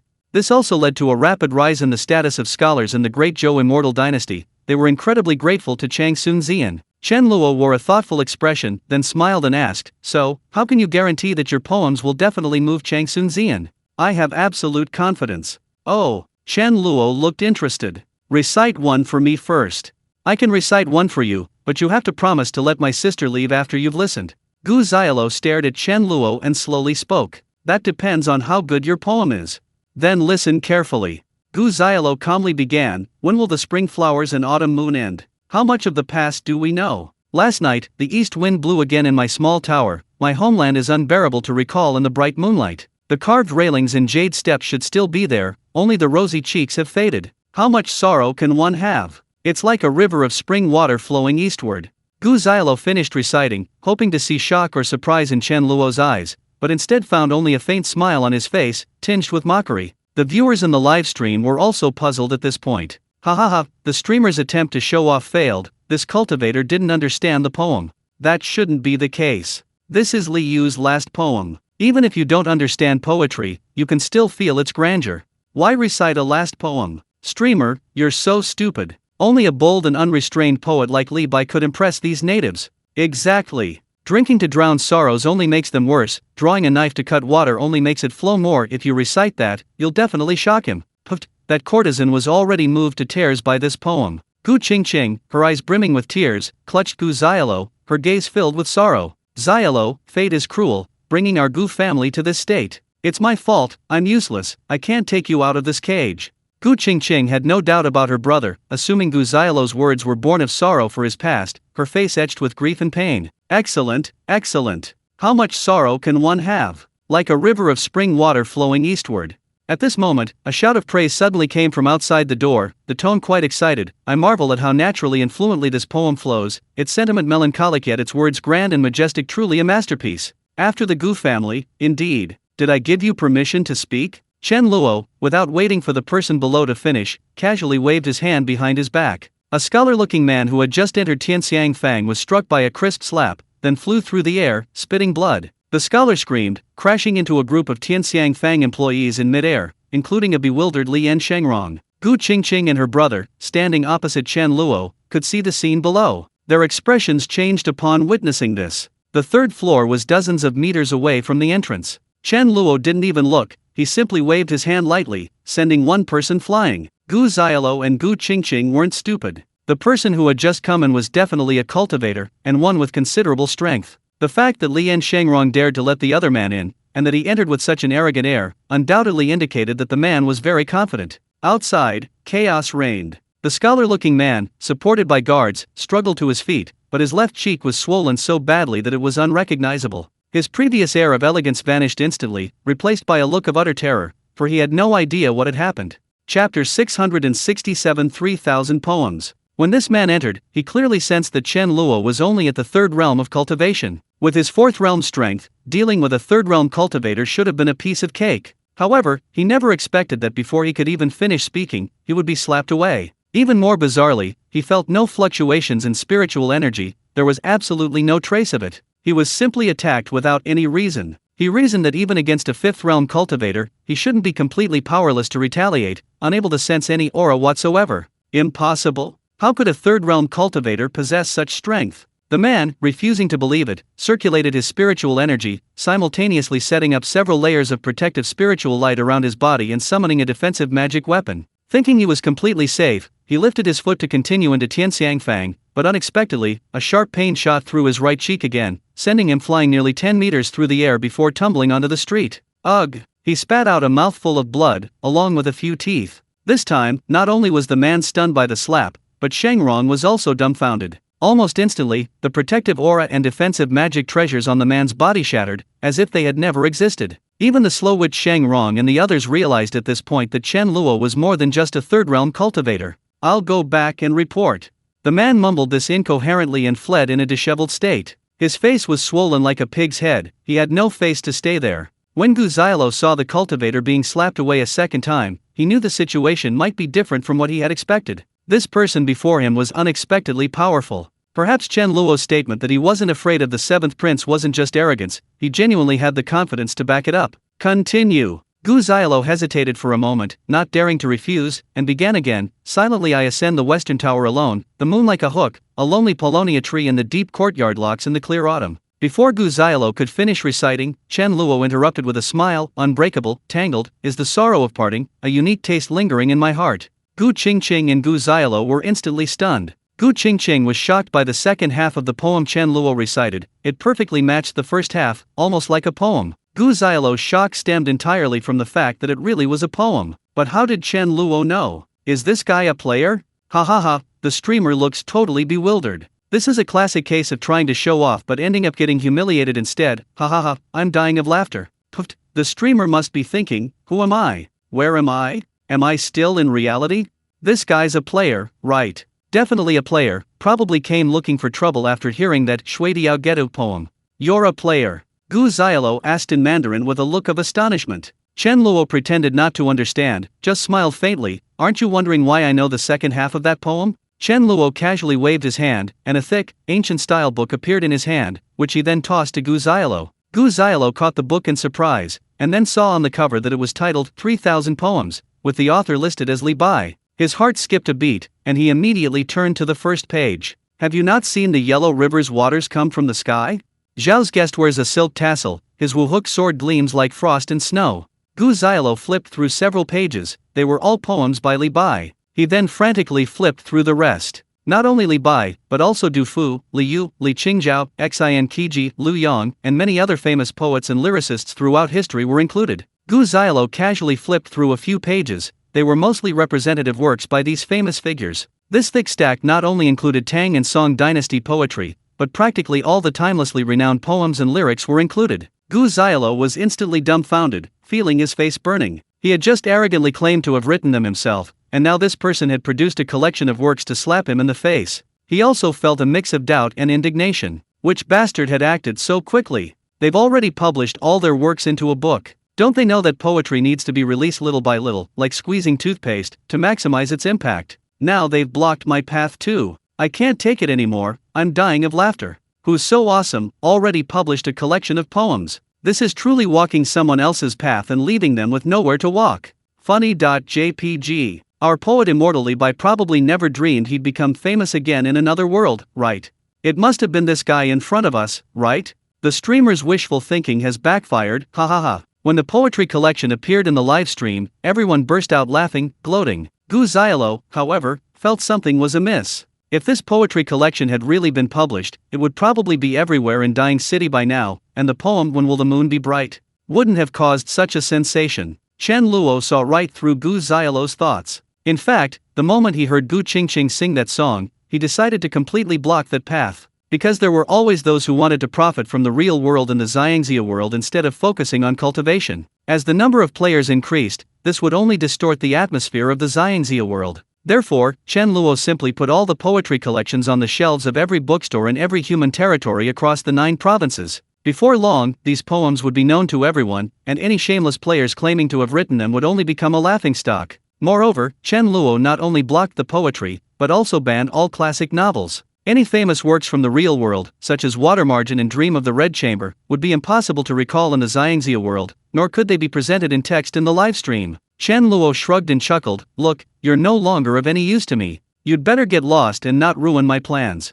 As he spoke, Chen Luo strode towards Gu Qingqing's location. Gu Xiaolo knew she couldn't escape, but she was still unwilling to give up. She threw the poetry collection she was holding at Chen Luo, then grabbed Gu Qingqing and turned to run downstairs. But as soon as he lifted his foot, he realized that instead of running far, the two of them were being sent flying backwards towards Chen Luo's location. Chen Luo reached out to grab Gu Qingqing, but Gu Xiaolo shouted angrily, "You old geezer, hurry up and make your move." "I agree." As soon as Gu Xiaolo finished speaking, a burst of spiritual light erupted from his body, a gale arose, and energy radiated outwards. Dozens of lightning bolts suddenly lit up the private room, dancing like silver snakes, all crashing down towards Chen Luo. Chen Luo let out a soft exclamation, looking at the sky filled with lightning, somewhat surprised. He had only intended to test Gu Xiaolo further, but he hadn't expected the other party to have such a hidden trick up his sleeve. Chapter 668 Two Souls. Chen Luo already knew that although Gu Xiaolo possessed talent for cultivation, he had never cultivated for a single day and had no cultivation whatsoever.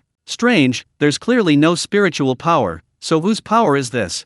Chen Luo gave Gu Xiaolo a strange look, then suddenly waved his hand, and the entire world fell silent. The lightning that filled the sky froze in mid-air, and everything within the entire imperial city remained still. Even the players in the livestream didn't notice time had stopped. Chen Luo refocused on Gu Xiaolo and began to carefully observe his physical condition. After a moment, Chen Luo chuckled. There was actually another soul within Gu Xiaolo. This is interesting. Chen Luo instantly recalled Gu Xiaolo's entry into the Xiangxia world. Gu Xiaolo logged in 1 day before in the real world, which was 1 year before in the Xiangxia world. At that time, her predecessor died, and Gu Xiaolo was reborn through possession. However, she encountered an unexpected event, because her predecessor had been possessed and died. The person who possessed her was none other than Yun Tianzhou, whom Gu Xiaolo had just mentioned, the exceptionally talented figure of the Xiantian sect, and the master of Changsun Xian. Why Yun Tianzhou possessed Gu Xiaolo is a tragic story. Yun Tianzhou was too dazzling in his youth. He broke through to the 5th realm at the age of 35 and had already broken through to the 6th realm by the age of 70. 70 years old is considered old age for ordinary people, nearing death. However, for a cultivator at the 6th realm with a lifespan of over 1,000 years, it doesn't even count as youth. Therefore, Yun Tianzhou was hailed as the greatest genius of his time, the most likely to break through to the 8th or even 9th realm, and the pride of the Xiantian sect. However, the tallest tree in the forest catches the most wind. Yun Tianzhou rose to fame at a young age, and like most arrogant and talented individuals, he was unruly and reckless, offending countless people. Just like his name suggests, Yun Tianzhou seemed to be constantly making enemies. However, his extraordinary strength and the backing of the Xiantian sect made him virtually untouchable. Those he offended were now among the elite of the Great Zhou royal family, such as the Great Zhou Holy Emperor Ji Mingyang, and the current sect leaders of the Xiantian sect and the Teishu Pavilion. Ultimately, all these conflicts reached their peak because of a woman. At that time, the Teishu Pavilion also had an exceptionally talented prodigy named Changsun Qian. Her cultivation talent and appearance were unparalleled. Changsun Xian of the Xiantian sect was practically a carbon copy of Changsun Qian. Changsun Qian also had many suitors.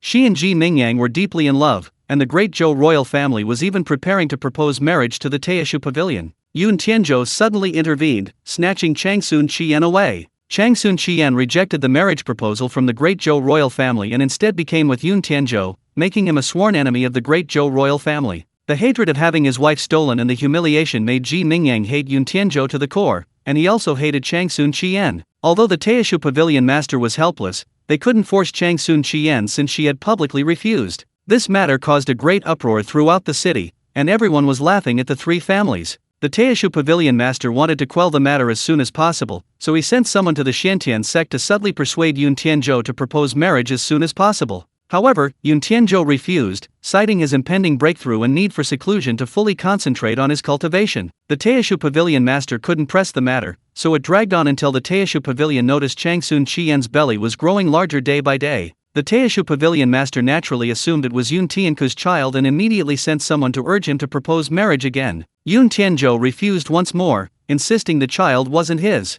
The Teishu Pavilion master was furious, thinking Yun Tianzhou was trying to renege on his promise, and went to the Xiantian sect to confront him. The Xiantian sect leader was Yun Tianku's master. Upon learning of this, he was also enraged and immediately ordered Yun Tianzhou and Changsun Qian to marry that day to give her an explanation. Forced into a corner, Yun Tianzhou had no choice but to tell the truth. He had never touched Changsun Qian. The child was conceived before she rejected the Great Zhou royal family's marriage proposal, and the child's father was Ji Mingyang. That's why he had deliberately distanced himself from Changsun Qian. The Taishu Pavilion master was completely bewildered by this series of events. Naturally, he wouldn't accept Yun Tianku's one-sided account and immediately returned to the Taishu Pavilion to inquire about the truth from Changsun Qian. Changsun Qian simply wept without speaking, clearly acknowledging the truth. Changsun Qian was raised by the Taishu Pavilion master himself, treated like his own daughter, and was deeply troubled by this. He asked Changsun Qian if she was willing to remarry Ji Mingyang, even offering to sacrifice her dignity to discuss the matter with the great Zhou royal family.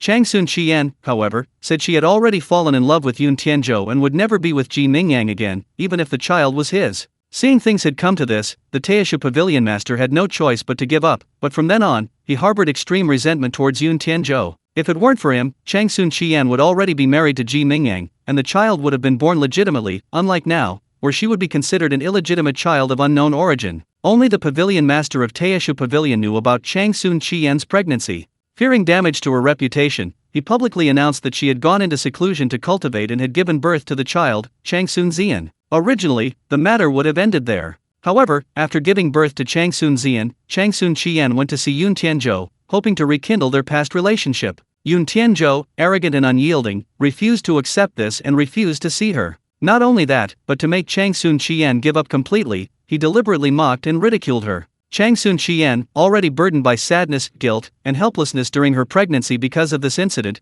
found these feelings worsen after giving birth to Changsun Xian. In modern terms, this is a severe case of postpartum depression, which can easily lead to suicidal thoughts. When Changsun Qian finally mustered the courage to seek reconciliation with Yun Tianzhou, she was coldly and ruthlessly rejected. Filled with grief and anger, she returned to the Taishu Pavilion and tragically committed suicide by severing her heart meridian. When Yun Tianzhou learned of the news, he couldn't believe that the stunningly beautiful woman would take her own life. Filled with regret and guilt, Yun Tianzhou went to the Taishu Pavilion, hoping to see Changsun Qian one last time, but was nearly killed by the enraged pavilion master. If Yun Tianzhou hadn't broken through to the seventh realm under the threat of death, he truly wouldn't have been able to return. Although Yun Tianzhou had just broken through to the seventh realm, he was able to fight the Taichu Pavilion master, who was also at the seventh realm, to a standstill, and ultimately even managed to abduct Changsun Xian. Yun Tianzhou abducted Changsun Xian mainly because she resembled Changsun Qian. To make up for his guilt, he decided to nurture Changsun Xian into a capable person. The Taichu Pavilion master's beloved disciple, whom she regarded as her own daughter, committed suicide, and her daughter had been taken away by Yun Tianzhou. She was not about to let it go.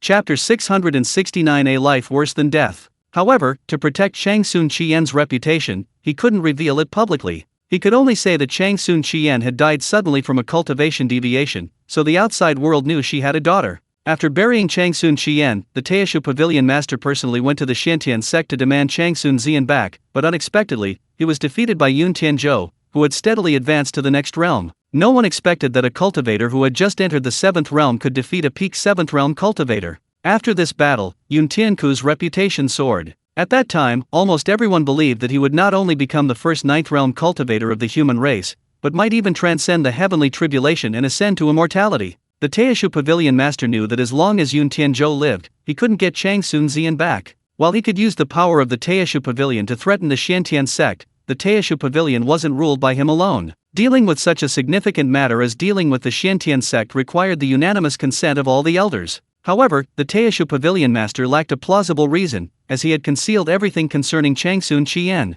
Therefore, the Taishu Pavilion master patiently endured, secretly accumulating power, preparing for a decisive blow. This patience lasted 10 years. During these 10 years, he secretly contacted the great Zhou royal family and the true disciples of the Xiantian sect who were dissatisfied with Yun Tianzhou, finally waiting for an opportunity. The Xiantian sect unexpectedly acquired a realm spirit. Guided by the realm spirit, they discovered that the secret realm was located within the territory of the Tianhe clan within the Tianyao clan. The Tianhe clan possessed an 8th realm demon king. Knowing they couldn't handle it alone, the Xiantian sect contacted the Taishu Pavilion and the great Zhou royal family to jointly explore the secret realm. The Xiantian sect would receive half of the profits, with the other two sects splitting them equally. The Taishu Pavilion master immediately realized this was a golden opportunity. Not only could he obtain the treasures of the secret realm, but he could also eliminate Yun Tianzhou. The three sects joined forces to enter the secret realm, looting all its treasures. However, upon emerging, they found themselves surrounded by the heavenly ape king and a host of powerful demons. In the ensuing battle, the great Zhou royal family and the Taishu Pavilion offered no real support, betraying the Xiantian sect leader and Yun Tianzhou before fleeing. The Xiantian sect leader was filled with shock and rage, knowing he couldn't withstand an 8th realm demon king for long. The Xiantian sect leader chose to sacrifice himself, buying Yun Tianzhou a chance to escape. Yun Tianzhou, though filled with grief and anger, knew he had to escape to avenge his master. Yun Tianzhou fought with all his might, managing to escape the Heavenly Ape King, but returned to the human realm severely wounded and on the verge of death. At this moment, the Teishu Pavilion Master and Ji Mingyang appeared. These two were not entirely at ease, and as a precaution, they had placed tracking devices on him while exploring the secret realm. When Yun Tianzhou fled back to the human race, he was immediately detected by the two men, who tracked him down. Yun Tianzhou then learned that these two had secretly sent a message to the Heavenly Ape King, intending to kill him and his master. His heart was filled with extreme hatred. He knew very well that these two would not allow him to live, so he decisively chose to fight to the death.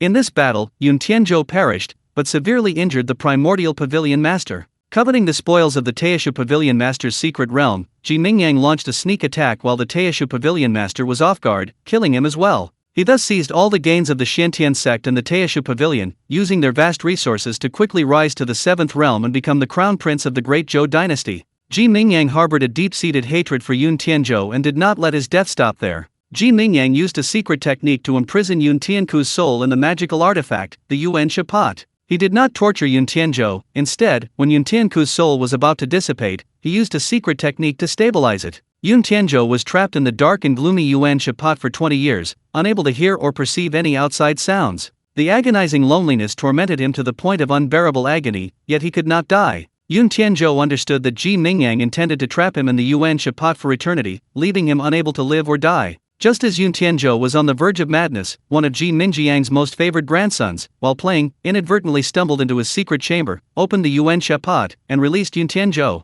Yun Tianzhou, finally free, didn't dare linger for a moment and quickly slipped out of the palace. Ji Mingyang sensed Yun Tianku's escape and immediately abandoned everything in front of him, giving chase to capture him. Yun Tianku's soul speed couldn't match that of a 7th realm cultivator. Sensing Ji Mingyang's approach, he chose the first human he saw to possess. Imprisoned for 20 years, to avoid completely breaking down and going insane, Yun Tianzhou could only imagine what he would do after his release. He wanted to kill the Heavenly Ape King, kill Ji Mingyang, and seal him and all the members of the great Zhou royal family into the Yuan Shapat, making them suffer the same torment as he had. But thinking about it this way, in just a few months, he had considered every conceivable way to die and every method of torture in the world. Yun Tianzhou ran out of ideas and could only begin to recall his moments with Changsun Qian and Changsun Xian to keep himself from collapsing. However, even after all this, only a few months had passed. Forced into a corner, Yun Tianzhou began to meticulously plan every step of his revenge, down to the smallest detail. For example, how much flesh to cut from Ji Mingyang, how much blood to drink each day, to keep him alive. But even this didn't sustain Yun Tianzhou for long. So Yun Tianzhou began to consider how he could gain the strength for revenge if he were to escape.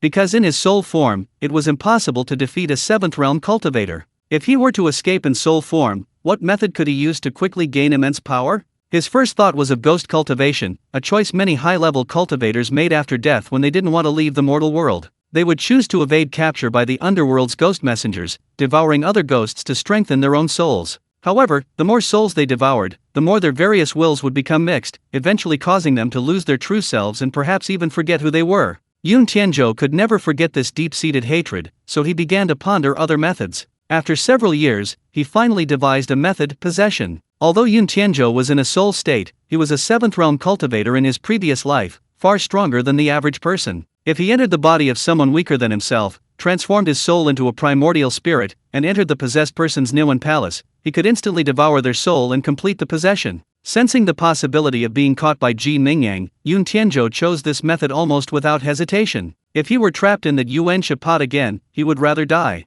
And Gu Xiaolo's former self unfortunately became this unfortunate victim. Chapter 670. I'll chop you up today. After Yun Tianzhou possessed Gu Xiaolo's body, he completely lost his soul's aura. Ji Mingyang searched the area where he last disappeared but couldn't find him. In the world of immortals and heroes, there were no techniques for possession. Ji Mingyang couldn't imagine such a method of rebirth through possession, and assumed Yun Tianzhou had committed suicide in fear. Although he was still filled with resentment, Yun Tianku's soul had already dissipated, and he was helpless, so he had to give up. The possession method Yun Tianzhou had previously conceived was merely something he had simulated and imagined in his mind. It was his first time using it. He initially thought the possession was successful, but unexpectedly, another soul emerged from Gu Xiaolo's body, almost merging with his primordial spirit. This terrified Yun Tianzhou, who thought his possession method had malfunctioned. Although Yun Tianzhou couldn't understand it, it didn't stop him from continuing his possession attempt. However, when his soul transformed into his primordial spirit was significantly weakened. Furthermore, when Gu Xiaolo's soul entered, a portion of it was absorbed, making him almost identical to Gu Xiaolo. Gu Xiaolo was incredibly excited upon entering, his luck having been phenomenal in securing the qualification to enter the game. Naturally, he was eagerly anticipating his identity in the Xiangxia world. But as soon as he entered, before he could even understand the situation, he discovered someone was vying for control of his body. Gu Xiaolo was completely bewildered. He had never encountered anything like this in the game before. Entering and having to play a game of fighting for control of a body, was it a bug? Although Gu Xiaolo didn't understand the situation, he knew that no matter what, he had to reclaim his body first. The two fought for a long time in the Niwen Palace, a point on the back of the head, ultimately resulting in neither being able to control the body, causing Gu Xiaolo to faint. Gu Xiaolo's sister, Gu Qingqing, was terrified, her face turning pale. She asked the madam to send someone to treat Gu Xiaolo, even agreeing to the terms of prostitution. However, Gu Xiaolo's condition was so complex that even a cultivator might not be able to diagnose it, let alone an ordinary doctor. Gu Xiaolo remained unconscious for 3 days. When he awoke, Gu Qingqing found her younger brother behaving extremely strangely. Gu Xiaolo frequently talked to himself and even hit himself, causing Gu Qingqing constant worry. She wished she could stay by his side every single hour of the day. Until one day, Gu Xiaolo rushed into the kitchen, grabbed a knife, and tried to chop off his left hand. At that moment, Gu Xiaolo was still talking to himself. Believe it or not, I'll chop you up today. Crippled or crippled. I'd rather be physically disabled than mentally disabled. Heh, you think I'm afraid of pain? Today I'll show you what it means to cut off one's own arm. If I even flinch, I'll change my surname to yours. Seeing Gu Xiaolo acting like a madman, Gu Qingqing was so anxious that tears streamed down her face. She rushed forward to try and grab his knife, but at that moment, Gu Xiaolo started fighting with himself. Gu Xiaolo's left hand suddenly clenched into a fist, and he began to violently pound his own face. Then Gu Qingqing saw Gu Xiaolo tearing at himself, rolling on the ground in a heap. Seeing Gu Xiaolo swinging the knife left and right like a madman, Gu Qingqing was afraid that her brother would hurt himself, so she rushed forward and hugged Gu Xiaolo without regard for the danger. Embraced by this embrace, Gu Xiaolo suddenly quieted down, no longer daring to wildly swing his knife. Gu Xiaolo stopped because he was afraid of injuring Gu Qingqing. Although he was a transmigrated soul, seeing Gu Qingqing's unwavering care for him during this time, the genuine concern in her eyes was undeniable. Gu Xiaolo knew this was his former self's only family in the world, and naturally didn't want to hurt her. However, not long after, Gu Xiaolo was shocked to find his hand on Gu Qingqing's buttocks, even giving it a gentle squeeze. Gu Qingqing also looked astonished, but she didn't think much of it, assuming it was just her brother's recent bout of madness. But Gu Xiaolo instantly exploded, immediately pushing Gu Qingqing away and frantically raising his knife to chop at his own left hand. Gu Xiaolo never expected Yun Tianzhou to be so despicable, to betray him like this. They had been trying to possess each other for half a day, and although Gu Xiaolo had gained the upper hand in control of the body, strangely, when Gu Xiaolo woke up, Yun Tianzhou had somehow taken control of his left hand. Then Yun Tianzhou began to constantly oppose him. While eating, he would suddenly smash his bowl. While dressing, he would deliberately sabotage him, making it difficult for him to put on his clothes. Even more troublesome was that while using the toilet, this guy would forcefully grab his genitals. Moreover, this old geezer Yun Tianzhou, from who knows where, had so many words, constantly chanting in his mind day and night, recounting his past. It was like chanting a mantra, the kind that couldn't be silenced, impossible to escape. This drove Gu Xiaolo to the brink of ecstasy, making him wish he were dead and reincarnated. Finally, Gu Xiaolo, left with no other choice, asked Yun Tianzhou what he wanted to do. Destroy the great Zhou royal family and the Taishu pavilion, avenge my grievances. Gu Xiaolo, having absorbed the memories of his predecessor, knew exactly what these two forces were. Destroying them was as difficult as ascending to heaven. Gu Xiaolo couldn't achieve it even after a lifetime of training. Besides, Gu Xiaolo had no grudge against them, so why would she want to destroy these two immortal sects? Yun Tianzhou scoffed, telling Gu Xiaolo that the Gu clan and the great Zhou royal family were also sworn enemies, not without enmity. Gu Xiaolo naturally didn't believe him, because her predecessor's memories contained nothing of hatred. Instead, she recalled suffering all sorts of humiliation from childhood, living a life of poverty and hunger.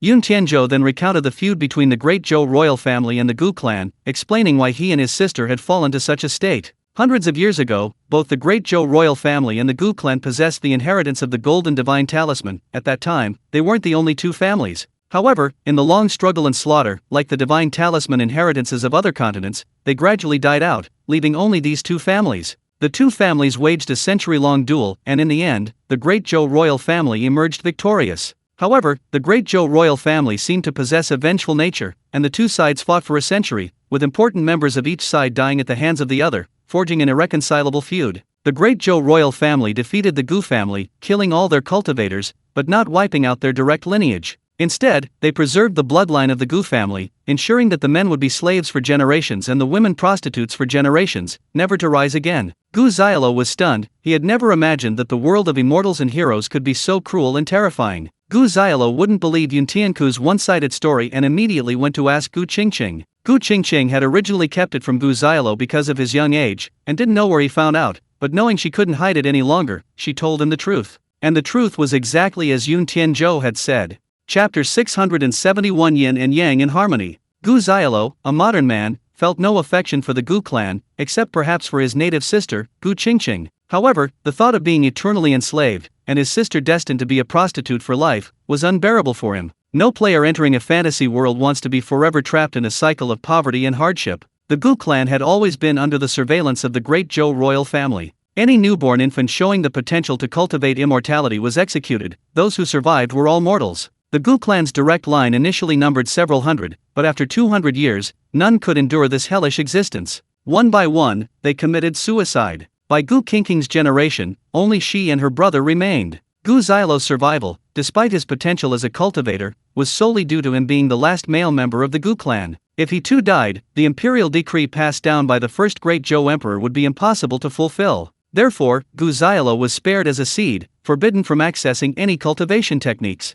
Once she gave birth to a son, she would be executed. Knowing her fate, Gu Xiaolo made a deal with Yun Tianzhou in exchange for his help in escaping with Gu Qingqing. She would use his body to cultivate and seek revenge. While Gu Xiaolo slept, Yun Tianzhou could gain control and cultivate. However, Yun Tianzhou soon discovered a strange phenomenon. When he controlled Gu Xiaolo's body, he could cultivate the yin-spirit talisman of the Xiantian sect. When Gu Xiaolo awoke and regained control, her cultivation had vanished. At night, when Yun Tianzhou reappeared, the cultivation had returned, a strangely eerie phenomenon. Dissatisfied with such slow cultivation, Yun Tianzhou demanded absolute control of the body, but Gu Xiaolo refused. Yun Tianzhou was helpless. Ever since his failed attempt to possess Gu Xiaolo, unless Gu Xiaolo voluntarily relinquished control, he could only control his left hand, making it impossible for him to fully control Gu Xiaolo's body. Yun Tianzhou racked his brains but couldn't understand why this was happening. After a year of searching, he couldn't find a solution and had to give up, resigning himself to coexisting with Gu Xiaolo.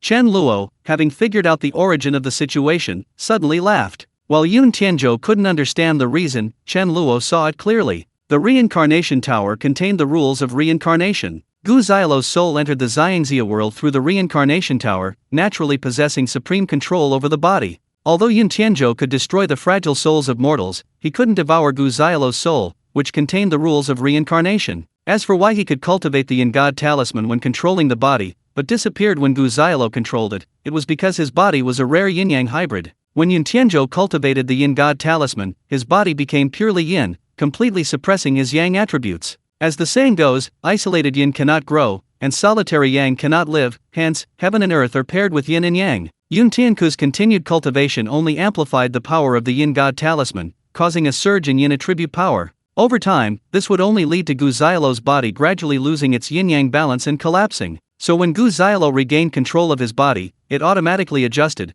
completely suppressing the yin attribute and preventing any yin power from remaining. He also couldn't use the power of the Yin God talisman. Interesting, very interesting. Chen Luo laughed. He hadn't found Gu Xiaolo particularly interesting before, but now, with the addition of Yun Tianku's soul and their shared background, things suddenly became extremely intriguing. Although solitary yin isn't long-lasting, if supplemented with the Yang God talisman, yin and yang combine, heaven and earth unite. I never imagined the yin-yang talisman could be cultivated in this way. Chen Luo found it increasingly interesting. These two were unaware that cultivating only the Yin God talisman would eventually overwhelm Gu Xiaolo's body, leading to its complete collapse. If, while Gu Xiaolo controlled his body, he cultivated the Yang God talisman, a balance of yin and yang would be achieved, significantly increasing the cultivation speed of both talismans. Moreover, once mastered, the fusion of yin and yang energies would make his combat power far surpass that of ordinary cultivators. This cultivation method was originally best practiced by a man and a woman, the legendary dual cultivation technique.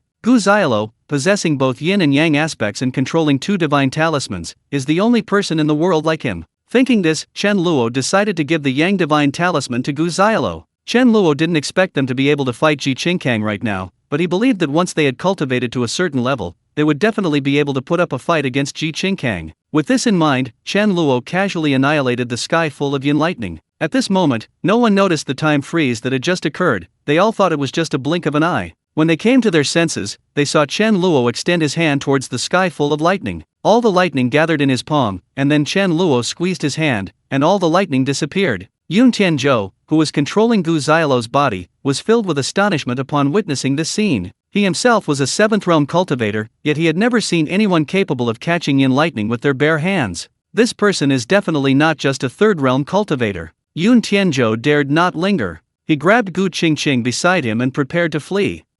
What's going on? Isn't this streamer immortal? Yeah, I can understand this person being powerful, but why did Gu Xiaoluo suddenly turn into Pikachu and can generate electricity? This streamer is really good at hiding his true intentions. Who is he planning to ambush? Tisk tisk, these streamers now know to keep some trump cards up their sleeves. Chen Luo laughed heartily, waved his hand again, and pulled the 2 back. Why the rush? I always prefer fair trades. I won't sleep with your sister for nothing. Chen Luo looked at Gu Qingqing with amusement. Your brother can cultivate. I'll give him a cultivation technique. How about you follow me from now on? Gu Qingqing was still in shock, because she never expected Gu Xiaoluo to be able to cultivate immortality and unleash such powerful lightning magic. I don't want your bullshit cultivation technique. Shut up, I wasn't asking you. Chen Luo casually pointed, and Yun Tianzhou opened his mouth, but could no longer utter a sound. When Gu Qingqing heard what Chen Luo said, she came to her senses, glanced at Gu Xiaoluo, and then at Chen Luo. A resolute look suddenly appeared on her face. As long as you can help my brother escape this cage, I am willing to serve you like a slave for the rest of my life, and I will never regret it. Chen Luo clapped his hands and laughed heartily. Very good, then it's a deal. Chapter 672. Follow me. Young master, our Gu clan is considered criminals by the great Zhou royal family. Even if we encounter the laws of the land, we are not pardonable. It's not that easy. Gu Qingqing, fearing Chen Luo was unaware of the gravity of the situation, explained with a bitter smile. So what? Chen Luo, with a nonchalant expression, turned and walked downstairs. Follow me. Chen Luo, hands behind his back, slowly strolled downstairs. Gu Qingqing hesitated, glancing at Gu Xiaoluo. Xiaoluo, going to the 7th prince's residence will only result in being enslaved by the Ji family. Let's go with this young master. Gu Xiaoluo, seeing that Yun Tianzhou couldn't save Gu Qingqing, had already relinquished control of her body, but still couldn't speak. Hearing Gu Qingqing's words, Gu Xiaoluo felt a surge of disappointment and frustration. You just met this person, and she's even lusting after your body, and you actually believed her? This cheap sister must be an idiot. Gu Xiaoluo was about to advise Gu Qingqing when she found her body moving involuntarily, following behind Chen Luo. Gu Xiaoluo looked utterly bewildered. What the hell? Why am I walking by myself? Gu Xiaoluo couldn't speak, but she could communicate with Yun Tianzhou in her mind. It must be puppetry. With his strength, manipulating a mortal like you is a piece of cake. You old geezer, always bragging about being the #1 person on the continent, and you got utterly crushed. What kind of genius are you? Yun Tianzhou said angrily, if I hadn't possessed you, this piece of trash, and couldn't unleash my full power, would we have lost so easily? Get lost. If you can't do it, you can't do it. Why make excuses? Gu Xiaoluo retorted disdainfully to Yun Tianzhou in her mind. Seeing her younger brother had already followed, Gu Qingqing paused slightly, thinking that Gu Xiaoluo's actions spoke louder than words. Naturally, she didn't hesitate any longer and immediately followed. When Chen Luo walked out of Ting Xiangfang, Lian Shengrong, who was still guarding outside, changed his expression drastically, taking several steps back and carefully maintaining a distance from him. Chen Luo suddenly smiled and waved at him. Lian Shengrong's face turned pale instantly, but he dared not disobey. He hesitated, taking one step at a time, before finally steeling himself and approaching Chen Luo. Senior, what are your orders? Which place in Dying City has the most beautiful scenery? Lian Shengrong didn't understand Chen Luo's meaning, so he honestly replied, if you're talking about the most beautiful place, it has to be Hunyuan Mountain, which lies behind Dying City. It's a place where spiritual veins converge, and the sects of the great Zhou royal family, the Xiantian sect, and the Teishu pavilion are all located on Hunyuan Mountain. Chen Luo looked up and saw a continuous mountain range to the north of Dying City, its highest point reaching several thousand meters. Chen Luo knew that was Hunyuan Mountain. He ignored Lian Shangrong and immediately started walking in that direction. Lian Shangrong saw Gu Qingqing and her brother following behind, and his face immediately turned bitter, but he dared not utter a word. Why haven't the people from the 7th Prince's residence arrived yet?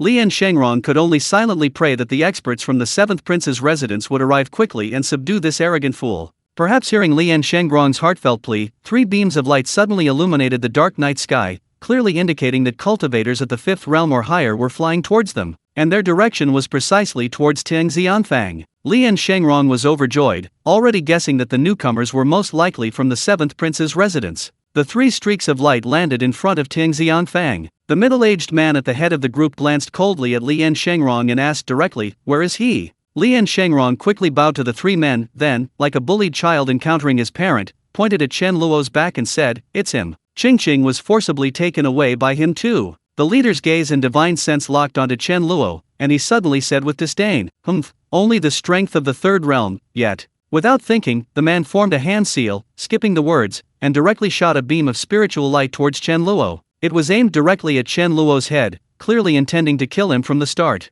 Chen Luo remained calm, seemingly oblivious to the incoming spiritual light. "Young master, be careful." Gu Qingqing and Gu Xiaolo had just left Tiang Xianfang and hadn't gone far when they noticed the 3 cultivators flying in from the sky. Having overheard Lian Shangrong and the others' conversation, they already knew the approaching cultivators were from the 7th Prince's residence. Gu Xiaolo's face lit up with joy. Seeing the cultivator attack Chen Luo, her first reaction was to pull Gu Qingqing aside. Gu Qingqing, on the other hand, looked panicked and shouted at Chen Luo's retreating figure. Gu Xiaolo rolled her eyes, thinking her sister was out of her mind. Chen Luo still didn't turn around. Just as the spiritual light was about to touch the back of his head, he suddenly paused, then shot back at an even faster speed. The cultivator who attacked didn't even have time to react before his head was blasted off. Even his primordial spirit couldn't escape, it was instantly pulverized. Blood gushed from the severed neck like a fountain, and the remaining half of the body fell to the ground, blood quickly pooling around it. The scene was deathly silent, the quiet was so profound that only the breathing of those nearby could be heard. Everyone felt their minds reeling. Even a 5th realm cultivator wasn't entirely without power against a 6th realm cultivator, yet now he had been instantly killed without warning, and by the very essence of the opponent's attack. Most importantly, they all knew it was Chen Luo who had made the move, but no one could discern how he had done it or what methods he had used. What terrified the remaining 2 5th realm cultivators even more was that they clearly sensed Chen Luo's cultivation level was only 3rd realm. What on earth had happened? Chen Luo had actually known all along that these 3 had come looking for trouble, but he hadn't intended to kill them. It was like seeing an ant while walking, whether or not you step on it is irrelevant, depending entirely on your mood at the moment. However, when this person realized that Chen Luo only had the cultivation of the 3rd realm, he immediately used a killing move, wanting to kill him in one blow. Although Chen Luo wouldn't be upset by this, since the other party had murderous intent, he certainly wouldn't hesitate to crush them. Chen Luo didn't even turn his head, simply uttering a nonchalant question, "Why did you stop?" Gu Qingqing and Gu Xiaolo snapped out of their daze and hurriedly followed. Gu Qingqing's eyes suddenly lit up. She suddenly felt that this time there might truly be hope of escaping the centuries-long hell inflicted upon the Gu family. Chapter 673. You are a demon. Damn, who knows what just happened? Who knows what happened? He just died out of nowhere. Maybe only a ghost knows. Didn't you notice everyone here looks completely bewildered? They probably don't know what happened either. I don't know what happened, but this arrogant guy, who acted like a complete idiot, is probably a real big shot. Old man, can you tell what just happened? Gu Xiaolo still couldn't speak, but stared intently at Chen Luo's back, asking in his mind. I can't tell, but I can be certain that this person's cultivation is definitely more than the 3rd realm. He must have used some secret technique to conceal his aura, making outsiders only sense his 3rd realm strength. Yun Tianku's tone held undisguised surprise. Then this guy could really be a powerful ally? Whether he's powerful or not, I don't know, but he'll definitely be your cheap brother-in-law, aren't you happy? Yun Tianzhou chuckled. Gu Xiaolo was instantly speechless. Enraged, he retorted, "What are you laughing at? Believe me or not, I'll sleep with Chang Sun Xian. Pa, only I, in my desperation, possessed you. If my Xian ever liked you, I'd gouge my own eyes out." Gu Xiaolo scoffed, "You shameless old geezer, where the hell did you get the eyes to gouge out?" Yun Tianzhou had been trapped for 20 years, unable to speak to anyone else, and could only seek out Gu Xiaolo to chant sutras every day. Gu Xiaolo was already fed up with Yun Tianku's annoyance, so their conversations inevitably turned into a war of words. The two were now engrossed in their banter, having completely forgotten what their original question was. Meanwhile, the remaining two cultivators from Tianxiang Pavilion exchanged bewildered glances, their eyes filled with shock as they watched Chen Luo and his group depart, no longer daring to make a move. Those who could cultivate to the fifth realm weren't fools. With their companion's death so mysterious, they dared not provoke Chen Luo before understanding his strength. Go back and report to His Highness. I'll collect fellow deity's body here. The other cultivator nodded slightly and immediately soared into the sky, flying away swiftly. The cultivator first retrieved the mustard seed bag from the corpse and then kept it for himself. Lian Shengrong's face twitched. So this fifth realm cultivator had sent his companion away for this purpose. Not long after, several more beams of spiritual light shot down from the sky and quickly landed in front of Tianxiang Pavilion.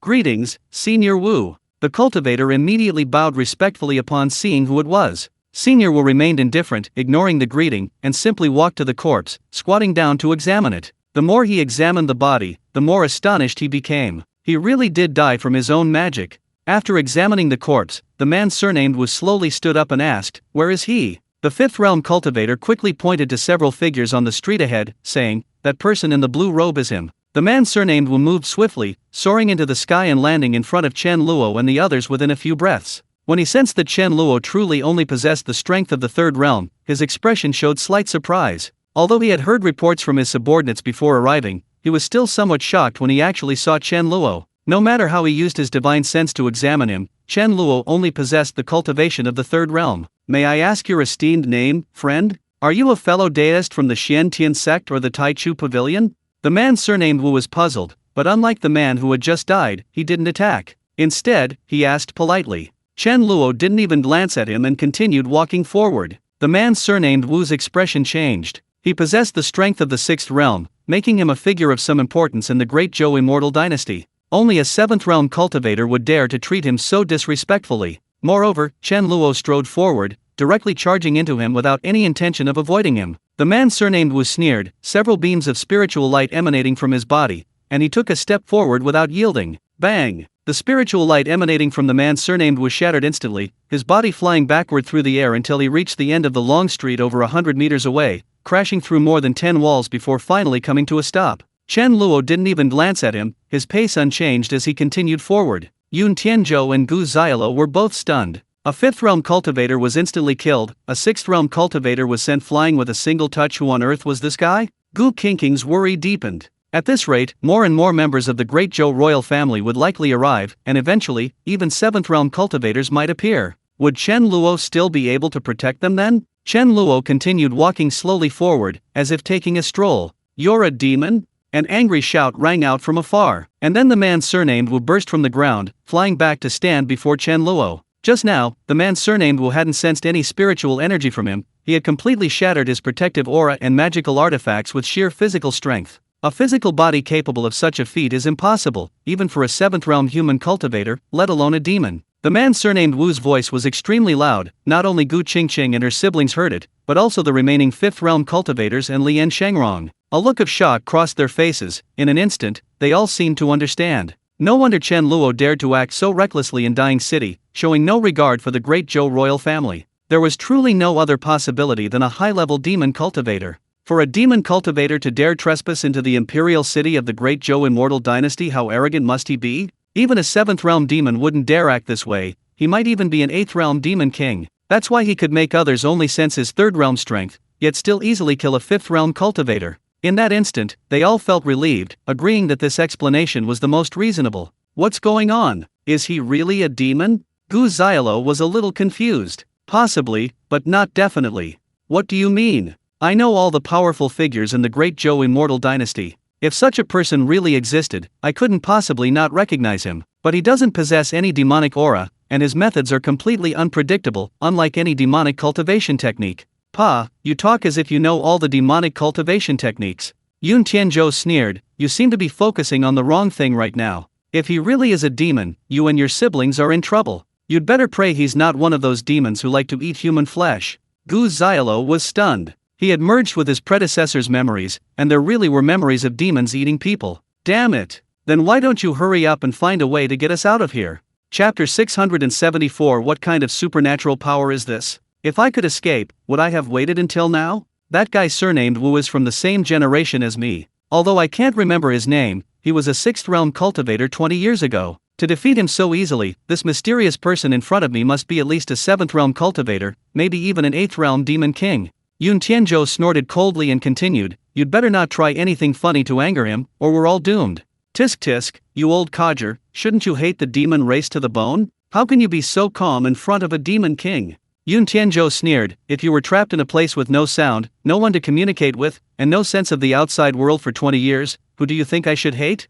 Gu Xiaolo fell silent. He probably couldn't even endure 20 minutes in that situation, let alone 20 years. Yun Tianzhou probably hated Ji Mingyang the most, even more than the demon race and the Teishu pavilion. At this moment, Chen Luo frowned and glanced at the man surnamed Wu, saying calmly, "I spared your life, so you should be smart and get lost." The man surnamed Wu's expression changed slightly. He had indeed suffered a considerable loss during his earlier probing, but it hadn't fundamentally harmed him. However, hearing Chen Luo's words, he felt a sense of unease and uncertainty, unsure if the other was telling the truth. The man surnamed Wu's expression shifted several times. He reached into his storage pouch and summoned his flying sword. "You'll die." Chen Luo glanced at the man surnamed Wu expressionlessly, finding it rather boring, and didn't even bother to stomp on him again. His aura instantly erupted, crushing down like a raging storm. The man surnamed Wu froze completely, directly immobilized by the terrifying aura. His face turned pale, and his forehead was covered in cold sweat. At that moment, he truly felt the approach of death. If he dared to make a move, he would surely die.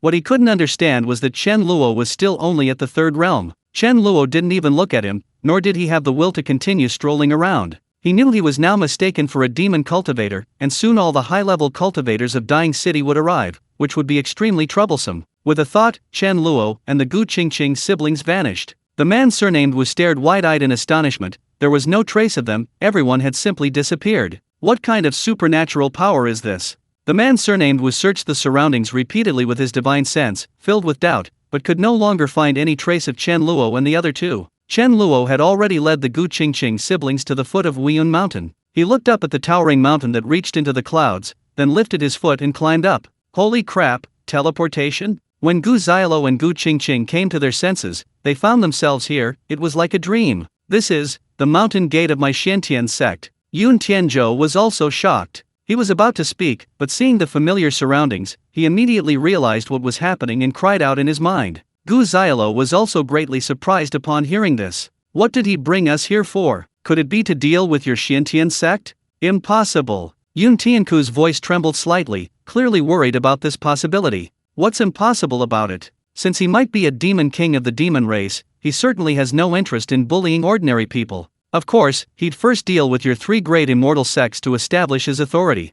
Yun Tianzhou, having lived for over 100 years, wasn't so easily swayed by Gu Xiaolo. When he left Tingxiangfang, he asked that person where the scenery was best, and that person answered Hunyuan Mountain, so he came here. Could it be he came to see the scenery? Yun Tianzhou felt a bit dazed, completely unable to guess Chen Luo's purpose. The mountain protecting formation hasn't been triggered. The Xiantian mountain range, where the Xiantian sect is located, consists of 13 peaks, each with a mountain protecting formation capable of withstanding the full force of a 7th realm cultivator. Therefore, every disciple of the Xiantian sect needs an identity jade token to enter and exit, otherwise, they will be blocked by the formation, and any attempt to force their way in will immediately trigger an alarm within the section. However, Chen Luo not only silently crossed the protective formation but also brought Gu Qingqing and Gu Xiaolo inside. Chen Luo walked slowly along the mountain path, admiring the mountain called Lianji Peak. Although it was night, it naturally did not affect Chen Luo's vision. The summit of Lianji Peak was shrouded in mist, with occasional flashes of light, seemingly identical to the yin lightning released by Yun Tianzhou. At the foot of the mountain, the vegetation was lush and dense, and a waterfall cascaded down from the mountainside, truly resembling a silver river falling from the heavens, a magnificent sight. Lianji Peak was divided into 2 distinct parts by the waterfall. The lower half was white, and the upper half, where the yin lightning flashed, was black. With all 5 elements present in yin and yang in perfect harmony, it truly is a blessed place. Chen Luo exclaimed in admiration. Most immortal sects in this world build their gates in places where spiritual veins converge, because the spiritual energy there is not only several times higher than elsewhere, but also generally provides an environment suitable for disciples' cultivation. For example, the black section at the summit of Lianji Peak gathers the ultimate yin energy, forming yin lightning, perfectly suited for the cultivation of the yin divine talisman of the Xiantian sect. Yun Tianku's ability to cultivate yin lightning is closely related to the unique terrain of Lianji Peak. Furthermore, a fire spiritual vein converges at the base of the peak, causing the ultimate yang energy to gather, ultimately resulting in the fusion of yin and yang to form this special Lianji peak. While divine talismans are fundamental to the Xiantian sect's status as an immortal sect, spiritual veins are now one of the most important factors.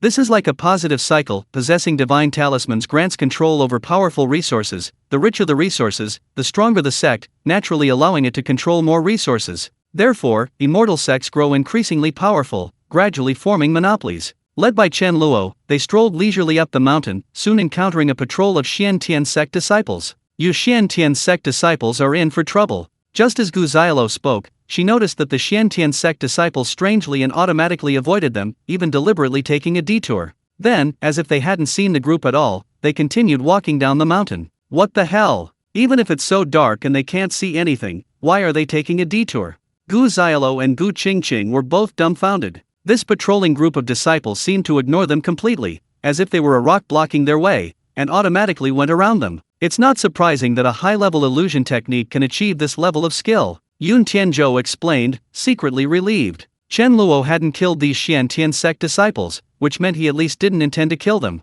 Chapter 675 The Hall of Two Elements. Chen Luo continued upwards, soon reaching the mountainside. Here stood a grand hall with 7 courtyards, its main plaque bearing the 3 large characters Lianji Hall in bold, flowing calligraphy. The Lianji Hall ascended the mountainside in tiers, backed by the waterfall cascading below, its grandeur breathtaking. The hall's walls and pillars were constructed of cold jade, even the beams and roof tiles were as white as snow. The 7 halls within the Lianji Hall were adorned with brightly lit lanterns, emitting not ordinary candlelight, but the spiritual light of spirit stones, their brilliance dazzling like a galaxy. Even in the dead of night, Gu Qingqing and Gu Xiaolo, with their mortal eyes, could clearly see the Lianji Hall. Directly in front of the Lianji Hall, a wide avenue, nearly 50 meters across, could accommodate 60 or 70 people walking side by side, leading directly to the main hall. Along both sides of the main road were pavilions and towers of varying heights, all offering views of the waterfall, connected by winding corridors. At the highest hall, mist rising from the cascading waterfall created a breathtaking scene, shimmering with light and clouds, a veritable fairyland.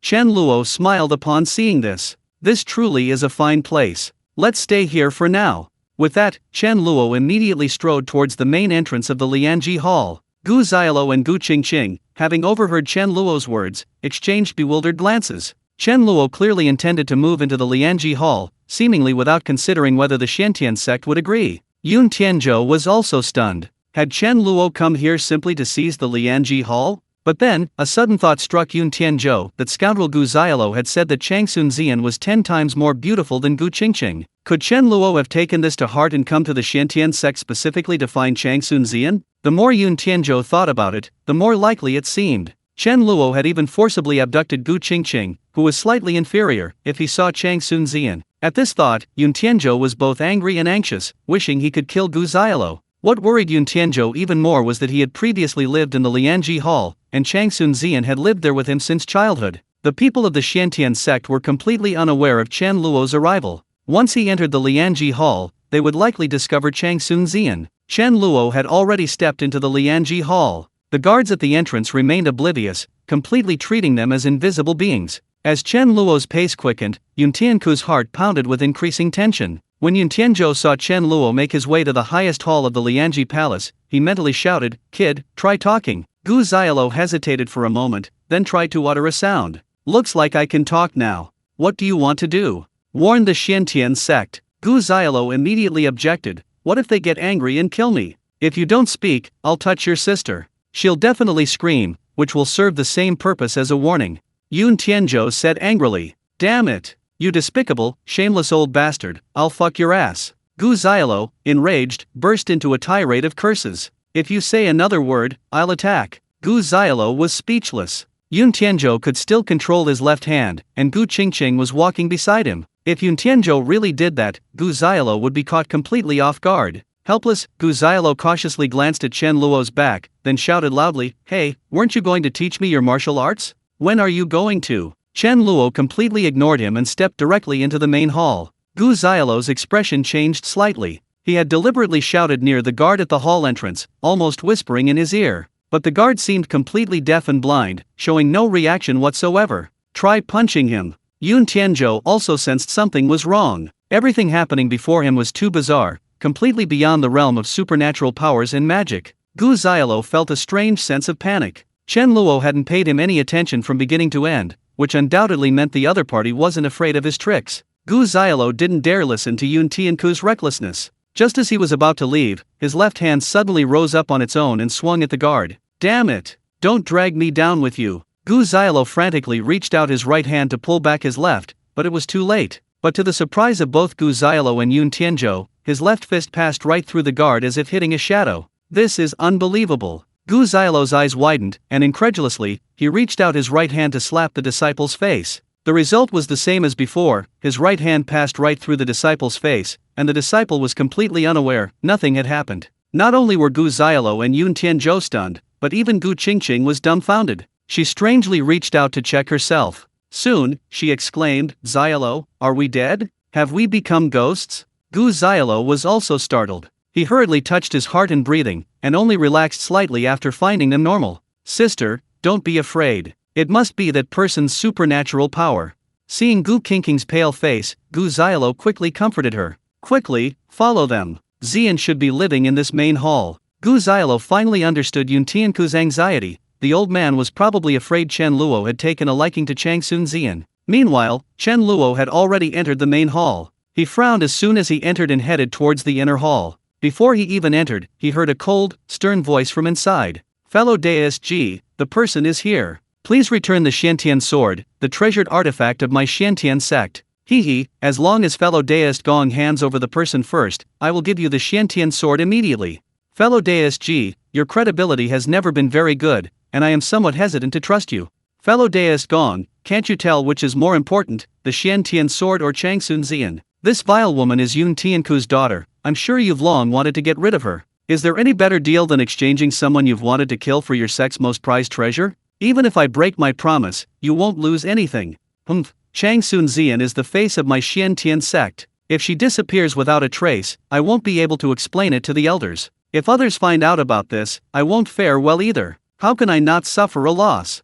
Chapter 676 The Eye of the Yin Spirit. Hearing the sounds coming from the inner hall, Chen Luo and the others remained calm, but Yun Tianzhou almost instantly exploded. It's those two scoundrels, Ji Mingyang and Gong Xiaoxian. Gu Xiaolo was stunned upon hearing this, not expecting Yun Tianzhou to recognize the people talking inside so quickly. Gu Xiaolo was practically sick of hearing about the feud between Yun Tianzhou and these two. Before his death, the previous Xiantian sect leader entrusted the sect's treasured weapon, the Xiantian sword, to Yun Tianzhou, essentially passing on the leadership to him. However, Yun Tianzhou and the previous Taishu Pavilion master died tragically, causing the Xiantian sword and the Taishu Pavilion's treasured weapon to fall into Ji Minjiang's hands, and naturally, he wouldn't return these two sects' treasured weapons. The loss of their sect's most treasured artifacts, while not enough to cripple these two immortal sects, has gradually widened the gap between them and the great Zhou royal family, eventually leading to a situation where one sect dominates. Even with the two treasured artifacts, Ji Mingyang dared not openly use them, lest the two sects unite against the great Zhou royal family.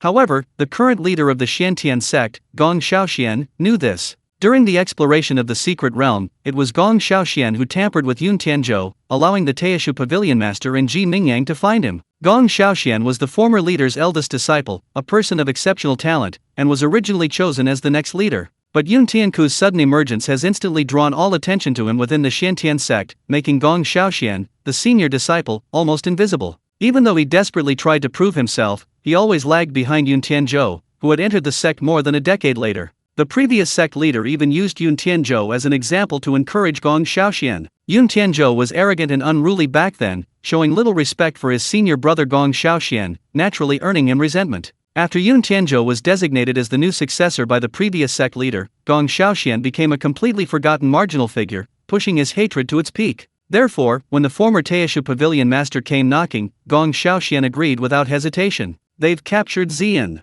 Gu Xiaolo found himself suddenly pulled by his left hand, rushing towards the inner hall. He couldn't stop him. Soon, Gu Xiaolo found himself sprinting, rushing into the inner hall ahead of Chen Luo. Xiaolo. Gu Qingqing, not understanding what had happened and fearing for Gu Xiaolo, lifted her skirt and ran after him. Chen Luo smiled and strolled in leisurely, then saw the scene inside the hall. In the hall, a woman dressed in a thin white robe sat cross-legged on the floor. Her bare feet were like frost, her skin like snow, and her bright eyes sparkled like melting spring water, clear yet profound, captivating all who beheld them. Gu Xiaolo was instantly stunned upon seeing this woman. His mind went blank, his body stiffened, and he couldn't look away. Holy crap, is this a fairy? Oh no, my nose is bleeding. So beautiful, it's like my heart is pounding. Isn't this the celestial fairy Changsun Zian? She's definitely 10 times more beautiful than Gu Qingqing. Quick, take a screenshot. I feel like I can masturbate now. I'm done, you guys can do whatever you want.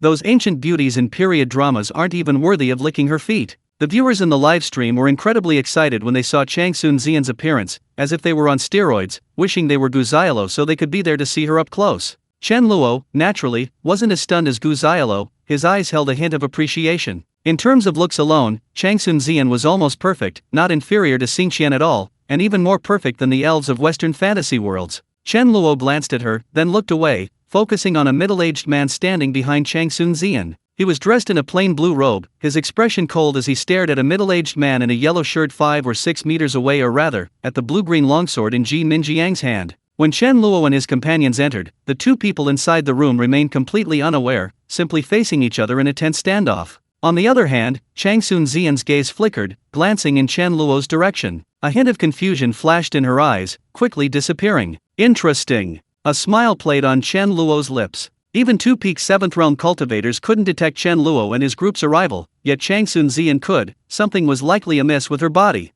Chen Luo's gaze locked onto Changsun Zian, examining her physical condition. The Yin Spirit Eye, Although the Yin Spirit Talisman was a Yin attribute technique, it was currently the most powerful technique in the Xiangxia world, selecting only those suitable for its cultivation. Even if a man cultivates, he won't experience the yin-yang imbalance seen in ordinary Yin attribute techniques. However, there's no doubt that women are the most suitable for cultivating the Yin God Talisman. Changsun Zian possesses the ultimate Yin divine vein, making her naturally the most suitable person to cultivate the Yin God Talisman. This allowed her to reach the 5th realm in just 30 years. The two elements peaks are the most suitable place for cultivating the Yin God Talisman, allowing her to not only cultivate the Yin Thunder divine power but also gather the Yin energy of heaven and earth in her eyes, creating the heavenly Dharma Eye, also known as the Yin Spirit Eye. The most basic divine power of the Yin Spirit Eye is the ability to see things that others cannot. For example, even Gong Xiaoxian and Ji Mingyang couldn't sense Chen Luo's spellcasting, but while Changsun Zian still couldn't see it, she could sense something approaching through her Yin Spirit Eye. This divine power of the Yin Spirit Eye is essentially ineffective against illusions like those of Changsun Zian.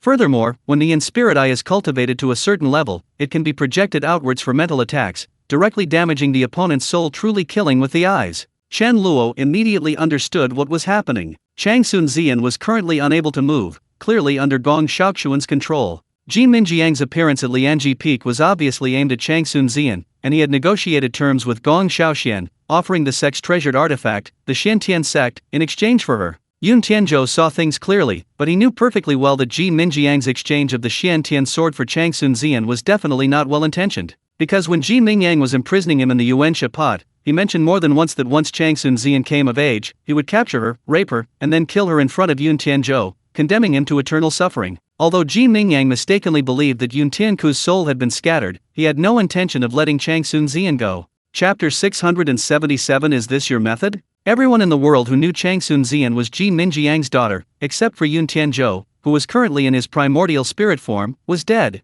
Ji Mingyang had always believed that Changsun Zian was Yun Tianzhou and Changsun Qian's illegitimate child. Although he didn't know what had happened back then that led to Changsun Qian's mysterious death, Ji Mingyang believed that the two adulterers had received their just deserts. And Changsun Zian was not only the daughter of his enemy, but she also looked exactly like Changsun Qian. Just seeing Changsun Zian, let alone knowing her existence, reminded Ji Mingyang of the humiliation he had suffered. Therefore, he had long regarded Changsun Zian as a thorn in his side, plotting his revenge. Yun Tianzhou hadn't seen Changsun Zian for 20 years, but the moment he saw her, he knew he couldn't be mistaken. Mother and daughter were practically identical. He couldn't care less about anything else at this moment, and dragged Gu Xiaolo over, wanting to see what had happened to Changsun Zian. Just like outside, even when his left hand touched Changsun Zian, it passed right through her body. Gu Xiaolo, on the other hand, looked utterly distraught, his whole body trembling with excitement. Seeing Yun Tianzhou make a move, Gu Xiaolo frantically tried to pull his left hand back, as if Yun Tianzhou were defiling Changsun Zian. Yun Tianzhou was both anxious and furious.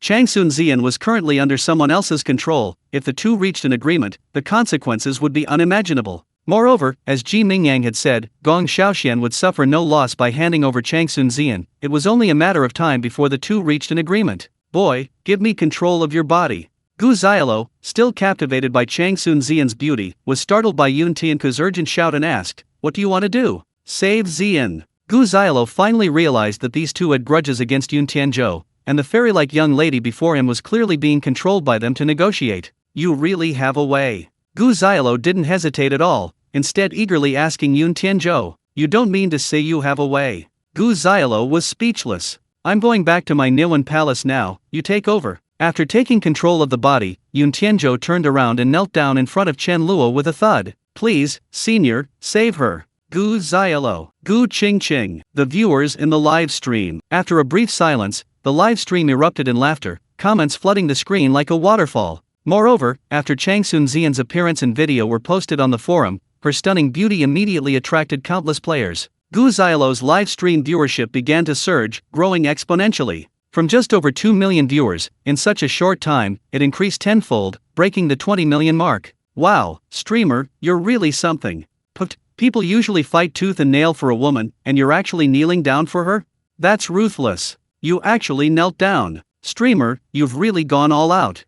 "Normal. If I had a fairy like that in front of me, I'd kneel down and fawn over her too. The key problem is, that fairy-like lady can't even see him. Saving him would be pointless. Even if you lick her boots, it's pointless. What if this mysterious person saves the fairy-like lady and then falls for her? Streamer, you'll be devastated. What the hell? Is this your plan?" Gu Xiaolo was nearly driven mad. The viewers in the livestream had no idea there were two people inside him. They naturally assumed it was him kneeling. As a modern man, Gu Xiaolo knew that even if he liked a woman a lot, he would never kneel down to beg. Even though he wasn't the one doing it, he felt incredibly ashamed. Especially when he saw the comments in the live stream, this feeling intensified, to the point that he even ignored the fact that the number of viewers had surpassed tens of millions. Chen Luo was speechless, looking at Yun Tianzhou kneeling on the ground, somewhat surprised. Gu Xiaolo had a problem kneeling, but he didn't realize that making someone as naturally proud as Yun Tianzhou kneel was more painful than killing him. Moreover, to Yun Tianzhou, Chang Sun Xian was the daughter of his sworn enemy.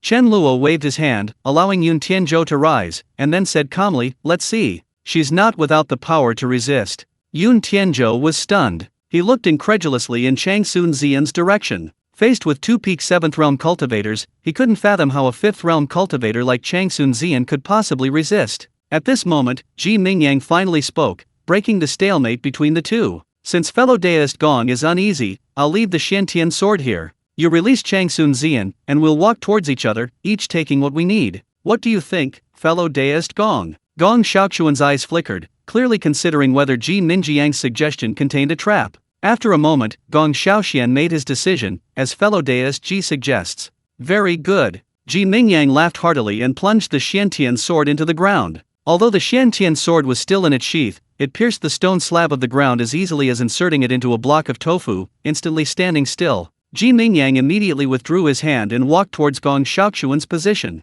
Gong Xiaoxian stared intently at the Xiantian sword on the ground, and without hesitation, followed. Although anxious, he walked very slowly, almost haltingly, his entire focus on guarding against Ji Mingyang. As the two passed each other, Gong Xiaoxian and Ji Mingyang exchanged a glance, then continued forward. Gong Xiaoxian finally breathed a sigh of relief, his eyes blazing with fervor as he looked at the Xiantian sword, less than 3 meters away. He had schemed and plotted relentlessly to seize the position of sect leader, employing numerous underhanded methods. Even now, 20 years later, many elders within the sect still held a grudge against him. If he could retrieve the sect's most prized treasure, his position as sect leader would be completely secure, and the elders would shut up obediently. Gong Xiaoxian was completely focused on the Xiantian sword and didn't notice the strange smile on Ji Mingyang's face, who had his back to him. Ji Mingyang moved with lightning speed, rushing to Chang Sun Xian's side and grabbing her in his hand. At the same moment, Gong Xiaoquan's hand gripped the hilt of the Xiantian sword. Just as he reached to draw the Xiantian sword, a sudden change occurred. A dazzling golden light erupted from the Xiantian sword, instantly illuminating the entire hall and blinding everyone. Gong Xiaoquan's expression changed drastically. He sensed an incomparably sharp Zhengjin energy emanating from the Xiantian sword, flowing into his body through the hilt. Chapter 678. A disagreement leads to mutual destruction. Gong Xiaoxian groaned, his body swaying slightly, blood trickling from the corner of his mouth. The Geng metal qi cultivated by the golden divine talisman of the great Zhou royal family is primarily for killing. Among the 5 elements, it possesses the strongest offensive power. When Gong Xiaoxian grasped the Xiantian sword, his guard had lowered considerably. Unexpectedly, Ji Mingyang had tampered with the sword, causing him to suffer a sudden loss. He hurriedly channeled the power of the Yin Divine Talisman within his body to dissolve the Gang Metal Chi. Simultaneously, all his defensive magical treasures were activated, and he flicked his finger backward. A stream of icy white energy shot from his palm, heading straight for Chang Sun Zian. With the appearance of this energy, the temperature inside the hall seemed to plummet by tens of degrees, and a layer of frost formed on the ground due to the extreme cold. Ji Mingyang sneered, stretching out his palm and grabbing at the air. A golden light pierced the white energy flow precisely from his palm, then exploded violently. At the same time, Ji Mingyang waved his left hand, and the Xiantian sword on the ground rose up, flying rapidly towards him and landing in his palm. Ji Minjiang's smile grew even more smug. Just as he was about to leave, his expression suddenly changed. At that moment, a bone-chilling force slammed into his stomach. Ji Mingyang looked at Chang Sun Zian in his arms in astonishment, only to find that she had somehow regained her mobility. Ji Minjiang's expression darkened. He was naturally not as unprepared as Gong Xiaoxian. Besides his defensive burst, he had also long ago cast a protective aura around himself. Although Chang Sun Zian had caught him off guard, she was only at the 5th realm. How could she possibly break through the aura of a 7th realm cultivator? A murderous glint flashed in Ji Minjiang's eyes. He was about to finish off the woman when a sudden, sharp pain shot through his head, like being pricked by needles. He instinctively released his grip, wanting to clutch his head. Chang Sun Zian's delicate body abruptly broke free of his control. She snatched the Xiantian sword as well, then swiftly flew away, landing in the center of the hall. A soul attack. Ji Mingyang, being a 7th realm cultivator, possessed a far stronger spiritual sense than Chang Sun Zian. He recovered quickly after a brief moment of distraction. However, Chang Sun Zian's soul attack method greatly exceeded his expectations. He had never seen, or even heard of, a soul attack before. A murderous glint appeared in Ji Minjiang's eyes. This vile woman was not only exceptionally talented, but had mastered such a bizarre supernatural power at the age of 30. Once she grew stronger, the consequences would be dire. Ji Mingyang no longer wanted to take Chang Sun Zian away, he decided to kill her now. Ji Minjiang's aura surged, a powerful spiritual pressure enveloping the entire hall, ready to unleash a thunderous attack. However, to his surprise, Chang Sun Zian showed no fear whatsoever, not even a thought of escape. She remained utterly calm throughout, even knowing she had been ambushed by Gong Xiaoxian. Her expression remained indifferent and detached, as if nothing in this world held any value for her. Suddenly, Chang Sun Zian drew the Xiantian sword. The sword had a black hilt, but its blade was like white jade, clearly divided into black and white. She channeled the yin spirit power within her into the sword and began to chant, yin and yang energies, the two polarities converge, the eye of Taiji, all things return to one. As she finished chanting, the Xiantian sword suddenly erupted with a beam of spiritual light that shot straight through the roof of the hall. At that moment, Chang Sun Zian abruptly plunged the Xiantian sword into the ground of the hall. "How dare you, you lowly servant!" Before Ji Mingyang could understand what was happening, Gong Xiaoxian roared in shock and rage, charging towards Chang Sun Zian. Yun Tianku's expression also changed drastically. He hurriedly rushed to Chang Sun Zian's side, reaching out to pull out the Xiantian sword. But just like before, Yun Tianku's hand passed right through the Xiantian sword, unable to grasp it. Yun Tianku's eyes were bloodshot. He suddenly looked up at Chen Luo, then knelt on the ground again, pleading urgently, "Senior, please help. Once this yin-yang two elements formation is activated, Shi Yan will surely die." Gu Xiaolo and Gu Qingqing were completely bewildered by what had happened, staring blankly at Yun Tianku's appearance. While they couldn't understand, Chen Luo naturally understood why Yun Tianzhou and Gong Xiaoxian were so terrified.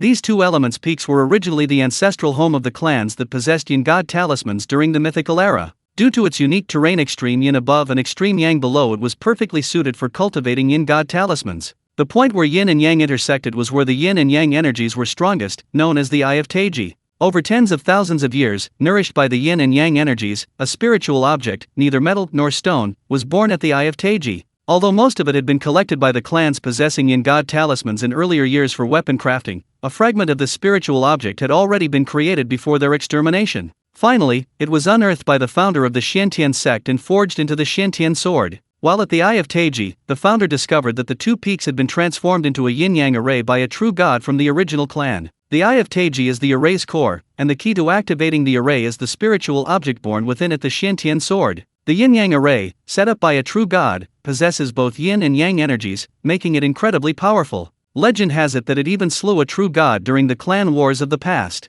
However, since its founding, the Xiantian sect has never activated this array. Firstly, it hasn't encountered any major crisis, and secondly, activating the array comes at an extremely high cost. To activate the array, the power of the Xiantian sword and the yin god talisman must be used together at the Eye of Taiji. but this place contains not only yin energy but also supreme yang energy. Once the formation is fully activated, the user will inevitably be overwhelmed by yang energy, which will combine with the yin energy within their body, leading to their explosion and death. Therefore, even in the mythical era, only true gods could activate this formation. Moreover, this secret was known only to successive sect leaders. Chang Sun-zian knew this because Yun Tianzhou had told her back then. He lived in the Two Elements Hall back then, and given his unrestrained and wild nature, he didn't care about what others considered earth-shattering secrets. Yun Tianzhou casually told the young Chang Sun-zian this secret, only instructing her not to divulge it and then left it at that. He never expected that Chang Sun-zian would remember it and use it at this moment. Chen Luo was also quite surprised, not expecting Chang Sun-zian to be so resolute. It seemed she was ready to die alongside Gong Xiaoxian and Ji Mingyang at the slightest disagreement. However, upon closer reflection, her choice seemed quite reasonable. Chapter 679 The Qi of Yin and Yang. From their conversation, Chang Sun-zian could easily deduce that if she were handed over to Ji Mingyang, she would only face certain death. Moreover, given Ji Mingyang's hatred for Yun Tianzhou, she would most likely suffer a fate worse than death. Rather than live a life worse than death, she might as well take two others down with her. However, while she thought this way, daring to act so decisively and precisely seizing the opportunity to snatch the Xiantian sword was truly no ordinary feat. In just a short while, Gong Xiaoxian had already rushed in front of Chang Sun-zian and reached out to strike her on the top of her head. A beam of light, a mixture of black and white, shot towards the Xiantian sword, hurtling towards Gong Xiaoxian's chest. Boom! The shockwaves rippled outwards, sending waves of black and white energy emanating from the sword, shaking the entire hall. Gong Xiaoxian was sent flying backwards, crashing into a pillar and tumbling to the ground.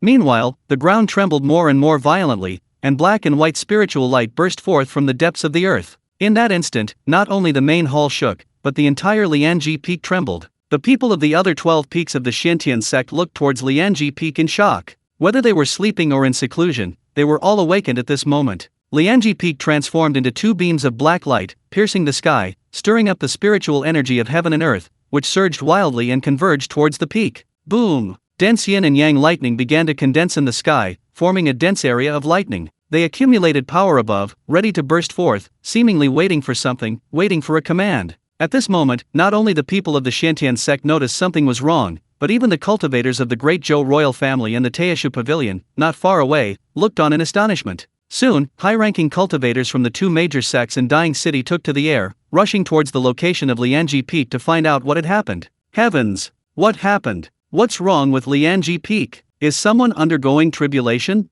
Oh no! Senior sister Chang Sun is still there. The elders and tens of thousands of disciples of the Xiantian sect paled at the sight of this strange phenomenon. Those worried about Chang Sun-zian rushed towards Lianji Peak immediately. Meanwhile, Yun Tianzhou in the main hall was ashen-faced. The scene before him indicated that the yin-yang Lianji formation had been activated, and there was no turning back. Tears streamed down his face uncontrollably. He reached out to touch Chang Sun-zian, but found he couldn't reach her no matter what he did. This feeling of being so close yet so far away brought Yun Tianzhou to the brink of collapse. If you take her place, you can save her life, but you might die. Just then, Chen Luo's calm voice drifted over. Yun Tianzhou suddenly raised his head, looked at Chen Luo, and without thinking, urgently said, "Senior, I'm willing. I'm willing." Chen Luo smiled faintly. "Your willingness is useless. There's another person inside you. If he's unwilling, it's useless too." Yun Tianzhou and Gu Xiaolo were instantly stunned. They hadn't expected Chen Luo to know this secret. In this critical moment, Yun Tianzhou had no time to think.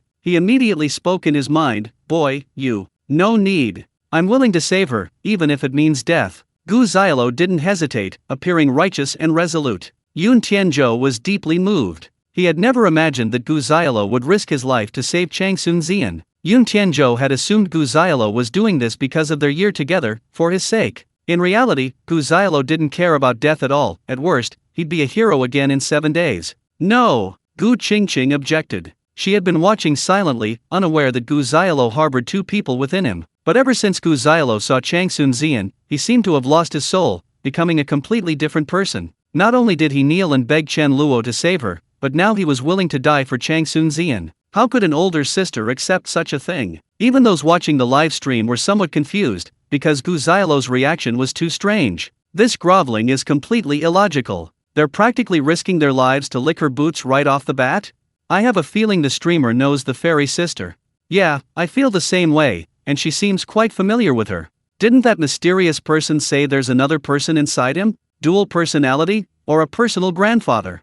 Hey, what the person upstairs said is actually quite possible. This streamer always likes to talk to himself. At first, we thought he was an idiot, but now it seems we've discovered the truth. Yun Tianzhou didn't care about Gu Qingqing at all. He just looked at Chen Luo and pleaded, "Please, senior, help." Xiao Lu. Gu Qingqing's face turned pale with anger. She gritted her teeth and glared at Yun Tianzhou, saying, "If anything happens to you, I won't live either." Yun Tianzhou was stunned, and even Gu Xiaolu was dumbfounded. Neither of them expected Gu Qingqing to suddenly say something like that. But looking at the resolute expression on her face, they knew it wasn't a simple threat. The atmosphere froze. Yun Tianzhou wanted to save Chang Sunzian, but he also understood the immense danger involved. His own death wouldn't matter much, but causing the deaths of Gu Xiaolu and then Gu Qingqing would haunt him. Gu Xiaolu felt a sudden dilemma. He had impulsively agreed to Yun Tianku's request, completely forgetting his sister Gu Qingqing. What if he really died, and Gu Qingqing followed suit? With this thought in mind, Gu Xiaolu hesitated.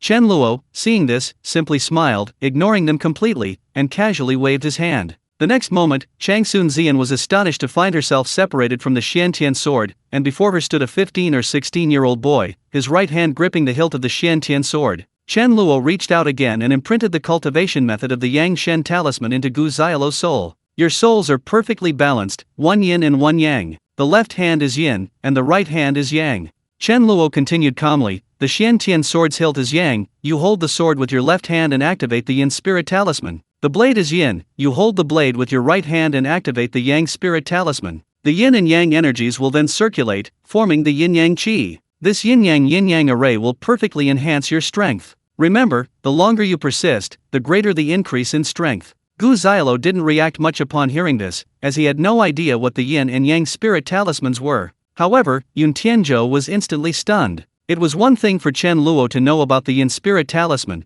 but the yang spirit talisman was a long-lost lineage. From Chen Luo's words, it was clear he was passing on the yang spirit talisman to Gu Xiaolu. Chapter 680 Yin Yang 5 Thunders. Wait to die? Let him take control of the body, start immediately. Seeing the commotion on Lianji Peak growing louder, Chen Luo glanced at Yun Tianzhou and said. Yun Tianzhou seemed to snap out of a daze. He no longer cared about Chen Luo's origins, Chang Sunzian had been replaced, and he only needed to focus on saving his own life. Kid, it's your turn. Gu Xiaolu, now in control of the body, looked completely bewildered, utterly clueless about what to do. Chen Luo frowned. Gu Xiaolu hadn't cultivated for a single day. Even if he were given the Yang God talisman, he wouldn't know how to use it. Fine, might as well go all the way. Chen Luo pointed again, and a red light pierced through Gu Xiaolu's brow. Gu Xiaolu suddenly felt a scorching power erupt, rapidly circulating according to the Yang God talisman's pathway. Place your right hand on the blade. Yun Tianzhou reminded him, then guided Gu Xiaolu's left hand to the hilt, simultaneously activating the power of the Yin God talisman and channeling its energy into the hilt. The next moment, Gu Xiaolu's left hand emitted a pure black light, while his right hand released a pure white light, converging and merging through the Xiantian sword. Gu Xiaolu felt a terrifying force surging forth from the Xiantian sword into his body, rapidly forming a fixed path along with the Yang energy within him. With each rotation, the power of the Yang God talisman within him increased dramatically. As this force circulated faster and faster, the heat within his body grew increasingly intense, as if he were being swept into a hurricane, caught in a whirlpool, sometimes soaring into the sky, sometimes plunging into the deep sea. Gu Xiaolu finally understood what Chen Luo meant by the longer you persist, the greater the increase in strength. At this moment, he felt his internal organs churning as if being squeezed by immense force, the excruciating pain making even breathing extremely difficult. What terrified Gu Xiaolu was that he tried to shut down his pain system, but it was useless. Damn it! What's going on? Gu Xiaolu was in unbearable pain and wanted to give up. But then, a buzzing sound, like thunder, exploded in his mind. Gu Xiaolu felt as if he had been electrocuted, a continuous current blasting into his meridians and internal organs. In that instant, these organs seemed to be shattered, only to reassemble themselves in the same moment. The tearing pain made Gu Xiaolu feel as if he were being slowly sliced to death, and he could only scream wildly. However, to an outsider, it was a completely different scene. Gu Xiaolu knelt on one knee, his left hand gripping the sword hilt, his right hand the blade. Black and white divine light emanated from him, illuminating his entire being. It was even visible to the naked eye that the two opposing forces, one black and one white, flowed continuously within his body and between the Xiantian sword. Seemingly influenced by this power, a fierce wind raged within the hall, swirling and dancing around Gu Xiaolu, and the black and white forces within his body circulated at an increasingly rapid pace. Gu Xiaolu's clothes fluttered wildly, his long hair billowing in the air. At the same time, with a painful roar escalating from Gu Xiaolo's lips, his aura continued to rise. After breaking through to the first realm, he quickly advanced towards the second. Guided by the Xiantian sword, the yin and yang energies of Lianji Peak began to converge within the sword, surging into Gu Xiaolo's body, continuously transforming it and enhancing his advancement. Soon, the immense yin and yang energy coursed through every part of his body. Gu Xiaolo felt a sudden tightness in his chest, and his body involuntarily levitated off the ground. He also pulled out the Xiantian sword. Gu Qingqing's expression turned ashen. Seeing Gu Xiaolo's pained state, tears welled up in her eyes. She rushed over to check on him. Chen Luo waved his hand and grabbed Gu Qingqing. "Didn't you want the Gu family to escape the cage of the great Zhou royal family? This is his chance to break free." Gu Qingqing was slightly taken aback, but still asked with worry, "Then, young master, will Xiaolo's life be in danger?" Chen Luo said calmly, wanting to gain strength without taking risks. "There's no such thing as a free lunch." Gu Qingqing cried even harder, her face growing paler, and she bent down to kneel. Chen Luo frowned and said, "In this world, it's always better to rely on yourself than on others. I already said, this is his chance. If he can't even seize such an opportunity, what use is he?" Chen Luo's indifferent expression made Gu Qingqing immediately understand that even if she knelt down and begged, it would be useless. Gu Qingqing could only stand there, her face filled with heartache as she looked at the suffering Gu Xiaolo. Meanwhile, Ji Mingyang, seeing the rapid changes unfolding before him, was also somewhat bewildered. Especially the appearance of Gu Xiaolo. This person appeared out of nowhere, threw Chang Sunzian aside, grabbed the Xiantian sword, and then the wind and clouds changed color, and strange phenomena appeared in the heavens and earth. Although Ji Mingyang didn't know about the yin-yang two elements formation, his sense of danger was never wrong. He sensed something was wrong when Chang Sunzian planted the Xiantian sword into the ground, especially after Gong Xiaoxian attacked and was knocked away. Thinking of this, Ji Mingyang was startled and turned to look at Gong Xiaoxian's location, only to find that the other party had long since disappeared. Ji Mingyang was no ordinary person. He instantly understood that Gong Xiaoxian had probably sensed the danger and fled first. He dared not linger and immediately moved, rushing towards Chang Sunzian's location. Yun Tianzhou, unlike Gu Xiaolo, did not feel pain, so although he was cultivating with the yin-yang qi, he did not lower his guard against Ji Mingyang. Seeing him rush towards Chang Sunzian, Yun Tianzhou could no longer concentrate on his cultivation. Yin-yang 5 thunders. Yun Tianku's left hand, under his control, abruptly raised the Xiantian sword. Although the sky was obscured by the roof of the hall, Yun Tianku's pointing direction was precisely where the lightning cluster gathered above Lianji Peak. The next moment, 2 bolts of lightning, one black and one white, instantly plummeted from the sky. The black was viscous and penetrating, while the white was like a meteor streaked with 10,000 feet of light. The two appeared simultaneously without any interference, instead intertwining and overlapping, transforming into a colorless divine thunderbolt that traversed space. It didn't even shatter the roof, appearing instantly within the hall. Rumble! Lightning crackled and danced across the sky, like countless silver serpents darting in, illuminating every detail of the hall. Then, the rolling thunder swirled and surged like a whirlwind, hurtling towards Ji Mingyang. Ji Mingyang had only reached halfway when this unexpected turn of events occurred. However, having sensed the danger earlier, he had already activated his protective aura and all his defensive magical artifacts. Seeing the lightning hurtling towards him, he knew he couldn't dodge it. Instantly, a dazzling golden light erupted from his body, and a golden flag suddenly appeared, blocking the dense lightning. Chapter 681 for the Fairy Sister. Boom! Although the golden flag protected Ji Minjiang's body, it unleashed a deafening roar, countless layers of blazing light exploding outwards. In that instant, the entire roof of the hall was ripped off, eaves, tiles, and beams flying everywhere. After the light faded, Ji Mingyang groaned, looking at the flag with a broken corner. He finally understood why Gong Xiaoxian had fled immediately after being injured. The Xiantian sword could actually summon lightning tribulation for an attack, and this was only the first strike. Seeing the dense yin and yang lightning in the sky, Ji Mingyang dared not continue to grab Chang Sunzian. His figure suddenly shot out, bursting into the sky. Yun Tianzhou was filled with extreme resentment and was about to continue summoning yin and yang lightning tribulation to attack, but he found that his opponent's figure was extremely fast, instantly soaring to the horizon and disappearing without a trace. Even though Yun Tianzhou was unwilling, he had no choice but to give up. The Xiantian sword could only unleash its full power at Lianji Peak, aided by the yin-yang formation. Once outside, dealing with Ji Mingyang would be a pipe dream. Moreover, the attack he had just unleashed had already disrupted the balance of yin and yang energies within him and Gu Xiaolo's bodies. They needed to stabilize it as soon as possible. Continuing the attack might result in their deaths. Having frightened away Gong Xiaoxian and Ji Mingyang, Yun Tianzhou immediately focused all his attention on the Xiantian sword. After all, he had once been a 7th realm cultivator. Although his strength was gone, his perception remained. At this moment, the Xiantian sword was continuously gathering yin-yang power, which could be used for attack or cultivation to enhance his own strength.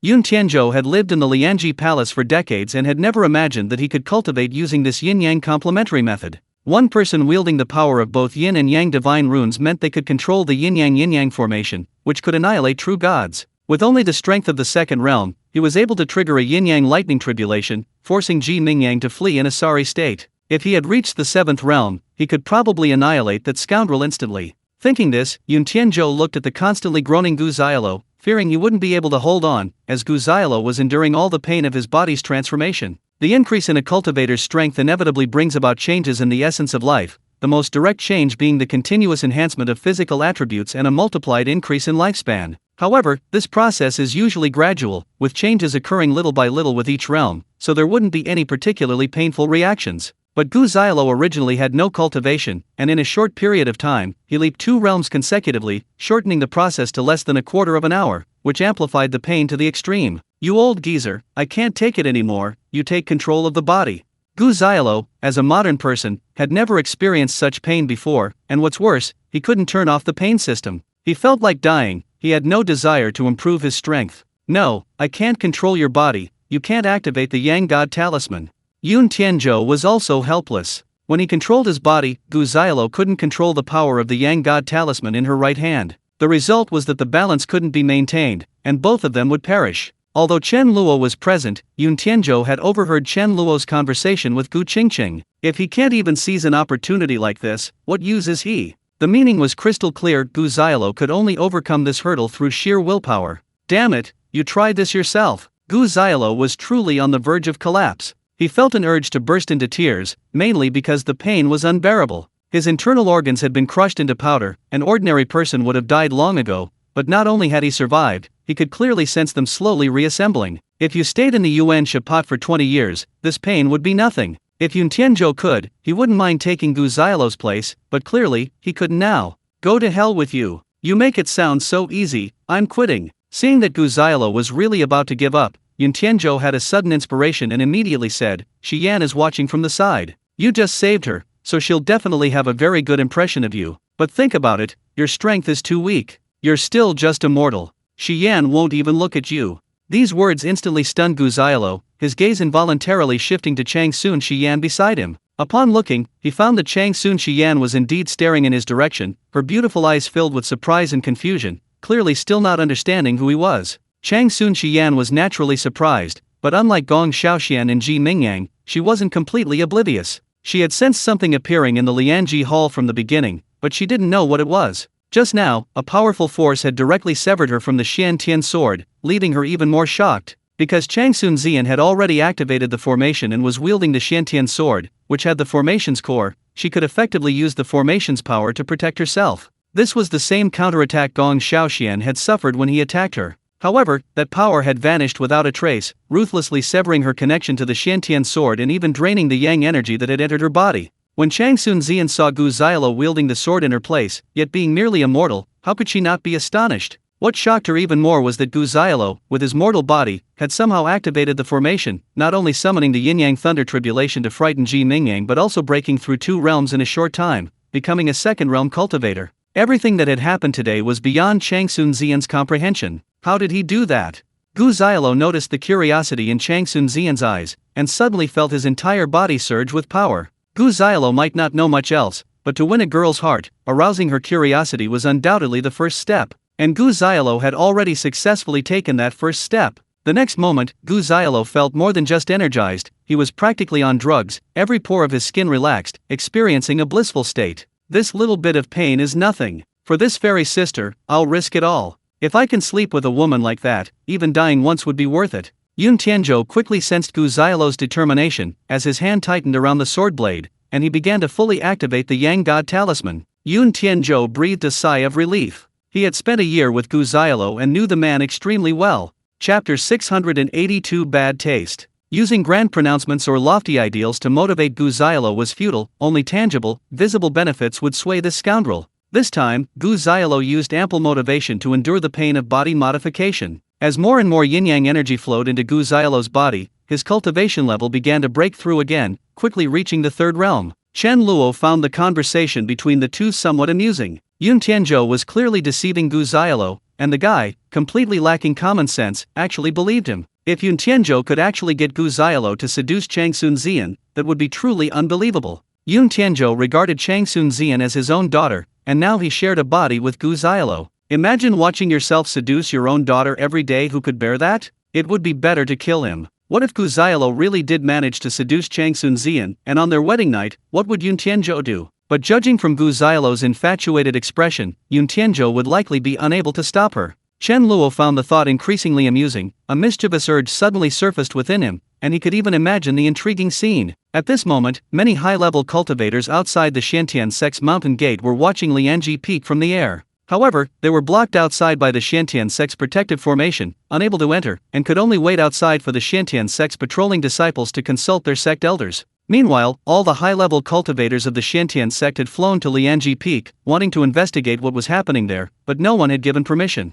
They were all stuck outside, only able to observe Lianji Peak with their naked eyes. However, after startling Ji Mingyang, the yin-yang thunderclouds in the sky had vanished, leaving only the black and white, supremely yin and yang lights on Lianji Peak, converging towards the center, one above the other. What is the Xiantian sect doing? There have been rumors for a long time that Lianji Peak is a massive formation. It seems it's true. Judging from the reactions of the Xiantian sect disciples, they probably don't know the details either. The cultivators outside the protective formation watched from afar, speculating amongst themselves. At this moment, inside the Lianji Hall, almost all the Xiantian sect cultivators above the 5th realm, except for the sect leader Gong Shaoxian, were present. Zian, what happened? An elder close to Chang Sun Zian was the first to ask. That's the Xiantian sword. It really is the Xiantian sword. Who is he? How can he be wielding our sect's most prized artifact? Nephew Chang Sun, what's going on? Before Chang Sun Zian could speak, a group of high-ranking cultivators from the Xiantian sect spotted the Xiantian sword, their excitement barely contained.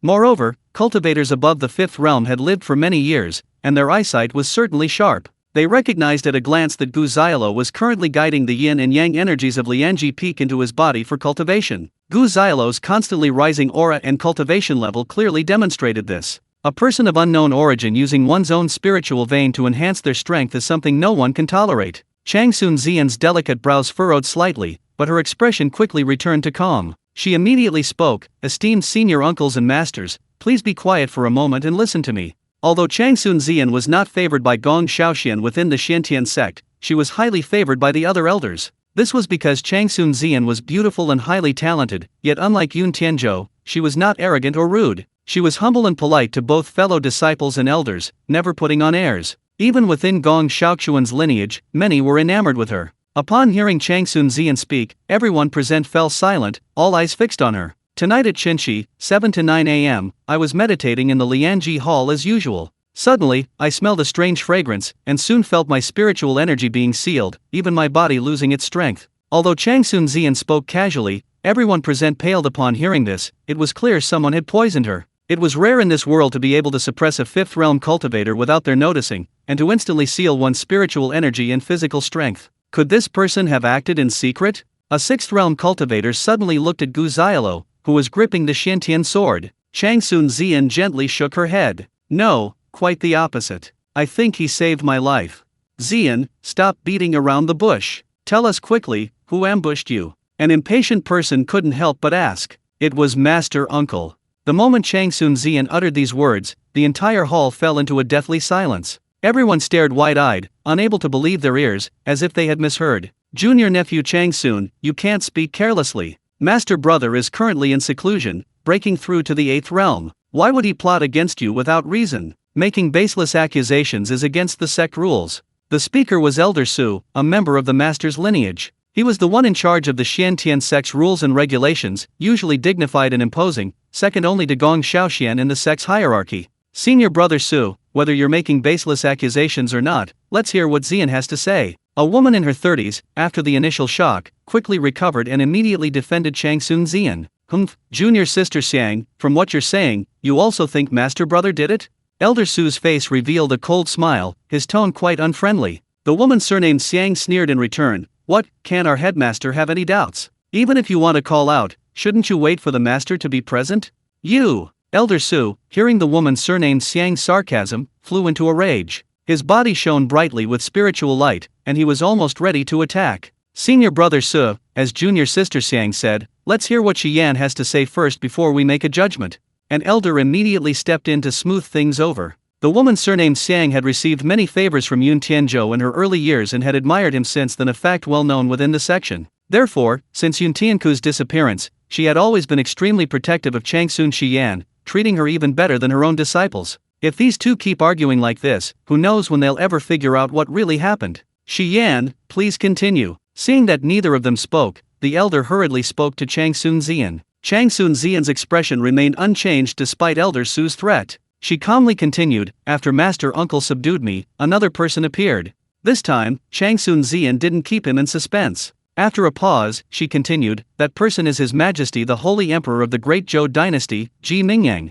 Chapter 683 The Mysterious Change. A murmur rippled through the crowd once more. Gong Xiaoxian had Changsun Ziyan under control, yet Ji Mingyang had arrived at this crucial moment. Everyone knew something was amiss. Sure enough, the next moment, Changsun Ziyan uttered a shocking statement. Our sect leader and Ji Mingyang spoke, saying they would exchange me for the sect's treasured magic weapon, the Xiantian sword. The members of the Xiantian sect were stunned. No one had expected the Xiantian sword to be in the hands of the great Zhou royal family, and that Ji Mingyang would offer it in exchange for Changsun Ziyan. A chill ran down everyone's spine. Next, Changsun Ziyan recounted the entire conversation between Gong Xiaoxian and Ji Mingyang, including the subsequent events. After Changsun Ziyan finished speaking, those present were skeptical. Some couldn't believe it at all, some expressed doubt, while others, like the woman surnamed Xiang, believed it immediately. The feud between Yun Tianzhou and Ji Mingyang was a major scandal back then. Everyone knew of their hatred, and the great Zhou royal family was notoriously vengeful. In the eyes of the woman surnamed Xiang, Ji Mingyang had likely refrained from attacking Changsun Ziyan because he wasn't certain whether Yun Tianzhou was still alive.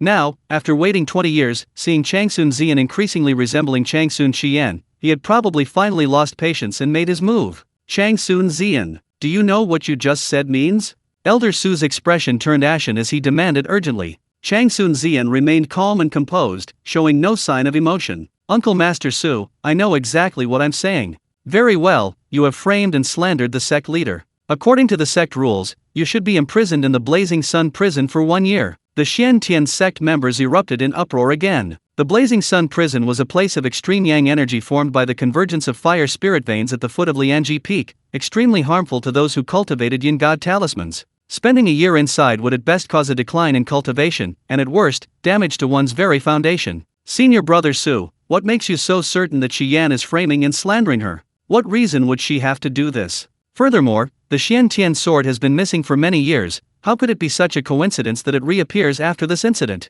The woman surnamed Xiang, however, remained unconvinced, coldly retorting with a series of questions. Elder Su also sneered, then why would senior brother sect leader do this? Moreover, senior brother sect leader has been in seclusion preparing to break through to the 8th realm. How could he abandon his efforts halfway because of Changsun Shiyan?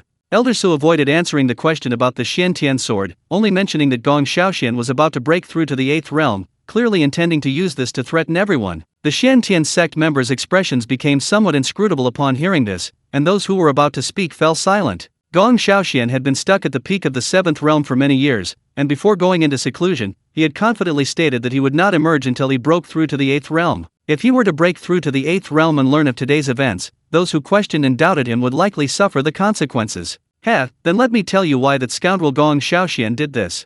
A sneer suddenly rang out. Everyone looked in astonishment toward the source of the voice, only to see Yun Tianzhou, holding the Xiantian sword, slowly standing on the ground, coldly smiling at Elder Su. Stimulated by Changsun Ziyan's gaze, Gu Xiaolo, though she persevered for a long time, finally succumbed to the pain and fainted upon breaking through to the 4th realm. At this moment, Yun Tianzhou, without needing Gu Xiaolo's consent, directly took over the body. 20 years ago, Master discovered a secret realm. Because it was located within the territory of the Heavenly Ape clan, to prevent leaks, Master didn't mention it to anyone in the sect, only taking me and that scoundrel Gong Xiaoxian. At the same time, Master also contacted the Great Zhou royal family and the Teishu Pavilion to jointly explore the secret realm and share the spoils. Yun Tianku's words shocked everyone, as they instantly recalled the events of 20 years ago. The previous sect leader, Yun Tianzhou, and Gong Xiaoxian all announced their seclusion, but several years later, only Gong Xiaoxian emerged. The exploration of the secret realm went very smoothly. We not only obtained a large quantity of spiritual herbs and top-grade materials for refining weapons, but also found a lineage. However, upon leaving the secret realm, we discovered that the heavenly ape king was waiting outside with many powerful demons. That scoundrel Gong Xiaoxian, the great Zhou royal family, and the people of the Taishu pavilion seemed to have anticipated this, and immediately used secret techniques to escape. To save me, my master didn't hesitate to use the blood reversal technique, forcibly breaking through to the 8th realm, in exchange for my chance to escape. What happened afterward, Yun Tianzhou recounted the events of that year, leaving the Xian Tian sect members present speechless with astonishment. The great Zhou royal family and the Taishu pavilion colluded to assassinate the former sect leader in Yun Tianzhou. The current sect leader was also an accomplice. The previous Taishu pavilion master died at the hands of the current holy emperor Ji Mingyang, and the Shantian sword and Taishu seal also fell into his hands. This led to the exchange of Changsun Zian between Gong Xiaoxian and Ji Mingyang. Whichever of these events gets out, it will become a world-shaking event, likely plunging the entire great Zhou immortal dynasty into turmoil. Especially when Yun Tianzhou chuckled as he spoke, everyone could feel the overwhelming hatred in his words. You are senior brother Yun. The woman surnamed Xiang listened for a long time, and now she understood who Yun Tianzhou was referring to. However, her eyes widened, and she couldn't believe that Yun Tianzhou had suddenly become a 15 or 16-year-old boy. Changsun Zian was also stunned. She stared intently at Yun Tianzhou, scrutinizing him closely. This person bore no resemblance to her master. Master? Although Changsun Zian hadn't seen him for 20 years, the tone of voice of this person was exactly the same as Yun Tianzhou in her memories. No wonder he could control the yin-yang array and save her at that crucial moment. However, Changsun Zian still couldn't understand how Yun Tianzhou had become someone else. Before Yun Tianzhou could answer, Elder Sir roared in fury, "Where did this traitor come from, daring to spout such nonsense, not only slandering my Shantian sect leader but also attempting to sow discord among the 3 sects? I believe you are a spy from the demon race. I will seize you and torture you severely." Haha, Su Yuquan, speaking of demon spies, those beautiful fox spirits you secretly kept in your cave, they should still be there, right? 20 years ago you were at the 6th realm, and you're still at the 6th realm now. Your cultivation was probably drained by those fox spirit beauties using their so-called dual cultivation techniques, wasn't it? Yun Tianzhou sneered, his eyes filled with disdain as he looked at Elder Su. Su Yuquan's expression suddenly changed, as if he'd seen a ghost. Only Yun Tianzhou knew about the beautiful fox spirits he kept in his cave, even Gong Xiaoxian was unaware. Back then, when Yun Tianzhou accidentally discovered this, Su Yuquan knelt before him, begging him not to tell the previous sect leader. Yun Tianzhou, being a womanizer at the time, didn't take it seriously, just laughed it off, and didn't mention it to anyone. Chapter 684 3 flowers gather at the top, she soars to the 9 heavens. Who are you? Su Yuquan stared wide-eyed at Yun Tianzhou, his voice stammering. Even though Yun Tianzhou had revealed his secret, Su Yuquan didn't believe that this person, with only the 4th realm cultivation, was the same as the brilliant Yun Tianzhou of yesteryear. Seeing Su Yuquan's reaction, the others from the Shantian sect immediately understood that Yun Tianzhou was telling the truth. They all looked at Yun Tianzhou with strange expressions, then at Su Yuquan. Gu Qingqing, seeing her younger brother suddenly acting like a different person, speaking in languages she couldn't understand, was completely bewildered, not knowing what had happened. Young master, why has Xiaolo become like this? Gu Qingqing couldn't explain why either. Although she had only been with Chen Luo for a short time, her instinct was to ask him after something happened. Chen Luo said calmly, "You noticed his changes a long time ago, but you just didn't want to believe it." Gu Qingqing's face paled instantly. Indeed, as Chen Luo said, she had noticed Gu Xiaolo's changes long ago. However, she assumed it was possession or some kind of soul loss disorder, never considering that her younger brother's body contained another soul. Is the person inside Xiaolo's body really the senior brother Yun they're talking about? Chen Luo nodded, saying calmly, "This isn't necessarily a bad thing for Gu Xiaolo." Gu Qingqing was stunned. Chen Luo had no reason to lie to her, if he said so, it must be true. Besides, she could do nothing now, only watch helplessly. For the first time, Gu Qingqing felt a pang of longing for power. Without any power, every time she saw Gu Xiaolo injured, she could only watch, a feeling that tormented her greatly. "Young master, can I cultivate immortality?" Chen Luo suddenly laughed, turning to look at Gu Qingqing. "Oh? Why do you want to cultivate immortality?" I want to protect Xiaolo." Gu Qingqing's eyes shone with unwavering determination, her gaze more genuine than ever before. Chen Luo laughed. "Unfortunately, you lack the aptitude for cultivation." A look of disappointment crossed Gu Qingqing's face, then she quickly fell silent. "Just now at Tianxiang Pavilion, I observed your excellent gahan playing and singing. Do you enjoy music?" Chen Luo suddenly asked a seemingly unrelated question. Playing instruments and singing are skills we're forced to learn from a young age, but due to my tragic past, I can only express my feelings through music, venting my depression and resentment. I truly love this art. Then I'll bestow this method upon you. If you can master it, you'll possess the power to protect others. Chen Luo casually touched Gu Qingqing's brow. This is a technique that uses music theory to draw upon the spiritual energy of heaven and earth. It doesn't require the aptitude of a cultivator. At its peak, it can both injure and heal. However, it requires extremely strong willpower. If your determination and focus are insufficient, you won't be able to master it. What Chen Luo gave Gu Qingqing was essentially Li Yizi's technique of drawing upon the spiritual energy of heaven and earth with sword intent. However, Gu Qingqing didn't know swordsmanship, but the same principle applied to the art of music. It all depended on whether she had the same talent and willpower as Li Yizi. Gu Qingqing's body trembled as she felt a technique, or more accurately, a state of mind, enter her mind. The next moment, a realization dawned on her: if she could comprehend this essence, she could draw upon the spiritual energy of heaven and earth, or even possess the power to harm enemies and save lives. Qingqing thanks you for your kindness, young master. Tears welled up in Gu Qingqing's eyes again, and she bent down to kneel. Chen Luo impatiently waved his hand to stop her. Alright, I don't like this. Don't cry in front of me again. Yes, young master. Gu Qingqing quickly wiped away her tears, her eyes filled with deep gratitude and a hint of admiration as she looked at Chen Luo. Meanwhile, the atmosphere among the Xian Tian sect members present suddenly shifted once more. Are you really senior brother Yun? The woman surnamed Xiang no longer cared about arguing with Su Yuquan. She looked at Yun Tianzhou excitedly, her body involuntarily taking a few steps forward. Yun Tianzhou looked at her and suddenly sighed. Junior sister Xiang, when you confessed your feelings at Bayan Stream, I told you that after Changsun Qian's death, I would never love anyone again. I've heard about how you've taken care of Xian all these years. Thank you. The woman surnamed Xiang trembled slightly, tears instantly streaming down her face. It really is senior brother Yun. You, why have you become like this? Yun Tianku's expression turned cold. Naturally, it's all thanks to those two scoundrels, Gong Xiaoxian and Ji Mingyang. If I hadn't escaped by chance, I probably wouldn't even be in this state. Humph. This person can't possibly be senior brother Yun. It must be a spy from the demon race who captured senior brother Yun and learned this from him. Let's capture this person first. Su Yuquan snorted angrily, about to attack Yun Tianzhou, when he suddenly felt a rumbling sound behind him. He turned around in astonishment and saw a brilliant white light erupt from the Five Elements Peak, illuminating the entire night sky. That's where the sect leader is in seclusion. What happened? The three flowers gather at the top. She soars to the 9 heavens. That's the sign of breaking through to the 8th realm recorded in the scriptures.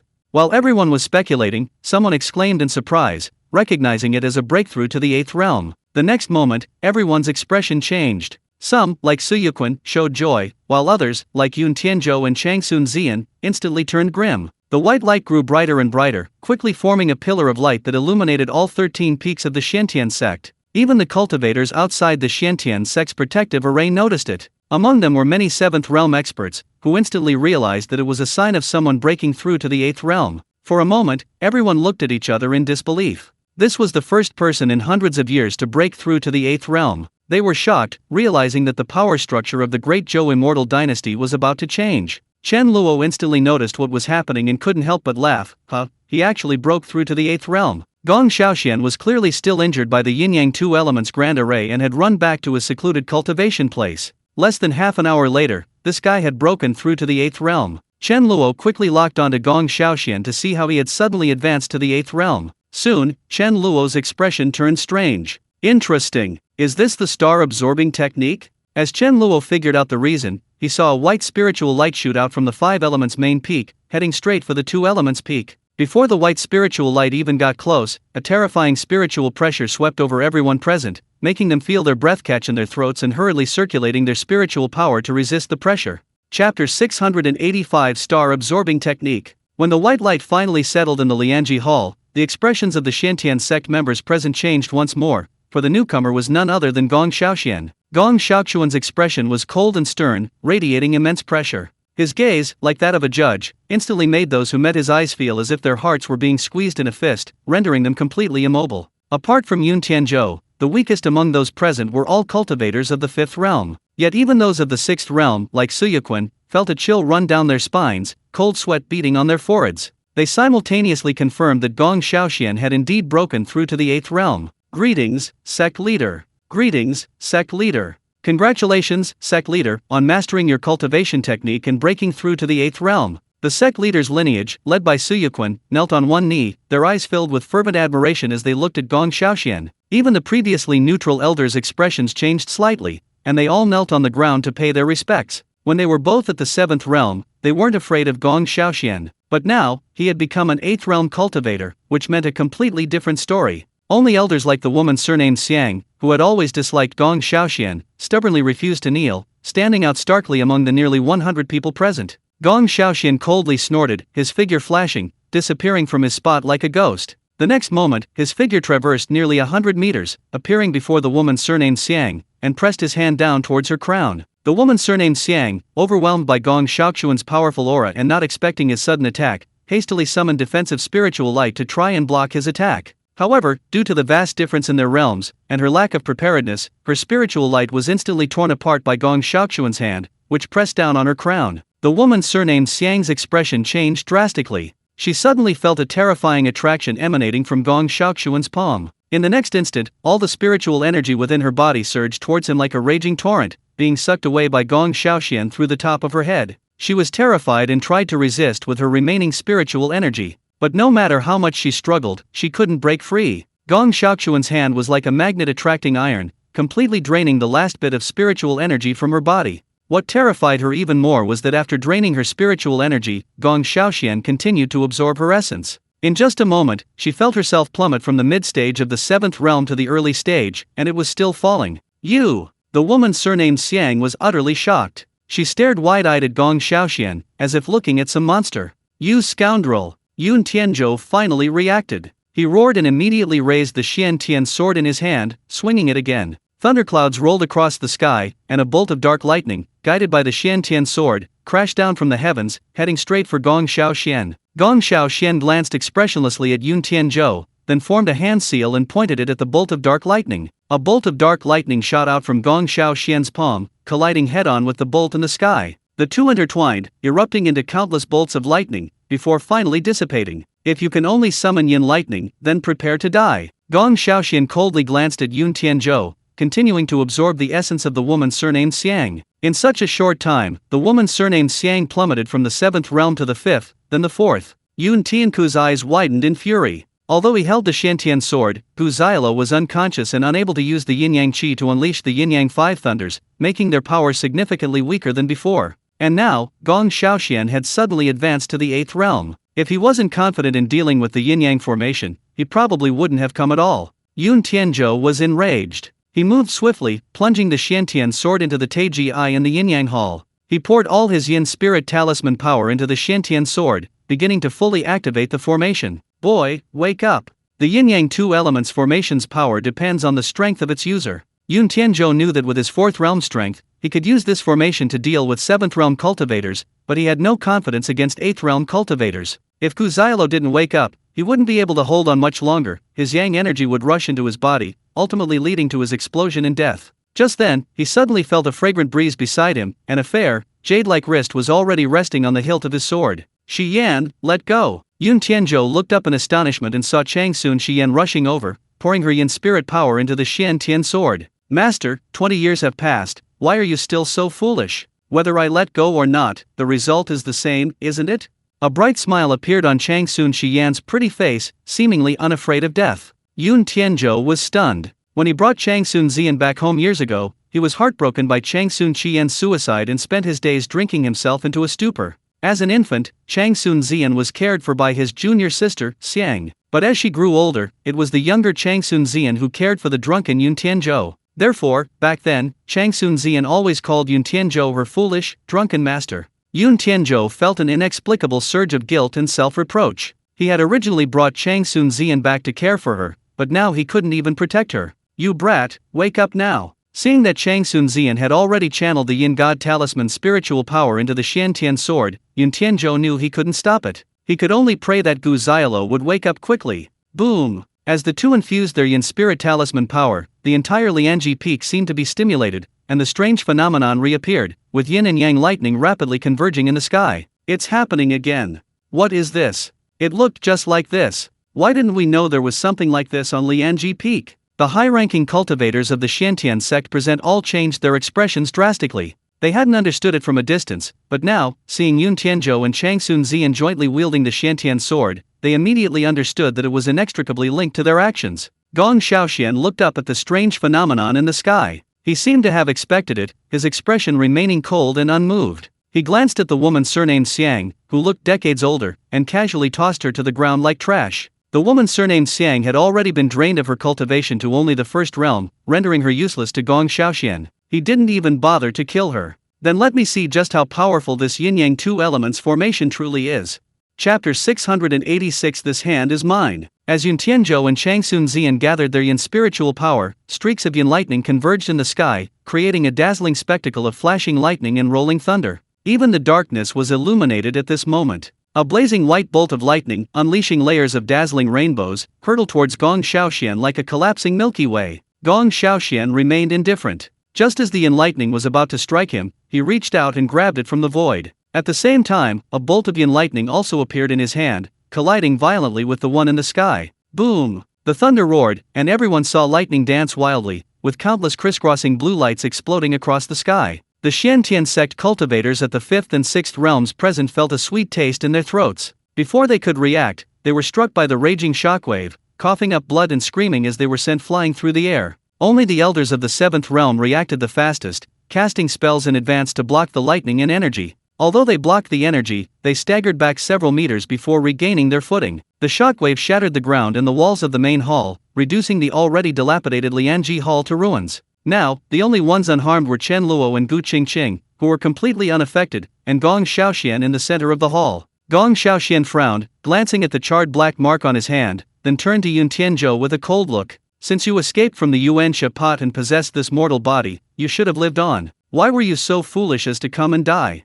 Upon hearing this, Yun Tianzhou immediately understood that Gong Xiaoxian had known all along that he had been imprisoned in the Yuan Shapat and that he had escaped. Yun Tianzhou suddenly burst into laughter. Gong Xiaoxian, you seem to have forgotten my name. How could I forget such an irreconcilable enmity? Would I still be Yun Tianzhou then? Gong Xiaoxian coldly replied, who you are, Yun Tianzhou, is meaningless to the Xiantian sect, and equally meaningless to me. My master named me Xiaoxian to protect the Xiantian sect, and you, Yun Tianzhou, are the greatest scourge of our sect. If you don't die, the Xiantian sect will never find peace. Today's events are all because of you. Yun Tianku's lips curled into a look of utter contempt as he spat, you're nothing but a child starved for love. Although you were raised by master from a young age, ever since I joined the sect, master has devoted all his attention to me. That's why you're so jealous, even willing to kill the master who raised you. You, a piece of trash, do you even deserve to protect the Xiantian sect? Shut up. These words clearly struck a nerve with Gong Xiaoxian, causing him to interrupt Yun Tianzhou in a fit of rage.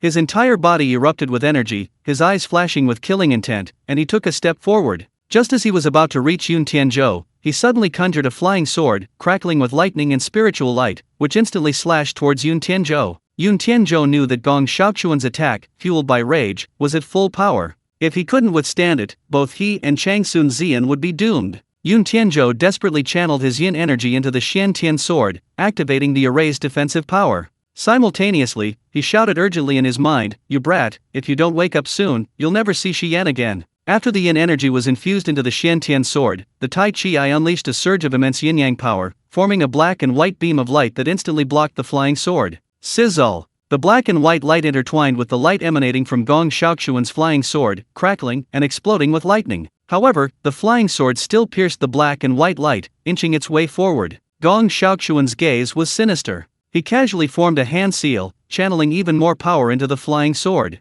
Immediately afterward, the flying sword crackled with spiritual light and yin lightning, advancing even faster. A glint flashed in Changsun Zian's eyes, and she immediately began pouring more yin energy into the Xiantian sword, stimulating even more yin and yang power to strengthen the black and white spiritual light. For a moment, the two spiritual lights were locked in a stalemate, neither able to gain the upper hand. Zian, don't use more yin energy than me, or the supreme yang energy will enter your body. Yun Tianzhou stared at Changsun Zian and shouted urgently, silly master, you're not as strong as me yet, I won't listen to you. Changsun Zian even had the leisure to wink playfully at Yun Tianzhou. Yun Tianzhou felt a mix of amusement and exasperation. When Changsun Zian was little, she always asked strange questions, and when Yun Tianzhou couldn't answer, he wouldn't admit he didn't know, but would just give a nonsensical explanation. Changsun Zian didn't believe him, so he retorted angrily, I'm stronger than you, so you have to listen to me, whatever I say goes.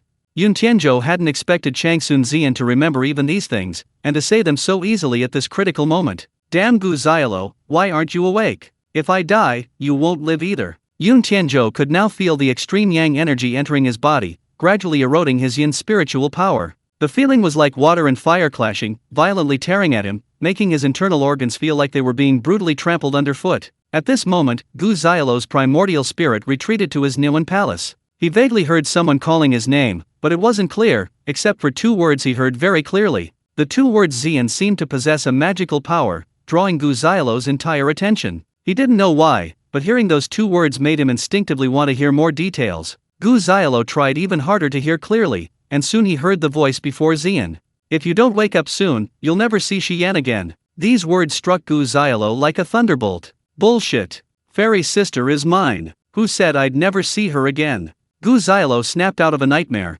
instantly snapping back to reality and quickly realizing what was happening outside. Damn it, you old geezer, why are you holding my fairy sister's hand?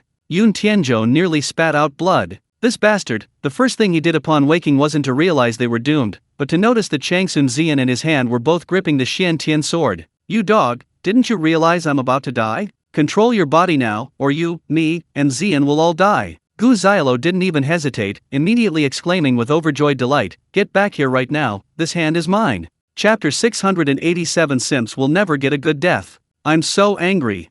Yun Tianzhou was now filled with the urge to kill Gu Xiaolu, but he also knew that he needed Gu Xiaolu to possess him to have any chance of survival. He immediately retreated to his Hunyuan palace, allowing Gu Xiaolu to take control of his body. After taking control of his body, Gu Xiaolu looked at Changsun Xian, who was so close to him, and felt the softness in his palm. His heart pounded wildly, as if it were about to burst out of his body. Gu Xiaolu's unusual behavior was immediately noticed by Yun Tianzhou and Changsun Xian. Changsun Xian was slightly taken aback when she saw her master staring at her with such infatuation. This look was familiar to Changsun Xian, because she had noticed that men in the sect and outside looked at her with the same gaze. Stupid master. Changsun Xian was filled with doubt, because the look Gu Xiaolu had given her just now was not like this. It was the familiar doting affection she had felt in her childhood. He was acting like a completely different person, leaving her utterly bewildered. Slap. Just then, Gu Xiaolu slapped himself hard across the left cheek with his left hand, producing a deafeningly loud sound. You son of a bitch, what time is it? Still trying to take advantage of my Xian. The sharp pain on his face instantly enraged Gu Xiaolu. You old bastard, I'm warning you. If you slap me again, I'll turn against you. Turn against your ancestors, my foot. Can't you even understand the situation? Ha! Gu Xiaolu finally realized what was happening. Looking at the black spiritual light surrounding his body and Gong Shaoxuan's hand seals activating the flying sword, he exclaimed in astonishment, what's going on? Why is he using that ghost sword again? All the pure yang energy has now entered Xian's body. Do you want to watch her die? Gu Xiaolu paused, then noticed that Changsun Xian was gripping the sword hilt, looking at him with a strange expression. Place your hand on the blade, activate the Yang God Talisman, and make Xian retract her hand. Yun Tianzhou knew he couldn't rely on Gu Xiaolu. This guy lost his mind whenever he saw Changsun Xian, he only understood commands. Oh, I understand. Hearing that Changsun Xian might die, Gu Xiaolu didn't hesitate and hurriedly did as Yun Tianzhou instructed. Fairy sister, you can retract your hand now. Gu Xiaolu, thinking he looked very cool, said to Changsun Xian. Changsun Xian's expression became quite interesting. You, who are you? My name is Gu Xiaolu, it's a pleasure to meet you. Gu Xiaolu looked flattered and immediately replied with delight, almost reaching out to shake hands with Changsun Xian. Simps never get a house. Fine, I won't. I'll simp then. I can do it. Pfft, Gu Xiaolu, are you even capable? I'm just a passerby and I know things aren't going well, and you still want to pick up girls. You've got some nerve. Ha ha ha, the fairy sister's expression is like she stepped in poop. Does this streamer want to shake hands with the fairy sister? The viewers in the live stream only half understood, as they didn't know the full story, but they at least understood that Gu Xiaolu's body truly housed two souls. When they saw Gu Xiaolu suddenly staring blankly at Changsun Xian, they knew that Gu Xiaolu had regained control of the body. Changsun Xian ignored him, her hand still on the sword hilt, and asked, where's my stupid master? Oh, you mean that old Senior Yun? He's in my sea of consciousness. We're sharing one body now. Yun Tianzhou was both amused and annoyed. This bastard Gu Xiaolu always called him old codger, but in front of Changsun Xian, he immediately changed his address to Senior Yun. He was truly a scoundrel. Changsun Xian frowned slightly, looking at Gu Xiaolu, then suddenly smiled broadly, then can I switch masters now?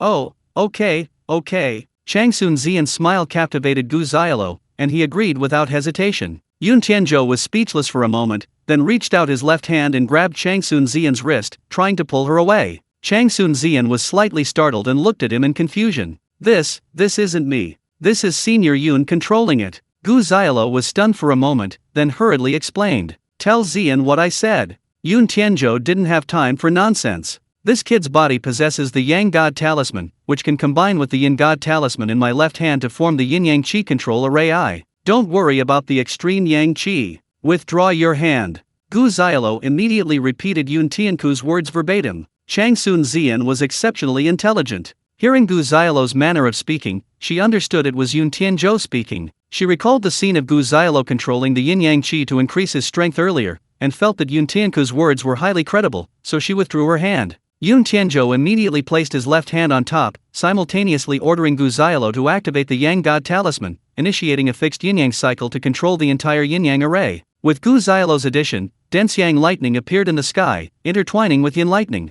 Yin-yang reversal. With a thought, Yun Tianzhou activated the yin-yang power of the Xiantian sect, injecting it into the two black spiritual lights surrounding his body. Immediately afterwards, the black and white spiritual lights rapidly spun, transforming into a ball of gray light that violently struck Gong Xiaoquan's flying sword. Boom! A violent explosion of lightning resounded, and the entire Lianji Peak began to tremble. Of the original 7 halls of the Lianji Hall, the remaining ones began to shake and collapse. The Xiantian sect cultivators also staggered and lost their footing. The elders of the 7th realm sensed something was amiss and immediately seized the injured disciples, fleeing the scene of danger and only daring to observe from afar. Gong Xiaoquan's gaze darkened. Seeing the two who had been swaying precariously regain their balance, he knew something was wrong. Although he didn't understand the reason, he guessed there might be trouble. Gong Xiaoxian gave a cold smile, suddenly opening his mouth and taking a deep breath. In that instant, an immense amount of spiritual energy began to surge rapidly towards him. Immediately after, Gong Xiaoxian opened his mouth again and spat out a mouthful of white flame towards the flying sword. The pure white flame merged with the flying sword, instantly surging violently like a spark falling into gasoline, transforming in an instant into a ball of flame about the height of a person, roaring and rapidly advancing towards Gu Xiaolo and Chang Sun Zian. The gray light formed from the yin-yang power seemed unable to withstand such immense force, being burned away bit by bit, quickly reaching Gu Xiaolo's eyes. Damn it! Gu Xiaolo was startled. It was clearly a ball of flame, but even before it got close, he felt a chilling, bone-deep coldness. Chapter 688 Sealing the Two Elements Peak. Ice Flame Fire. Yun Tianku's heart sank. He recognized it immediately. It was a divine ability that only appeared at the 8th level of Yin God Talisman cultivation. The power of divine talismans compared to other cultivation methods lies in the fact that divine abilities appear from the 6th level onwards. For example, Yun Tianzhou could control Yin lightning upon reaching the 7th level. Ice Flame Fire, as its name suggests, is formed from extremely cold flames. Once touched, one is frozen into an ice sculpture, extinguishing all life. What's the panic? Pour all your power into it. The time to fight to the death has come. Yun Tianzhou was actually panicking inside. He wasn't afraid of death, but he had Chang Sun Zian behind him. Yun Tianzhou couldn't show it, because he knew very well that he couldn't rely on Gu Xiaolo. If he panicked, Gu Xiaolo would definitely panic as well and be unable to do anything. Yun Tianzhou wasn't wrong. Even though Gu Xiaolo was already at the 4th level, his mentality was still like an ordinary person's. Faced with this situation, he had no idea what to do. Upon hearing his words, Gu Xiaolo instinctively did as he was told, pouring all the yang spiritual power she had just cultivated into the Xiantian sword. Yin-Yang 5 Thunderbolts Boom. Driven by the two streams of spiritual power, the yin and yang thunderbolts in the sky rolled and merged, dozens of them crashing down from the sky, heading straight for Gong Xiaoxian. Gong Xiaoquan's expression changed slightly. He clearly hadn't expected Yun Tianzhou to suddenly be able to unleash the yin-yang thunderbolts, and in such a massive quantity at that. Gong Xiaoquan's entire body shone brightly with spiritual light. He reached out and summoned back the flying sword, and then the ice flame erupted, transforming into a beam tens of meters in size, hurtling towards the sky full of yin thunderbolts. The sky-covering thunderbolts collided with the ice flame. A dense roar and explosions resounded from the point of impact, bursts of energy radiating outwards. Lianji Peak trembled violently, rocks on the mountain cracking inch by inch, showing signs of a landslide. Almost instantly, the ice flame fire and the yin-yang lightning tribulation cancelled each other out upon impact, leaving only a single yin-yang lightning tribulation that roared down from the sky. Boom! Gong Xiaoxian roared, recalling his flying sword and unleashing another burst of ice flame fire into the air, simultaneously releasing a sky full of yin lightning to block the yin-yang lightning tribulation. But at the same time, an unnatural flush appeared on Gong Xiaoquan's face. A fierce glint flashed in his eyes, and disregarding the outcome, he suddenly burst into the air, flying towards the outside of the Xiantian sect. Gong Xiaoxian now possessed the strength of the 8th realm, his speed as fast as lightning, and he rushed out of the protective mountain formation in almost a breath. Gong Xiaoxian looked at the group of cultivators still gathered outside watching the spectacle, and reached out to grab the 2 nearest 7th realm cultivators. The group of cultivators outside recognized Gong Xiaoxian at a glance, and sensing his 8th realm strength, they were about to respectfully bow when Gong Xiaoxian suddenly attacked. The 2 7th realm cultivators' expressions changed drastically. Before they could even react, Gong Xiaoxian broke through their body's defensive aura and grabbed them by the top of their heads. The next moment, to everyone's horror and shock, the 2 7th realm cultivators' strength rapidly crumbled, instantly plummeting from the 7th realm to the 1st. They also aged decades in an instant, becoming frail and old. Meanwhile, Gong Xiaoxian's aura surged. He casually tossed the 2 7th realm cultivators aside, his figure flashing like lightning as he pounced on 2 more 7th realm cultivators. The 2 cultivators' expressions changed drastically. Without a second thought, they turned to flee on their swords. Gong Xiaoxian's strength now completely overwhelmed the 7th realm cultivators, giving them no chance to escape. His immense divine sense locked onto the 2, hindering their flight speed, before he had already overtaken them. Ah! 2 screams rang out as the 2 7th realm cultivators had their cultivation completely drained by Gong Xiaoxian in an instant. The remaining cultivators, unless they were fools, knew something was wrong. They fled frantically in different directions, fearing they would be too late. Gong Xiaoxian sneered. After absorbing the spiritual energy and essence of 4 7th realm cultivators, he had completely stabilized his 8th realm cultivation and was advancing towards the mid-stage of the 8th realm. Just as he was about to continue his pursuit, his body suddenly trembled, freezing in mid-air, unable to move. A look of pain appeared on his face, and he coughed up a mouthful of blood. Damn it, why did it have to happen now? Gong Xiaoxian roared in a low voice. He watched the cultivators flee quickly, and could only return to the Xiantian sect in resentment. Chang Sunzian colluded with outsiders to commit treason, and according to the law, she deserves to be executed. From this moment on, seal off Lianji Peak, forbidding anyone from entering or leaving. When I emerge from seclusion, I will personally deal with them. Gong Xiaoxian's cold voice echoed throughout the entire Xiantian sect as he returned to the 5 Elements main peak.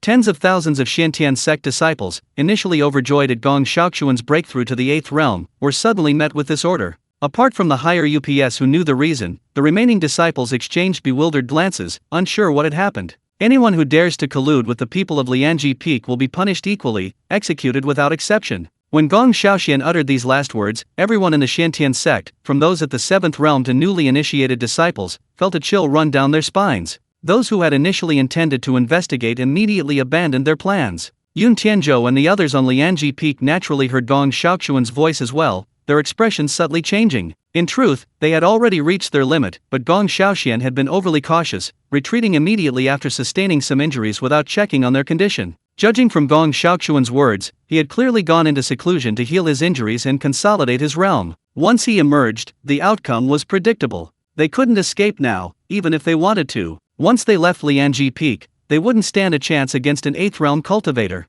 Even if they did escape, where in the Great Zhou Immortal Dynasty would they find refuge? Gu Xiaolo collapsed to the ground, completely exhausted, unable to muster any strength. Old man, what do we do now? We can't just stay here and wait to die, can we? What else can we do? If we don't want to die, we'll keep improving our strength. If we reach the 5th realm, this yin-yang 2 elements formation will at least allow us to protect ourselves. Damn it! Gu Xiaolo groaned inwardly. This meant he was about to suffer that excruciating pain of being torn to pieces again. Meanwhile, Chen Luo looked towards Gong Xiaoxian's location, a hint of interest on his face. This devouring heaven technique is quite interesting. Chapter 689 The Heaven Swallowing Technique. When Chen Luo noticed Gong Xiaoxian's advancement to the 8th realm, he investigated why he had suddenly broken through. 20 years ago, the 3 major immortal sects of the Great Zhou Immortal Dynasty jointly explored a secret realm. As Yun Tianzhou had said, they obtained an ancient inheritance from the heavenly demon clan within. The secret realm was located within the heavenly ape clan's territory because this inheritance was left behind by a true god of the heavenly ape clan, a branch of the heavenly demon clan, and was called the Absorbing Essence Secret Scripture. As the name suggests, it allows one to absorb the true essence and life essence of others, thereby strengthening one's own power. However, this technique was inherently flawed because everyone's cultivated spiritual power was different, leading to internal spiritual power conflicts and outbursts.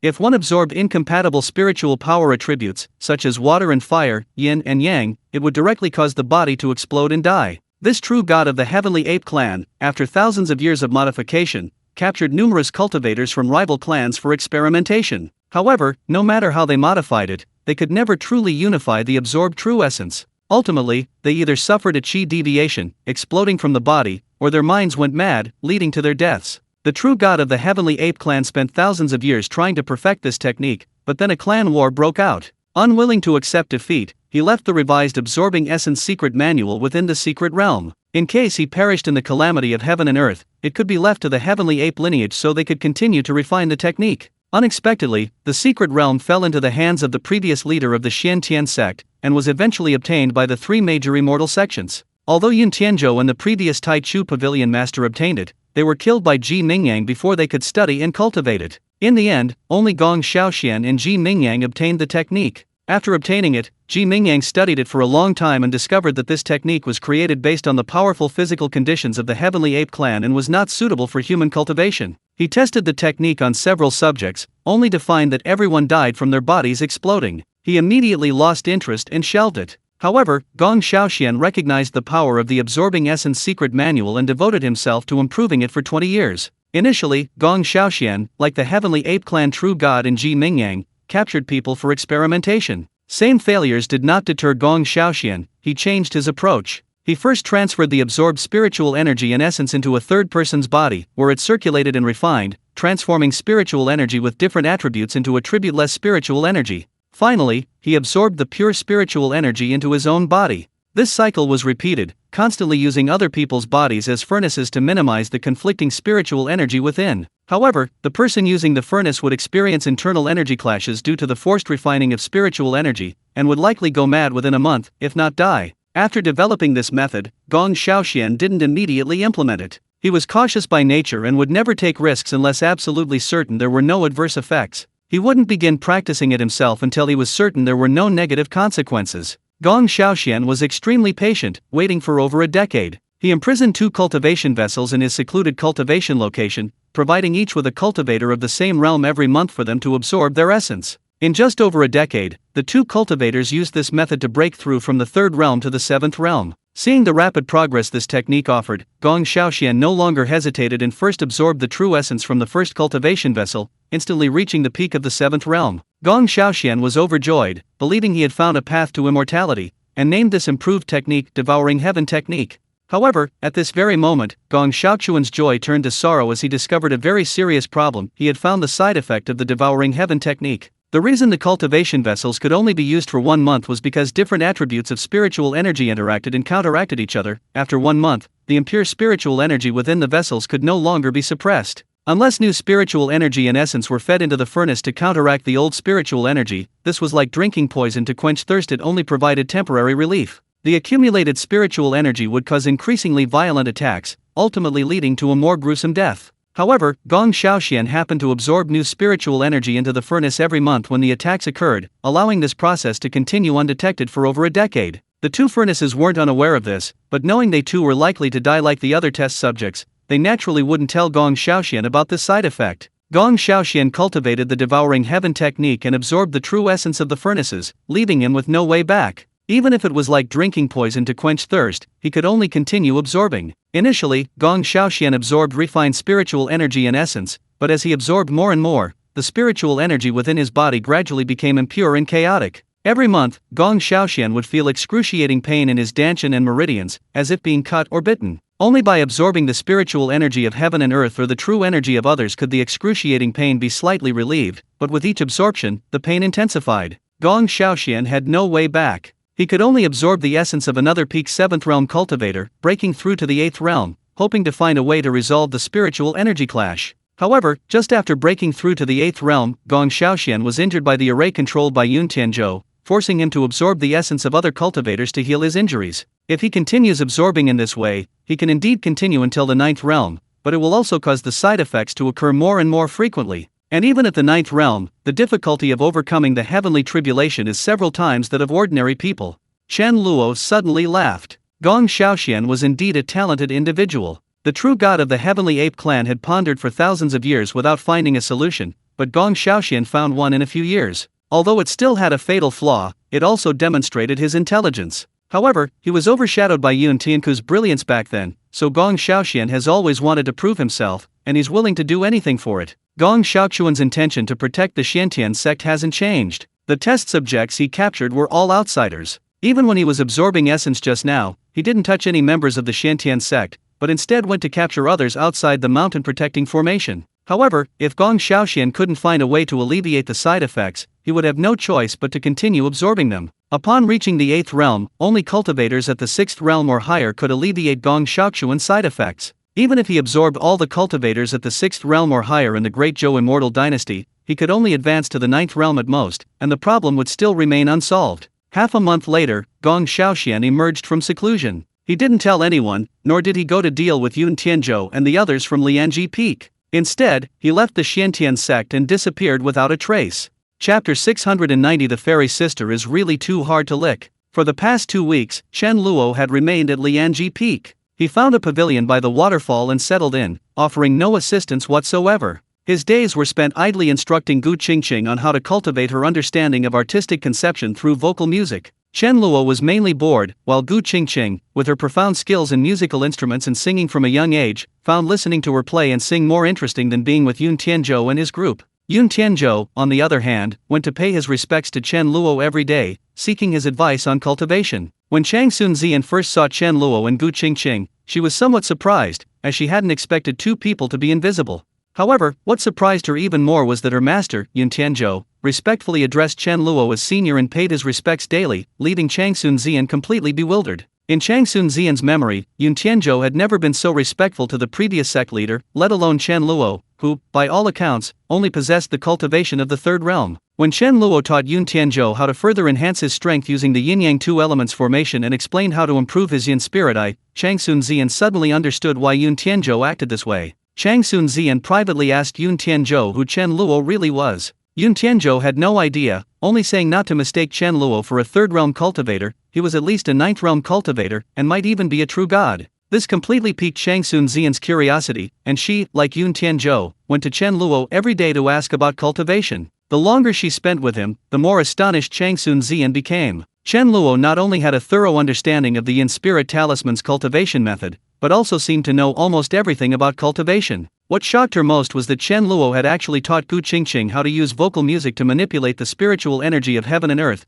and used it to heal an injured animal on 2 elements peak. Chang Xunzian, possessing the Yin Spirit Eye, could naturally see that Gu Qingqing was a complete mortal. To allow a mortal to wield spiritual power for healing and attack was no longer a miracle, but rather a near-divine feat. This fueled Chang Xunzian's curiosity about Chen Luo, making her visit him even more frequently than Yun Tianzhou, and her cultivation progressed rapidly, reaching the peak of the 5th realm in just half a month. Gu Qingqing mastered the method of wielding spiritual power, and although she didn't use it much, it was enough to excite her greatly, and she followed Chen Luo around daily. Everyone was happy, except for Gu Xiaolo, who was extremely unhappy, even unusually angry. No matter how much Gu Xiaolo flattered her, Chang Xunzian completely ignored him. Although she always greeted him with a smile, he knew it was merely politeness and courtesy. Gu Xiaolo tried everything to win a smile from the beauty, but each time Chang Xunzian remained unresponsive, focused solely on her cultivation. Later, even the players in the live stream started offering bad advice. For example, Chang Xunzian liked poetry, and although he couldn't copy ancient poems, there were still modern poems, right?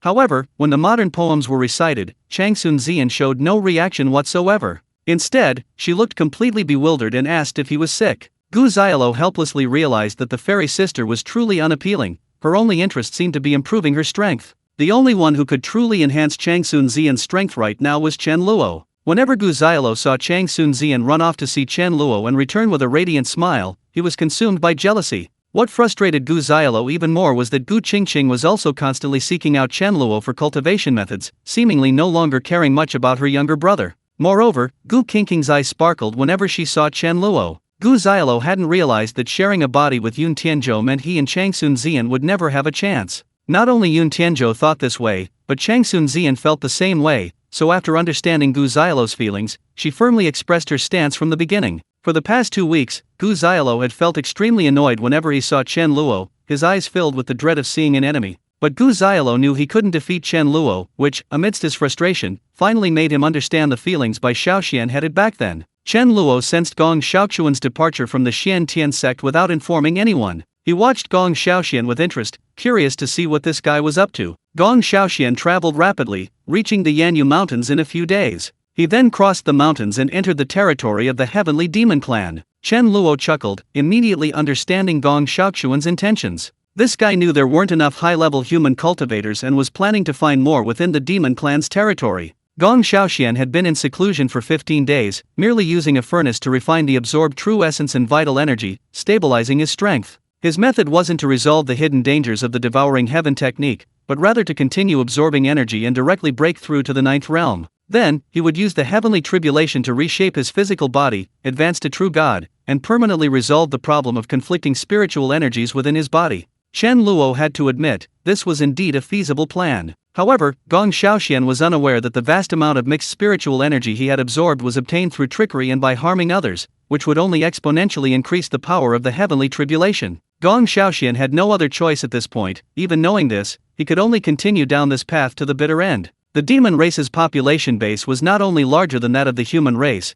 but its number of cultivators also far exceeded that of humans. Without even using the 6 heavenly demon divisions, Gong Xiaoxian only needed to absorb the high-level cultivators of any one of them to advance to the 9th realm. In Gong Xiaoxuan's view, he already possessed the cultivation of the mid-8th realm. As long as he avoided the 8th realm demon kings and started targeting the 7th realm great demons, he could quickly advance to the peak of the 8th realm, at which point he would no longer fear those demon kings. Moreover, this would also weaken the strength of the heavenly demon race, achieving 2 goals at once. Once he broke through to the 9th realm and absorbed all the high-level cultivators of the heavenly demon race, he could then attempt to transcend the tribulation and ascend. Gong Xiaoxian was still unaware that Ji Qingkang had already advanced to the 9th realm, the demon emperor. In the past half-month, although human spies had relayed news of Ji Qingkang's advancement to demon emperor back home, Gong Xiaoxian had been in seclusion and had no way of knowing. Therefore, when Gong Xiaoxian infiltrated the heavenly ape clan's territory, he immediately sensed something was amiss. Because chaos reigned within the heavenly demon clan's territory, with the 4 heavenly demon tribes and the heavenly bear clan locked in fierce combat, all other demon races were swept up in the fray. After capturing a demon and questioning him, Gong Xiaoxian didn't return simply because of the 9th-tier demon emperor.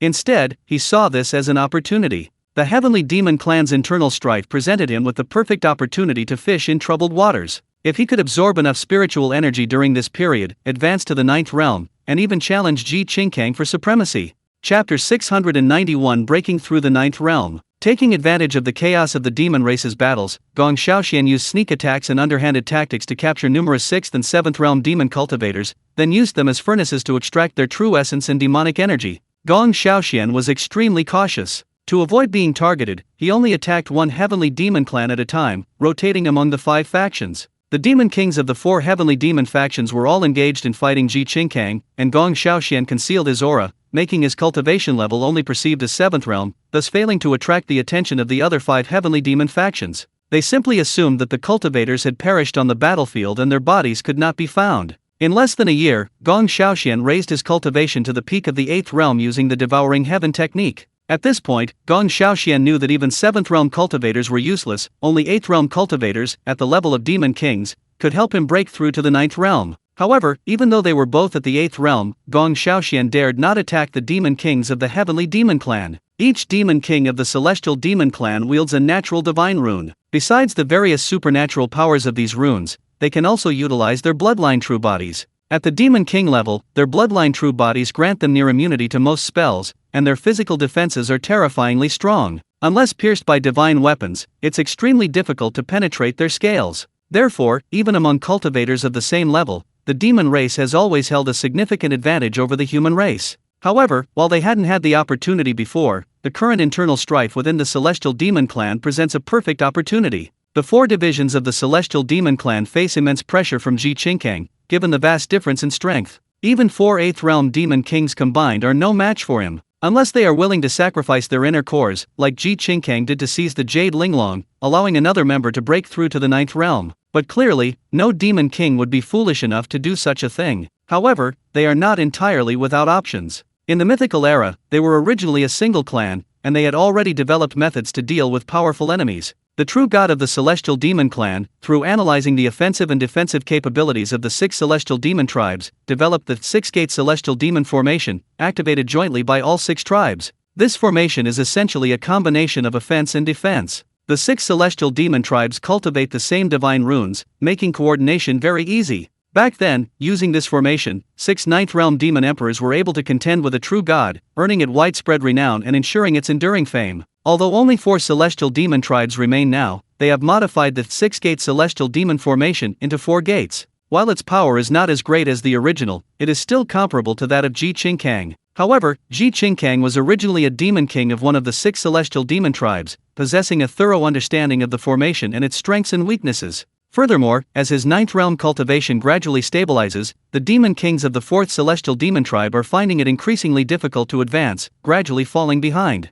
Finally, in a decisive battle, Ji Qingkang broke through the 4's formation, killing the Heavenly Fox King, consuming its inner core, and severely wounding the other 3 demon kings. Knowing they were no match, the other 3 demon kings were defeated, the Heavenly Lion King surrendered, the Heavenly Eagle King escaped with unparalleled speed, and the Heavenly Ape King also fled while Ji Qingkang was consuming the Heavenly Fox King's inner core. Gong Xiaoxian, who had been secretly observing, struck at this crucial moment. He first ambushed the Heavenly Ape King, using the Devouring Heaven technique to extract his true essence and demonic energy, thus breaking through to the 9th realm in one fell swoop. While Ji Qingkang was pursuing the Heavenly Ape King, Gong Xiaoxian also tracked down the Heavenly Eagle King. With his 9th realm cultivation and the Heavenly Eagle King's severe injuries, Gong Xiaoxian easily devoured his true essence and demonic energy again, stabilizing his 9th realm cultivation. Ji Qingkang arrived just in time, witnessing Gong Xiaoxian drain the Heavenly Eagle King dry. Ji Qingkang had originally planned to use the inner cores of these 2 demon kings to continue his breakthrough, but Gong Xiaoxian had intercepted him. His anger was palpable. The 2 engaged in a fierce battle. Although a battle at the 9th realm level couldn't compare to that of a true god, it was still a cataclysmic event, causing widespread destruction and devastation, affecting many smaller demon tribes. Gong Xiaoxian's cultivation, having been entirely absorbed, unlike Ji Qingkang's stable, step-by-step cultivation, coupled with the mixed nature of his internal true essence, eventually became unsustainable and forced him to flee in a sorry state. Ji Qingkang, however, was relentless, pursuing him all the way from the Heavenly Demon Clan's territory into the human realm. At this time, besides Gong Xiaoxian, the strongest cultivators within the human realm were only at the 7th realm, posing no threat to Ji Qingkang. The 2 engaged in a chase, clashing occasionally, wreaking havoc throughout the Great Zhou immortal dynasty. 9th realm cultivators were simply too powerful, let alone mortals. Even cultivators below the 7th realm were instantly annihilated by the aftershocks of their battles. This great battle resulted in numerous casualties among both mortals and cultivators, plunging the entire Great Zhou immortal dynasty into terror. Everyone was utterly bewildered, unable to comprehend how Gong Xiaoxian had advanced from the 7th to the 9th realm in just 1 year,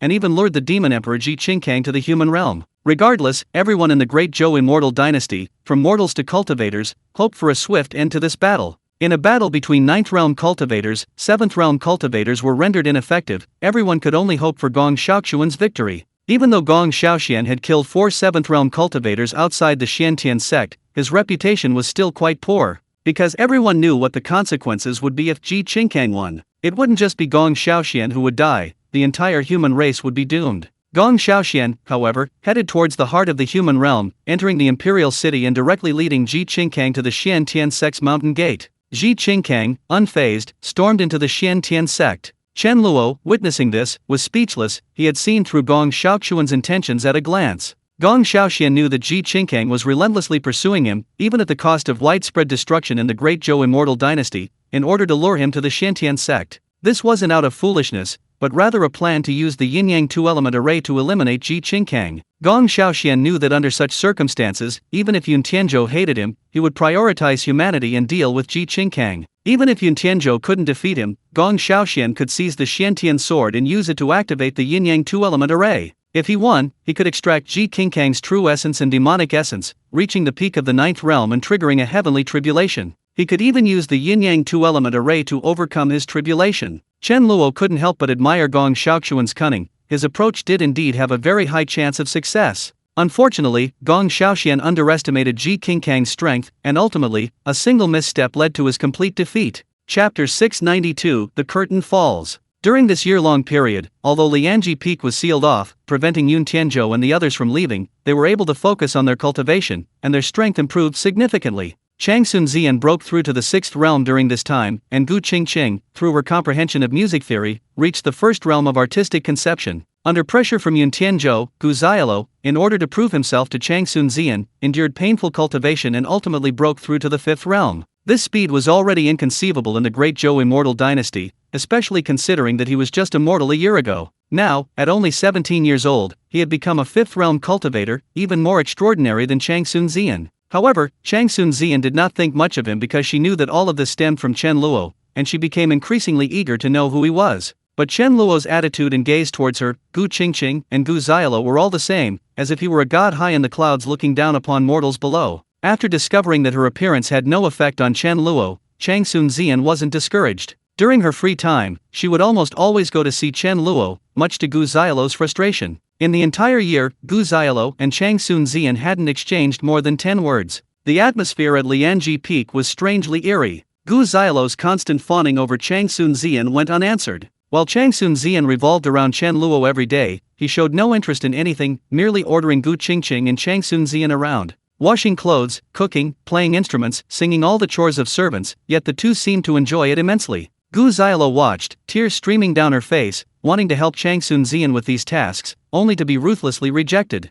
Just when Gu Xiaolo was about to despair, Gong Xiaoxian appeared at Lianji Peak with Ji Qingkang. Chen Luo didn't intervene, but simply reinforced the entire Lianji Peak to prevent them from collapsing it. The scenery on Lianji Peak was quite beautiful, it would be a shame to destroy it. You stay here and watch, don't go out. When Gu Qingqing saw Ji Qingkang and Gong Xiaoxian, she was almost crushed to death by the terrifying spiritual pressure. If Chen Luo hadn't intervened, she probably would have collapsed to the ground. Seeing Gu Qingqing looking at Gu Xiaolo and the others with worry, Chen Luo seemed eager to go over and share the burden. But upon hearing Chen Luo's words, Gu Qingqing stopped moving, knowing that since Chen Luo had spoken, she couldn't go even if she wanted to. "Young master, why don't you help them?" "Too boring, I don't want to help." Chen Luo said calmly, "I actually find Gong Xiaoxian quite interesting now. Helping him is much more interesting than helping you. What do you think?" Gu Qingqing was startled by his words. Chen Luo didn't seem to be joking. Her pretty face paled, and she quickly shook her head, saying, Then young master, you should just watch."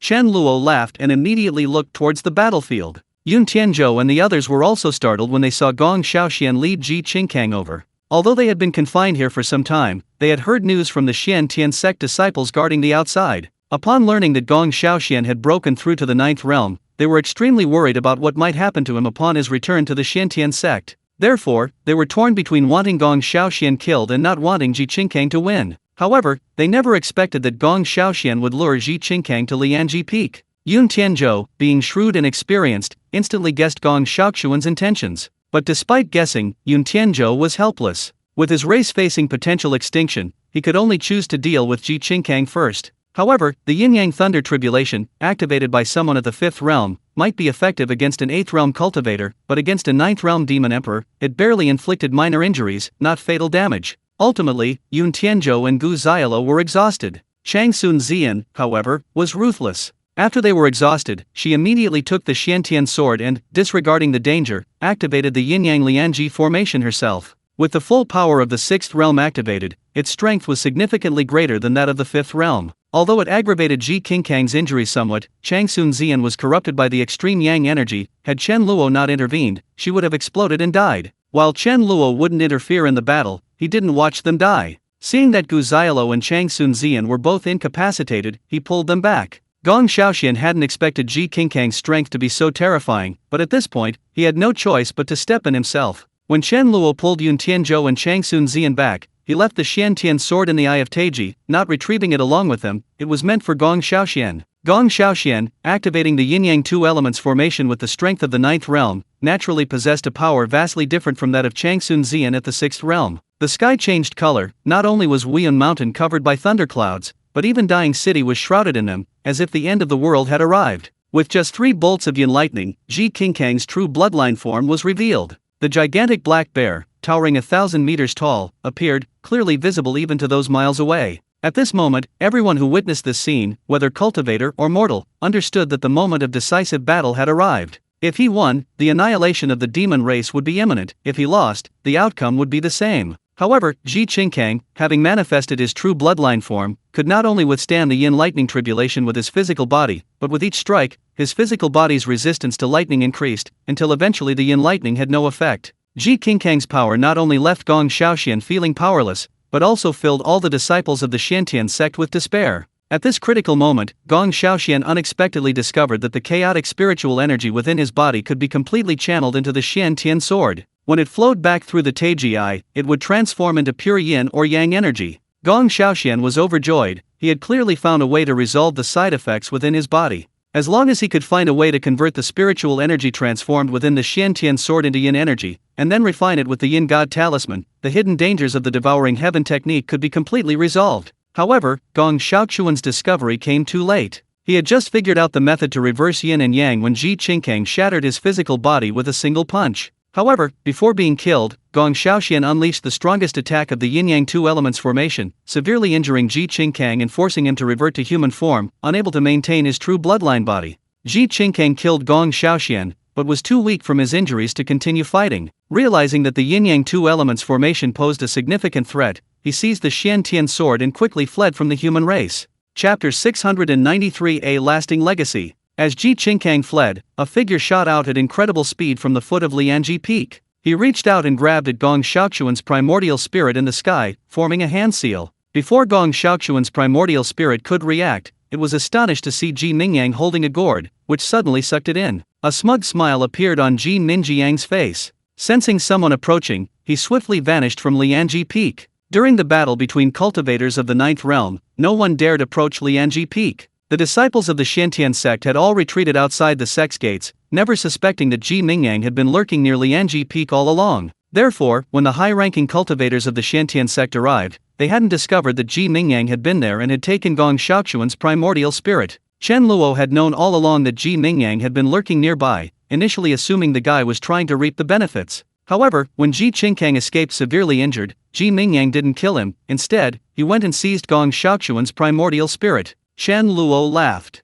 Given Ji Minjiang's cunning, he certainly wouldn't dare touch Ji Qingkang. Firstly, Ji Mingyang didn't know the extent of Ji Qingkang's injuries. Secondly, even a severely injured Ninth Realm cultivator might be too much for Ji Mingyang to handle in a desperate counterattack. That's why he chose Gong Xiaoxian. Chen Luo understood Ji Minjiang's scheme perfectly. Ji Mingyang also possessed the Absorbing Essence Manual, and all the signs from Gong Xiaoxian indicated that he had definitely mastered it. Once he got his hands on Gong Xiaoxuan's primordial spirit, he could eventually obtain the cultivation method for the Absorbing Essence Manual. This is interesting. Both are cunning and shrewd. Let's see who emerges victorious. Chen Luo laughed, ignoring the comment. He was more interested in seeing how these two would fare. When the high-ranking cultivators of the Xiantian sect arrived and saw Gong Xiaoxuan's shattered body, they immediately understood he was dead. Many members of the Xiantian sect were deeply grieved. The lower-ranking cultivators were unaware of what Gong Xiaoxian had done. While the high-ranking cultivators knew, they dared not utter a word after Gong Xiaoxian advanced to the 8th realm. Now that Gong Xiaoxian had died fighting the 9th realm cultivator Ji Qingkang, leaving Ji Qingkang severely wounded and forced to flee, it was even more crucial not to mention it. After the news spread, apart from the families and sects of the 7th realm cultivators killed by Gong Xiaoxian, the entire Great Zhou immortal dynasty was filled with grief. However, they were even more worried about their own fate. The only cultivator capable of confronting Ji Qingkang had died tragically, and it seemed imminent that Ji Qingkang would lead the demon race to attack. While everyone lived in constant fear, some even preparing to flee to other continents by sea, news arrived from within the demon realm. In the internal strife within the 6 heavenly demon divisions, 2 heavenly demon kings were killed by Gong Xiaoxian, and 2 by Ji Qingkang. Although Ji Qingkang had returned to the heavenly demon clan, his injuries were too severe.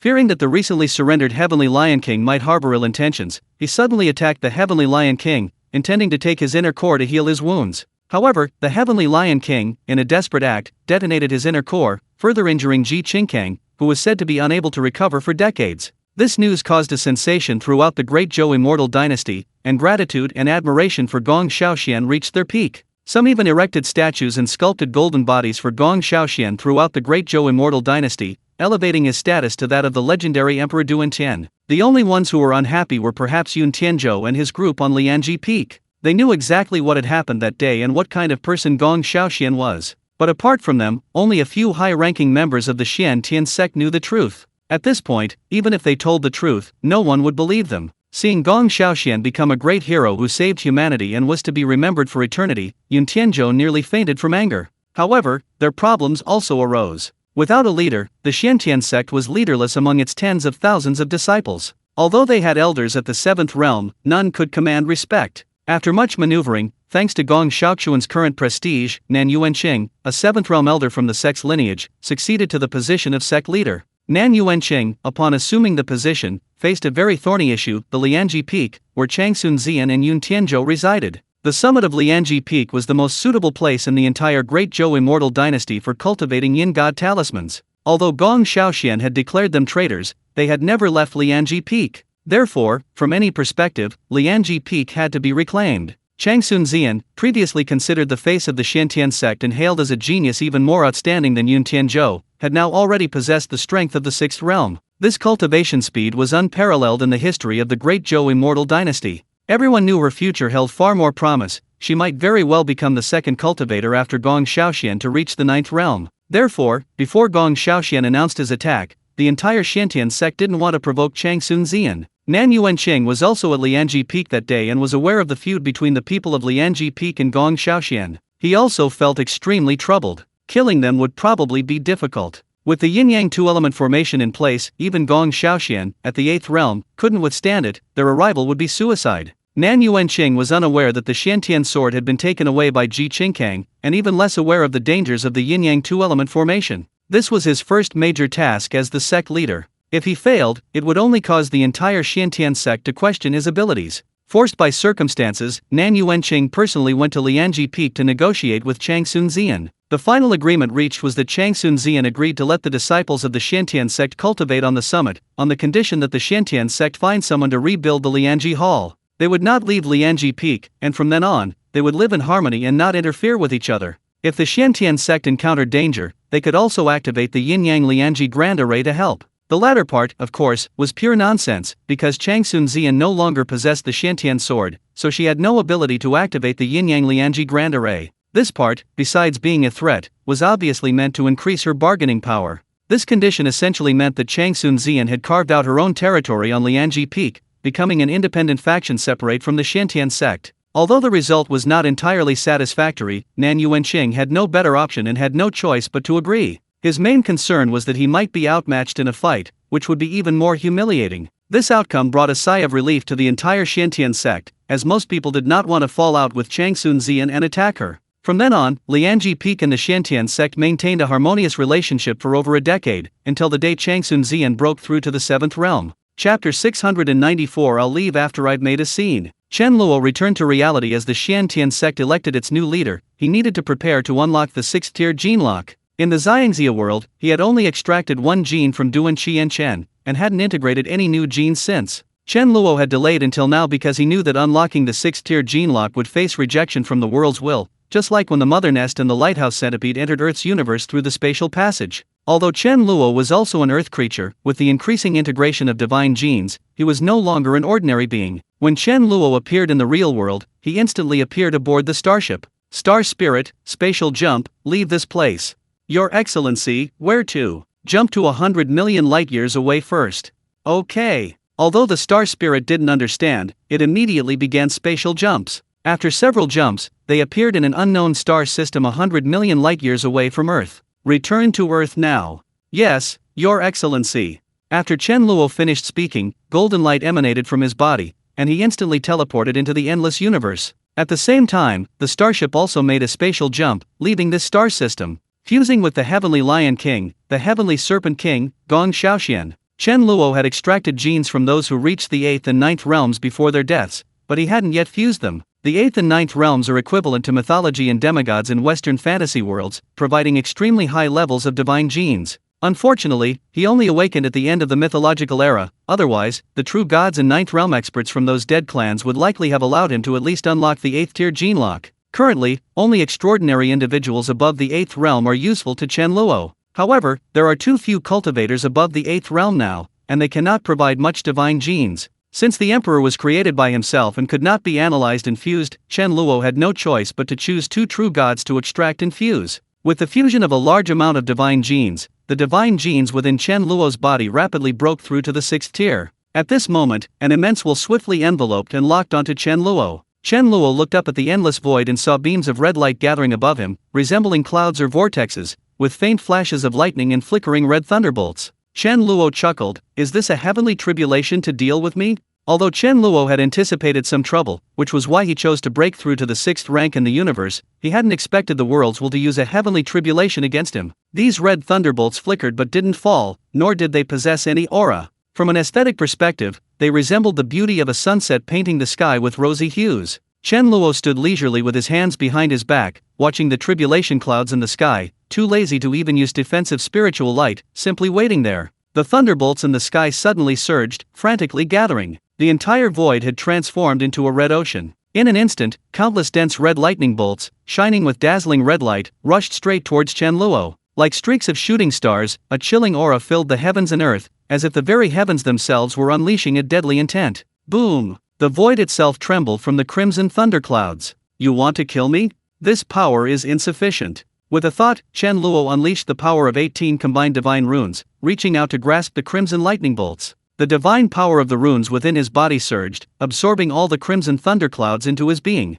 Here you go. Using the Thunder God rune as the core, Chen Luo created another 36 divine runes within his body, then hurled the lightning power back into the tribulation clouds in the sky. These 36 divine runes possessed divine power from a higher dimension. The lightning power Chen Luo unleashed, centered on them, was a level higher than the power of the tribulation lightning itself. The moment the azure divine lightning in his hand was thrown in, it shattered the crimson tribulation clouds, instantly silencing them. How boring. As if hearing Chen Luo's sigh filled with helplessness, the void suddenly changed. A majestic aura slowly descended from the endless void. Chen Luo suddenly felt his body sink, as if a towering mountain was pressing down on him. His body plummeted downwards, even his bones cracking. At that moment, he felt as if he were being squeezed together by heaven and earth. Endless pressure descended from the sky, spreading wildly. Heavenly might is useless against me. Chen Luo calmly looked at the void. The Vitality Talisman and Vajra Talisman within his body activated simultaneously, instantly stabilizing his body in the air. Instead of continuing to fall, he began to slowly rise. Are you done making a scene? If you're done, I'm leaving. Boom! Red clouds reappeared in the sky, followed by a series of thunderous roars that echoed throughout the endless void, seemingly expressing their anger. The crimson clouds began to press down, and simultaneously, an even more terrifying celestial might crashed down. Wherever the celestial might and crimson clouds passed, planets and meteorites in space began to explode, like a cosmic explosion in a documentary. Still so boring. Chen Luo slowly raised his right hand, and the primordial chaos brush appeared in his hand, transforming into a longsword. Then try taking my sword. Annihilation slash. As soon as Chen Luo finished speaking, a monstrous azure light erupted, rapidly spreading, and covering the longsword in his hand. The next moment, a dazzling azure sword light illuminated the void. Chen Luo swung his longsword, and the azure sword light shot out, heading straight for the crimson tribulation clouds in the sky. Almost instantly, the sword light entered the thunder clouds. Within the crimson clouds in the sky, thunder roared like the wrath of heaven. The azure sword light shattered most of the red tribulation clouds, exploding violently within them. A visible ripple rapidly spread outwards, sweeping away everything in its path. Meteorites and celestial bodies alike were pulverized in the shockwave.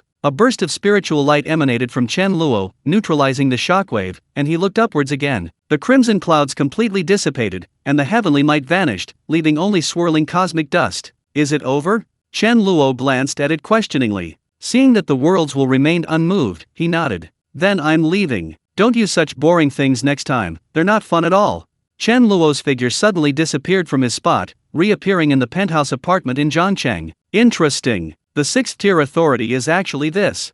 Chapter 695 External Avatar. External Avatar is the new permission obtained in the Hunyuan pen after the 6th stage. However, unlike ordinary external avatars, this requires the help of a Hunyuan brush to achieve. If you end up like the previous owner of the Hunyuan pen, if you eventually lose the pen, your external avatar will also disappear. Chen Luo didn't need to worry about this issue at the moment. Instead, he found it very useful. Now there were only 2 worlds, and he couldn't handle them all. Now that he had a clone, he could help out. With a thought, Chen Luo immediately created a clone. Looking at someone identical to his true self, he focused again and began adjusting the avatar's appearance and size. Chen Luo wore a facial simulator all the time. Although it wasn't troublesome, he was still a bit unaccustomed. Naturally, this clone couldn't be as conspicuous as before. The elf's appearance, whether male or female, appeared too feminine, which affected Chen Luo's current appearance. Therefore, he deliberately adjusted the avatar's appearance to be rougher and full of masculine energy. This feels just like customizing faces. When entering the game, you can freely adjust your appearance and body shape.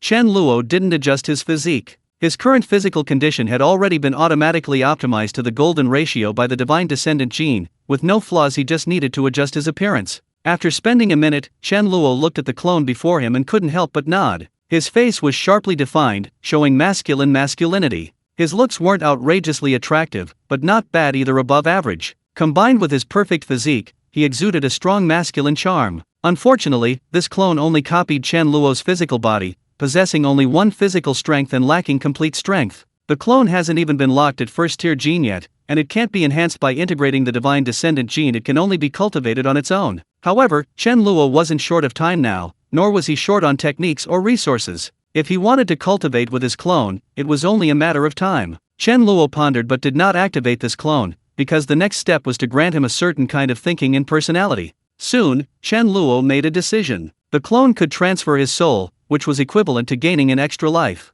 If you have your own way of thinking and personality, it can actually be a troublesome thing. With a thought, Chen Luo directly endowed this avatar with his own thinking and personality. The clone, whose eyes had been closed, suddenly opened them. He smiled faintly and looked at Chen Luo, then reached out his hand. "Hello, me." Chen Luo laughed heartily and also reached out to shake hands with his clone. "You're good too. I think you should go inside the room and find a piece of clothing to put on first." The clone glanced at how naked he was, smiled nonchalantly, and went straight into his room. After finding a set of clothes to change into, he returned to the living room. At this moment, Chen Luo felt a strange sensation. He could sense everything. His avatar was sensing everything he saw, heard, and touched, just like he had just gotten dressed. Even his personality and behavior patterns were exactly the same as Chen Luo's. With a thought, Chen Luo instantly switched into the clone's body, and the clone also took control of Chen Luo's true body. Chen Luo found it very interesting. It really felt as if the world had gained another version of himself, with thoughts and feelings exactly the same as his, yet he could freely control both bodies. "Go check out the Xiangxia world." The clone instantly vanished from where he stood, entering the world of Xiangxia. At that moment, Chen Luo instantly sensed that although his clone didn't even have a first tier now, upon entering the immortal world it possessed the abilities of a heavenly Dao saint. Chen Luo didn't try the Western fantasy world again, because he already knew the outcome. If his clone went in, he'd just be an ordinary person unless the Hunyuan pen was completely repaired. Now, he could enter the Western fantasy world and let his avatar manage the Xiangxia world. "What do you want to do now?" "Enhance your strength." Chen Luo chuckled silently. Just as he had thought, what he was thinking was exactly what he was thinking. What he was thinking was to have the clone train first to improve its strength. Chen Luo thought for a moment and began considering what cultivation method to cultivate for his clone. Cultivating a clone is also a part of one's own strength. If one can reach the same level as one, it's far from a simple 1+1 advancement. But when it came to cultivating a technique, Chen Luo hesitated. His most powerful technique was Annihilation 9 Heavens, but he couldn't touch it right now. Next were the 36 Divine Talismans, Void Fire, and Annihilation Divine Sword. The Void Fire is obtained by extracting the genes of the Godborn. Clones cannot obtain it. The Annihilation Divine Sword, on the other hand, requires a foundation of powerful divine power, which is somewhat unrealistic for the current avatar. Talismans are fine, but with the clone's current strength, it's definitely impossible to master all of them. Let's first see which talismans can be cultivated. Although Chen Luo unleashed 36 divine runes spiritual light, which began to revolve around his clone. Soon, a golden talisman pierced into the clone. A Vajra talisman, ha! Chen Luo wasn't surprised at all.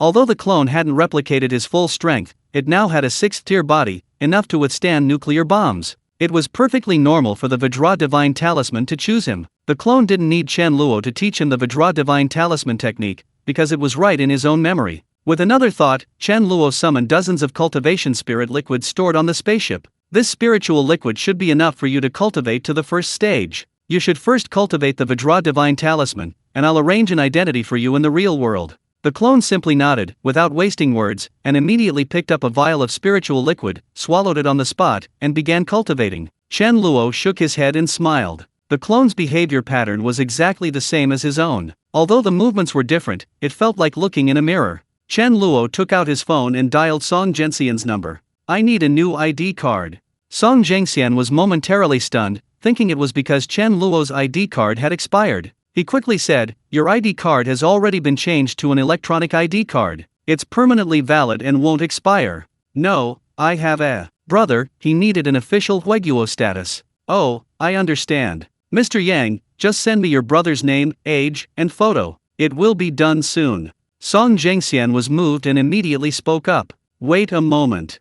Chen Luo hung up, immediately took a photo of his clone, then added his name, Chen Luo, 18 years old, at the bottom and sent it over. Chapter 696. No, I want to get out. Less than half an hour after Chen Luo sent the document, Song Zhengxian called. Mr. Yang, it's done. Because electronic ID cards are used now, we still need to register your face and fingerprints. It only needs to be done once. You can use either face or fingerprints wherever you need your ID card in the future. We're in that apartment in Zhangcheng. Send someone over.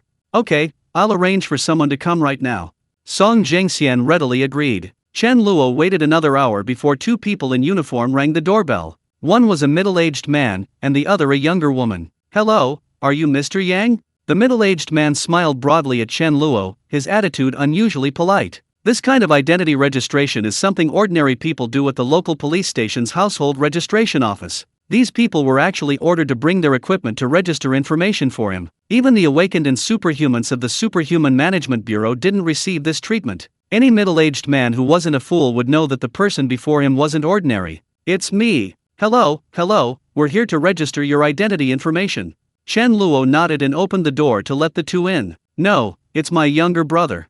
Chen Luo pointed to his clone, who was sitting cross-legged in meditation. At that moment, the clone opened his eyes, pointed to the sofa, and smiled, please sit. Chen Luo had no interest in observing. He walked to the balcony, looking at this rapidly changing world, and felt a sense of déjà vu. In just over a decade, his mindset and personality had undergone a complete transformation, making him completely unlike a normal human. This made Chen Luo even begin to feel that this world was somewhat unreal. The spiritual energy has become denser again? Chen Luo was surprised to find that after only a month in the fantasy world, the spiritual energy in the real world had become denser. Although it wasn't very obvious, he could feel that it was stronger than when he first returned. Your Excellency, during your absence, Earth experienced its second major spiritual tide eruption. The star spirit proactively answered Chen Luo's question. Chen Luo thought for a moment, then asked, how long has it been since the last one? 8 years. That's quite a long time. According to your estimation, there will be several more spiritual tide eruptions. The star spirit was silent for a while, seemingly calculating. According to my prediction, there will be at least 10 more spiritual tide eruptions before it stops. Chen Luo was somewhat surprised. If there were 10 more, the spiritual energy on Earth would definitely surge several times over. While it still wouldn't compare to the Xiangxia world, there would certainly be a large number of extraordinary individuals, and it might truly usher in an era of extraordinary beings. A thought suddenly popped into Chen Luo's mind. Would people from Western fantasy and Xiangxia worlds, like the Will of the Abyss, appear in the real world and then conquer the planes? Thinking this, Chen Luo couldn't help but chuckle, realizing he was overthinking things. As long as he was still alive, he would naturally not allow such a thing to happen. Mr. Yang, it's done. We'll take our leave now. In the living room, the middle-aged man stood up and said this to Chen Luo, who was on the balcony. Chen Luo simply waved his hand, without even turning his head. The clone, however, smiled at the woman who had taken his fingerprints and said, thank you, I'll see you out. Seeing the clone smile, the woman suddenly blushed, and her heart pounded wildly. She had been taking his fingerprints, so they were very close. The clone's features were rugged and exuded a strong masculine aura. Coupled with his perfect physique, he radiated a powerful hormonal presence, causing her heart to flutter. Especially when she saw the clone's sunny smile, her heart would inexplicably race. What are you thinking? You're a married man. The woman hurriedly looked away and quickened her pace towards the door, appearing flustered, as if she had done something wrong. After the two left, Chen Luo suddenly smiled and said, our body's hormonal aura is too strong, it's too easy to attract attention. Tone it down a bit. The clone laughed, I don't have 6th tier strength right now, so I can't hide it. That's a problem. From now on, you'll cultivate at home and not go out. The clone shook its head and refused, no, I want to go out. Chen Luo paused, turned to look at the clone, and asked curiously, why do you want to go out? What you gave me are your memories and emotions. I haven't seen this world with my own eyes, so naturally I want to see it and experience it firsthand. Chen Luo looked at the clone in surprise, then suddenly laughed, I understand. Then go ahead. I want to start with the daily life of an ordinary person. For example, didn't you write that I'm 18 years old? Then do what a normal 18-year-old teenager should do, like going to school, fighting, dating, and so on. Chen Luo chuckled. He understood why the clone had such thoughts now. It was actually a subconscious idea within him. Because he had previously lamented the unreality of this world, his clone wanted to experience it firsthand as an ordinary person. You are me, do what you want to do. Chen Luo nodded, then added, but the world of immortals and heroes is yours now. You need to be careful. Although the heavenly Dao exists, you can't let your guard down. I know. The clone nodded as well, then suddenly smiled and said, 18 years old seems like the right age for senior year of high school. Senior year of high school is too troublesome. Huazhong University of Science and Technology is nearby, and it's almost time for the start of the semester. I'll have Song Zhengxian deliver an acceptance letter. You can go there on September 1st. Okay. After discussing this matter with Song Zhengxian over the phone, Chen Luo felt it was time to give him some more benefits. Otherwise, constantly having him do things for him would inevitably lead to ulterior motives. Ultimately, Song Zhengxian's eagerness to serve him was all for the sake of getting more. Besides, anything Chen Luo could casually offer was enough to give Song Zhengxian a shot of adrenaline. When the person arranged by Song Zhengxian delivered the admission notice from Huazhong University of Science and Technology, Chen Luo took out 10 vials of spirit liquid and handed them to the man, instructing him to take them back to Song Zhengxian. Spirit stones don't exist on Earth. The only way to cultivate is through diligent meditation. 1 vial of spirit liquid is enough for a transcendent being to cultivate for 3 to 4 months. Even for a second-tier transcendent being, these 10 vials of spirit liquid could sustain them for 3 years of cultivation. To ensure Song Zhengxian understood its purpose, Chen Luo specifically explained it to the man. Chapter 697 The Vitality of the Chris Empire. Upon hearing this, the man's face lit up with delight. After respectfully thanking Chen Luo, he left the apartment. Chen Luo turned back and saw his clone had resumed cultivation. He considered adjusting the time-flow ratio in the Xiangxia world to 1:1. With a day equaling a year for so long, it was time for the players in the Xiangxia world to catch their breath. Chen Luo suddenly had nothing to do. He now possessed a long lifespan and unrestrained power, finding no purpose in the Xiangxia world, the Western fantasy world, or even the real world. For Chen Luo, it was actually a form of torture, because it was incredibly boring. There was little that could stimulate him. Chen Luo thought for a moment and decided to visit the Western fantasy world. He had spent too much time in the Xiangxia world and suddenly wanted to explore it. Chen Luo's consciousness enveloped the entire Western fantasy world, and suddenly, a thought struck him, locking onto Chris. After reaching the 8th tier mythical level, Chris was stuck at that level and could no longer advance. Because the next step would be demigodhood, and without establishing his own faith, he couldn't transform his body into a divine form through the power of faith. For Chris, establishing his own faith would be incredibly easy, given his godlike status within the Chris Empire. If he founded a pantheon of gods, he could instantly gain billions of followers. However, Chris disdained this path. Firstly, influenced by Chen Luo's early education, he looked down on gods who achieved godhood through faith. Secondly, years of fighting the Church of Light had instilled in him a deep aversion to religious beliefs that chanted slogans of divine glory while inciting fanatical followers to their deaths. Yet, Chris hadn't forged his own path, a problem that had plagued him for decades. The first generation of students at the Extraordinary Academy, in the blink of an eye, only 3 remained. Chen Luo sighed slightly. Chris had ambition. If he couldn't find a way to break through to the 9th rank, he probably wouldn't choose to achieve godhood through faith even when his lifespan ended. Then let me give you another lesson. With a thought, Chen Luo appeared in the capital city of the Chris Empire, the royal city of Leah. He didn't immediately go to the palace to find Chris, but instead explored the royal city of Leah. Chen Luo strolled to the central avenue, a place lined with shops, bustling with people and vehicles. Chen Luo sat down on a bench outside a bakery and began to observe the city. Each street was over 100 meters wide. At the central intersection, public steam locomotive tracks crisscrossed, with locomotives passing by frequently. A steam locomotive station was located not far from where Chen Luo was sitting. Many people were queuing outside, both ordinary people and those with supernatural abilities, all behaving in an orderly fashion, without any distinction. When the steam locomotive came to a stop with a clanging sound, those waiting let the passengers disembark first, and then boarded in an orderly fashion. Furthermore, small steam locomotives had appeared in the city, though in small numbers, and their appearance was roughly equivalent to modern cars, except for a small chimney at the front, from which steam propelled them. The streets were built so wide specifically for these steam locomotives. Occasionally, a new generation of steam airships would pass overhead. They varied in size, some already encased in iron for increased defense. Others, combat airships with alchemical cannons, patrolled the city. Wow, Daddy, look. It's a combat airship. Haha, it really is. Daddy didn't even see it, but Chloe spotted it. You have great eyesight. So, when I grow up, I want to be a combat airship pilot. Great. No problem. As long as my Chloe works hard, he can definitely become an ace pilot. An adult leading a child of about 5 or 6 years old passed by Chen Luo. The little boy immediately jumped up excitedly, pointing at the combat airship with a face full of longing. His father smiled broadly, his tone full of praise and encouragement. Seeing the scene, Chen Luo immediately felt a surge of energy, a vitality that both superhumans and ordinary people could feel, a sense of purpose in life. Chen Luo smiled, his gaze drifting across the city's architecture. The architectural style was largely similar to that of Western fantasy worlds, but due to the presence of supernatural powers and alchemy, it possessed a more fantastical and magnificent aesthetic. Most buildings featured dazzling stained glass, and almost every shop used display windows to showcase their exquisite artifacts. Traces of alchemy were almost ubiquitous, towering water towers and interconnected pipes provided water to the imperial city. Alchemical gas lamps were neatly arranged along every street, illuminating the entire city at night. Like other cities, alchemy and magic profoundly altered transportation, daily life, and every aspect of life here. Alchemy had become the city's most vital element. Without it, the city's operation would likely crumble instantly. This country is wonderful, Chris. You've done a good job these past few years.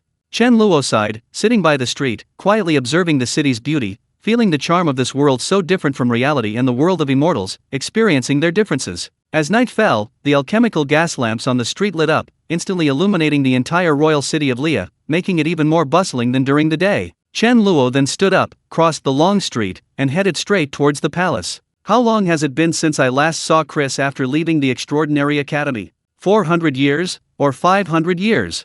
If it were just about seeing Chris, it certainly hadn't been that long, since he had seen him when Lucius summoned the Dark Godhead. Chen Luo considered a meeting to be one where he and Chris spoke face to face. Before, it was always Chen Luo seeing him unilaterally, without ever communicating with him, and Chris had never known Chen Luo's true identity. Chen Luo was escorted through the palace gates and layers of guards in a magnificent carriage and entered the palace. No one stopped him, and everyone seemed not to see Chen Luo at all. Even within the palace, where numerous 7th-tier epic-level warriors and mages resided, none could sense Chen Luo's presence. The palace was constructed in layers, its ground entirely paved with thick stone slabs. Along the way, one could see gardens and fountains, the gardens on both sides filled with colorful flowers, the air thick with a delightful, invigorating fragrance. As Chen Luo walked through, he soon discovered that the further he went in, the more lively the place became, bustling with noise, as if a banquet was being held. Chapter 698 The Tragic Dragon Clan. Chen Luo glanced at it briefly, then lost interest. He locked onto Chris's aura and headed towards the deepest and highest palace within the royal palace complex.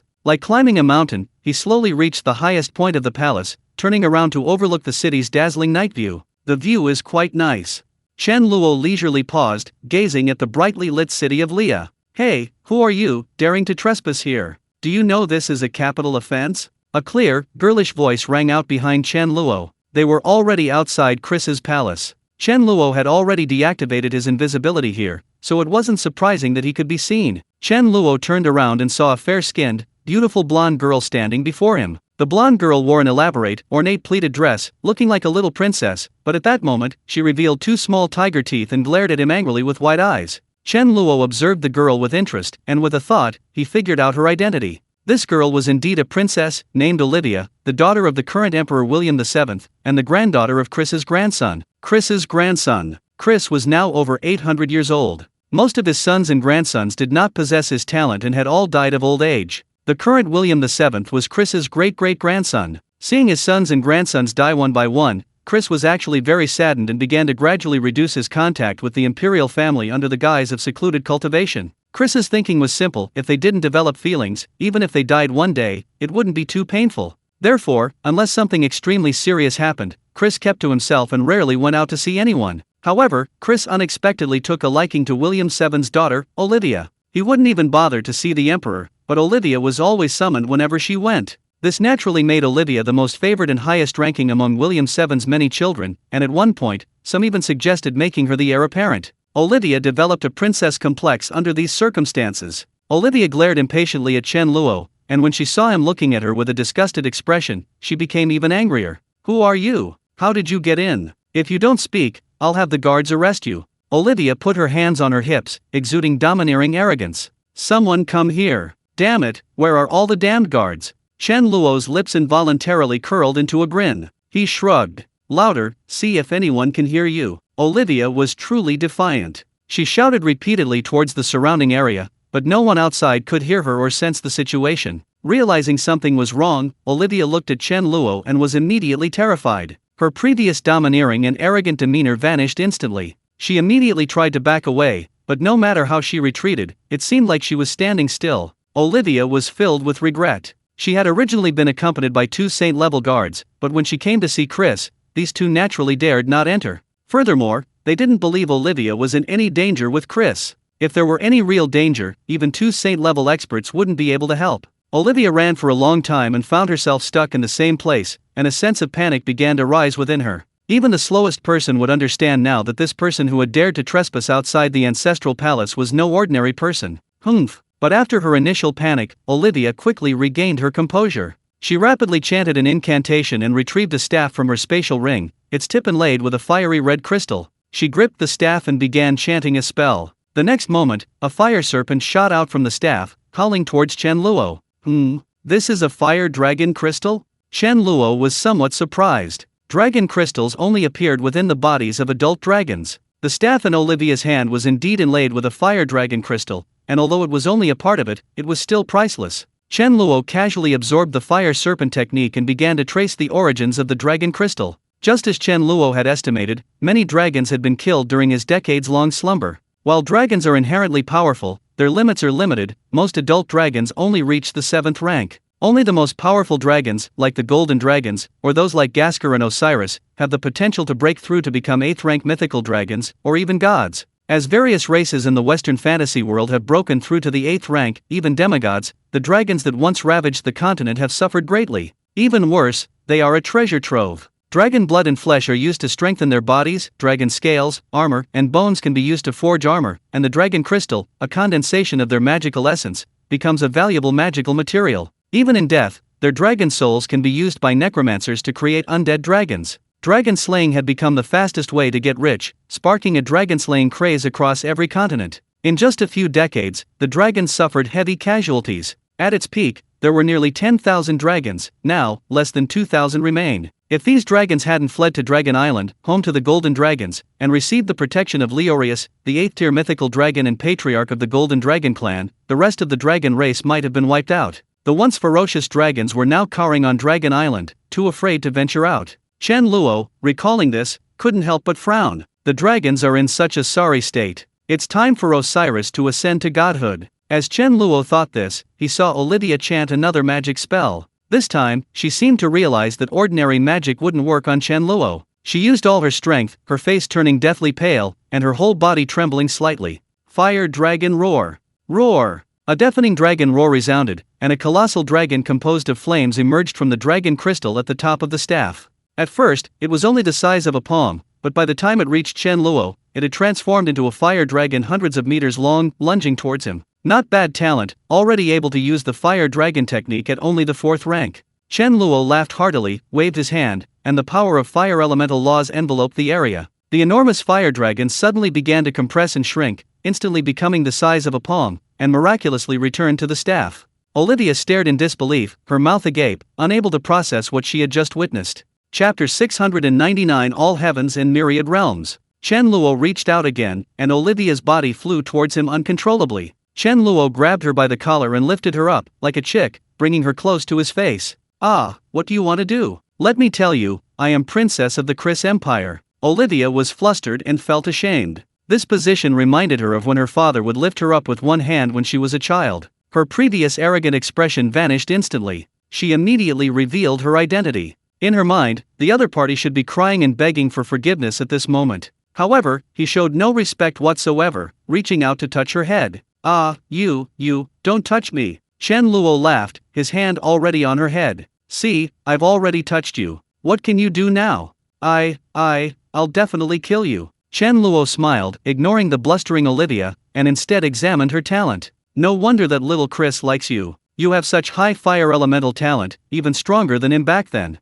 Olivia was terrified, tears welling in her eyes. She kicked and thrashed about frantically. Let me go! Let me go! Ah, help! If you dare do anything to me, my ancestor will definitely kill you. He's an 8th-tier mythical transcendent, the strongest mage in the world. I'm his most beloved great-great-granddaughter. Olivia was so frightened that tears welled up in her eyes. Clearly, this was the first time she'd ever encountered such a situation. Chen Luo laughed. What if he can't beat me? Olivia immediately stopped crying, instead becoming extremely angry, feeling that he was insulting her idol. She roared, You! Even 1,000 or 10,000 of you combined couldn't beat him. Chen Luo laughed. He naturally didn't bother arguing with a little brat. He reached out and snatched the dragon crystal staff from Olivia's hand. You scoundrel, give it back to me. This is a birthday present from my ancestor. Olivia's tears welled up again when she saw her dragon crystal staff being taken away. Chen Luo put Olivia down, placed his hand on the fiery red dragon crystal, and easily removed it. Olivia's face contorted with heartache, glaring at Chen Luo but unable to utter a word of anger. This dragon crystal staff was forged by 3 7th-tier epic mages of the Empire. After the magic array was formed, Chris personally inlaid the dragon crystal, making it the core of the staff. Once the dragon crystal was lost, this priceless staff was completely ruined. This villain's here to steal my dragon crystal? But how dare he? This is the ancestors' sleeping quarters. Just as Olivia was filled with doubt and surprise, she saw Chen Luo reach out and grasp the dragon crystal, the size of an infant's fist, which began to glow. In an instant, the dragon crystal vanished, transforming into a pure, fiery red energy body. Chen Luo casually flicked his finger, and it gradually shimmered, shooting into Olivia's brow and merging with her, quickly becoming one with her body. Using the dragon crystal like this is a bit of a waste. Consider it a small gift. Chen Luo had just extracted all the essence from the dragon crystal and integrated it into Olivia's body. As her strength increases, she will gradually gain the inherited power of the red dragon. However, this dragon crystal is not complete. At most, she can only gain 1/3 of the red dragon's lifespan, which is about 300 to 400 years. At the same time, she will also possess the red dragon's powerful physique and enhance Olivia's own fire-type talent, which is an immense benefit to her. As the dragon crystal was fully integrated, a strong red light enveloped Olivia, lingering for a long time before dissipating. Olivia froze on the spot. She could feel her divine body and spiritual power significantly enhanced, and she could even clearly sense that she could unleash a fire dragon spell even without the dragon crystal staff. Chen Luo ignored her and strode confidently into the sleeping quarters. Olivia froze for a moment. You bastard, stop right there. Olivia quickly chased after him. Although she didn't know what had happened, she could sense that Chen Luo meant no harm. If this guy barged into the bedchamber, the ancestor wouldn't be so lenient. Olivia hurriedly followed behind, but strangely, even though she was running, she couldn't catch up with Chen Luo who was walking. After Chen Luo entered the bedchamber, Olivia stomped her foot in annoyance and rushed in as well. But what she saw inside was utterly astonishing. Her adored ancestor, Chris, was looking at that scoundrel with excitement, his eyes even reddening, seemingly on the verge of tears. Teacher Lo Fi. When she heard Chris utter those words, Olivia was completely dumbfounded. From childhood, she had pestered Chris for stories every day, so she had naturally heard him mention the extraordinary academy and his teacher, Mr. Lo Fi. He was a being who possessed godlike power 1,000 years ago, capable of making even mighty dragons tremble in fear. Olivia never expected that legendary figure would suddenly appear here, right before her eyes. Chris looked at Chen Luo with excitement. The person before him was incredibly familiar, yet incredibly strange, and someone he could never forget. Teacher Lo Fi, it's been a long time. You haven't changed a bit. Chris's emotions gradually calmed down. Looking at Chen Luo's face, across hundreds of years, Chris was now middle-aged. But Chen Luo's face seemed eternally youthful. Time had left no trace on him, just as it had in the extraordinary academy, though most of the people and things from back then were gone. Yes, it's been so long I've lost count of how many years. 451 years. Chen Luo laughed. You remember it very clearly. How could I forget? Chris and Chen Luo exchanged a glance, both revealing knowing smiles. Professor Lafai's, where have you been all these years? Throughout the myriad worlds. Chris was deeply shaken upon hearing this. Although Chen Luo's words seemed rambling, Chris instantly understood their meaning. Because Chen Luo had said before that he was an explorer of worlds, and the Western fantasy world was just one of many. In the past, Chris might not have fully grasped this, but as his strength increased, he felt his own insignificance more acutely. It was like being trapped in a cage, unable to escape. He knew very well that if he broke through to the level of a god, he would have even a 1 in 10,000 chance of breaking free from this cage. Chapter 700 The Law of Transformation. Teacher Lafai's, please teach me the method to traverse the heavens. Chris trembled. He had previously thought there might be a few worlds, but he never imagined Chen Luo would speak of countless worlds. This showed that his perspective had been too narrow. He knew the Western fantasy world was just one corner of the universe, but his thinking hadn't transcended this world. I came to see you today to know your true thoughts. If you only want to become a god, you'll ultimately be nothing more than a pawn. Only by transcending the perspective of a god can one become the one holding the pawn. Chris's heart trembled violently, as if he had heard an extremely terrifying secret. For a moment, he couldn't describe his feelings, and his mind went blank for a brief instant. Even gods are pawns, then what is true transcendence? Then, Teacher Lafai's, have you already transcended the realm of gods? Chris's voice trembled slightly. What did you see? Chen Luo suddenly smiled and looked at Chris. No matter how I look at it, you only possess the strength of a 6th-tier cultivator. However, I have a gut feeling that if I were to actually fight you, I would be utterly powerless to retaliate." Chen Luo smiled slightly, then suddenly asked a seemingly unrelated question: "What are your thoughts on the concept of faith leading to godhood?" Chris answered almost without hesitation: "Just as you said, they are also bound to this world. Faith can lead to godhood, but it is also their prison. Once they ascend to the divine realm, their future is already sealed."